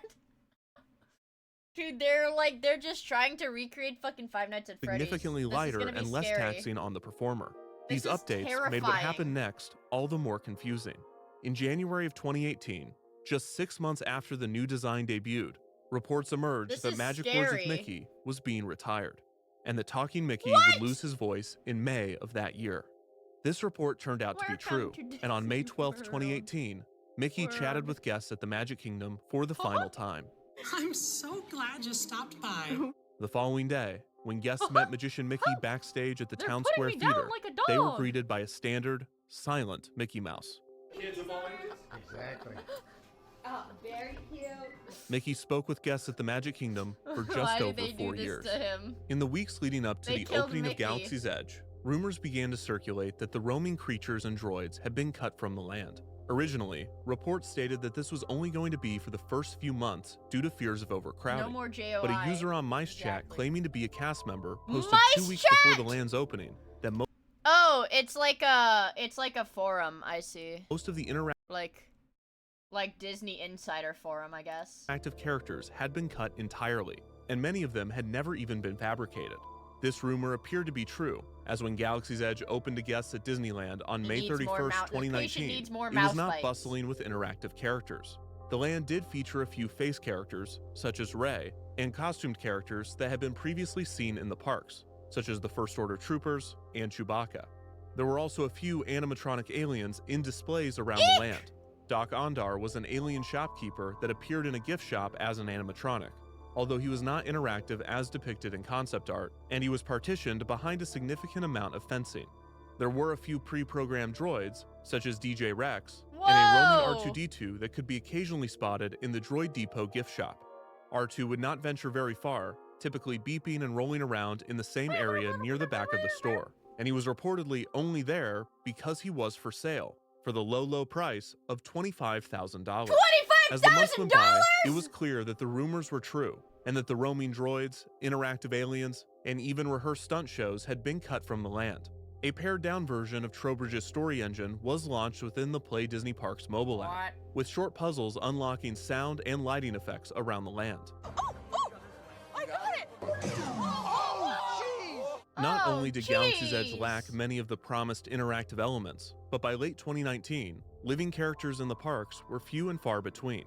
Many of the virtual puppetry shows, such as Turtle Talk with Crush and Monsters Inc. Laugh Floor, remained in operation, as did most of the ride and queue-based characters. Although Roz and Mr. Potato Head were only operated infrequently, and were often set on non-interactive animation loops. Most living characters had either So I vanished. don't understand. They developed this technology. They fine-tuned it pretty well for the purpose it served, and then they were just like, actually, we're not gonna use it anymore because we don't want to. Or never made it into the parks. Why? Expensive There is no to one service. reason, but there are a set of consistent challenges that have plagued every living character that has been either removed or cancelled, except for maybe one. The Luxo Jr. animatronic might have been specifically removed because the Norwegian lamp manufacturer Luxo sued Disney in late 2009 after Disney attempted to sell lamps of Luxo Jr.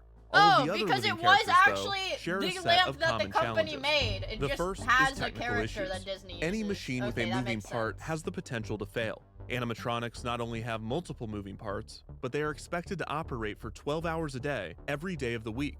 Disney and other theme parks have experienced significant issues keeping stationary animatronics, especially impressive ones, working reliably. Oh It is my not god, that surprising was that scary as a animatronics kid, that are meant bro. to roam free in a less controlled environment would be more prone to technical issues. Goddamn Lucky the clankers. dinosaur was no stranger to malfunctions, and his skin, which was specially developed to be lighter and more flexible, was not immune to wear and tear. Muppet Mobile Lab was a significant improvement over Lucky in several ways, namely that the contact point between the lab and the ground was not animatronic skin, but instead the tires of the Segway platform. Still, Bunsen and How did Beaker it were not fucking exempt balance? from the occasional Segways are showstop, so weird in to which me. case the two slumped over as Segways- the lab oh, fell forward. fuck. Not only did malfunctions die. result in the immediate shattering of the illusion of life and a diminished guest experience, but it was a failure that occurred in an open guest area. When an animatronic malfunctions in a ride or a show, cast members can cycle out the attraction to allow maintenance to come in and fix the problem. The majority of the time, The parks are so busy and the rides are so multifaceted that operations typically just switches the animatronic to a diminished state for the rest of the day, or even just leaves it frozen in place. This is not a luxury that roaming animatronics have. Lucky and Muppet Mobile Lab were heavy machines that had used their own power and mechanical equipment to propel themselves to whatever spot in the parks that they were now lying dead in. Not only did this block a previously open guest space in a busy park, but in order to revive them, maintenance either had to be done in front of guests or a second machine had to be brought in to rescue them. Wally experienced a similar breakdown at the D23 Expo. They put him and the in a solution fucking was to body put bag! a themed body bag over him and carefully dolly him off of the showroom floor. See, this works for Wally because he is canonically a robot. He's not dead, he's just out of battery. Oh my god. Oh no. Wally, oh my god. Oh Not my god, entirely oh my unrelated god, to his neck technical snapped. difficulties. His Another neck challenge snapped. living characters face is liability issues. Wally actually fucking died. Did his neck actually snap? For Wally because he is canonically a robot. He's not dead, he's just out of battery. Oh my god. Oh my god, his neck snapped. Who's gonna tell Eve? Oh no. Oh my god. Wally, oh my god. Wally. Not entirely unrelated to technical difficulties. Another challenge living characters face is liability issues. The big dino was deemed far too dangerous for the parks very early on in its development. Lucky mitigated this risk significantly by attaching the animatronic to a vehicle, but there is still a greater risk when interacting with an animatronic than there is in a typical costumed character meet and greet. This is especially true when young guests instinctively want to touch the character. This was the case with Wally. Reportedly, the animatronic Wally was heavy, with some rumors stating that it weighed as much as 700 pounds. While the exact number was never released, Wally was the one that Wally did the bite does of appear to be 87? pretty heavy based on the way this guy has to put everything he's got into dollying him off the showroom floor. Guests were forced to stand on a red circle when taking pictures with Wally, which could have been a way to prevent the animatronic from harming the guests. One of the biggest challenges that living characters face is budgets. This issue is not simply that these experiences cost money. It is specifically about who is paying for them. The Walt Disney Company, like any megacorporation, is a parent company that owns several subsidiaries. The Walt Disney Company operates Walt Disney Parks, Experiences, and Products, which manages Walt Disney World, which manages the 4 Walt Disney World theme parks. Each park and hotel has its own leadership team and budget. It's and the 4 goal of this totally fragmentation is to encourage managers to operate. Disney World is like the Disney County, Disney City. There's 4 separate fucking theme parks. Like totally independent theme parks. What the fuck? Also, good night, Kata! Thank you for hanging out with us. Maintain and streamline their respective business. Walt Disney Imagineering is a design firm made up primarily of engineers and artists. They almost always want to create the coolest, biggest, and most impressive project that money and the laws of physics will allow. Park operators are much more concerned about logistics, efficiency, and reliability. While Imagineers still want their attractions to work and park operators want their attractions to be cool, both parties have different priorities.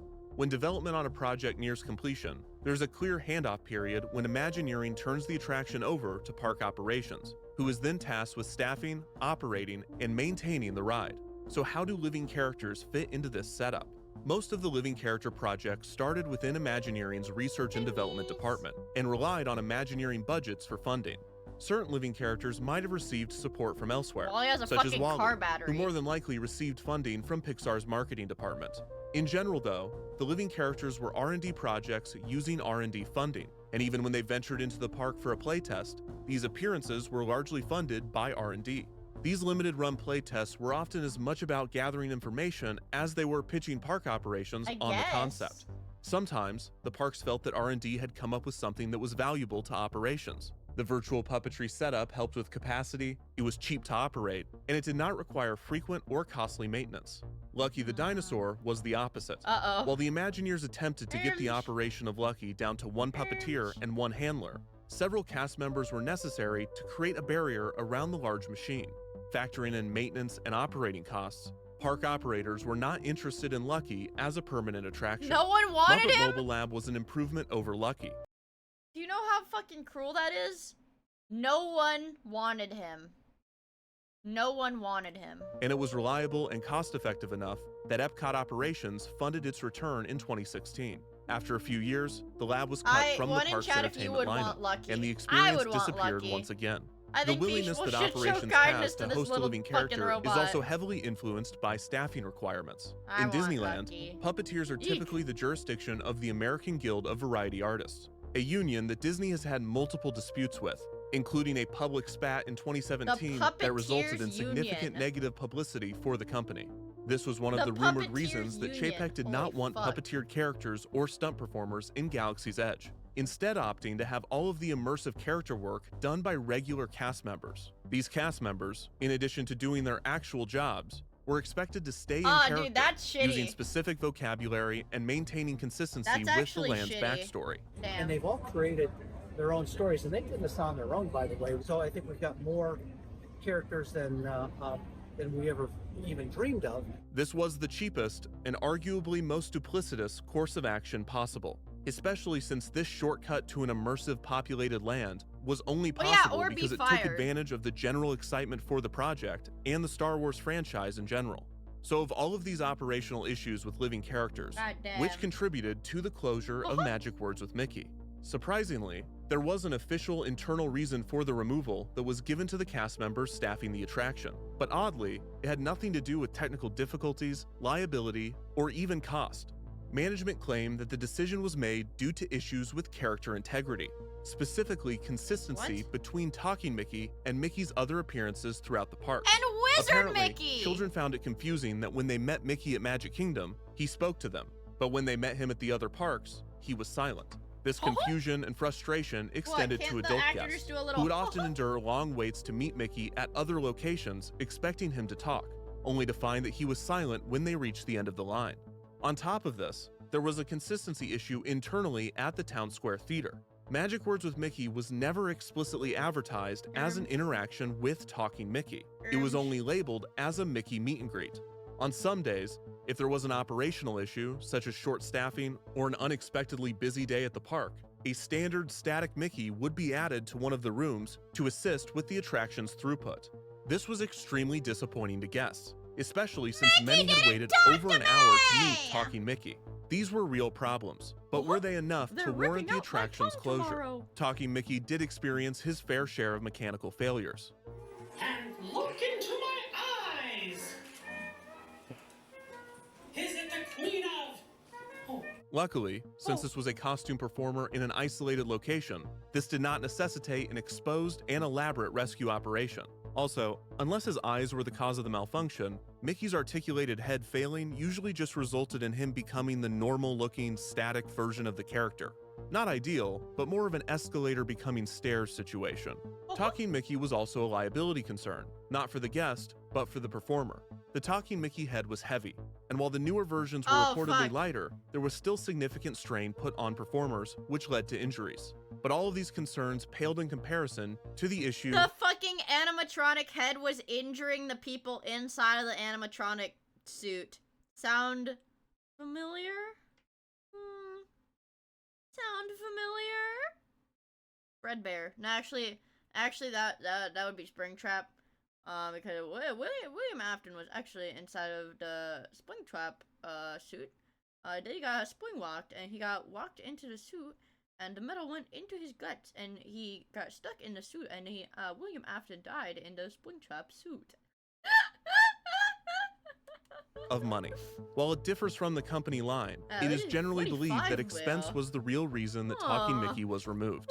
The fact that 4 cast members were required to achieve a single interaction made the cut attractive to operations, and this likely led to the change more than any other reason. So if the main problems with living characters have been persistent since their inception, how has the Living Character Initiative, or at least the idea of it, survived for so long in such a profit-driven company? Well, this is actually one of the main purposes of R&D, to experiment with new ideas in an environment that is shielded from many of the economic pressures that are placed on other divisions of the company. Still, while R&D timelines are longer and failures more encouraged, results aren't irrelevant.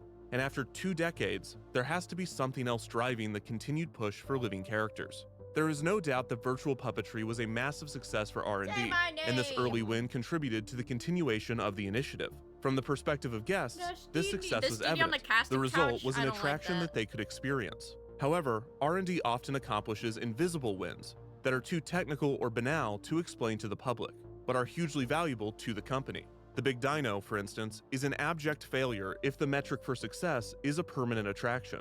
But during its development, Imagineers experimented with electric motors, walking algorithms, and gyroscopes. And that research I still think they should have put the Corvette V8 engine into that fucking dinosaur. could be applied to other projects. If this development That would've period been results in a badass. patent, That this would've been gives so Disney an edge on their badass. competitors, even if they do not have an immediate application for the technology.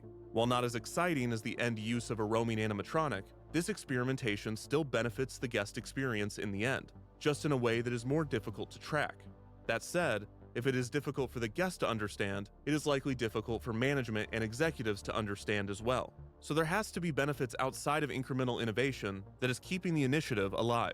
One of these, let's call them less than noble reasons, is media coverage. Previewing new animatronics and innovative character experiences results in good press, which is free advertising for the parks, if you don't count the millions of dollars that it costs to develop them.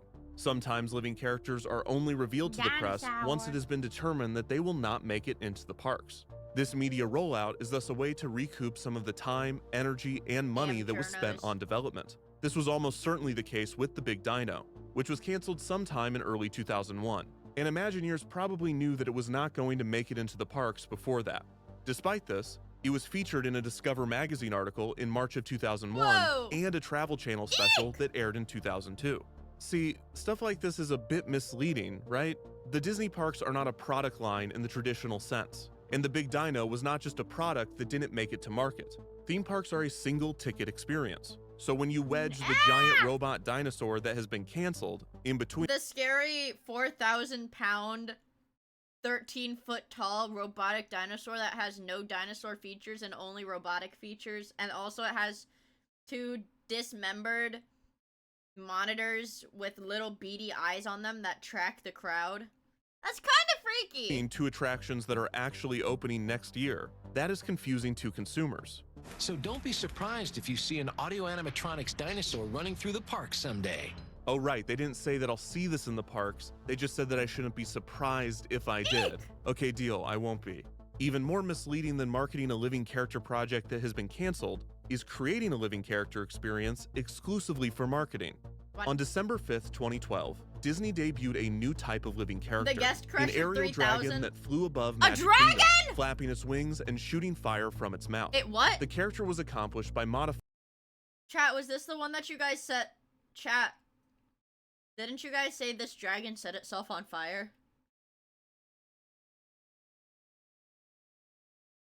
Buying a powered parachute. The cart that the pilot would sit in was themed to appear as the dragon, and a black canopy was chosen so that when the aircraft was lit correctly, the parachute disappeared and the dragon appeared to fly on its own. That's pretty cool. This incredible aerial character was only seen one time, for one night, during a media preview for New Fantasyland. The dragon was heavily reported on by the media in attendance, and it was mentioned in countless articles in the same breath as the attractions that regular guests would actually be able to see and experience. This is a gray area of public relations, and one that can be especially lucrative to large corporations in the age of new media. It's not illegal to have a press event. It's not false advertising to fly a dragon above the park to celebrate the opening of a new land. And if a bunch of journalists report on how cool it is and don't question whether it is a regular offering or not, that's on them.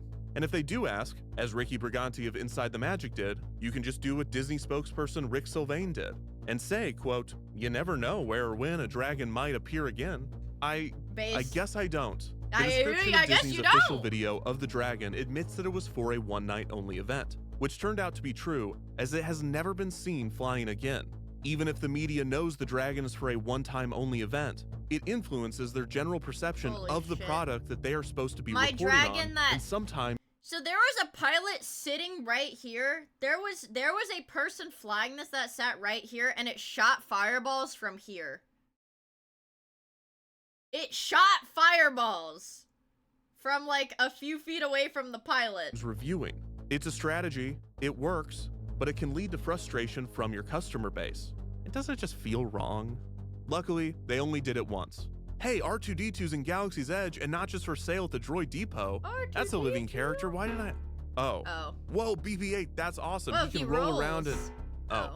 Hondo Inaka, great costume.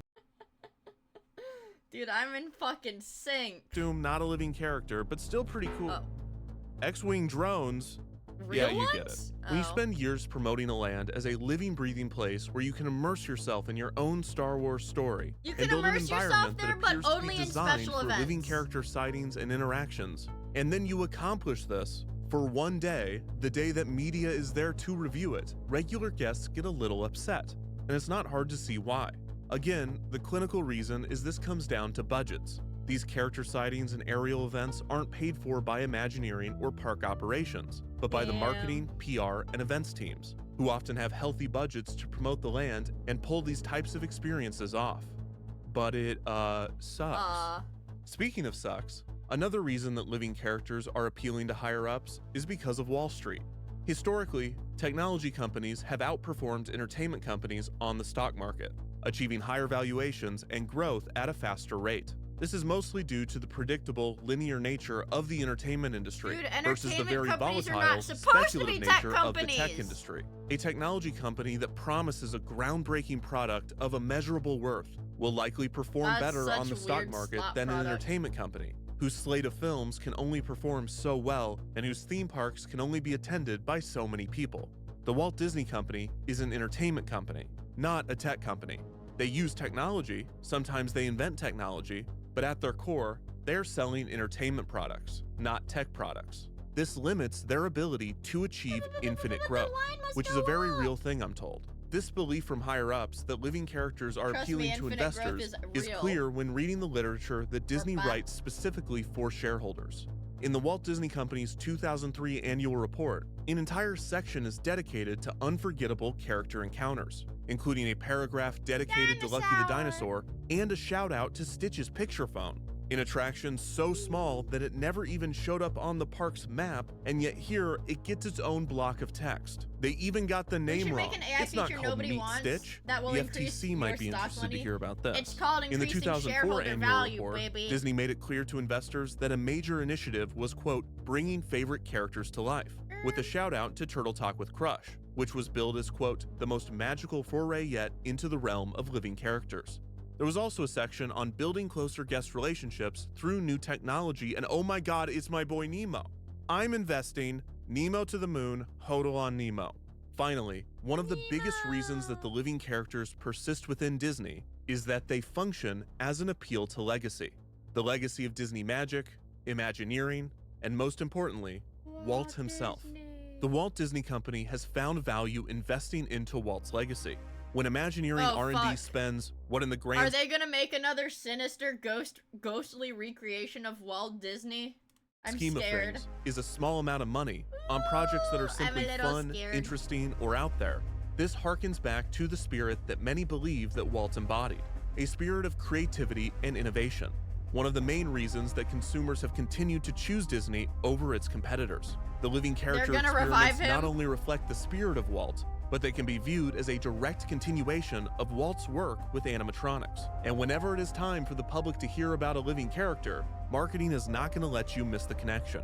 Walt once said the best way to predict the future is to invent it. Walt's vision drives a lot of what we do. I'm not so certain that we're not doing with these worlds today exactly what Walt Disney would have wanted to do. That's all Walt Disney wanted to do, was make magic real.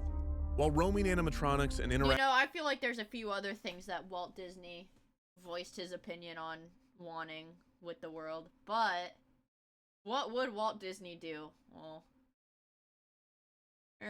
active characters function successfully as a legacy play for the company, they still require a significant amount of work for something that cannot be easily integrated into the parks. I have to finish In order my to energy keep drink. up with Walt's spirit of innovation, R&D has to keep coming up with new ideas. The next step in an initiative that has still yet to make a drastic difference in the guest experience. And after Walt 2 Disney decades and needs probably me? hundreds of millions of dollars, Okay, well, at what point do you I'll ask do it. yourself, if we're gonna do all this work as a way to evoke the spirit of our dead founder, wouldn't it be great if we could just bring him back? Uh-oh. Guys, I'm scared. Can we just bring him back? Guys. Oh no. Guys, I'm kind of scared. the final film of Bruce Lee. 4.5 years in production. People always laugh about these shots in the dressing room with the Mr. cutout House. scene in the mirror. Subsequently, they only use clips of Bruce taken from his other films. You lose, Carl Miller. Or shots of doubles. And so begins the game of death. Walt Droidney. Here he is, Forrest Gump, right here. Forrest Gump, John Lennon. The Dick Cavett show was a little different because it was taken from television material. The set was duplicated to look just like the old Dick Cavett set. Wait. He's not actually in Forrest Gump. He was dead when that happened. They just used stock, like, footage of him? Don't act like I'm stupid. I watched Forrest Gump in high school for, like, a history class. His legacy as one of the greatest dancers in the history of film remains untarnished and unmatched. The amazing Dirt Devil Ultra Handback. Is this even legal? This... Amazing Dirt Devil Ultra... This feels wrong. This just feels wrong. They've edited a product into his hands. He's dead and they're using his likeness to advertise a product when he's dead? Handback. Oliver had died, how to bring him back by using the shots and writing a scene around it. It was like having several pieces of the jigsaw puzzle with several pieces missing. Look at this. Supposed to fill these out. Now look here. Now just stop it. It upsets me. Is that why she stays in the fucking chair? This nation will rise up. Before you can inspire, you must first connect. And the company that connects more of the world is Alcatel. There was something surreal about Maryland. There was a certain lack of reality for me, and it was just unbelievable. Dre brought them one performance that What the truly fuck? blew their minds.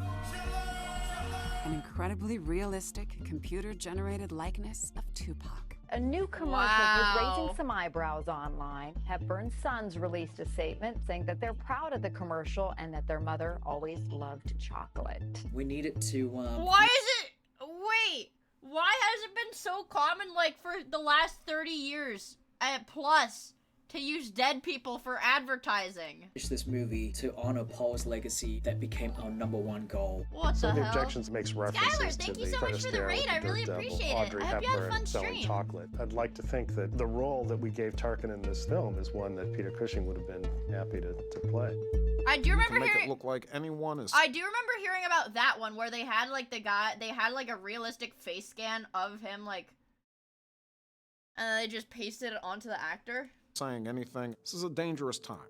This is an example of deep fake, a word that combines the terms deep learning and fake. It's an advanced form of artificial intelligence, making the process of creating fake. Dude, if only they knew. If only they knew what deepfake would be used for immediately after it was perfected.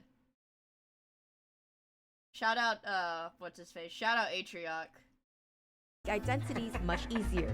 I watch over you every day, and I'm always with you. Artificial intelligence software that can turn anything you type into art. With just a few clicks. I think that we're right on the edge. Technology is a double-edged sword. I'm not saying it's bad. It's just that it's double-edged. That's the best way I can describe it. It kind of scares me, to be honest. It should scare you. It's... Oh fuck, oh fuck, they're bringing him back, they're bringing him back, they're bringing him back. What is it used for? In 1881... It's used for generating non-consensual porn. They will take porn, I'm answering this in earnest.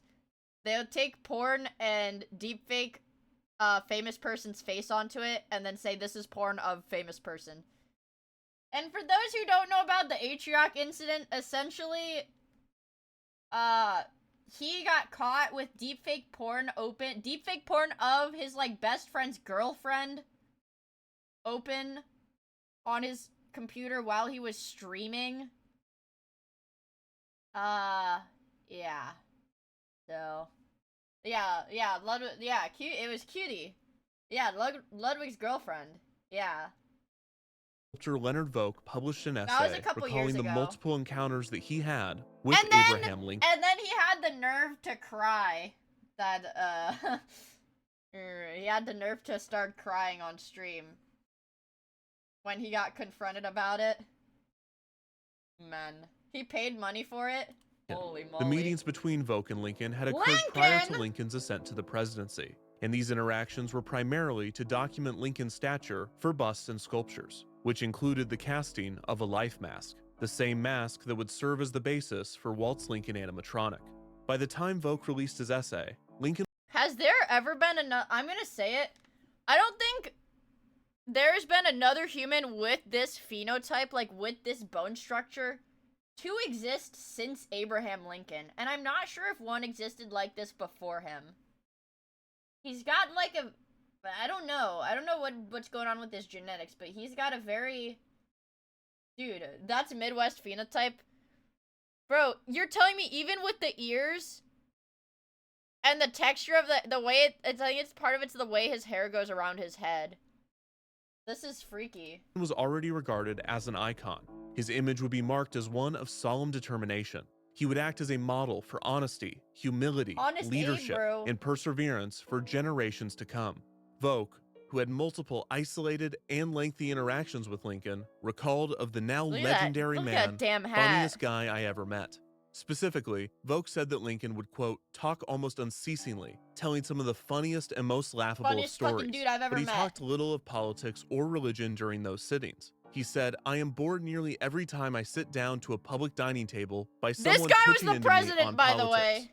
This aspect of Abraham Lincoln, the human, would not live on in Abraham Lincoln, the legend. While Lincoln's humor has by no means been erased from history, this nuance has not survived into the public's collective memory of Honest Abe. And the more common depiction of Lincoln, the brave president who bore the weight of a fractured nation, was the one that Walt and his Imagineers would depict. This representation... He was just a chill guy. Man, I'm gonna say it, I didn't even know that. I did not know that Abraham Lincoln was just a chill guy. He would never have been elected in the era of mass media, too ugly. Didn't that give, like, JFK a huge leg up? Because he was young, attractive, and very charismatic. Because they had, like, televised interviews and stuff now. Or, like, debates or whatever. And he was just attractive and charismatic, and that made it a lot easier for him to win.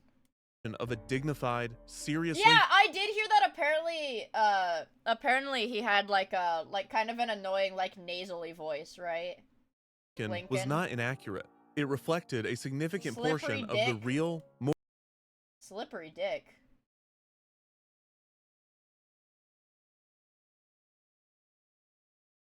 Who's Slippery Dick? Oh, Nixon. What?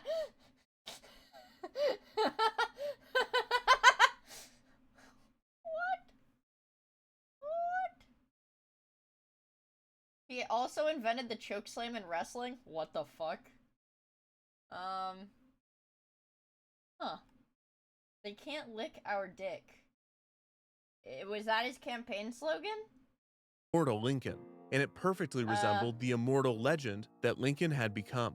The animatronic's 5-minute speech did not require the frivolous complexities and random hypocrisies that plague every real human being. In order to bring the 16th president back to life, Disney only needed to depict the simple Lincoln, the idealized Lincoln, functionally, the real Lincoln.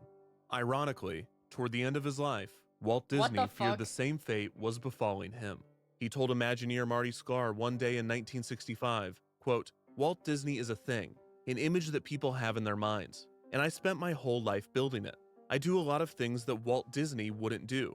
Walt Disney doesn't smoke. I smoke. Walt Disney doesn't drink. I drink. I'm not Walt Disney anymore. Walt's death the following year cemented this idea, with his name and legacy remaining the company's driving force for years after his passing. Over time, as Disney's leadership changed and the company found its creative footing without him, Walt's image was boiled down even further. And much like Lincoln, he became less of a complex individual and more of a figure that represented a set of core ideals. Walt's image became one of a creative risk-taker, a resilient, hardworking innovator, and more than all else, a dreamer. As the company he left behind grew into the world's most powerful media empire, Walt continued to play an important role, a role that would soon become even more critical. I leaned too far back in my chair. We find ourselves in 2023.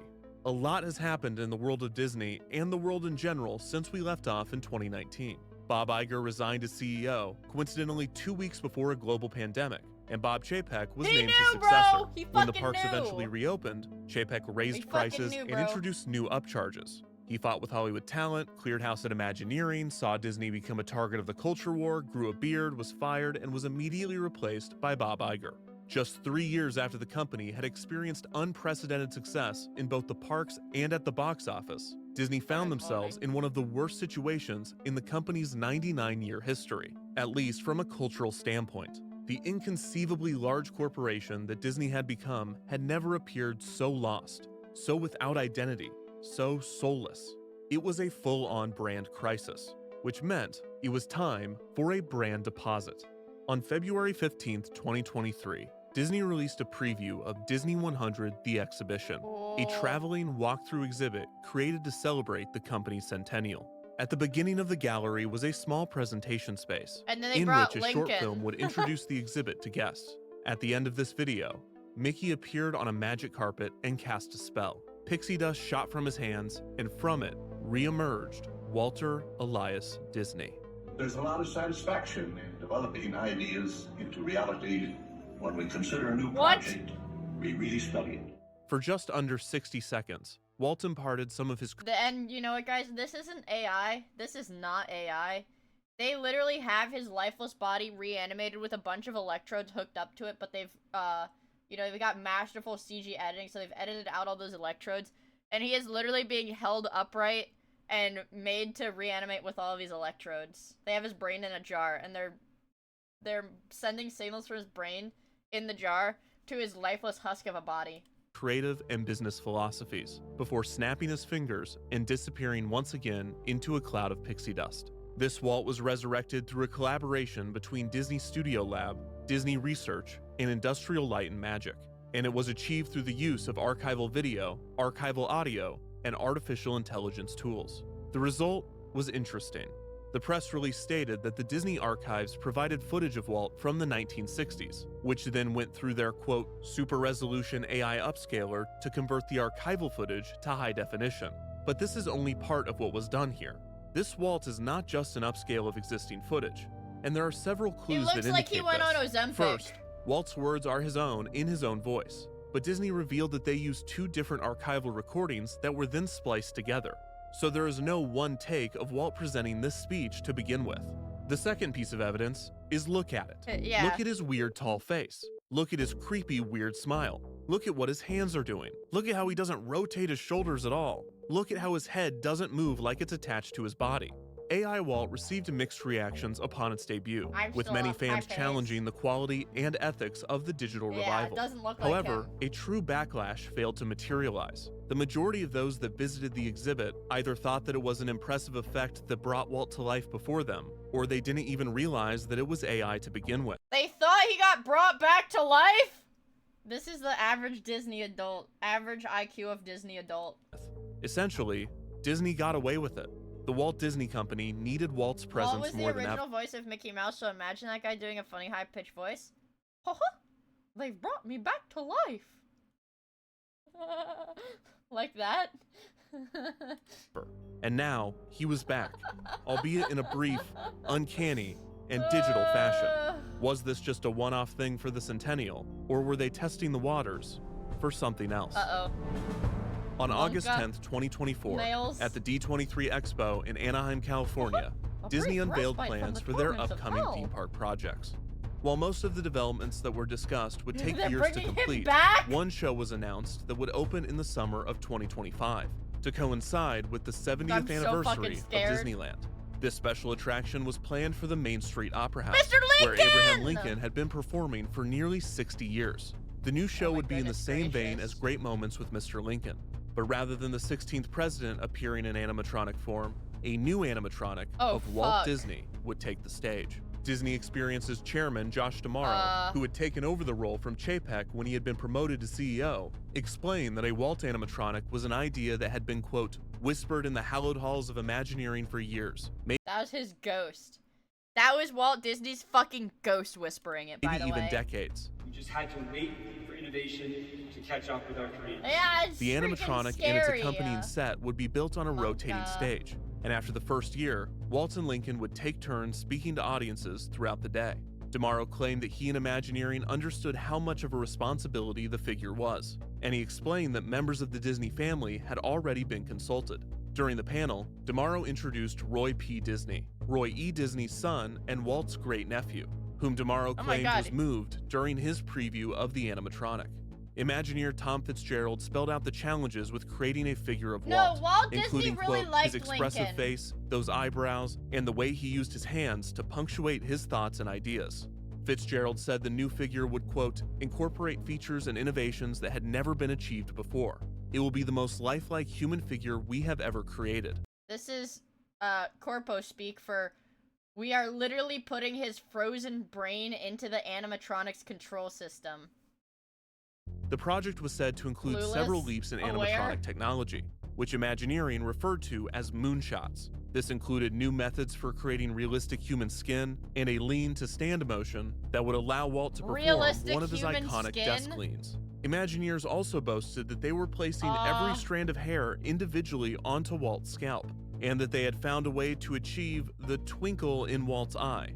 Apparently, those that knew Walt claimed that he had a twinkle in his eye when he spoke, and the Imagineers planned to achieve this glint by creating special eyes with a corneal bulge, which would refract light and result in Walt's eye sparkle.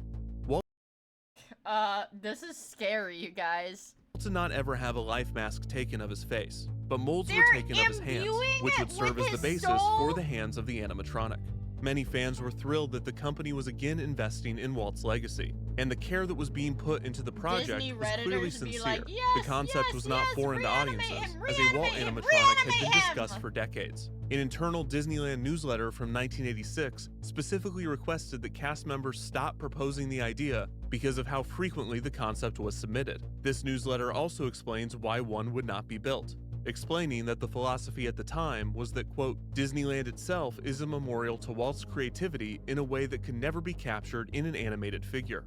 Imagineering had considered the idea numerous times, and former Imagineer Eddie Soto revealed that he had once done concept work for a show featuring a Walt Disney animatronic, which was also proposed for the Main Street Opera House.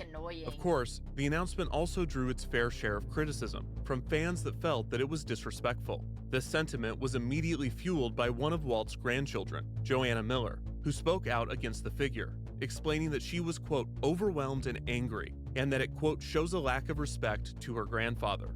In another post a few months after the announcement, Miller doubled down on her initial position, and additionally claimed that Walt had told those that he worked with that he never wanted to be made into an animatronic. Miller also recalled that her mother, Walt's daughter, Diane Disney Miller, rejected a proposal for a Walt animatronic to be placed in the Walt Disney Family Museum in San Francisco. After speaking out, Miller was invited to Imagineering to see the progress on the animatronic, but she was not swayed. In an interview with the LA Times, she reported, quote, I think I started crying. It didn't look like him to me. Thus, Miller stuck to her— Dude, imagine that though. Imagine, like, your parent dies. Your parent's been dead for like 50 plus years. And then somebody's like, I just made an animatronic. He's like, his employees are like, I just made an animatronic of him. You look at it and it doesn't look like him. Like, the uncanny valley of seeing an animatronic that moves and is intended to look like someone you know, but just doesn't quite look right. And we can make him dance. I mean, we can make him lean, and we can make him stand up afterwards. I mean, claimed that the animatronic was disrespectful and directly against Walt's wishes. All of the accounts that Walt expressly stated that he did not want an animatronic made of him are all second or third hand, and there is no known record of Walt or his colleagues establishing this alleged belief. Walt Disney Imagineering confirmed this, although they clearly have a vested interest in the matter. Imagineer Jeff Shaver Moskowitz stated, quote, in all our research, we never found any documentation of Walt saying that. We know that it's anecdotal and we can't speak to what was told to people in private. Mia, A little you can make over a week Fortnite after dance. Joanna's explosive post circulated, other Disney family members voiced their support for the project. The board of the Walt Disney Family Museum, which includes 5 of Walt's grandchildren and 3 of his great-grandchildren, shared a statement expressing enthusiasm for the animatronic. And 2 of Walt's grandchildren, Chris and Tamara Miller, Dude, they're probably all getting paid like hundreds of thousands of dollars for like permission. on the record expressing their support. At the end of the day, though, it doesn't really make a difference what Walt's family... Granted, I'm not sure if it matters that these people are getting paid for them to use Walt's likeness as an animatronic, because these people all have generational wealth for the rest of their, like, fucking family lineage. Like, forever. thinks. In most cases of simulated resurrection, especially of the digital variety, companies are required to seek approval from the estate of the deceased, as they hold the name and likeness rights to the individual. This was not the case with Walt Disney. This is because, in the early 1950s, Walt assigned his name and likeness rights It'll do the, what is it? What is it? That Chinese dance. What is it?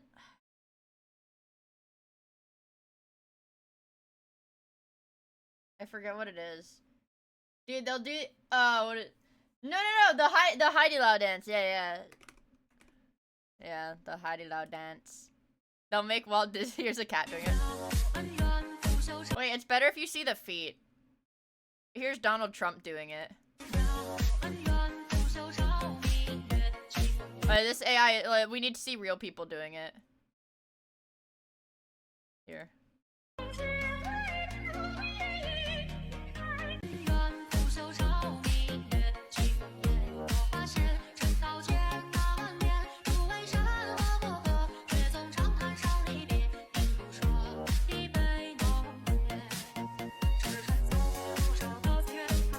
Amazing things happening in China, you guys. Anyways, they're gonna make Walt Disney do that.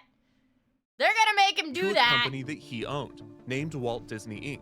He then charged Walt Disney Productions a fee to use his name and likeness in marketing and merchandise. Between 1953 and 1981, Disney paid Walt's company, which he left to his wife and daughters, over $45 million for the use of Walt's name and likeness. In 1982, the Disney family sold Walt's name and likeness, as well as a few other assets, to Walt Disney Productions. Holy fuck.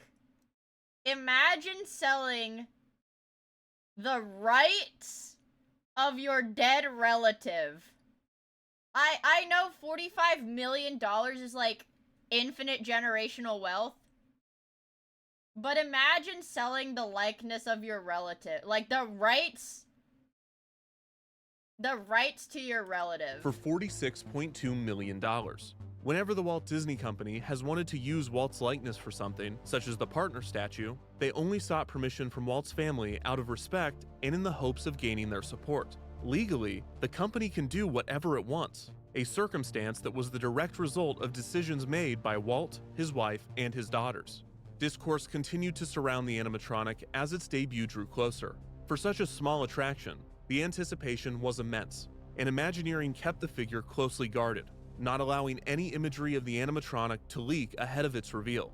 In February of 2025, the attraction was delayed from its original May opening date, which was set to coincide with the start of Disneyland's 70th anniversary celebration, to July 17th, Disneyland's actual 70th anniversary. It would not be until July 13th, 2025, that previews were held and the first glimpses at the Walt animatronic were finally released. Fuck. That was a few Everyone, months ago. from supporters to opponents to the undecided, were eager to see the results. Walt Disney, one of the world's most recognizable figures, the namesake of the world's largest media empire, was back in the park that he had founded 70 years prior. He may have died in 1966, but nearly 6 decades later, he had returned by way of the very technology that he had helped pioneer. That's freaky as a fuck. technology that had since been innovated even further, allowing for his resurrection to be the most realistic yet. Walt Disney was back, and the world was anxious to witness his homecoming. You know, I was stumped one day when a little boy asked, "Do you draw Mickey Mouse?" And I had to admit I do not draw anymore. Well, I said, sometimes I think of myself as a little bee. I go from one area of the studio to another and gather pollen and sort of stimulate everybody. Well, If you think this doesn't look like Walt Disney, just imagine how much this didn't look like Abraham Lincoln. What did we really expect here? I think our brains have been broken by the onslaught of advancements in digital media generation and humanoid robotics, that we sometimes forget that our physical reality still has. His face is too small.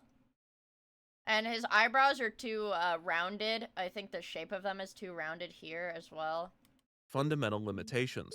Walt looks a bit puffy, sometimes he looks like a rabbit, the eyes are a little beady, could be the glint, and sometimes he looks like a rabbit. But throughout the performance, there are moments where it looks good, really good. The lean to stand segment is amazing, and there is clearly more expression in his face than with previous animatronics. Still, his the mouth figure doesn't reveals its move very much limitations either. as often as it showcases its capabilities.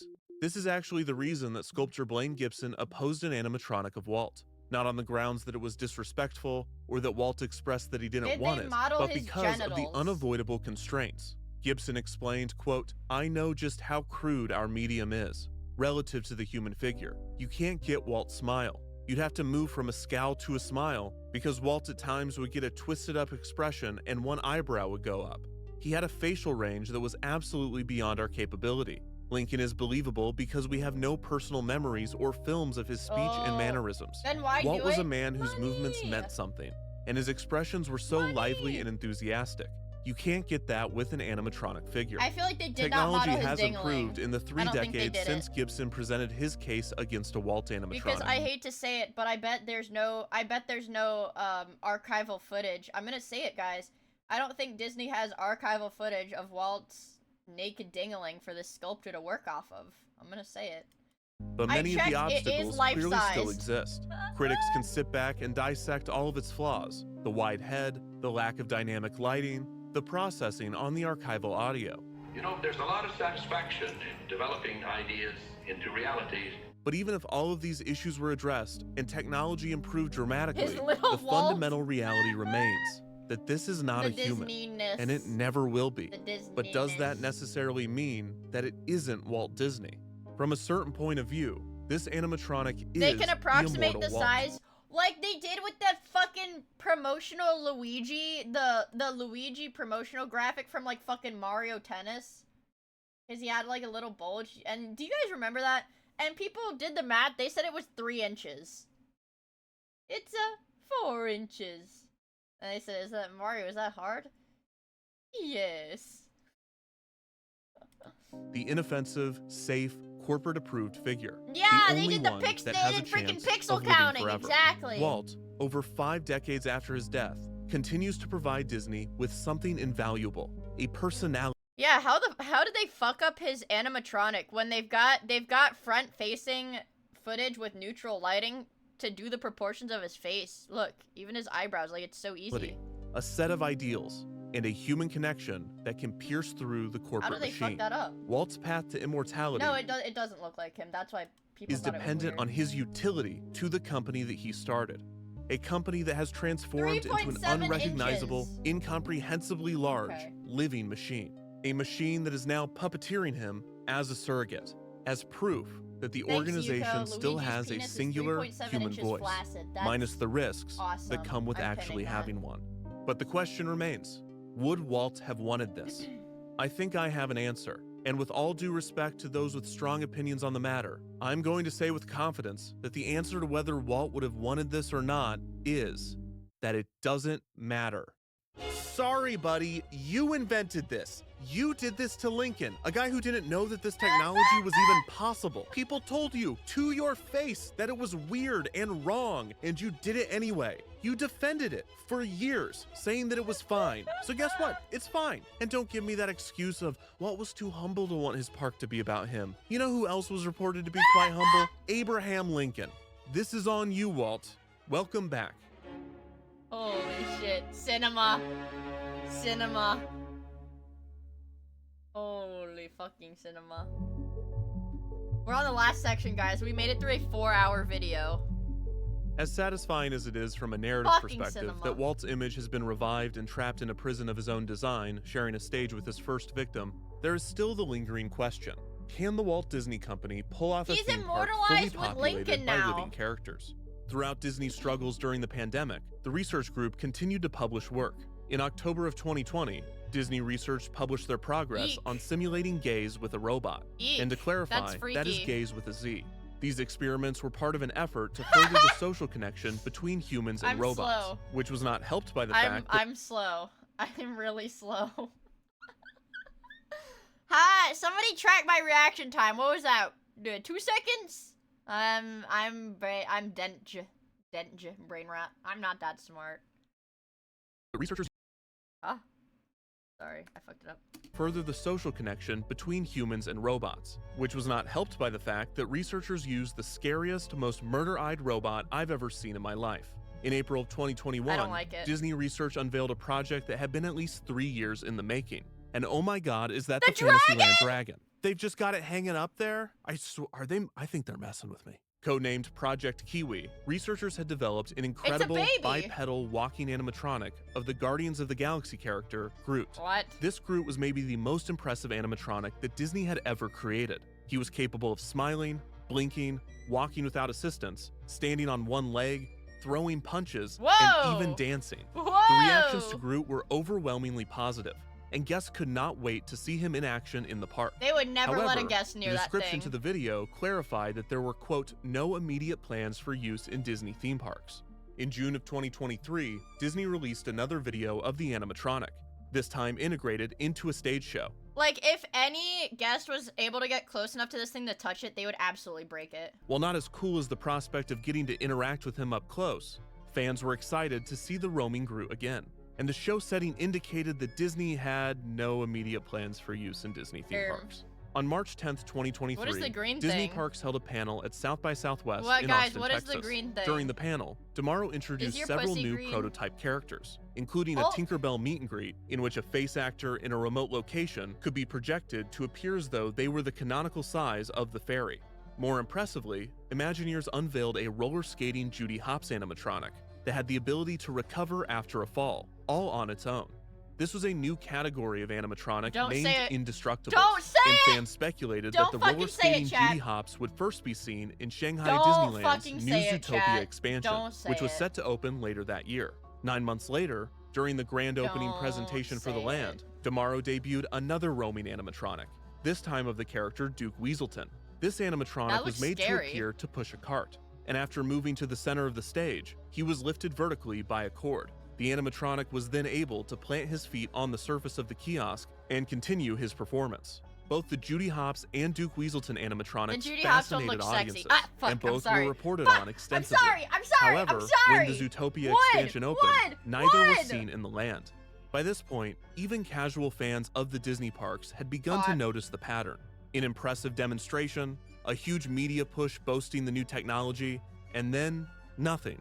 So many of the new touted projects killed him. disappeared, likely due to many of the same operational realities that previous living characters faced. But as Disney's projects kept getting more that's intriguing, and the freaky. broader robotics field presented equally interesting demonstrations, the lack of any meaningful implementation was becoming more and more apparent.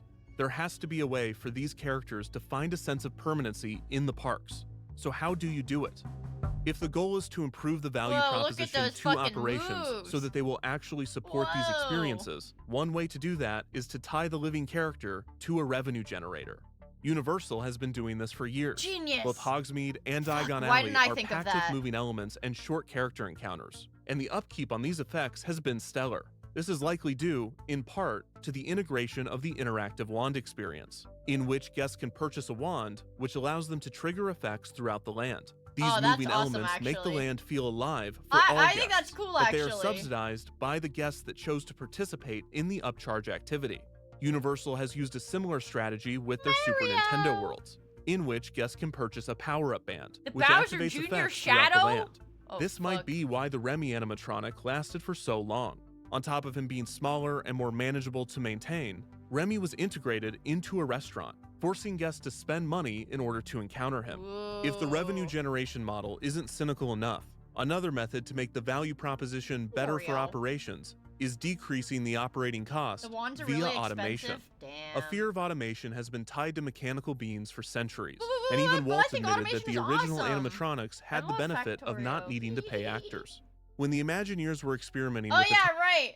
I totally forgot that Walt Disney was like evil, and he wanted his end goal for the animatronics is to never have to hire a real person and to have robots do like all the work, because he hated his employees that much.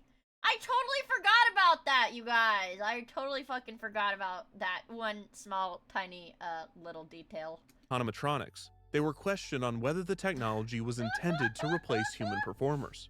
At the time, Trowbridge gave a non-committal answer, explaining, quote, "The world of Disney is about delivering stories and creating connections. There's no better way to create those connections than through another human being. So we're going to have to get really good at our robotics programs before..." It's like a double-edged sword. It's a good thing that, I guess, that he died, like, that long ago.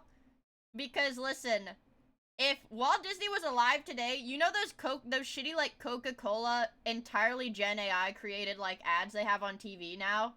That's what Disney advertising would look like. Walt Disney would genuinely, he would just throw that shit into runway and just be like, alright, we got it. Easy, we got it. Like, it would be total slop victory, okay? We're in a position to start replacing our human staff. We'll probably replace our Imagineers with robots before we replace our cast members. This turned out to be a false prediction. In 2018, Disney began quietly replacing several PhotoPass photographers with automated cameras. One of the locations that this affected was the Town Square Theater in the Magic Kingdom. In one of the rehearsal rooms, a new camera box, disguised as a bookshelf, was installed to automatically take photos of guests. This resulted in major backlash for Disney, and within just a few weeks, a Change.org petition acquired over 80,000 signatures, resulting in the halting of the automation program and the removal of several of the photo boxes, including the one in the Town Square Theater. I feel like, to be fair, a professional photographer, like an actual photographer hired, like, you know, that works in the park, I think the photos would come out a lot better. And it's part of, like, what the Disney experience, Happy birthday, Solid Snake VA, happy birthday! This victory was short-lived, as post-pandemic, the program returned and expanded, replacing more PhotoPass photographers with camera boxes. Around the same time, autonomous interactive characters would re-emerge. On March 1st, 2022, the Galactic Star Cruiser welcomed aboard its first guests. The experience was the most significant integration of Trowbridge's story engine yet, and the 2-night immersive adventure delivered on many of the interactions originally promoted as part of Galaxy's Edge. The Star Cruiser had a few new character experiences, including multiple full-body alien costumes and a new puppeteered astromech droid named SK-620. The most unique character experience offered on board was one that took place within the guest stateroom. On a wall panel, passengers could interact with the logistics droid named D309. This character was fully autonomous. She could understand practically anything guests said, and she could smoothly transition in and out of scripted segments. What else should we do to disrupt these droid-bolting monsters? I want to touch you. Mess up their communications. Excellent idea. I can try to access their systems and engage in a little sabotage. Oh, that has to wait. Sabotage your wires, lady. I'm sorry. D309 was built on a new intelligent character platform.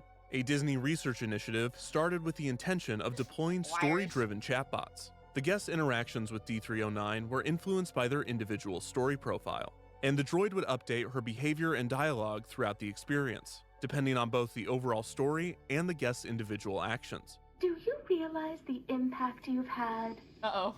Sure. You're right to be proud. The droid was always labeled as a playtest, even though she was fully integrated into the hotel. D309 was killed when the entire Galactic Star Cruiser was closed in September of 2023.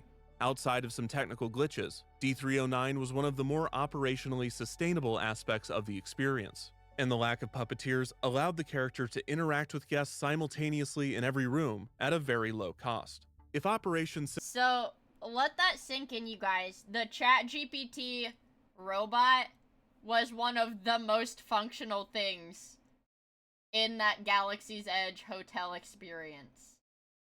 That was one of the most well-executed things in the entire hotel experience.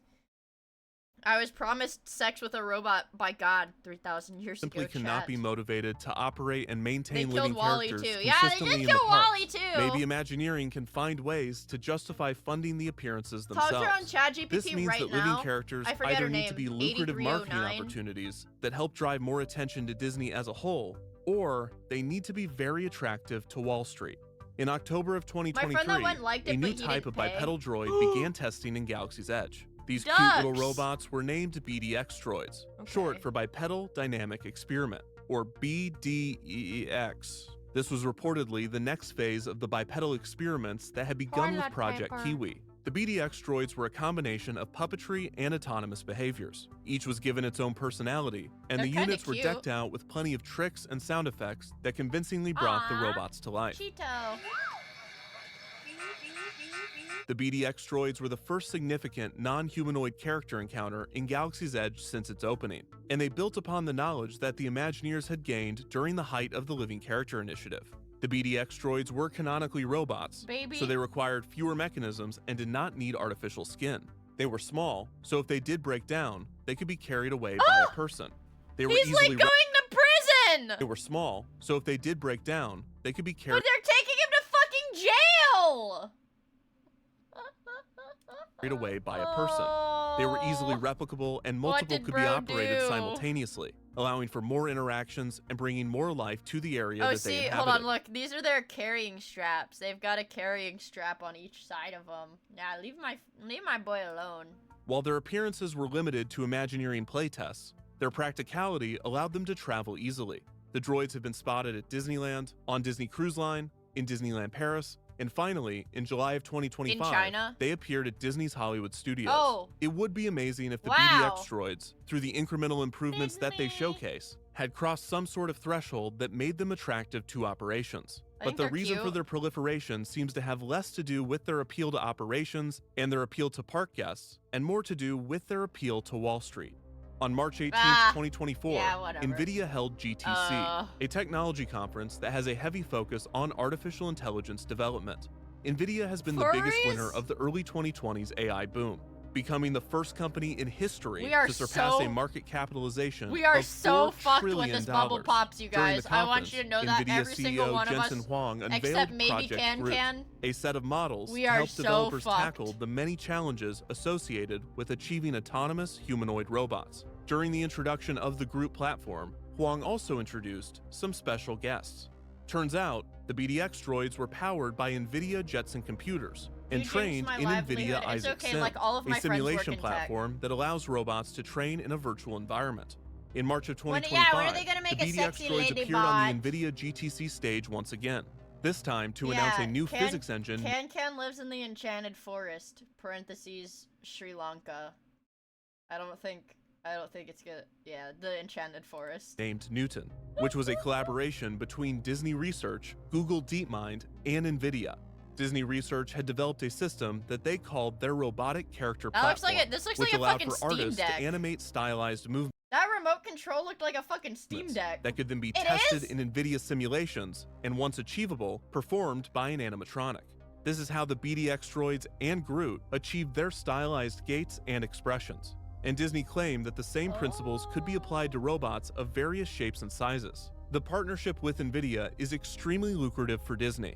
Disney Research working in collaboration with, or just being on the same stage as, the world's most valuable company is a dream for investors. This was further proved during the Walt Disney Company's 2025 annual meeting of shareholders, where Bob Iger gave the BDX droids a dedicated 2-minute segment at the top of the broadcast. These things were still doing limited test runs on a per-park basis, and yet here they are, hanging out with the company's CEO, like they're buds. How you doing, guys? Great to see you again. More than simply being for public or investor relations, if Disney's contributions to NVIDIA's robotics platform are as valuable as described, then the BDX droid playtests are not just isolated experiences for the benefit of theme park guests, they are valuable data collection opportunities. The lessons and improvements derived from these experiments are not just going to improve the next animatronic, they will improve a foundational robotics platform being created by the world's most powerful tech companies, potentially bringing forth a humanoid robot revolution, altering the course of human history and transforming the world as we know it forever. So, wait, hold on. Wasn't the thing, guys, weren't these robots remotely operated by, like, Indian people? The Tesla ones? Didn't it literally come out that they do have, like, third worlders paid below minimum wage to simulate all the movements? it's another way to get living characters into a theme park. Just do that, I They guess. were AI. There is one actually foolproof Indians. strategy on populating the parks with living characters. Dude, I guess they didn't and lie. that is executive authority. While the Walt Disney Company is a segmented megacorporation with responsibilities scattered across hundreds of divisions, a hierarchy of power does still exist. If an executive truly believes in a project, such as a living character, they can declare that it must be done, skirting the whole Imagineering operations dance entirely. Done. These types of I don't know executive why the video mandates skipped were like that. standard That was operating weird. procedure when Walt was alive, and this resulted in the company consistently taking creative risks. A modern, data-driven company would not have told the Imagineers to build a robot of Abraham Lincoln. The Imagineers, as an organization, almost certainly would not have decided to build a robot of Abraham Lincoln. But Walt wanted a robot of Abraham Lincoln, YouTube and he had just the does power, that now? the Aw, resources, what the heck? and the people to pull it off. The Lincoln animatronic was a work of art, the quality and morality of which can be argued. But there is no doubt that this was the result You're telling me of Disney's human striking expression. down A everybody human watching this expressing defunct his video? desire They're gonna to get have us. a robot They're really of gonna Abraham get us Lincoln. this time, huh? That is the exact type of risky, selfish, even uncomfortable humanity that the modern corporate machine is basically designed to root out. This is not to say that Walt Disney specifically was the key to achieving these types of They're gonna feats. get me 'cause I If he had voiced survived Mickey? another 20 years, Fuck. he probably would not have been laser focused on interactive or roaming animatronics. More than likely, he would have been busy solving murders in the city that he built. They're This getting me also first does for not Mickey mean that JOI. executive Son of a authority bitch. is never applied today. I'm gonna A get confirmed and waterboarded! recent example of executive power leading to a cool thing is the integration of the Stuntronic technology Is that the freaking... of executive power leading to a I thought... Wait, I thought Universal had... Well, no, yeah, Marvel is... Marvel... Disney has Marvel now, I guess. I didn't know they had, like, Avengers shit at Disney World.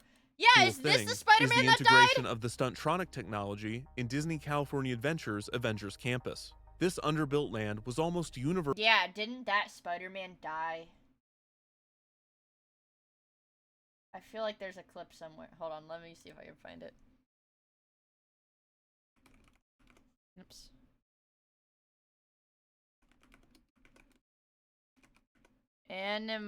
Animatronic crash. Hi. I don't think this is him crashing, but I know it crashed.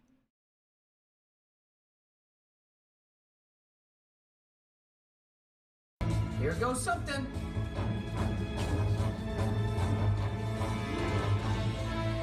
Sharon, airbags, please. The weapon facility is not equipped.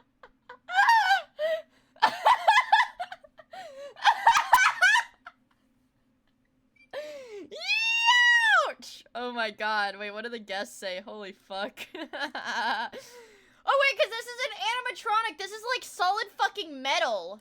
Airbags, please. Airbags, please. Oh my fucking god, my fucking sides. Holy shit. My fucking sides. One more time, one more time. Sharon, airbags, please.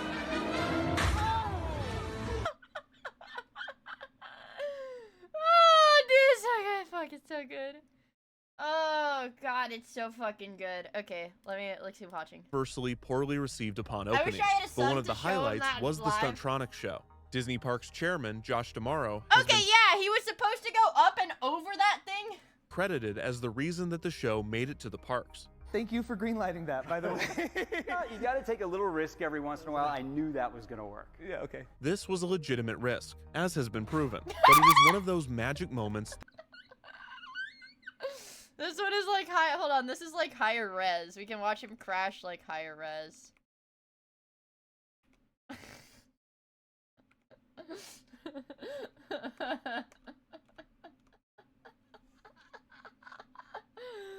Oh! Proven, but it is one of those Fuck. magic moments that requires the support of leadership It's to pull cinema. off. The modern Walt Disney Company is not void of creative Fucking talent, Christ, and there are it's reasons to be cinema. optimistic about the future of living characters. Is this Destiny in a wheelchair? This is Destiny. In May of 2023, Disney announced that Bruce Vaughan would be returning to Imagineering as Chief Creative Officer. Vaughn's passion for and history with living characters is likely to result in new experiences being tested. The question is, will these spaces ever cross that threshold? From being a theme park with an occasional unique character sighting to an environment populated by autonomous, interactive, non-human life. Guests would not have any expectations of this if Disney would not promise it so often, which they are still doing, by the way, now more than ever. Maybe this is the same speculative future hyping that has been going on for the past 30 years. Or maybe they feel that they have broken a key technological barrier with their recent projects. But even if Imagineers had all of the executive and operational support possible, even if the technology was perfected and cost was made irrelevant, there is still a key obstacle standing between the parks as we know them and a fully immersive, inhabited story world. The other part of the interaction equation. Us, the guests, human beings. After spending so much time researching and discussing humanity's pursuit of living machines, specifically those whose main purpose is to resemble us, I would love to say that there is something uniquely good about being human. Some way that we are virtuous or skilled, special in a way that a machine could never replicate. But I fear that I can't succinctly or effectively communicate that in a way that doesn't sound desperately hopeful. But what I am confident in is that if humans cannot distinguish ourselves by the ways in which we are great, we will always stand apart in all of the ways that we suck. In 1963, when the first audio animatronic show, The Enchanted Tiki Room, opened at Disneyland, outside of the attraction, an animatronic Barker bird named Juan What is this? A robot could...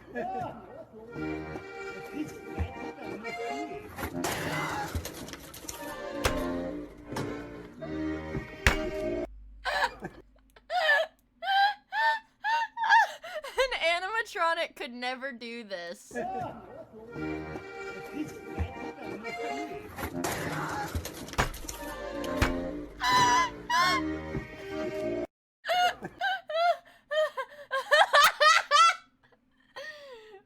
the fuck is this shit, bro? Cinema. Fucking cinema. Fucking cinema. Oh my god. Yeah, at least he didn't panic, I guess. encouraged guests to come inside to see the show. However, the bird was such a spectacle that crowds would gather in front of him, and rather than listening to his suggestion that they enter the building, they would just stand there. This caused such traffic issues that Juan had to be removed. Over 5 decades later, Jake the droid was testing in the same park. This fully autonomous robot attempted to roam Tomorrowland, but he could only move a few feet at a time. Not because the technology limited him. See, that's what I'm saying. They could never have these bipedal autonomous like animatronics in any park because like people would just fucking destroy them because people are retarded. Like they'd just go up, they'd hug it, or they'd smack it, they'd push it. Boxed him in, but because the guests wouldn't let him. People walked in front of him, kids hit him, and kicked him, and climbed on him, and once adults realized that he would stop if they stood in front of him, they would purposefully block his path to allow their family time to gather in order to take a photo. For all of the advancements exhibited by the BDX droids, cast members still need to shield them from guests. And also Rain. Even if Mickey Mouse could be a fully autonomous bipedal animatronic, with voice recognition, a character-specific language learning model, and perfect speech synthesis, that Mickey could not shake your hand when you enter the park and walk with you to get an ice cream. Because the costumed Mickey can't do that. He would be mobbed. Walt Disney World had to severely limit their roaming costumed characters years ago, mostly because of crowds and guest behavior. Wait, really? This was a core component of the parks for decades. Who the fuck is an that? aspect that actually made them feel inhabited and alive. And now, it's a rarity. Companies other than Disney have found success populating their parks while recognizing these limitations. On May 22nd, 2025, Universal Epic Universe became the 3rd theme park to open at Universal Orlando. That Judy Hopps animatronic would definitely need to be waterproof.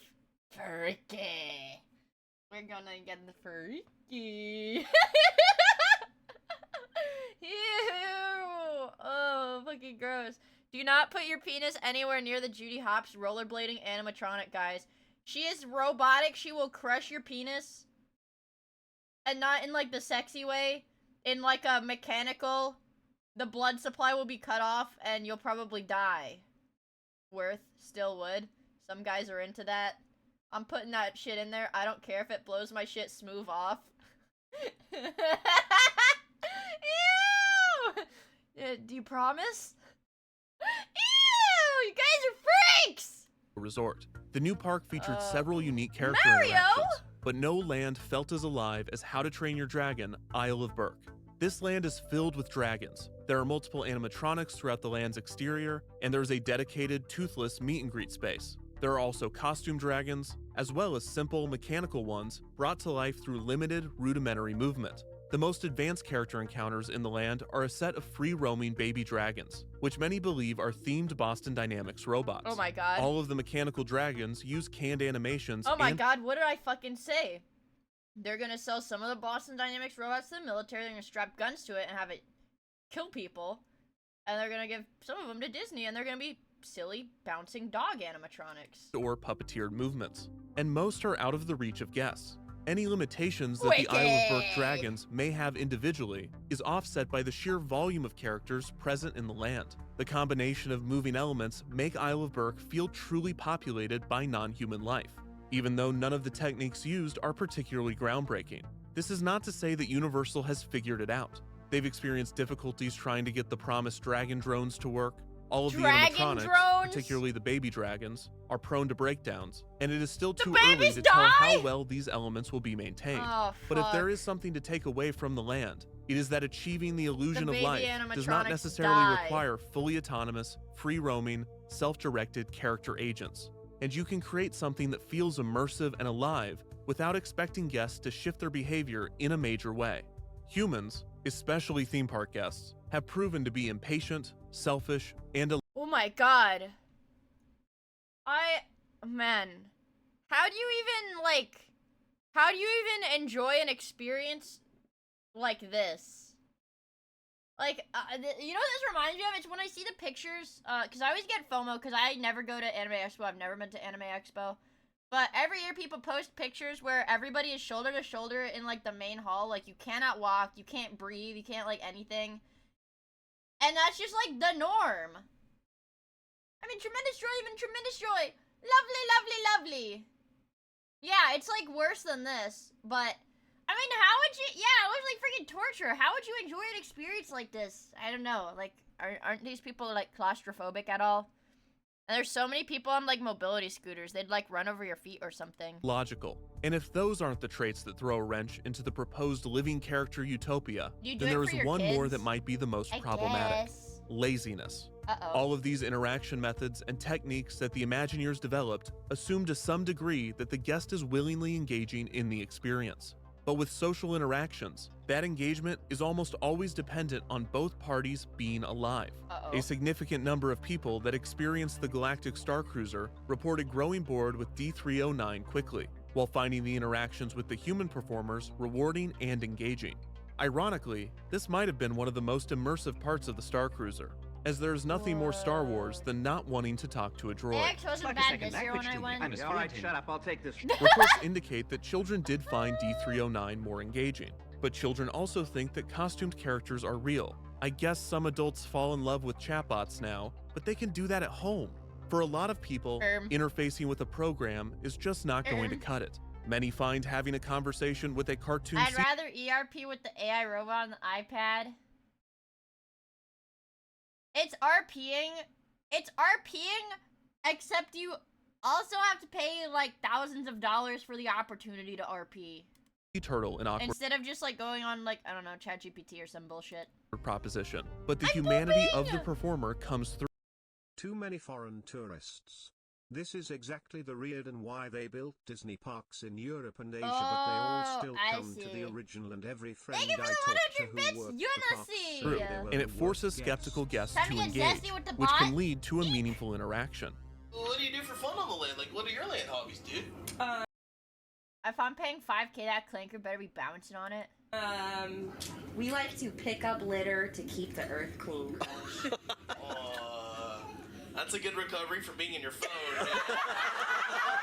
Turtle Talk with Crush still entertains people to this day, because it's cheap. but also because despite a version of this technology being in everyone's What? pockets, the Hello. human element is You're dumb. timeless. Magic Words with Mickey might have used pre-recorded dialogue, but the Don't- illusion of the interaction don't- was achieved through the collaboration of fucking page- 4 alright, humans, whatever. not 0. Even when someone does engage willingly with an autonomous agent, once they realize that there is no Yeah, human okay, behind the whatever. curtain, they typically resort to just GGs. messing with it for fun. See Fortnite AI Darth Vader. So, Skibbity Riz is now the key to unlocking the galaxy. I do remember the clip. The clip.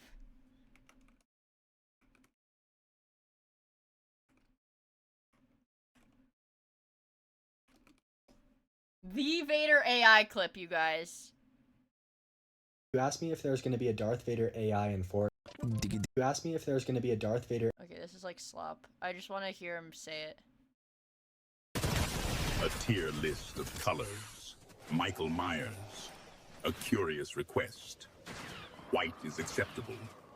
Brown, the color of mud and decay, is beneath notice. Yellow is reminiscent of cowardice. Does this satisfy your childish curiosity? The new Darth Vader Fortnite AI. Oh, dude. Yeah, he is really racist. These knickers. Oh my god, bro.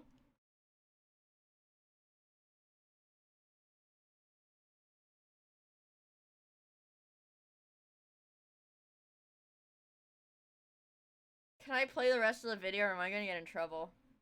Are still stealing these Hellcats, and Okay, I don't think I... yet you persist with this Hawk Tour. Very well, Peter Griffin. This gooning. Does it involve the strategic deployment of Imperial these The channel Miia. You can't get opened again.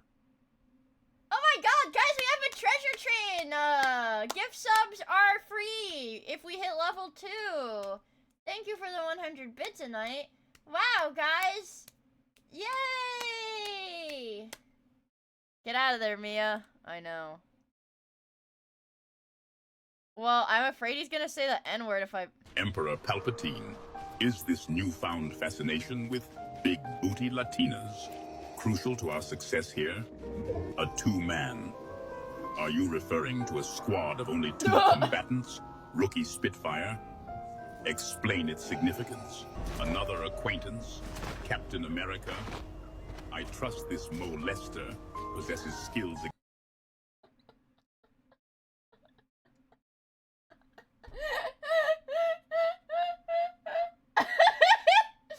Holy fucking Exceeding shit. mere friendship. Your fascination with this twerking Rookie Spitfire is most perplexing. Explain its value beyond mere distraction. This Dixie Normus, you say?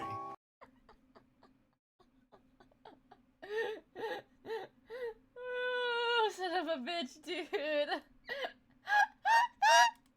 This gooning. All things Omni-Man. Penile pursuits. The dark side enhances all things Omni-Man. Whether it imparts a goon an edge to these Fortnite skins is a question of I don't think I can play this clip. I don't think I can play this last clip, but you get the gist. Good call. You get the gist. You get the gist. Anyways. Defunct land, you say? Defunct Your land? fascination with obsolete theme parks perplexes me. Maybe the real world will soon be populated by so many autonomous agents and free-roaming robots That's that the public's Unkbot. That's behavior the toward Unkbot. them will completely change. But is it not just as likely that if they were to become ubiquitous, we would cease to view them as attractions, therefore defeating the point? I don't know. In reality, even without the promise of living This one's characters being scary. fulfilled, theme parks are as popular as ever. For decades, there was a consistent fear that theme parks were on the brink of irrelevancy, soon to be made obsolete by the internet or video games or virtual reality or whatever. And this did not come to pass. This could be because of the efforts the I would industry like to made go to to a theme implement new park. technology. But it is just I would as like to likely ride that a the roller emergence coaster, of I these new think. mediums That would be made theme fun. parks all the more attractive. Bran Farron predicted this all the way back in 1998. Even while working on the I want to go to forward-thinking Six and ambitious Flags. Big Dino, Farron believed that the parks would retain their specialness. as they were already a type of virtual world built, quote, I at wanna a buy the higher $6 resolution bottle with of bricks Diet and mortar Coke. than we can do using bits today. People are now bombarded with an unending stream of digital media slop. AI-generated content, scams, 4-hour video essays about theme parks. The limitless nature of which leads many— Defunctland, you need to value yourself more. Do not make slap jokes at your own expense because your videos are so well researched and take so long to produce.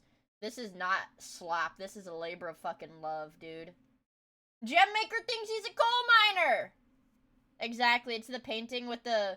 Does anybody have a link to the image where it's the Chud painter? He painted gems, but he's crying because in his mind he thinks that he's painted coal. need to crave some— Didn't your Six Flags close? I think it's open on the weekends. I think it's only open on the weekends. Yeah, it's only open on the weekends. Allegedly. I'll go there. I will go there, dudes. But then it wouldn't be fair. Because then I'd get to enjoy the Six Flags all to myself, and you guys wouldn't get to enjoy the Six Flags. something physical, something with constraints. That detail, that texture that theme parks have is as much the result of the materials as it is the people. Because the truth is the guy got decapitated at Schlitterbahn. that these places are already inhabited by life. The people that design them, the people that operate them, and the people that visit them. So, what's at the end of the line? I hope it's us. Because in the realm of art, and especially theme parks, the spectacle is often the attempt. The attempt to build an environment, to pull off an illusion, and most of all, to create a connection. Life. And as long as we lost are at the the goddamn helm, treasure the train. result We're will never be a getting that display of again. personality, of passion, Somebody got of decapitated at imperfection, Six Flags of Georgia? ego, of that thing inside of us, our humanity. You may have doxed yourself. It's okay. It's okay. I did literally Google it. This is Six Flags Discovery Kingdom in Vallejo, California. It's okay. It's okay. I made that abundantly clear when I looked it up. It's okay. I do want to go there someday, though. Is the attraction. It's the whole point. It's okay. It's okay, because currently, if you'll refer to my clock, I'm actually on the East Coast. It's the magic. And it always will be. I'm sorry. No, I'm on the East Coast right now. I'm sorry. Hopefully it hope. won't be for long, but... Daisy, Fuck! Daisy, Cinema! give me your answer. Cinema! Cinema! I Cinema! have Fuck! crazy. Guys, we made it through a 4.5-hour long video essay. Thank you for sticking around for 9 hours. I can't afford a carriage. Thank you guys for sticking around for 9 hours on a Sunday night. It's Monday. It is Miia Monday. Happy Miia Monday, chat. Happy Miia Monday, you guys. I hope it was comfy. I will say, I was not gonna watch this entire thing, but there's something about a Defunctland video, man. I get so fixated on these, like old theme park history stuff. I think it's so fucking cool, especially like Walt Disney shit. Not like Disney as a branding, but like shit that Walt Disney did, I think is pretty cool. There's new Smiling Friends. Guys, Smiling Friends is after Miia Mondays, remember? We'll watch Smiling Friends tomorrow after stream, okay? We're all gonna be tired for work tomorrow, except me, because my work is sitting on my computer at 7 p.m. Eastern time to do this shit all again! We're doing this shit again tomorrow! Unemployed Andy. Yeah, or if you're European or Asian, you can just watch my streams while you're at work. Ooh, you have no work for Thanksgiving weekend? No, not for 9 hours, definitely not. Not 9 hours, definitely not. But, what was I gonna say? Thank you guys for sticking around. I really like... I mean, I don't know. Should I do a Miyagaku? I could definitely go for 2 more hours. I'm gonna say it. Is it worth doing a Miyagaku today to get partnered? I would play World of Warcraft. That's the problem, guys. I would play that. So the fucking problem is that I would play World of Warcraft. Fuck! Ah, oh, hell no, Jigsaw. Yo, it's tweaking. Regardless of what anyone says, that's not Walt. I'm Walt. I'm Walt. Holy shit. Holy fucking cinema, you guys. Yeah, we gotta put... Dude, this Defunctland video was so long, it had a post-credit scene. It had a post-credit scene. If you guys want to do a little bit of yapping, let's head over to Miyagaku, and I will just do probably Mog runs. On Miyagaku. How do we feel about that? Mog runs on Miyagaku for maybe an hour or two. Maybe 1 to 2 hours. I do really appreciate you. That means I'll just run old raids to get transmogs. Or maybe just grind world quests or something. I don't want to do keys. I don't really want to run keys while I'm streaming, so... Let's head over to Miyagaku then. You know what, chat? I could go... And guys, Miyagaku means we can play whatever music I want. One of them better be Wrath of the Lich King. Well... I actually have never run Ice Crown.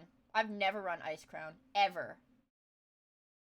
I've never run Ice Crown. Because I have not played Wrath of the Lich King.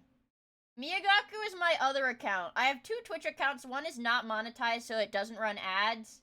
And the other is Miia. Right here. Miia. So, see, look, here, I'll show you. So this is me. Hello, everybody. Hello. And look, if I type these 4 curious letters in at the end, bam. This is also, that's Melman. This is me. This is my artwork. I draw. Usually I draw on this account, but... And this is my artwork. I draw boobies. Oh yeah, if Raiders didn't know that, I do, I'm an artist. Raiders may not know that, but unfortunately, I am an artist. I am an artist. I draw boobies. And that time I was drawing Lumi. Lumi's boobies. Yeah. Oh, she's got knockers, alright. Yeah, I pushed art on my Twitter. See, this is the sketch. This is the sketch from, like, 5 days ago. Oh my god, it's been so long. Also, make sure you guys, if you guys are on Twitter, please like this post. I want this post to get, like, as many likes as possible, because it's such good freaking art. Okay, yeah, then I'll send you guys over to Miyagaku. We can play a little World of Warcraft. Don't tell M. Crater's gone to bed. We're safe. Thank you for going to bed, Crater. Unfortunately, Miia draws fire art. Yeah, I've got an odd set of skills. I'll say that. I've got a strange set of skills. I'm good at drawing. I'm good at doing Mickey impressions. I'm good at, I'm above average at rhythm games. But that's it. What was I gonna say? Okay, then, if it's okay with you guys, okay, I'm warning you right now, you're getting sent to Miyagaku. I'll stream tomorrow for Miia Monday. Did you guys know Miia Monday means you must be nice to me, Miia? And it'll be awesome. It'll be fun. We'll do something fun. But I'm not leaving. I'm sending you guys to my alt account, and I will go live there in, like, 30 seconds. Thank you guys for hanging out. Thank you guys for hanging out. I really appreciate it. I had a lot of fun, watching that long-ass 4-hour video. I'm glad you guys had fun watching that long-ass 4-hour video. I'm glad we can share our similar passions. Because normally I don't do 9.5 hour React Andy streams. I just really fucking like Defunctland. Yeah, okay. Twitch, I will /raid Miyagaku. Fucking buckle up for... I almost said League of Legends. Fucking buckle up for World of Warcraft, baby. We're doing Mog runs. And thank you for the super chat, Super Iron Bob. I forgot to say that. I'll post the link in the YouTube chat so you guys know where we're heading. But yeah, I really appreciate it. Hope you guys had a lot of fun. You can do whatever raid message you want because I'm the one that's gonna see it anyways. Oh yeah! Wait, I'm shilling Twitter! Follow my Twitter. I'm shilling. Follow my Twitter. I'm greedy. I'm a fat, greedy fuck. Which is also why I want to get the partner badge on my alt, because I'm a fat greedy fuck. Follow my Twitter, and the more people that, I'm such a fat fucking chud. The more people that follow my Twitter, the more likely I am to post sexy, sexy drawings. Okay? That's what I'm saying. The more I will post sexy drawings, so that's your incentive. I'll draw sexy women if you follow my Twitter. I might have to get another energy drink or something. But yeah. Thank you guys for sticking around for the main stream, the monetized stream that makes me ad revenue. Now we're gonna stream for the love of the fucking game. No ads, no subs, no bits, no combos, fucking nothing. Okay, I'll see you guys in 30 seconds. Okay, bye!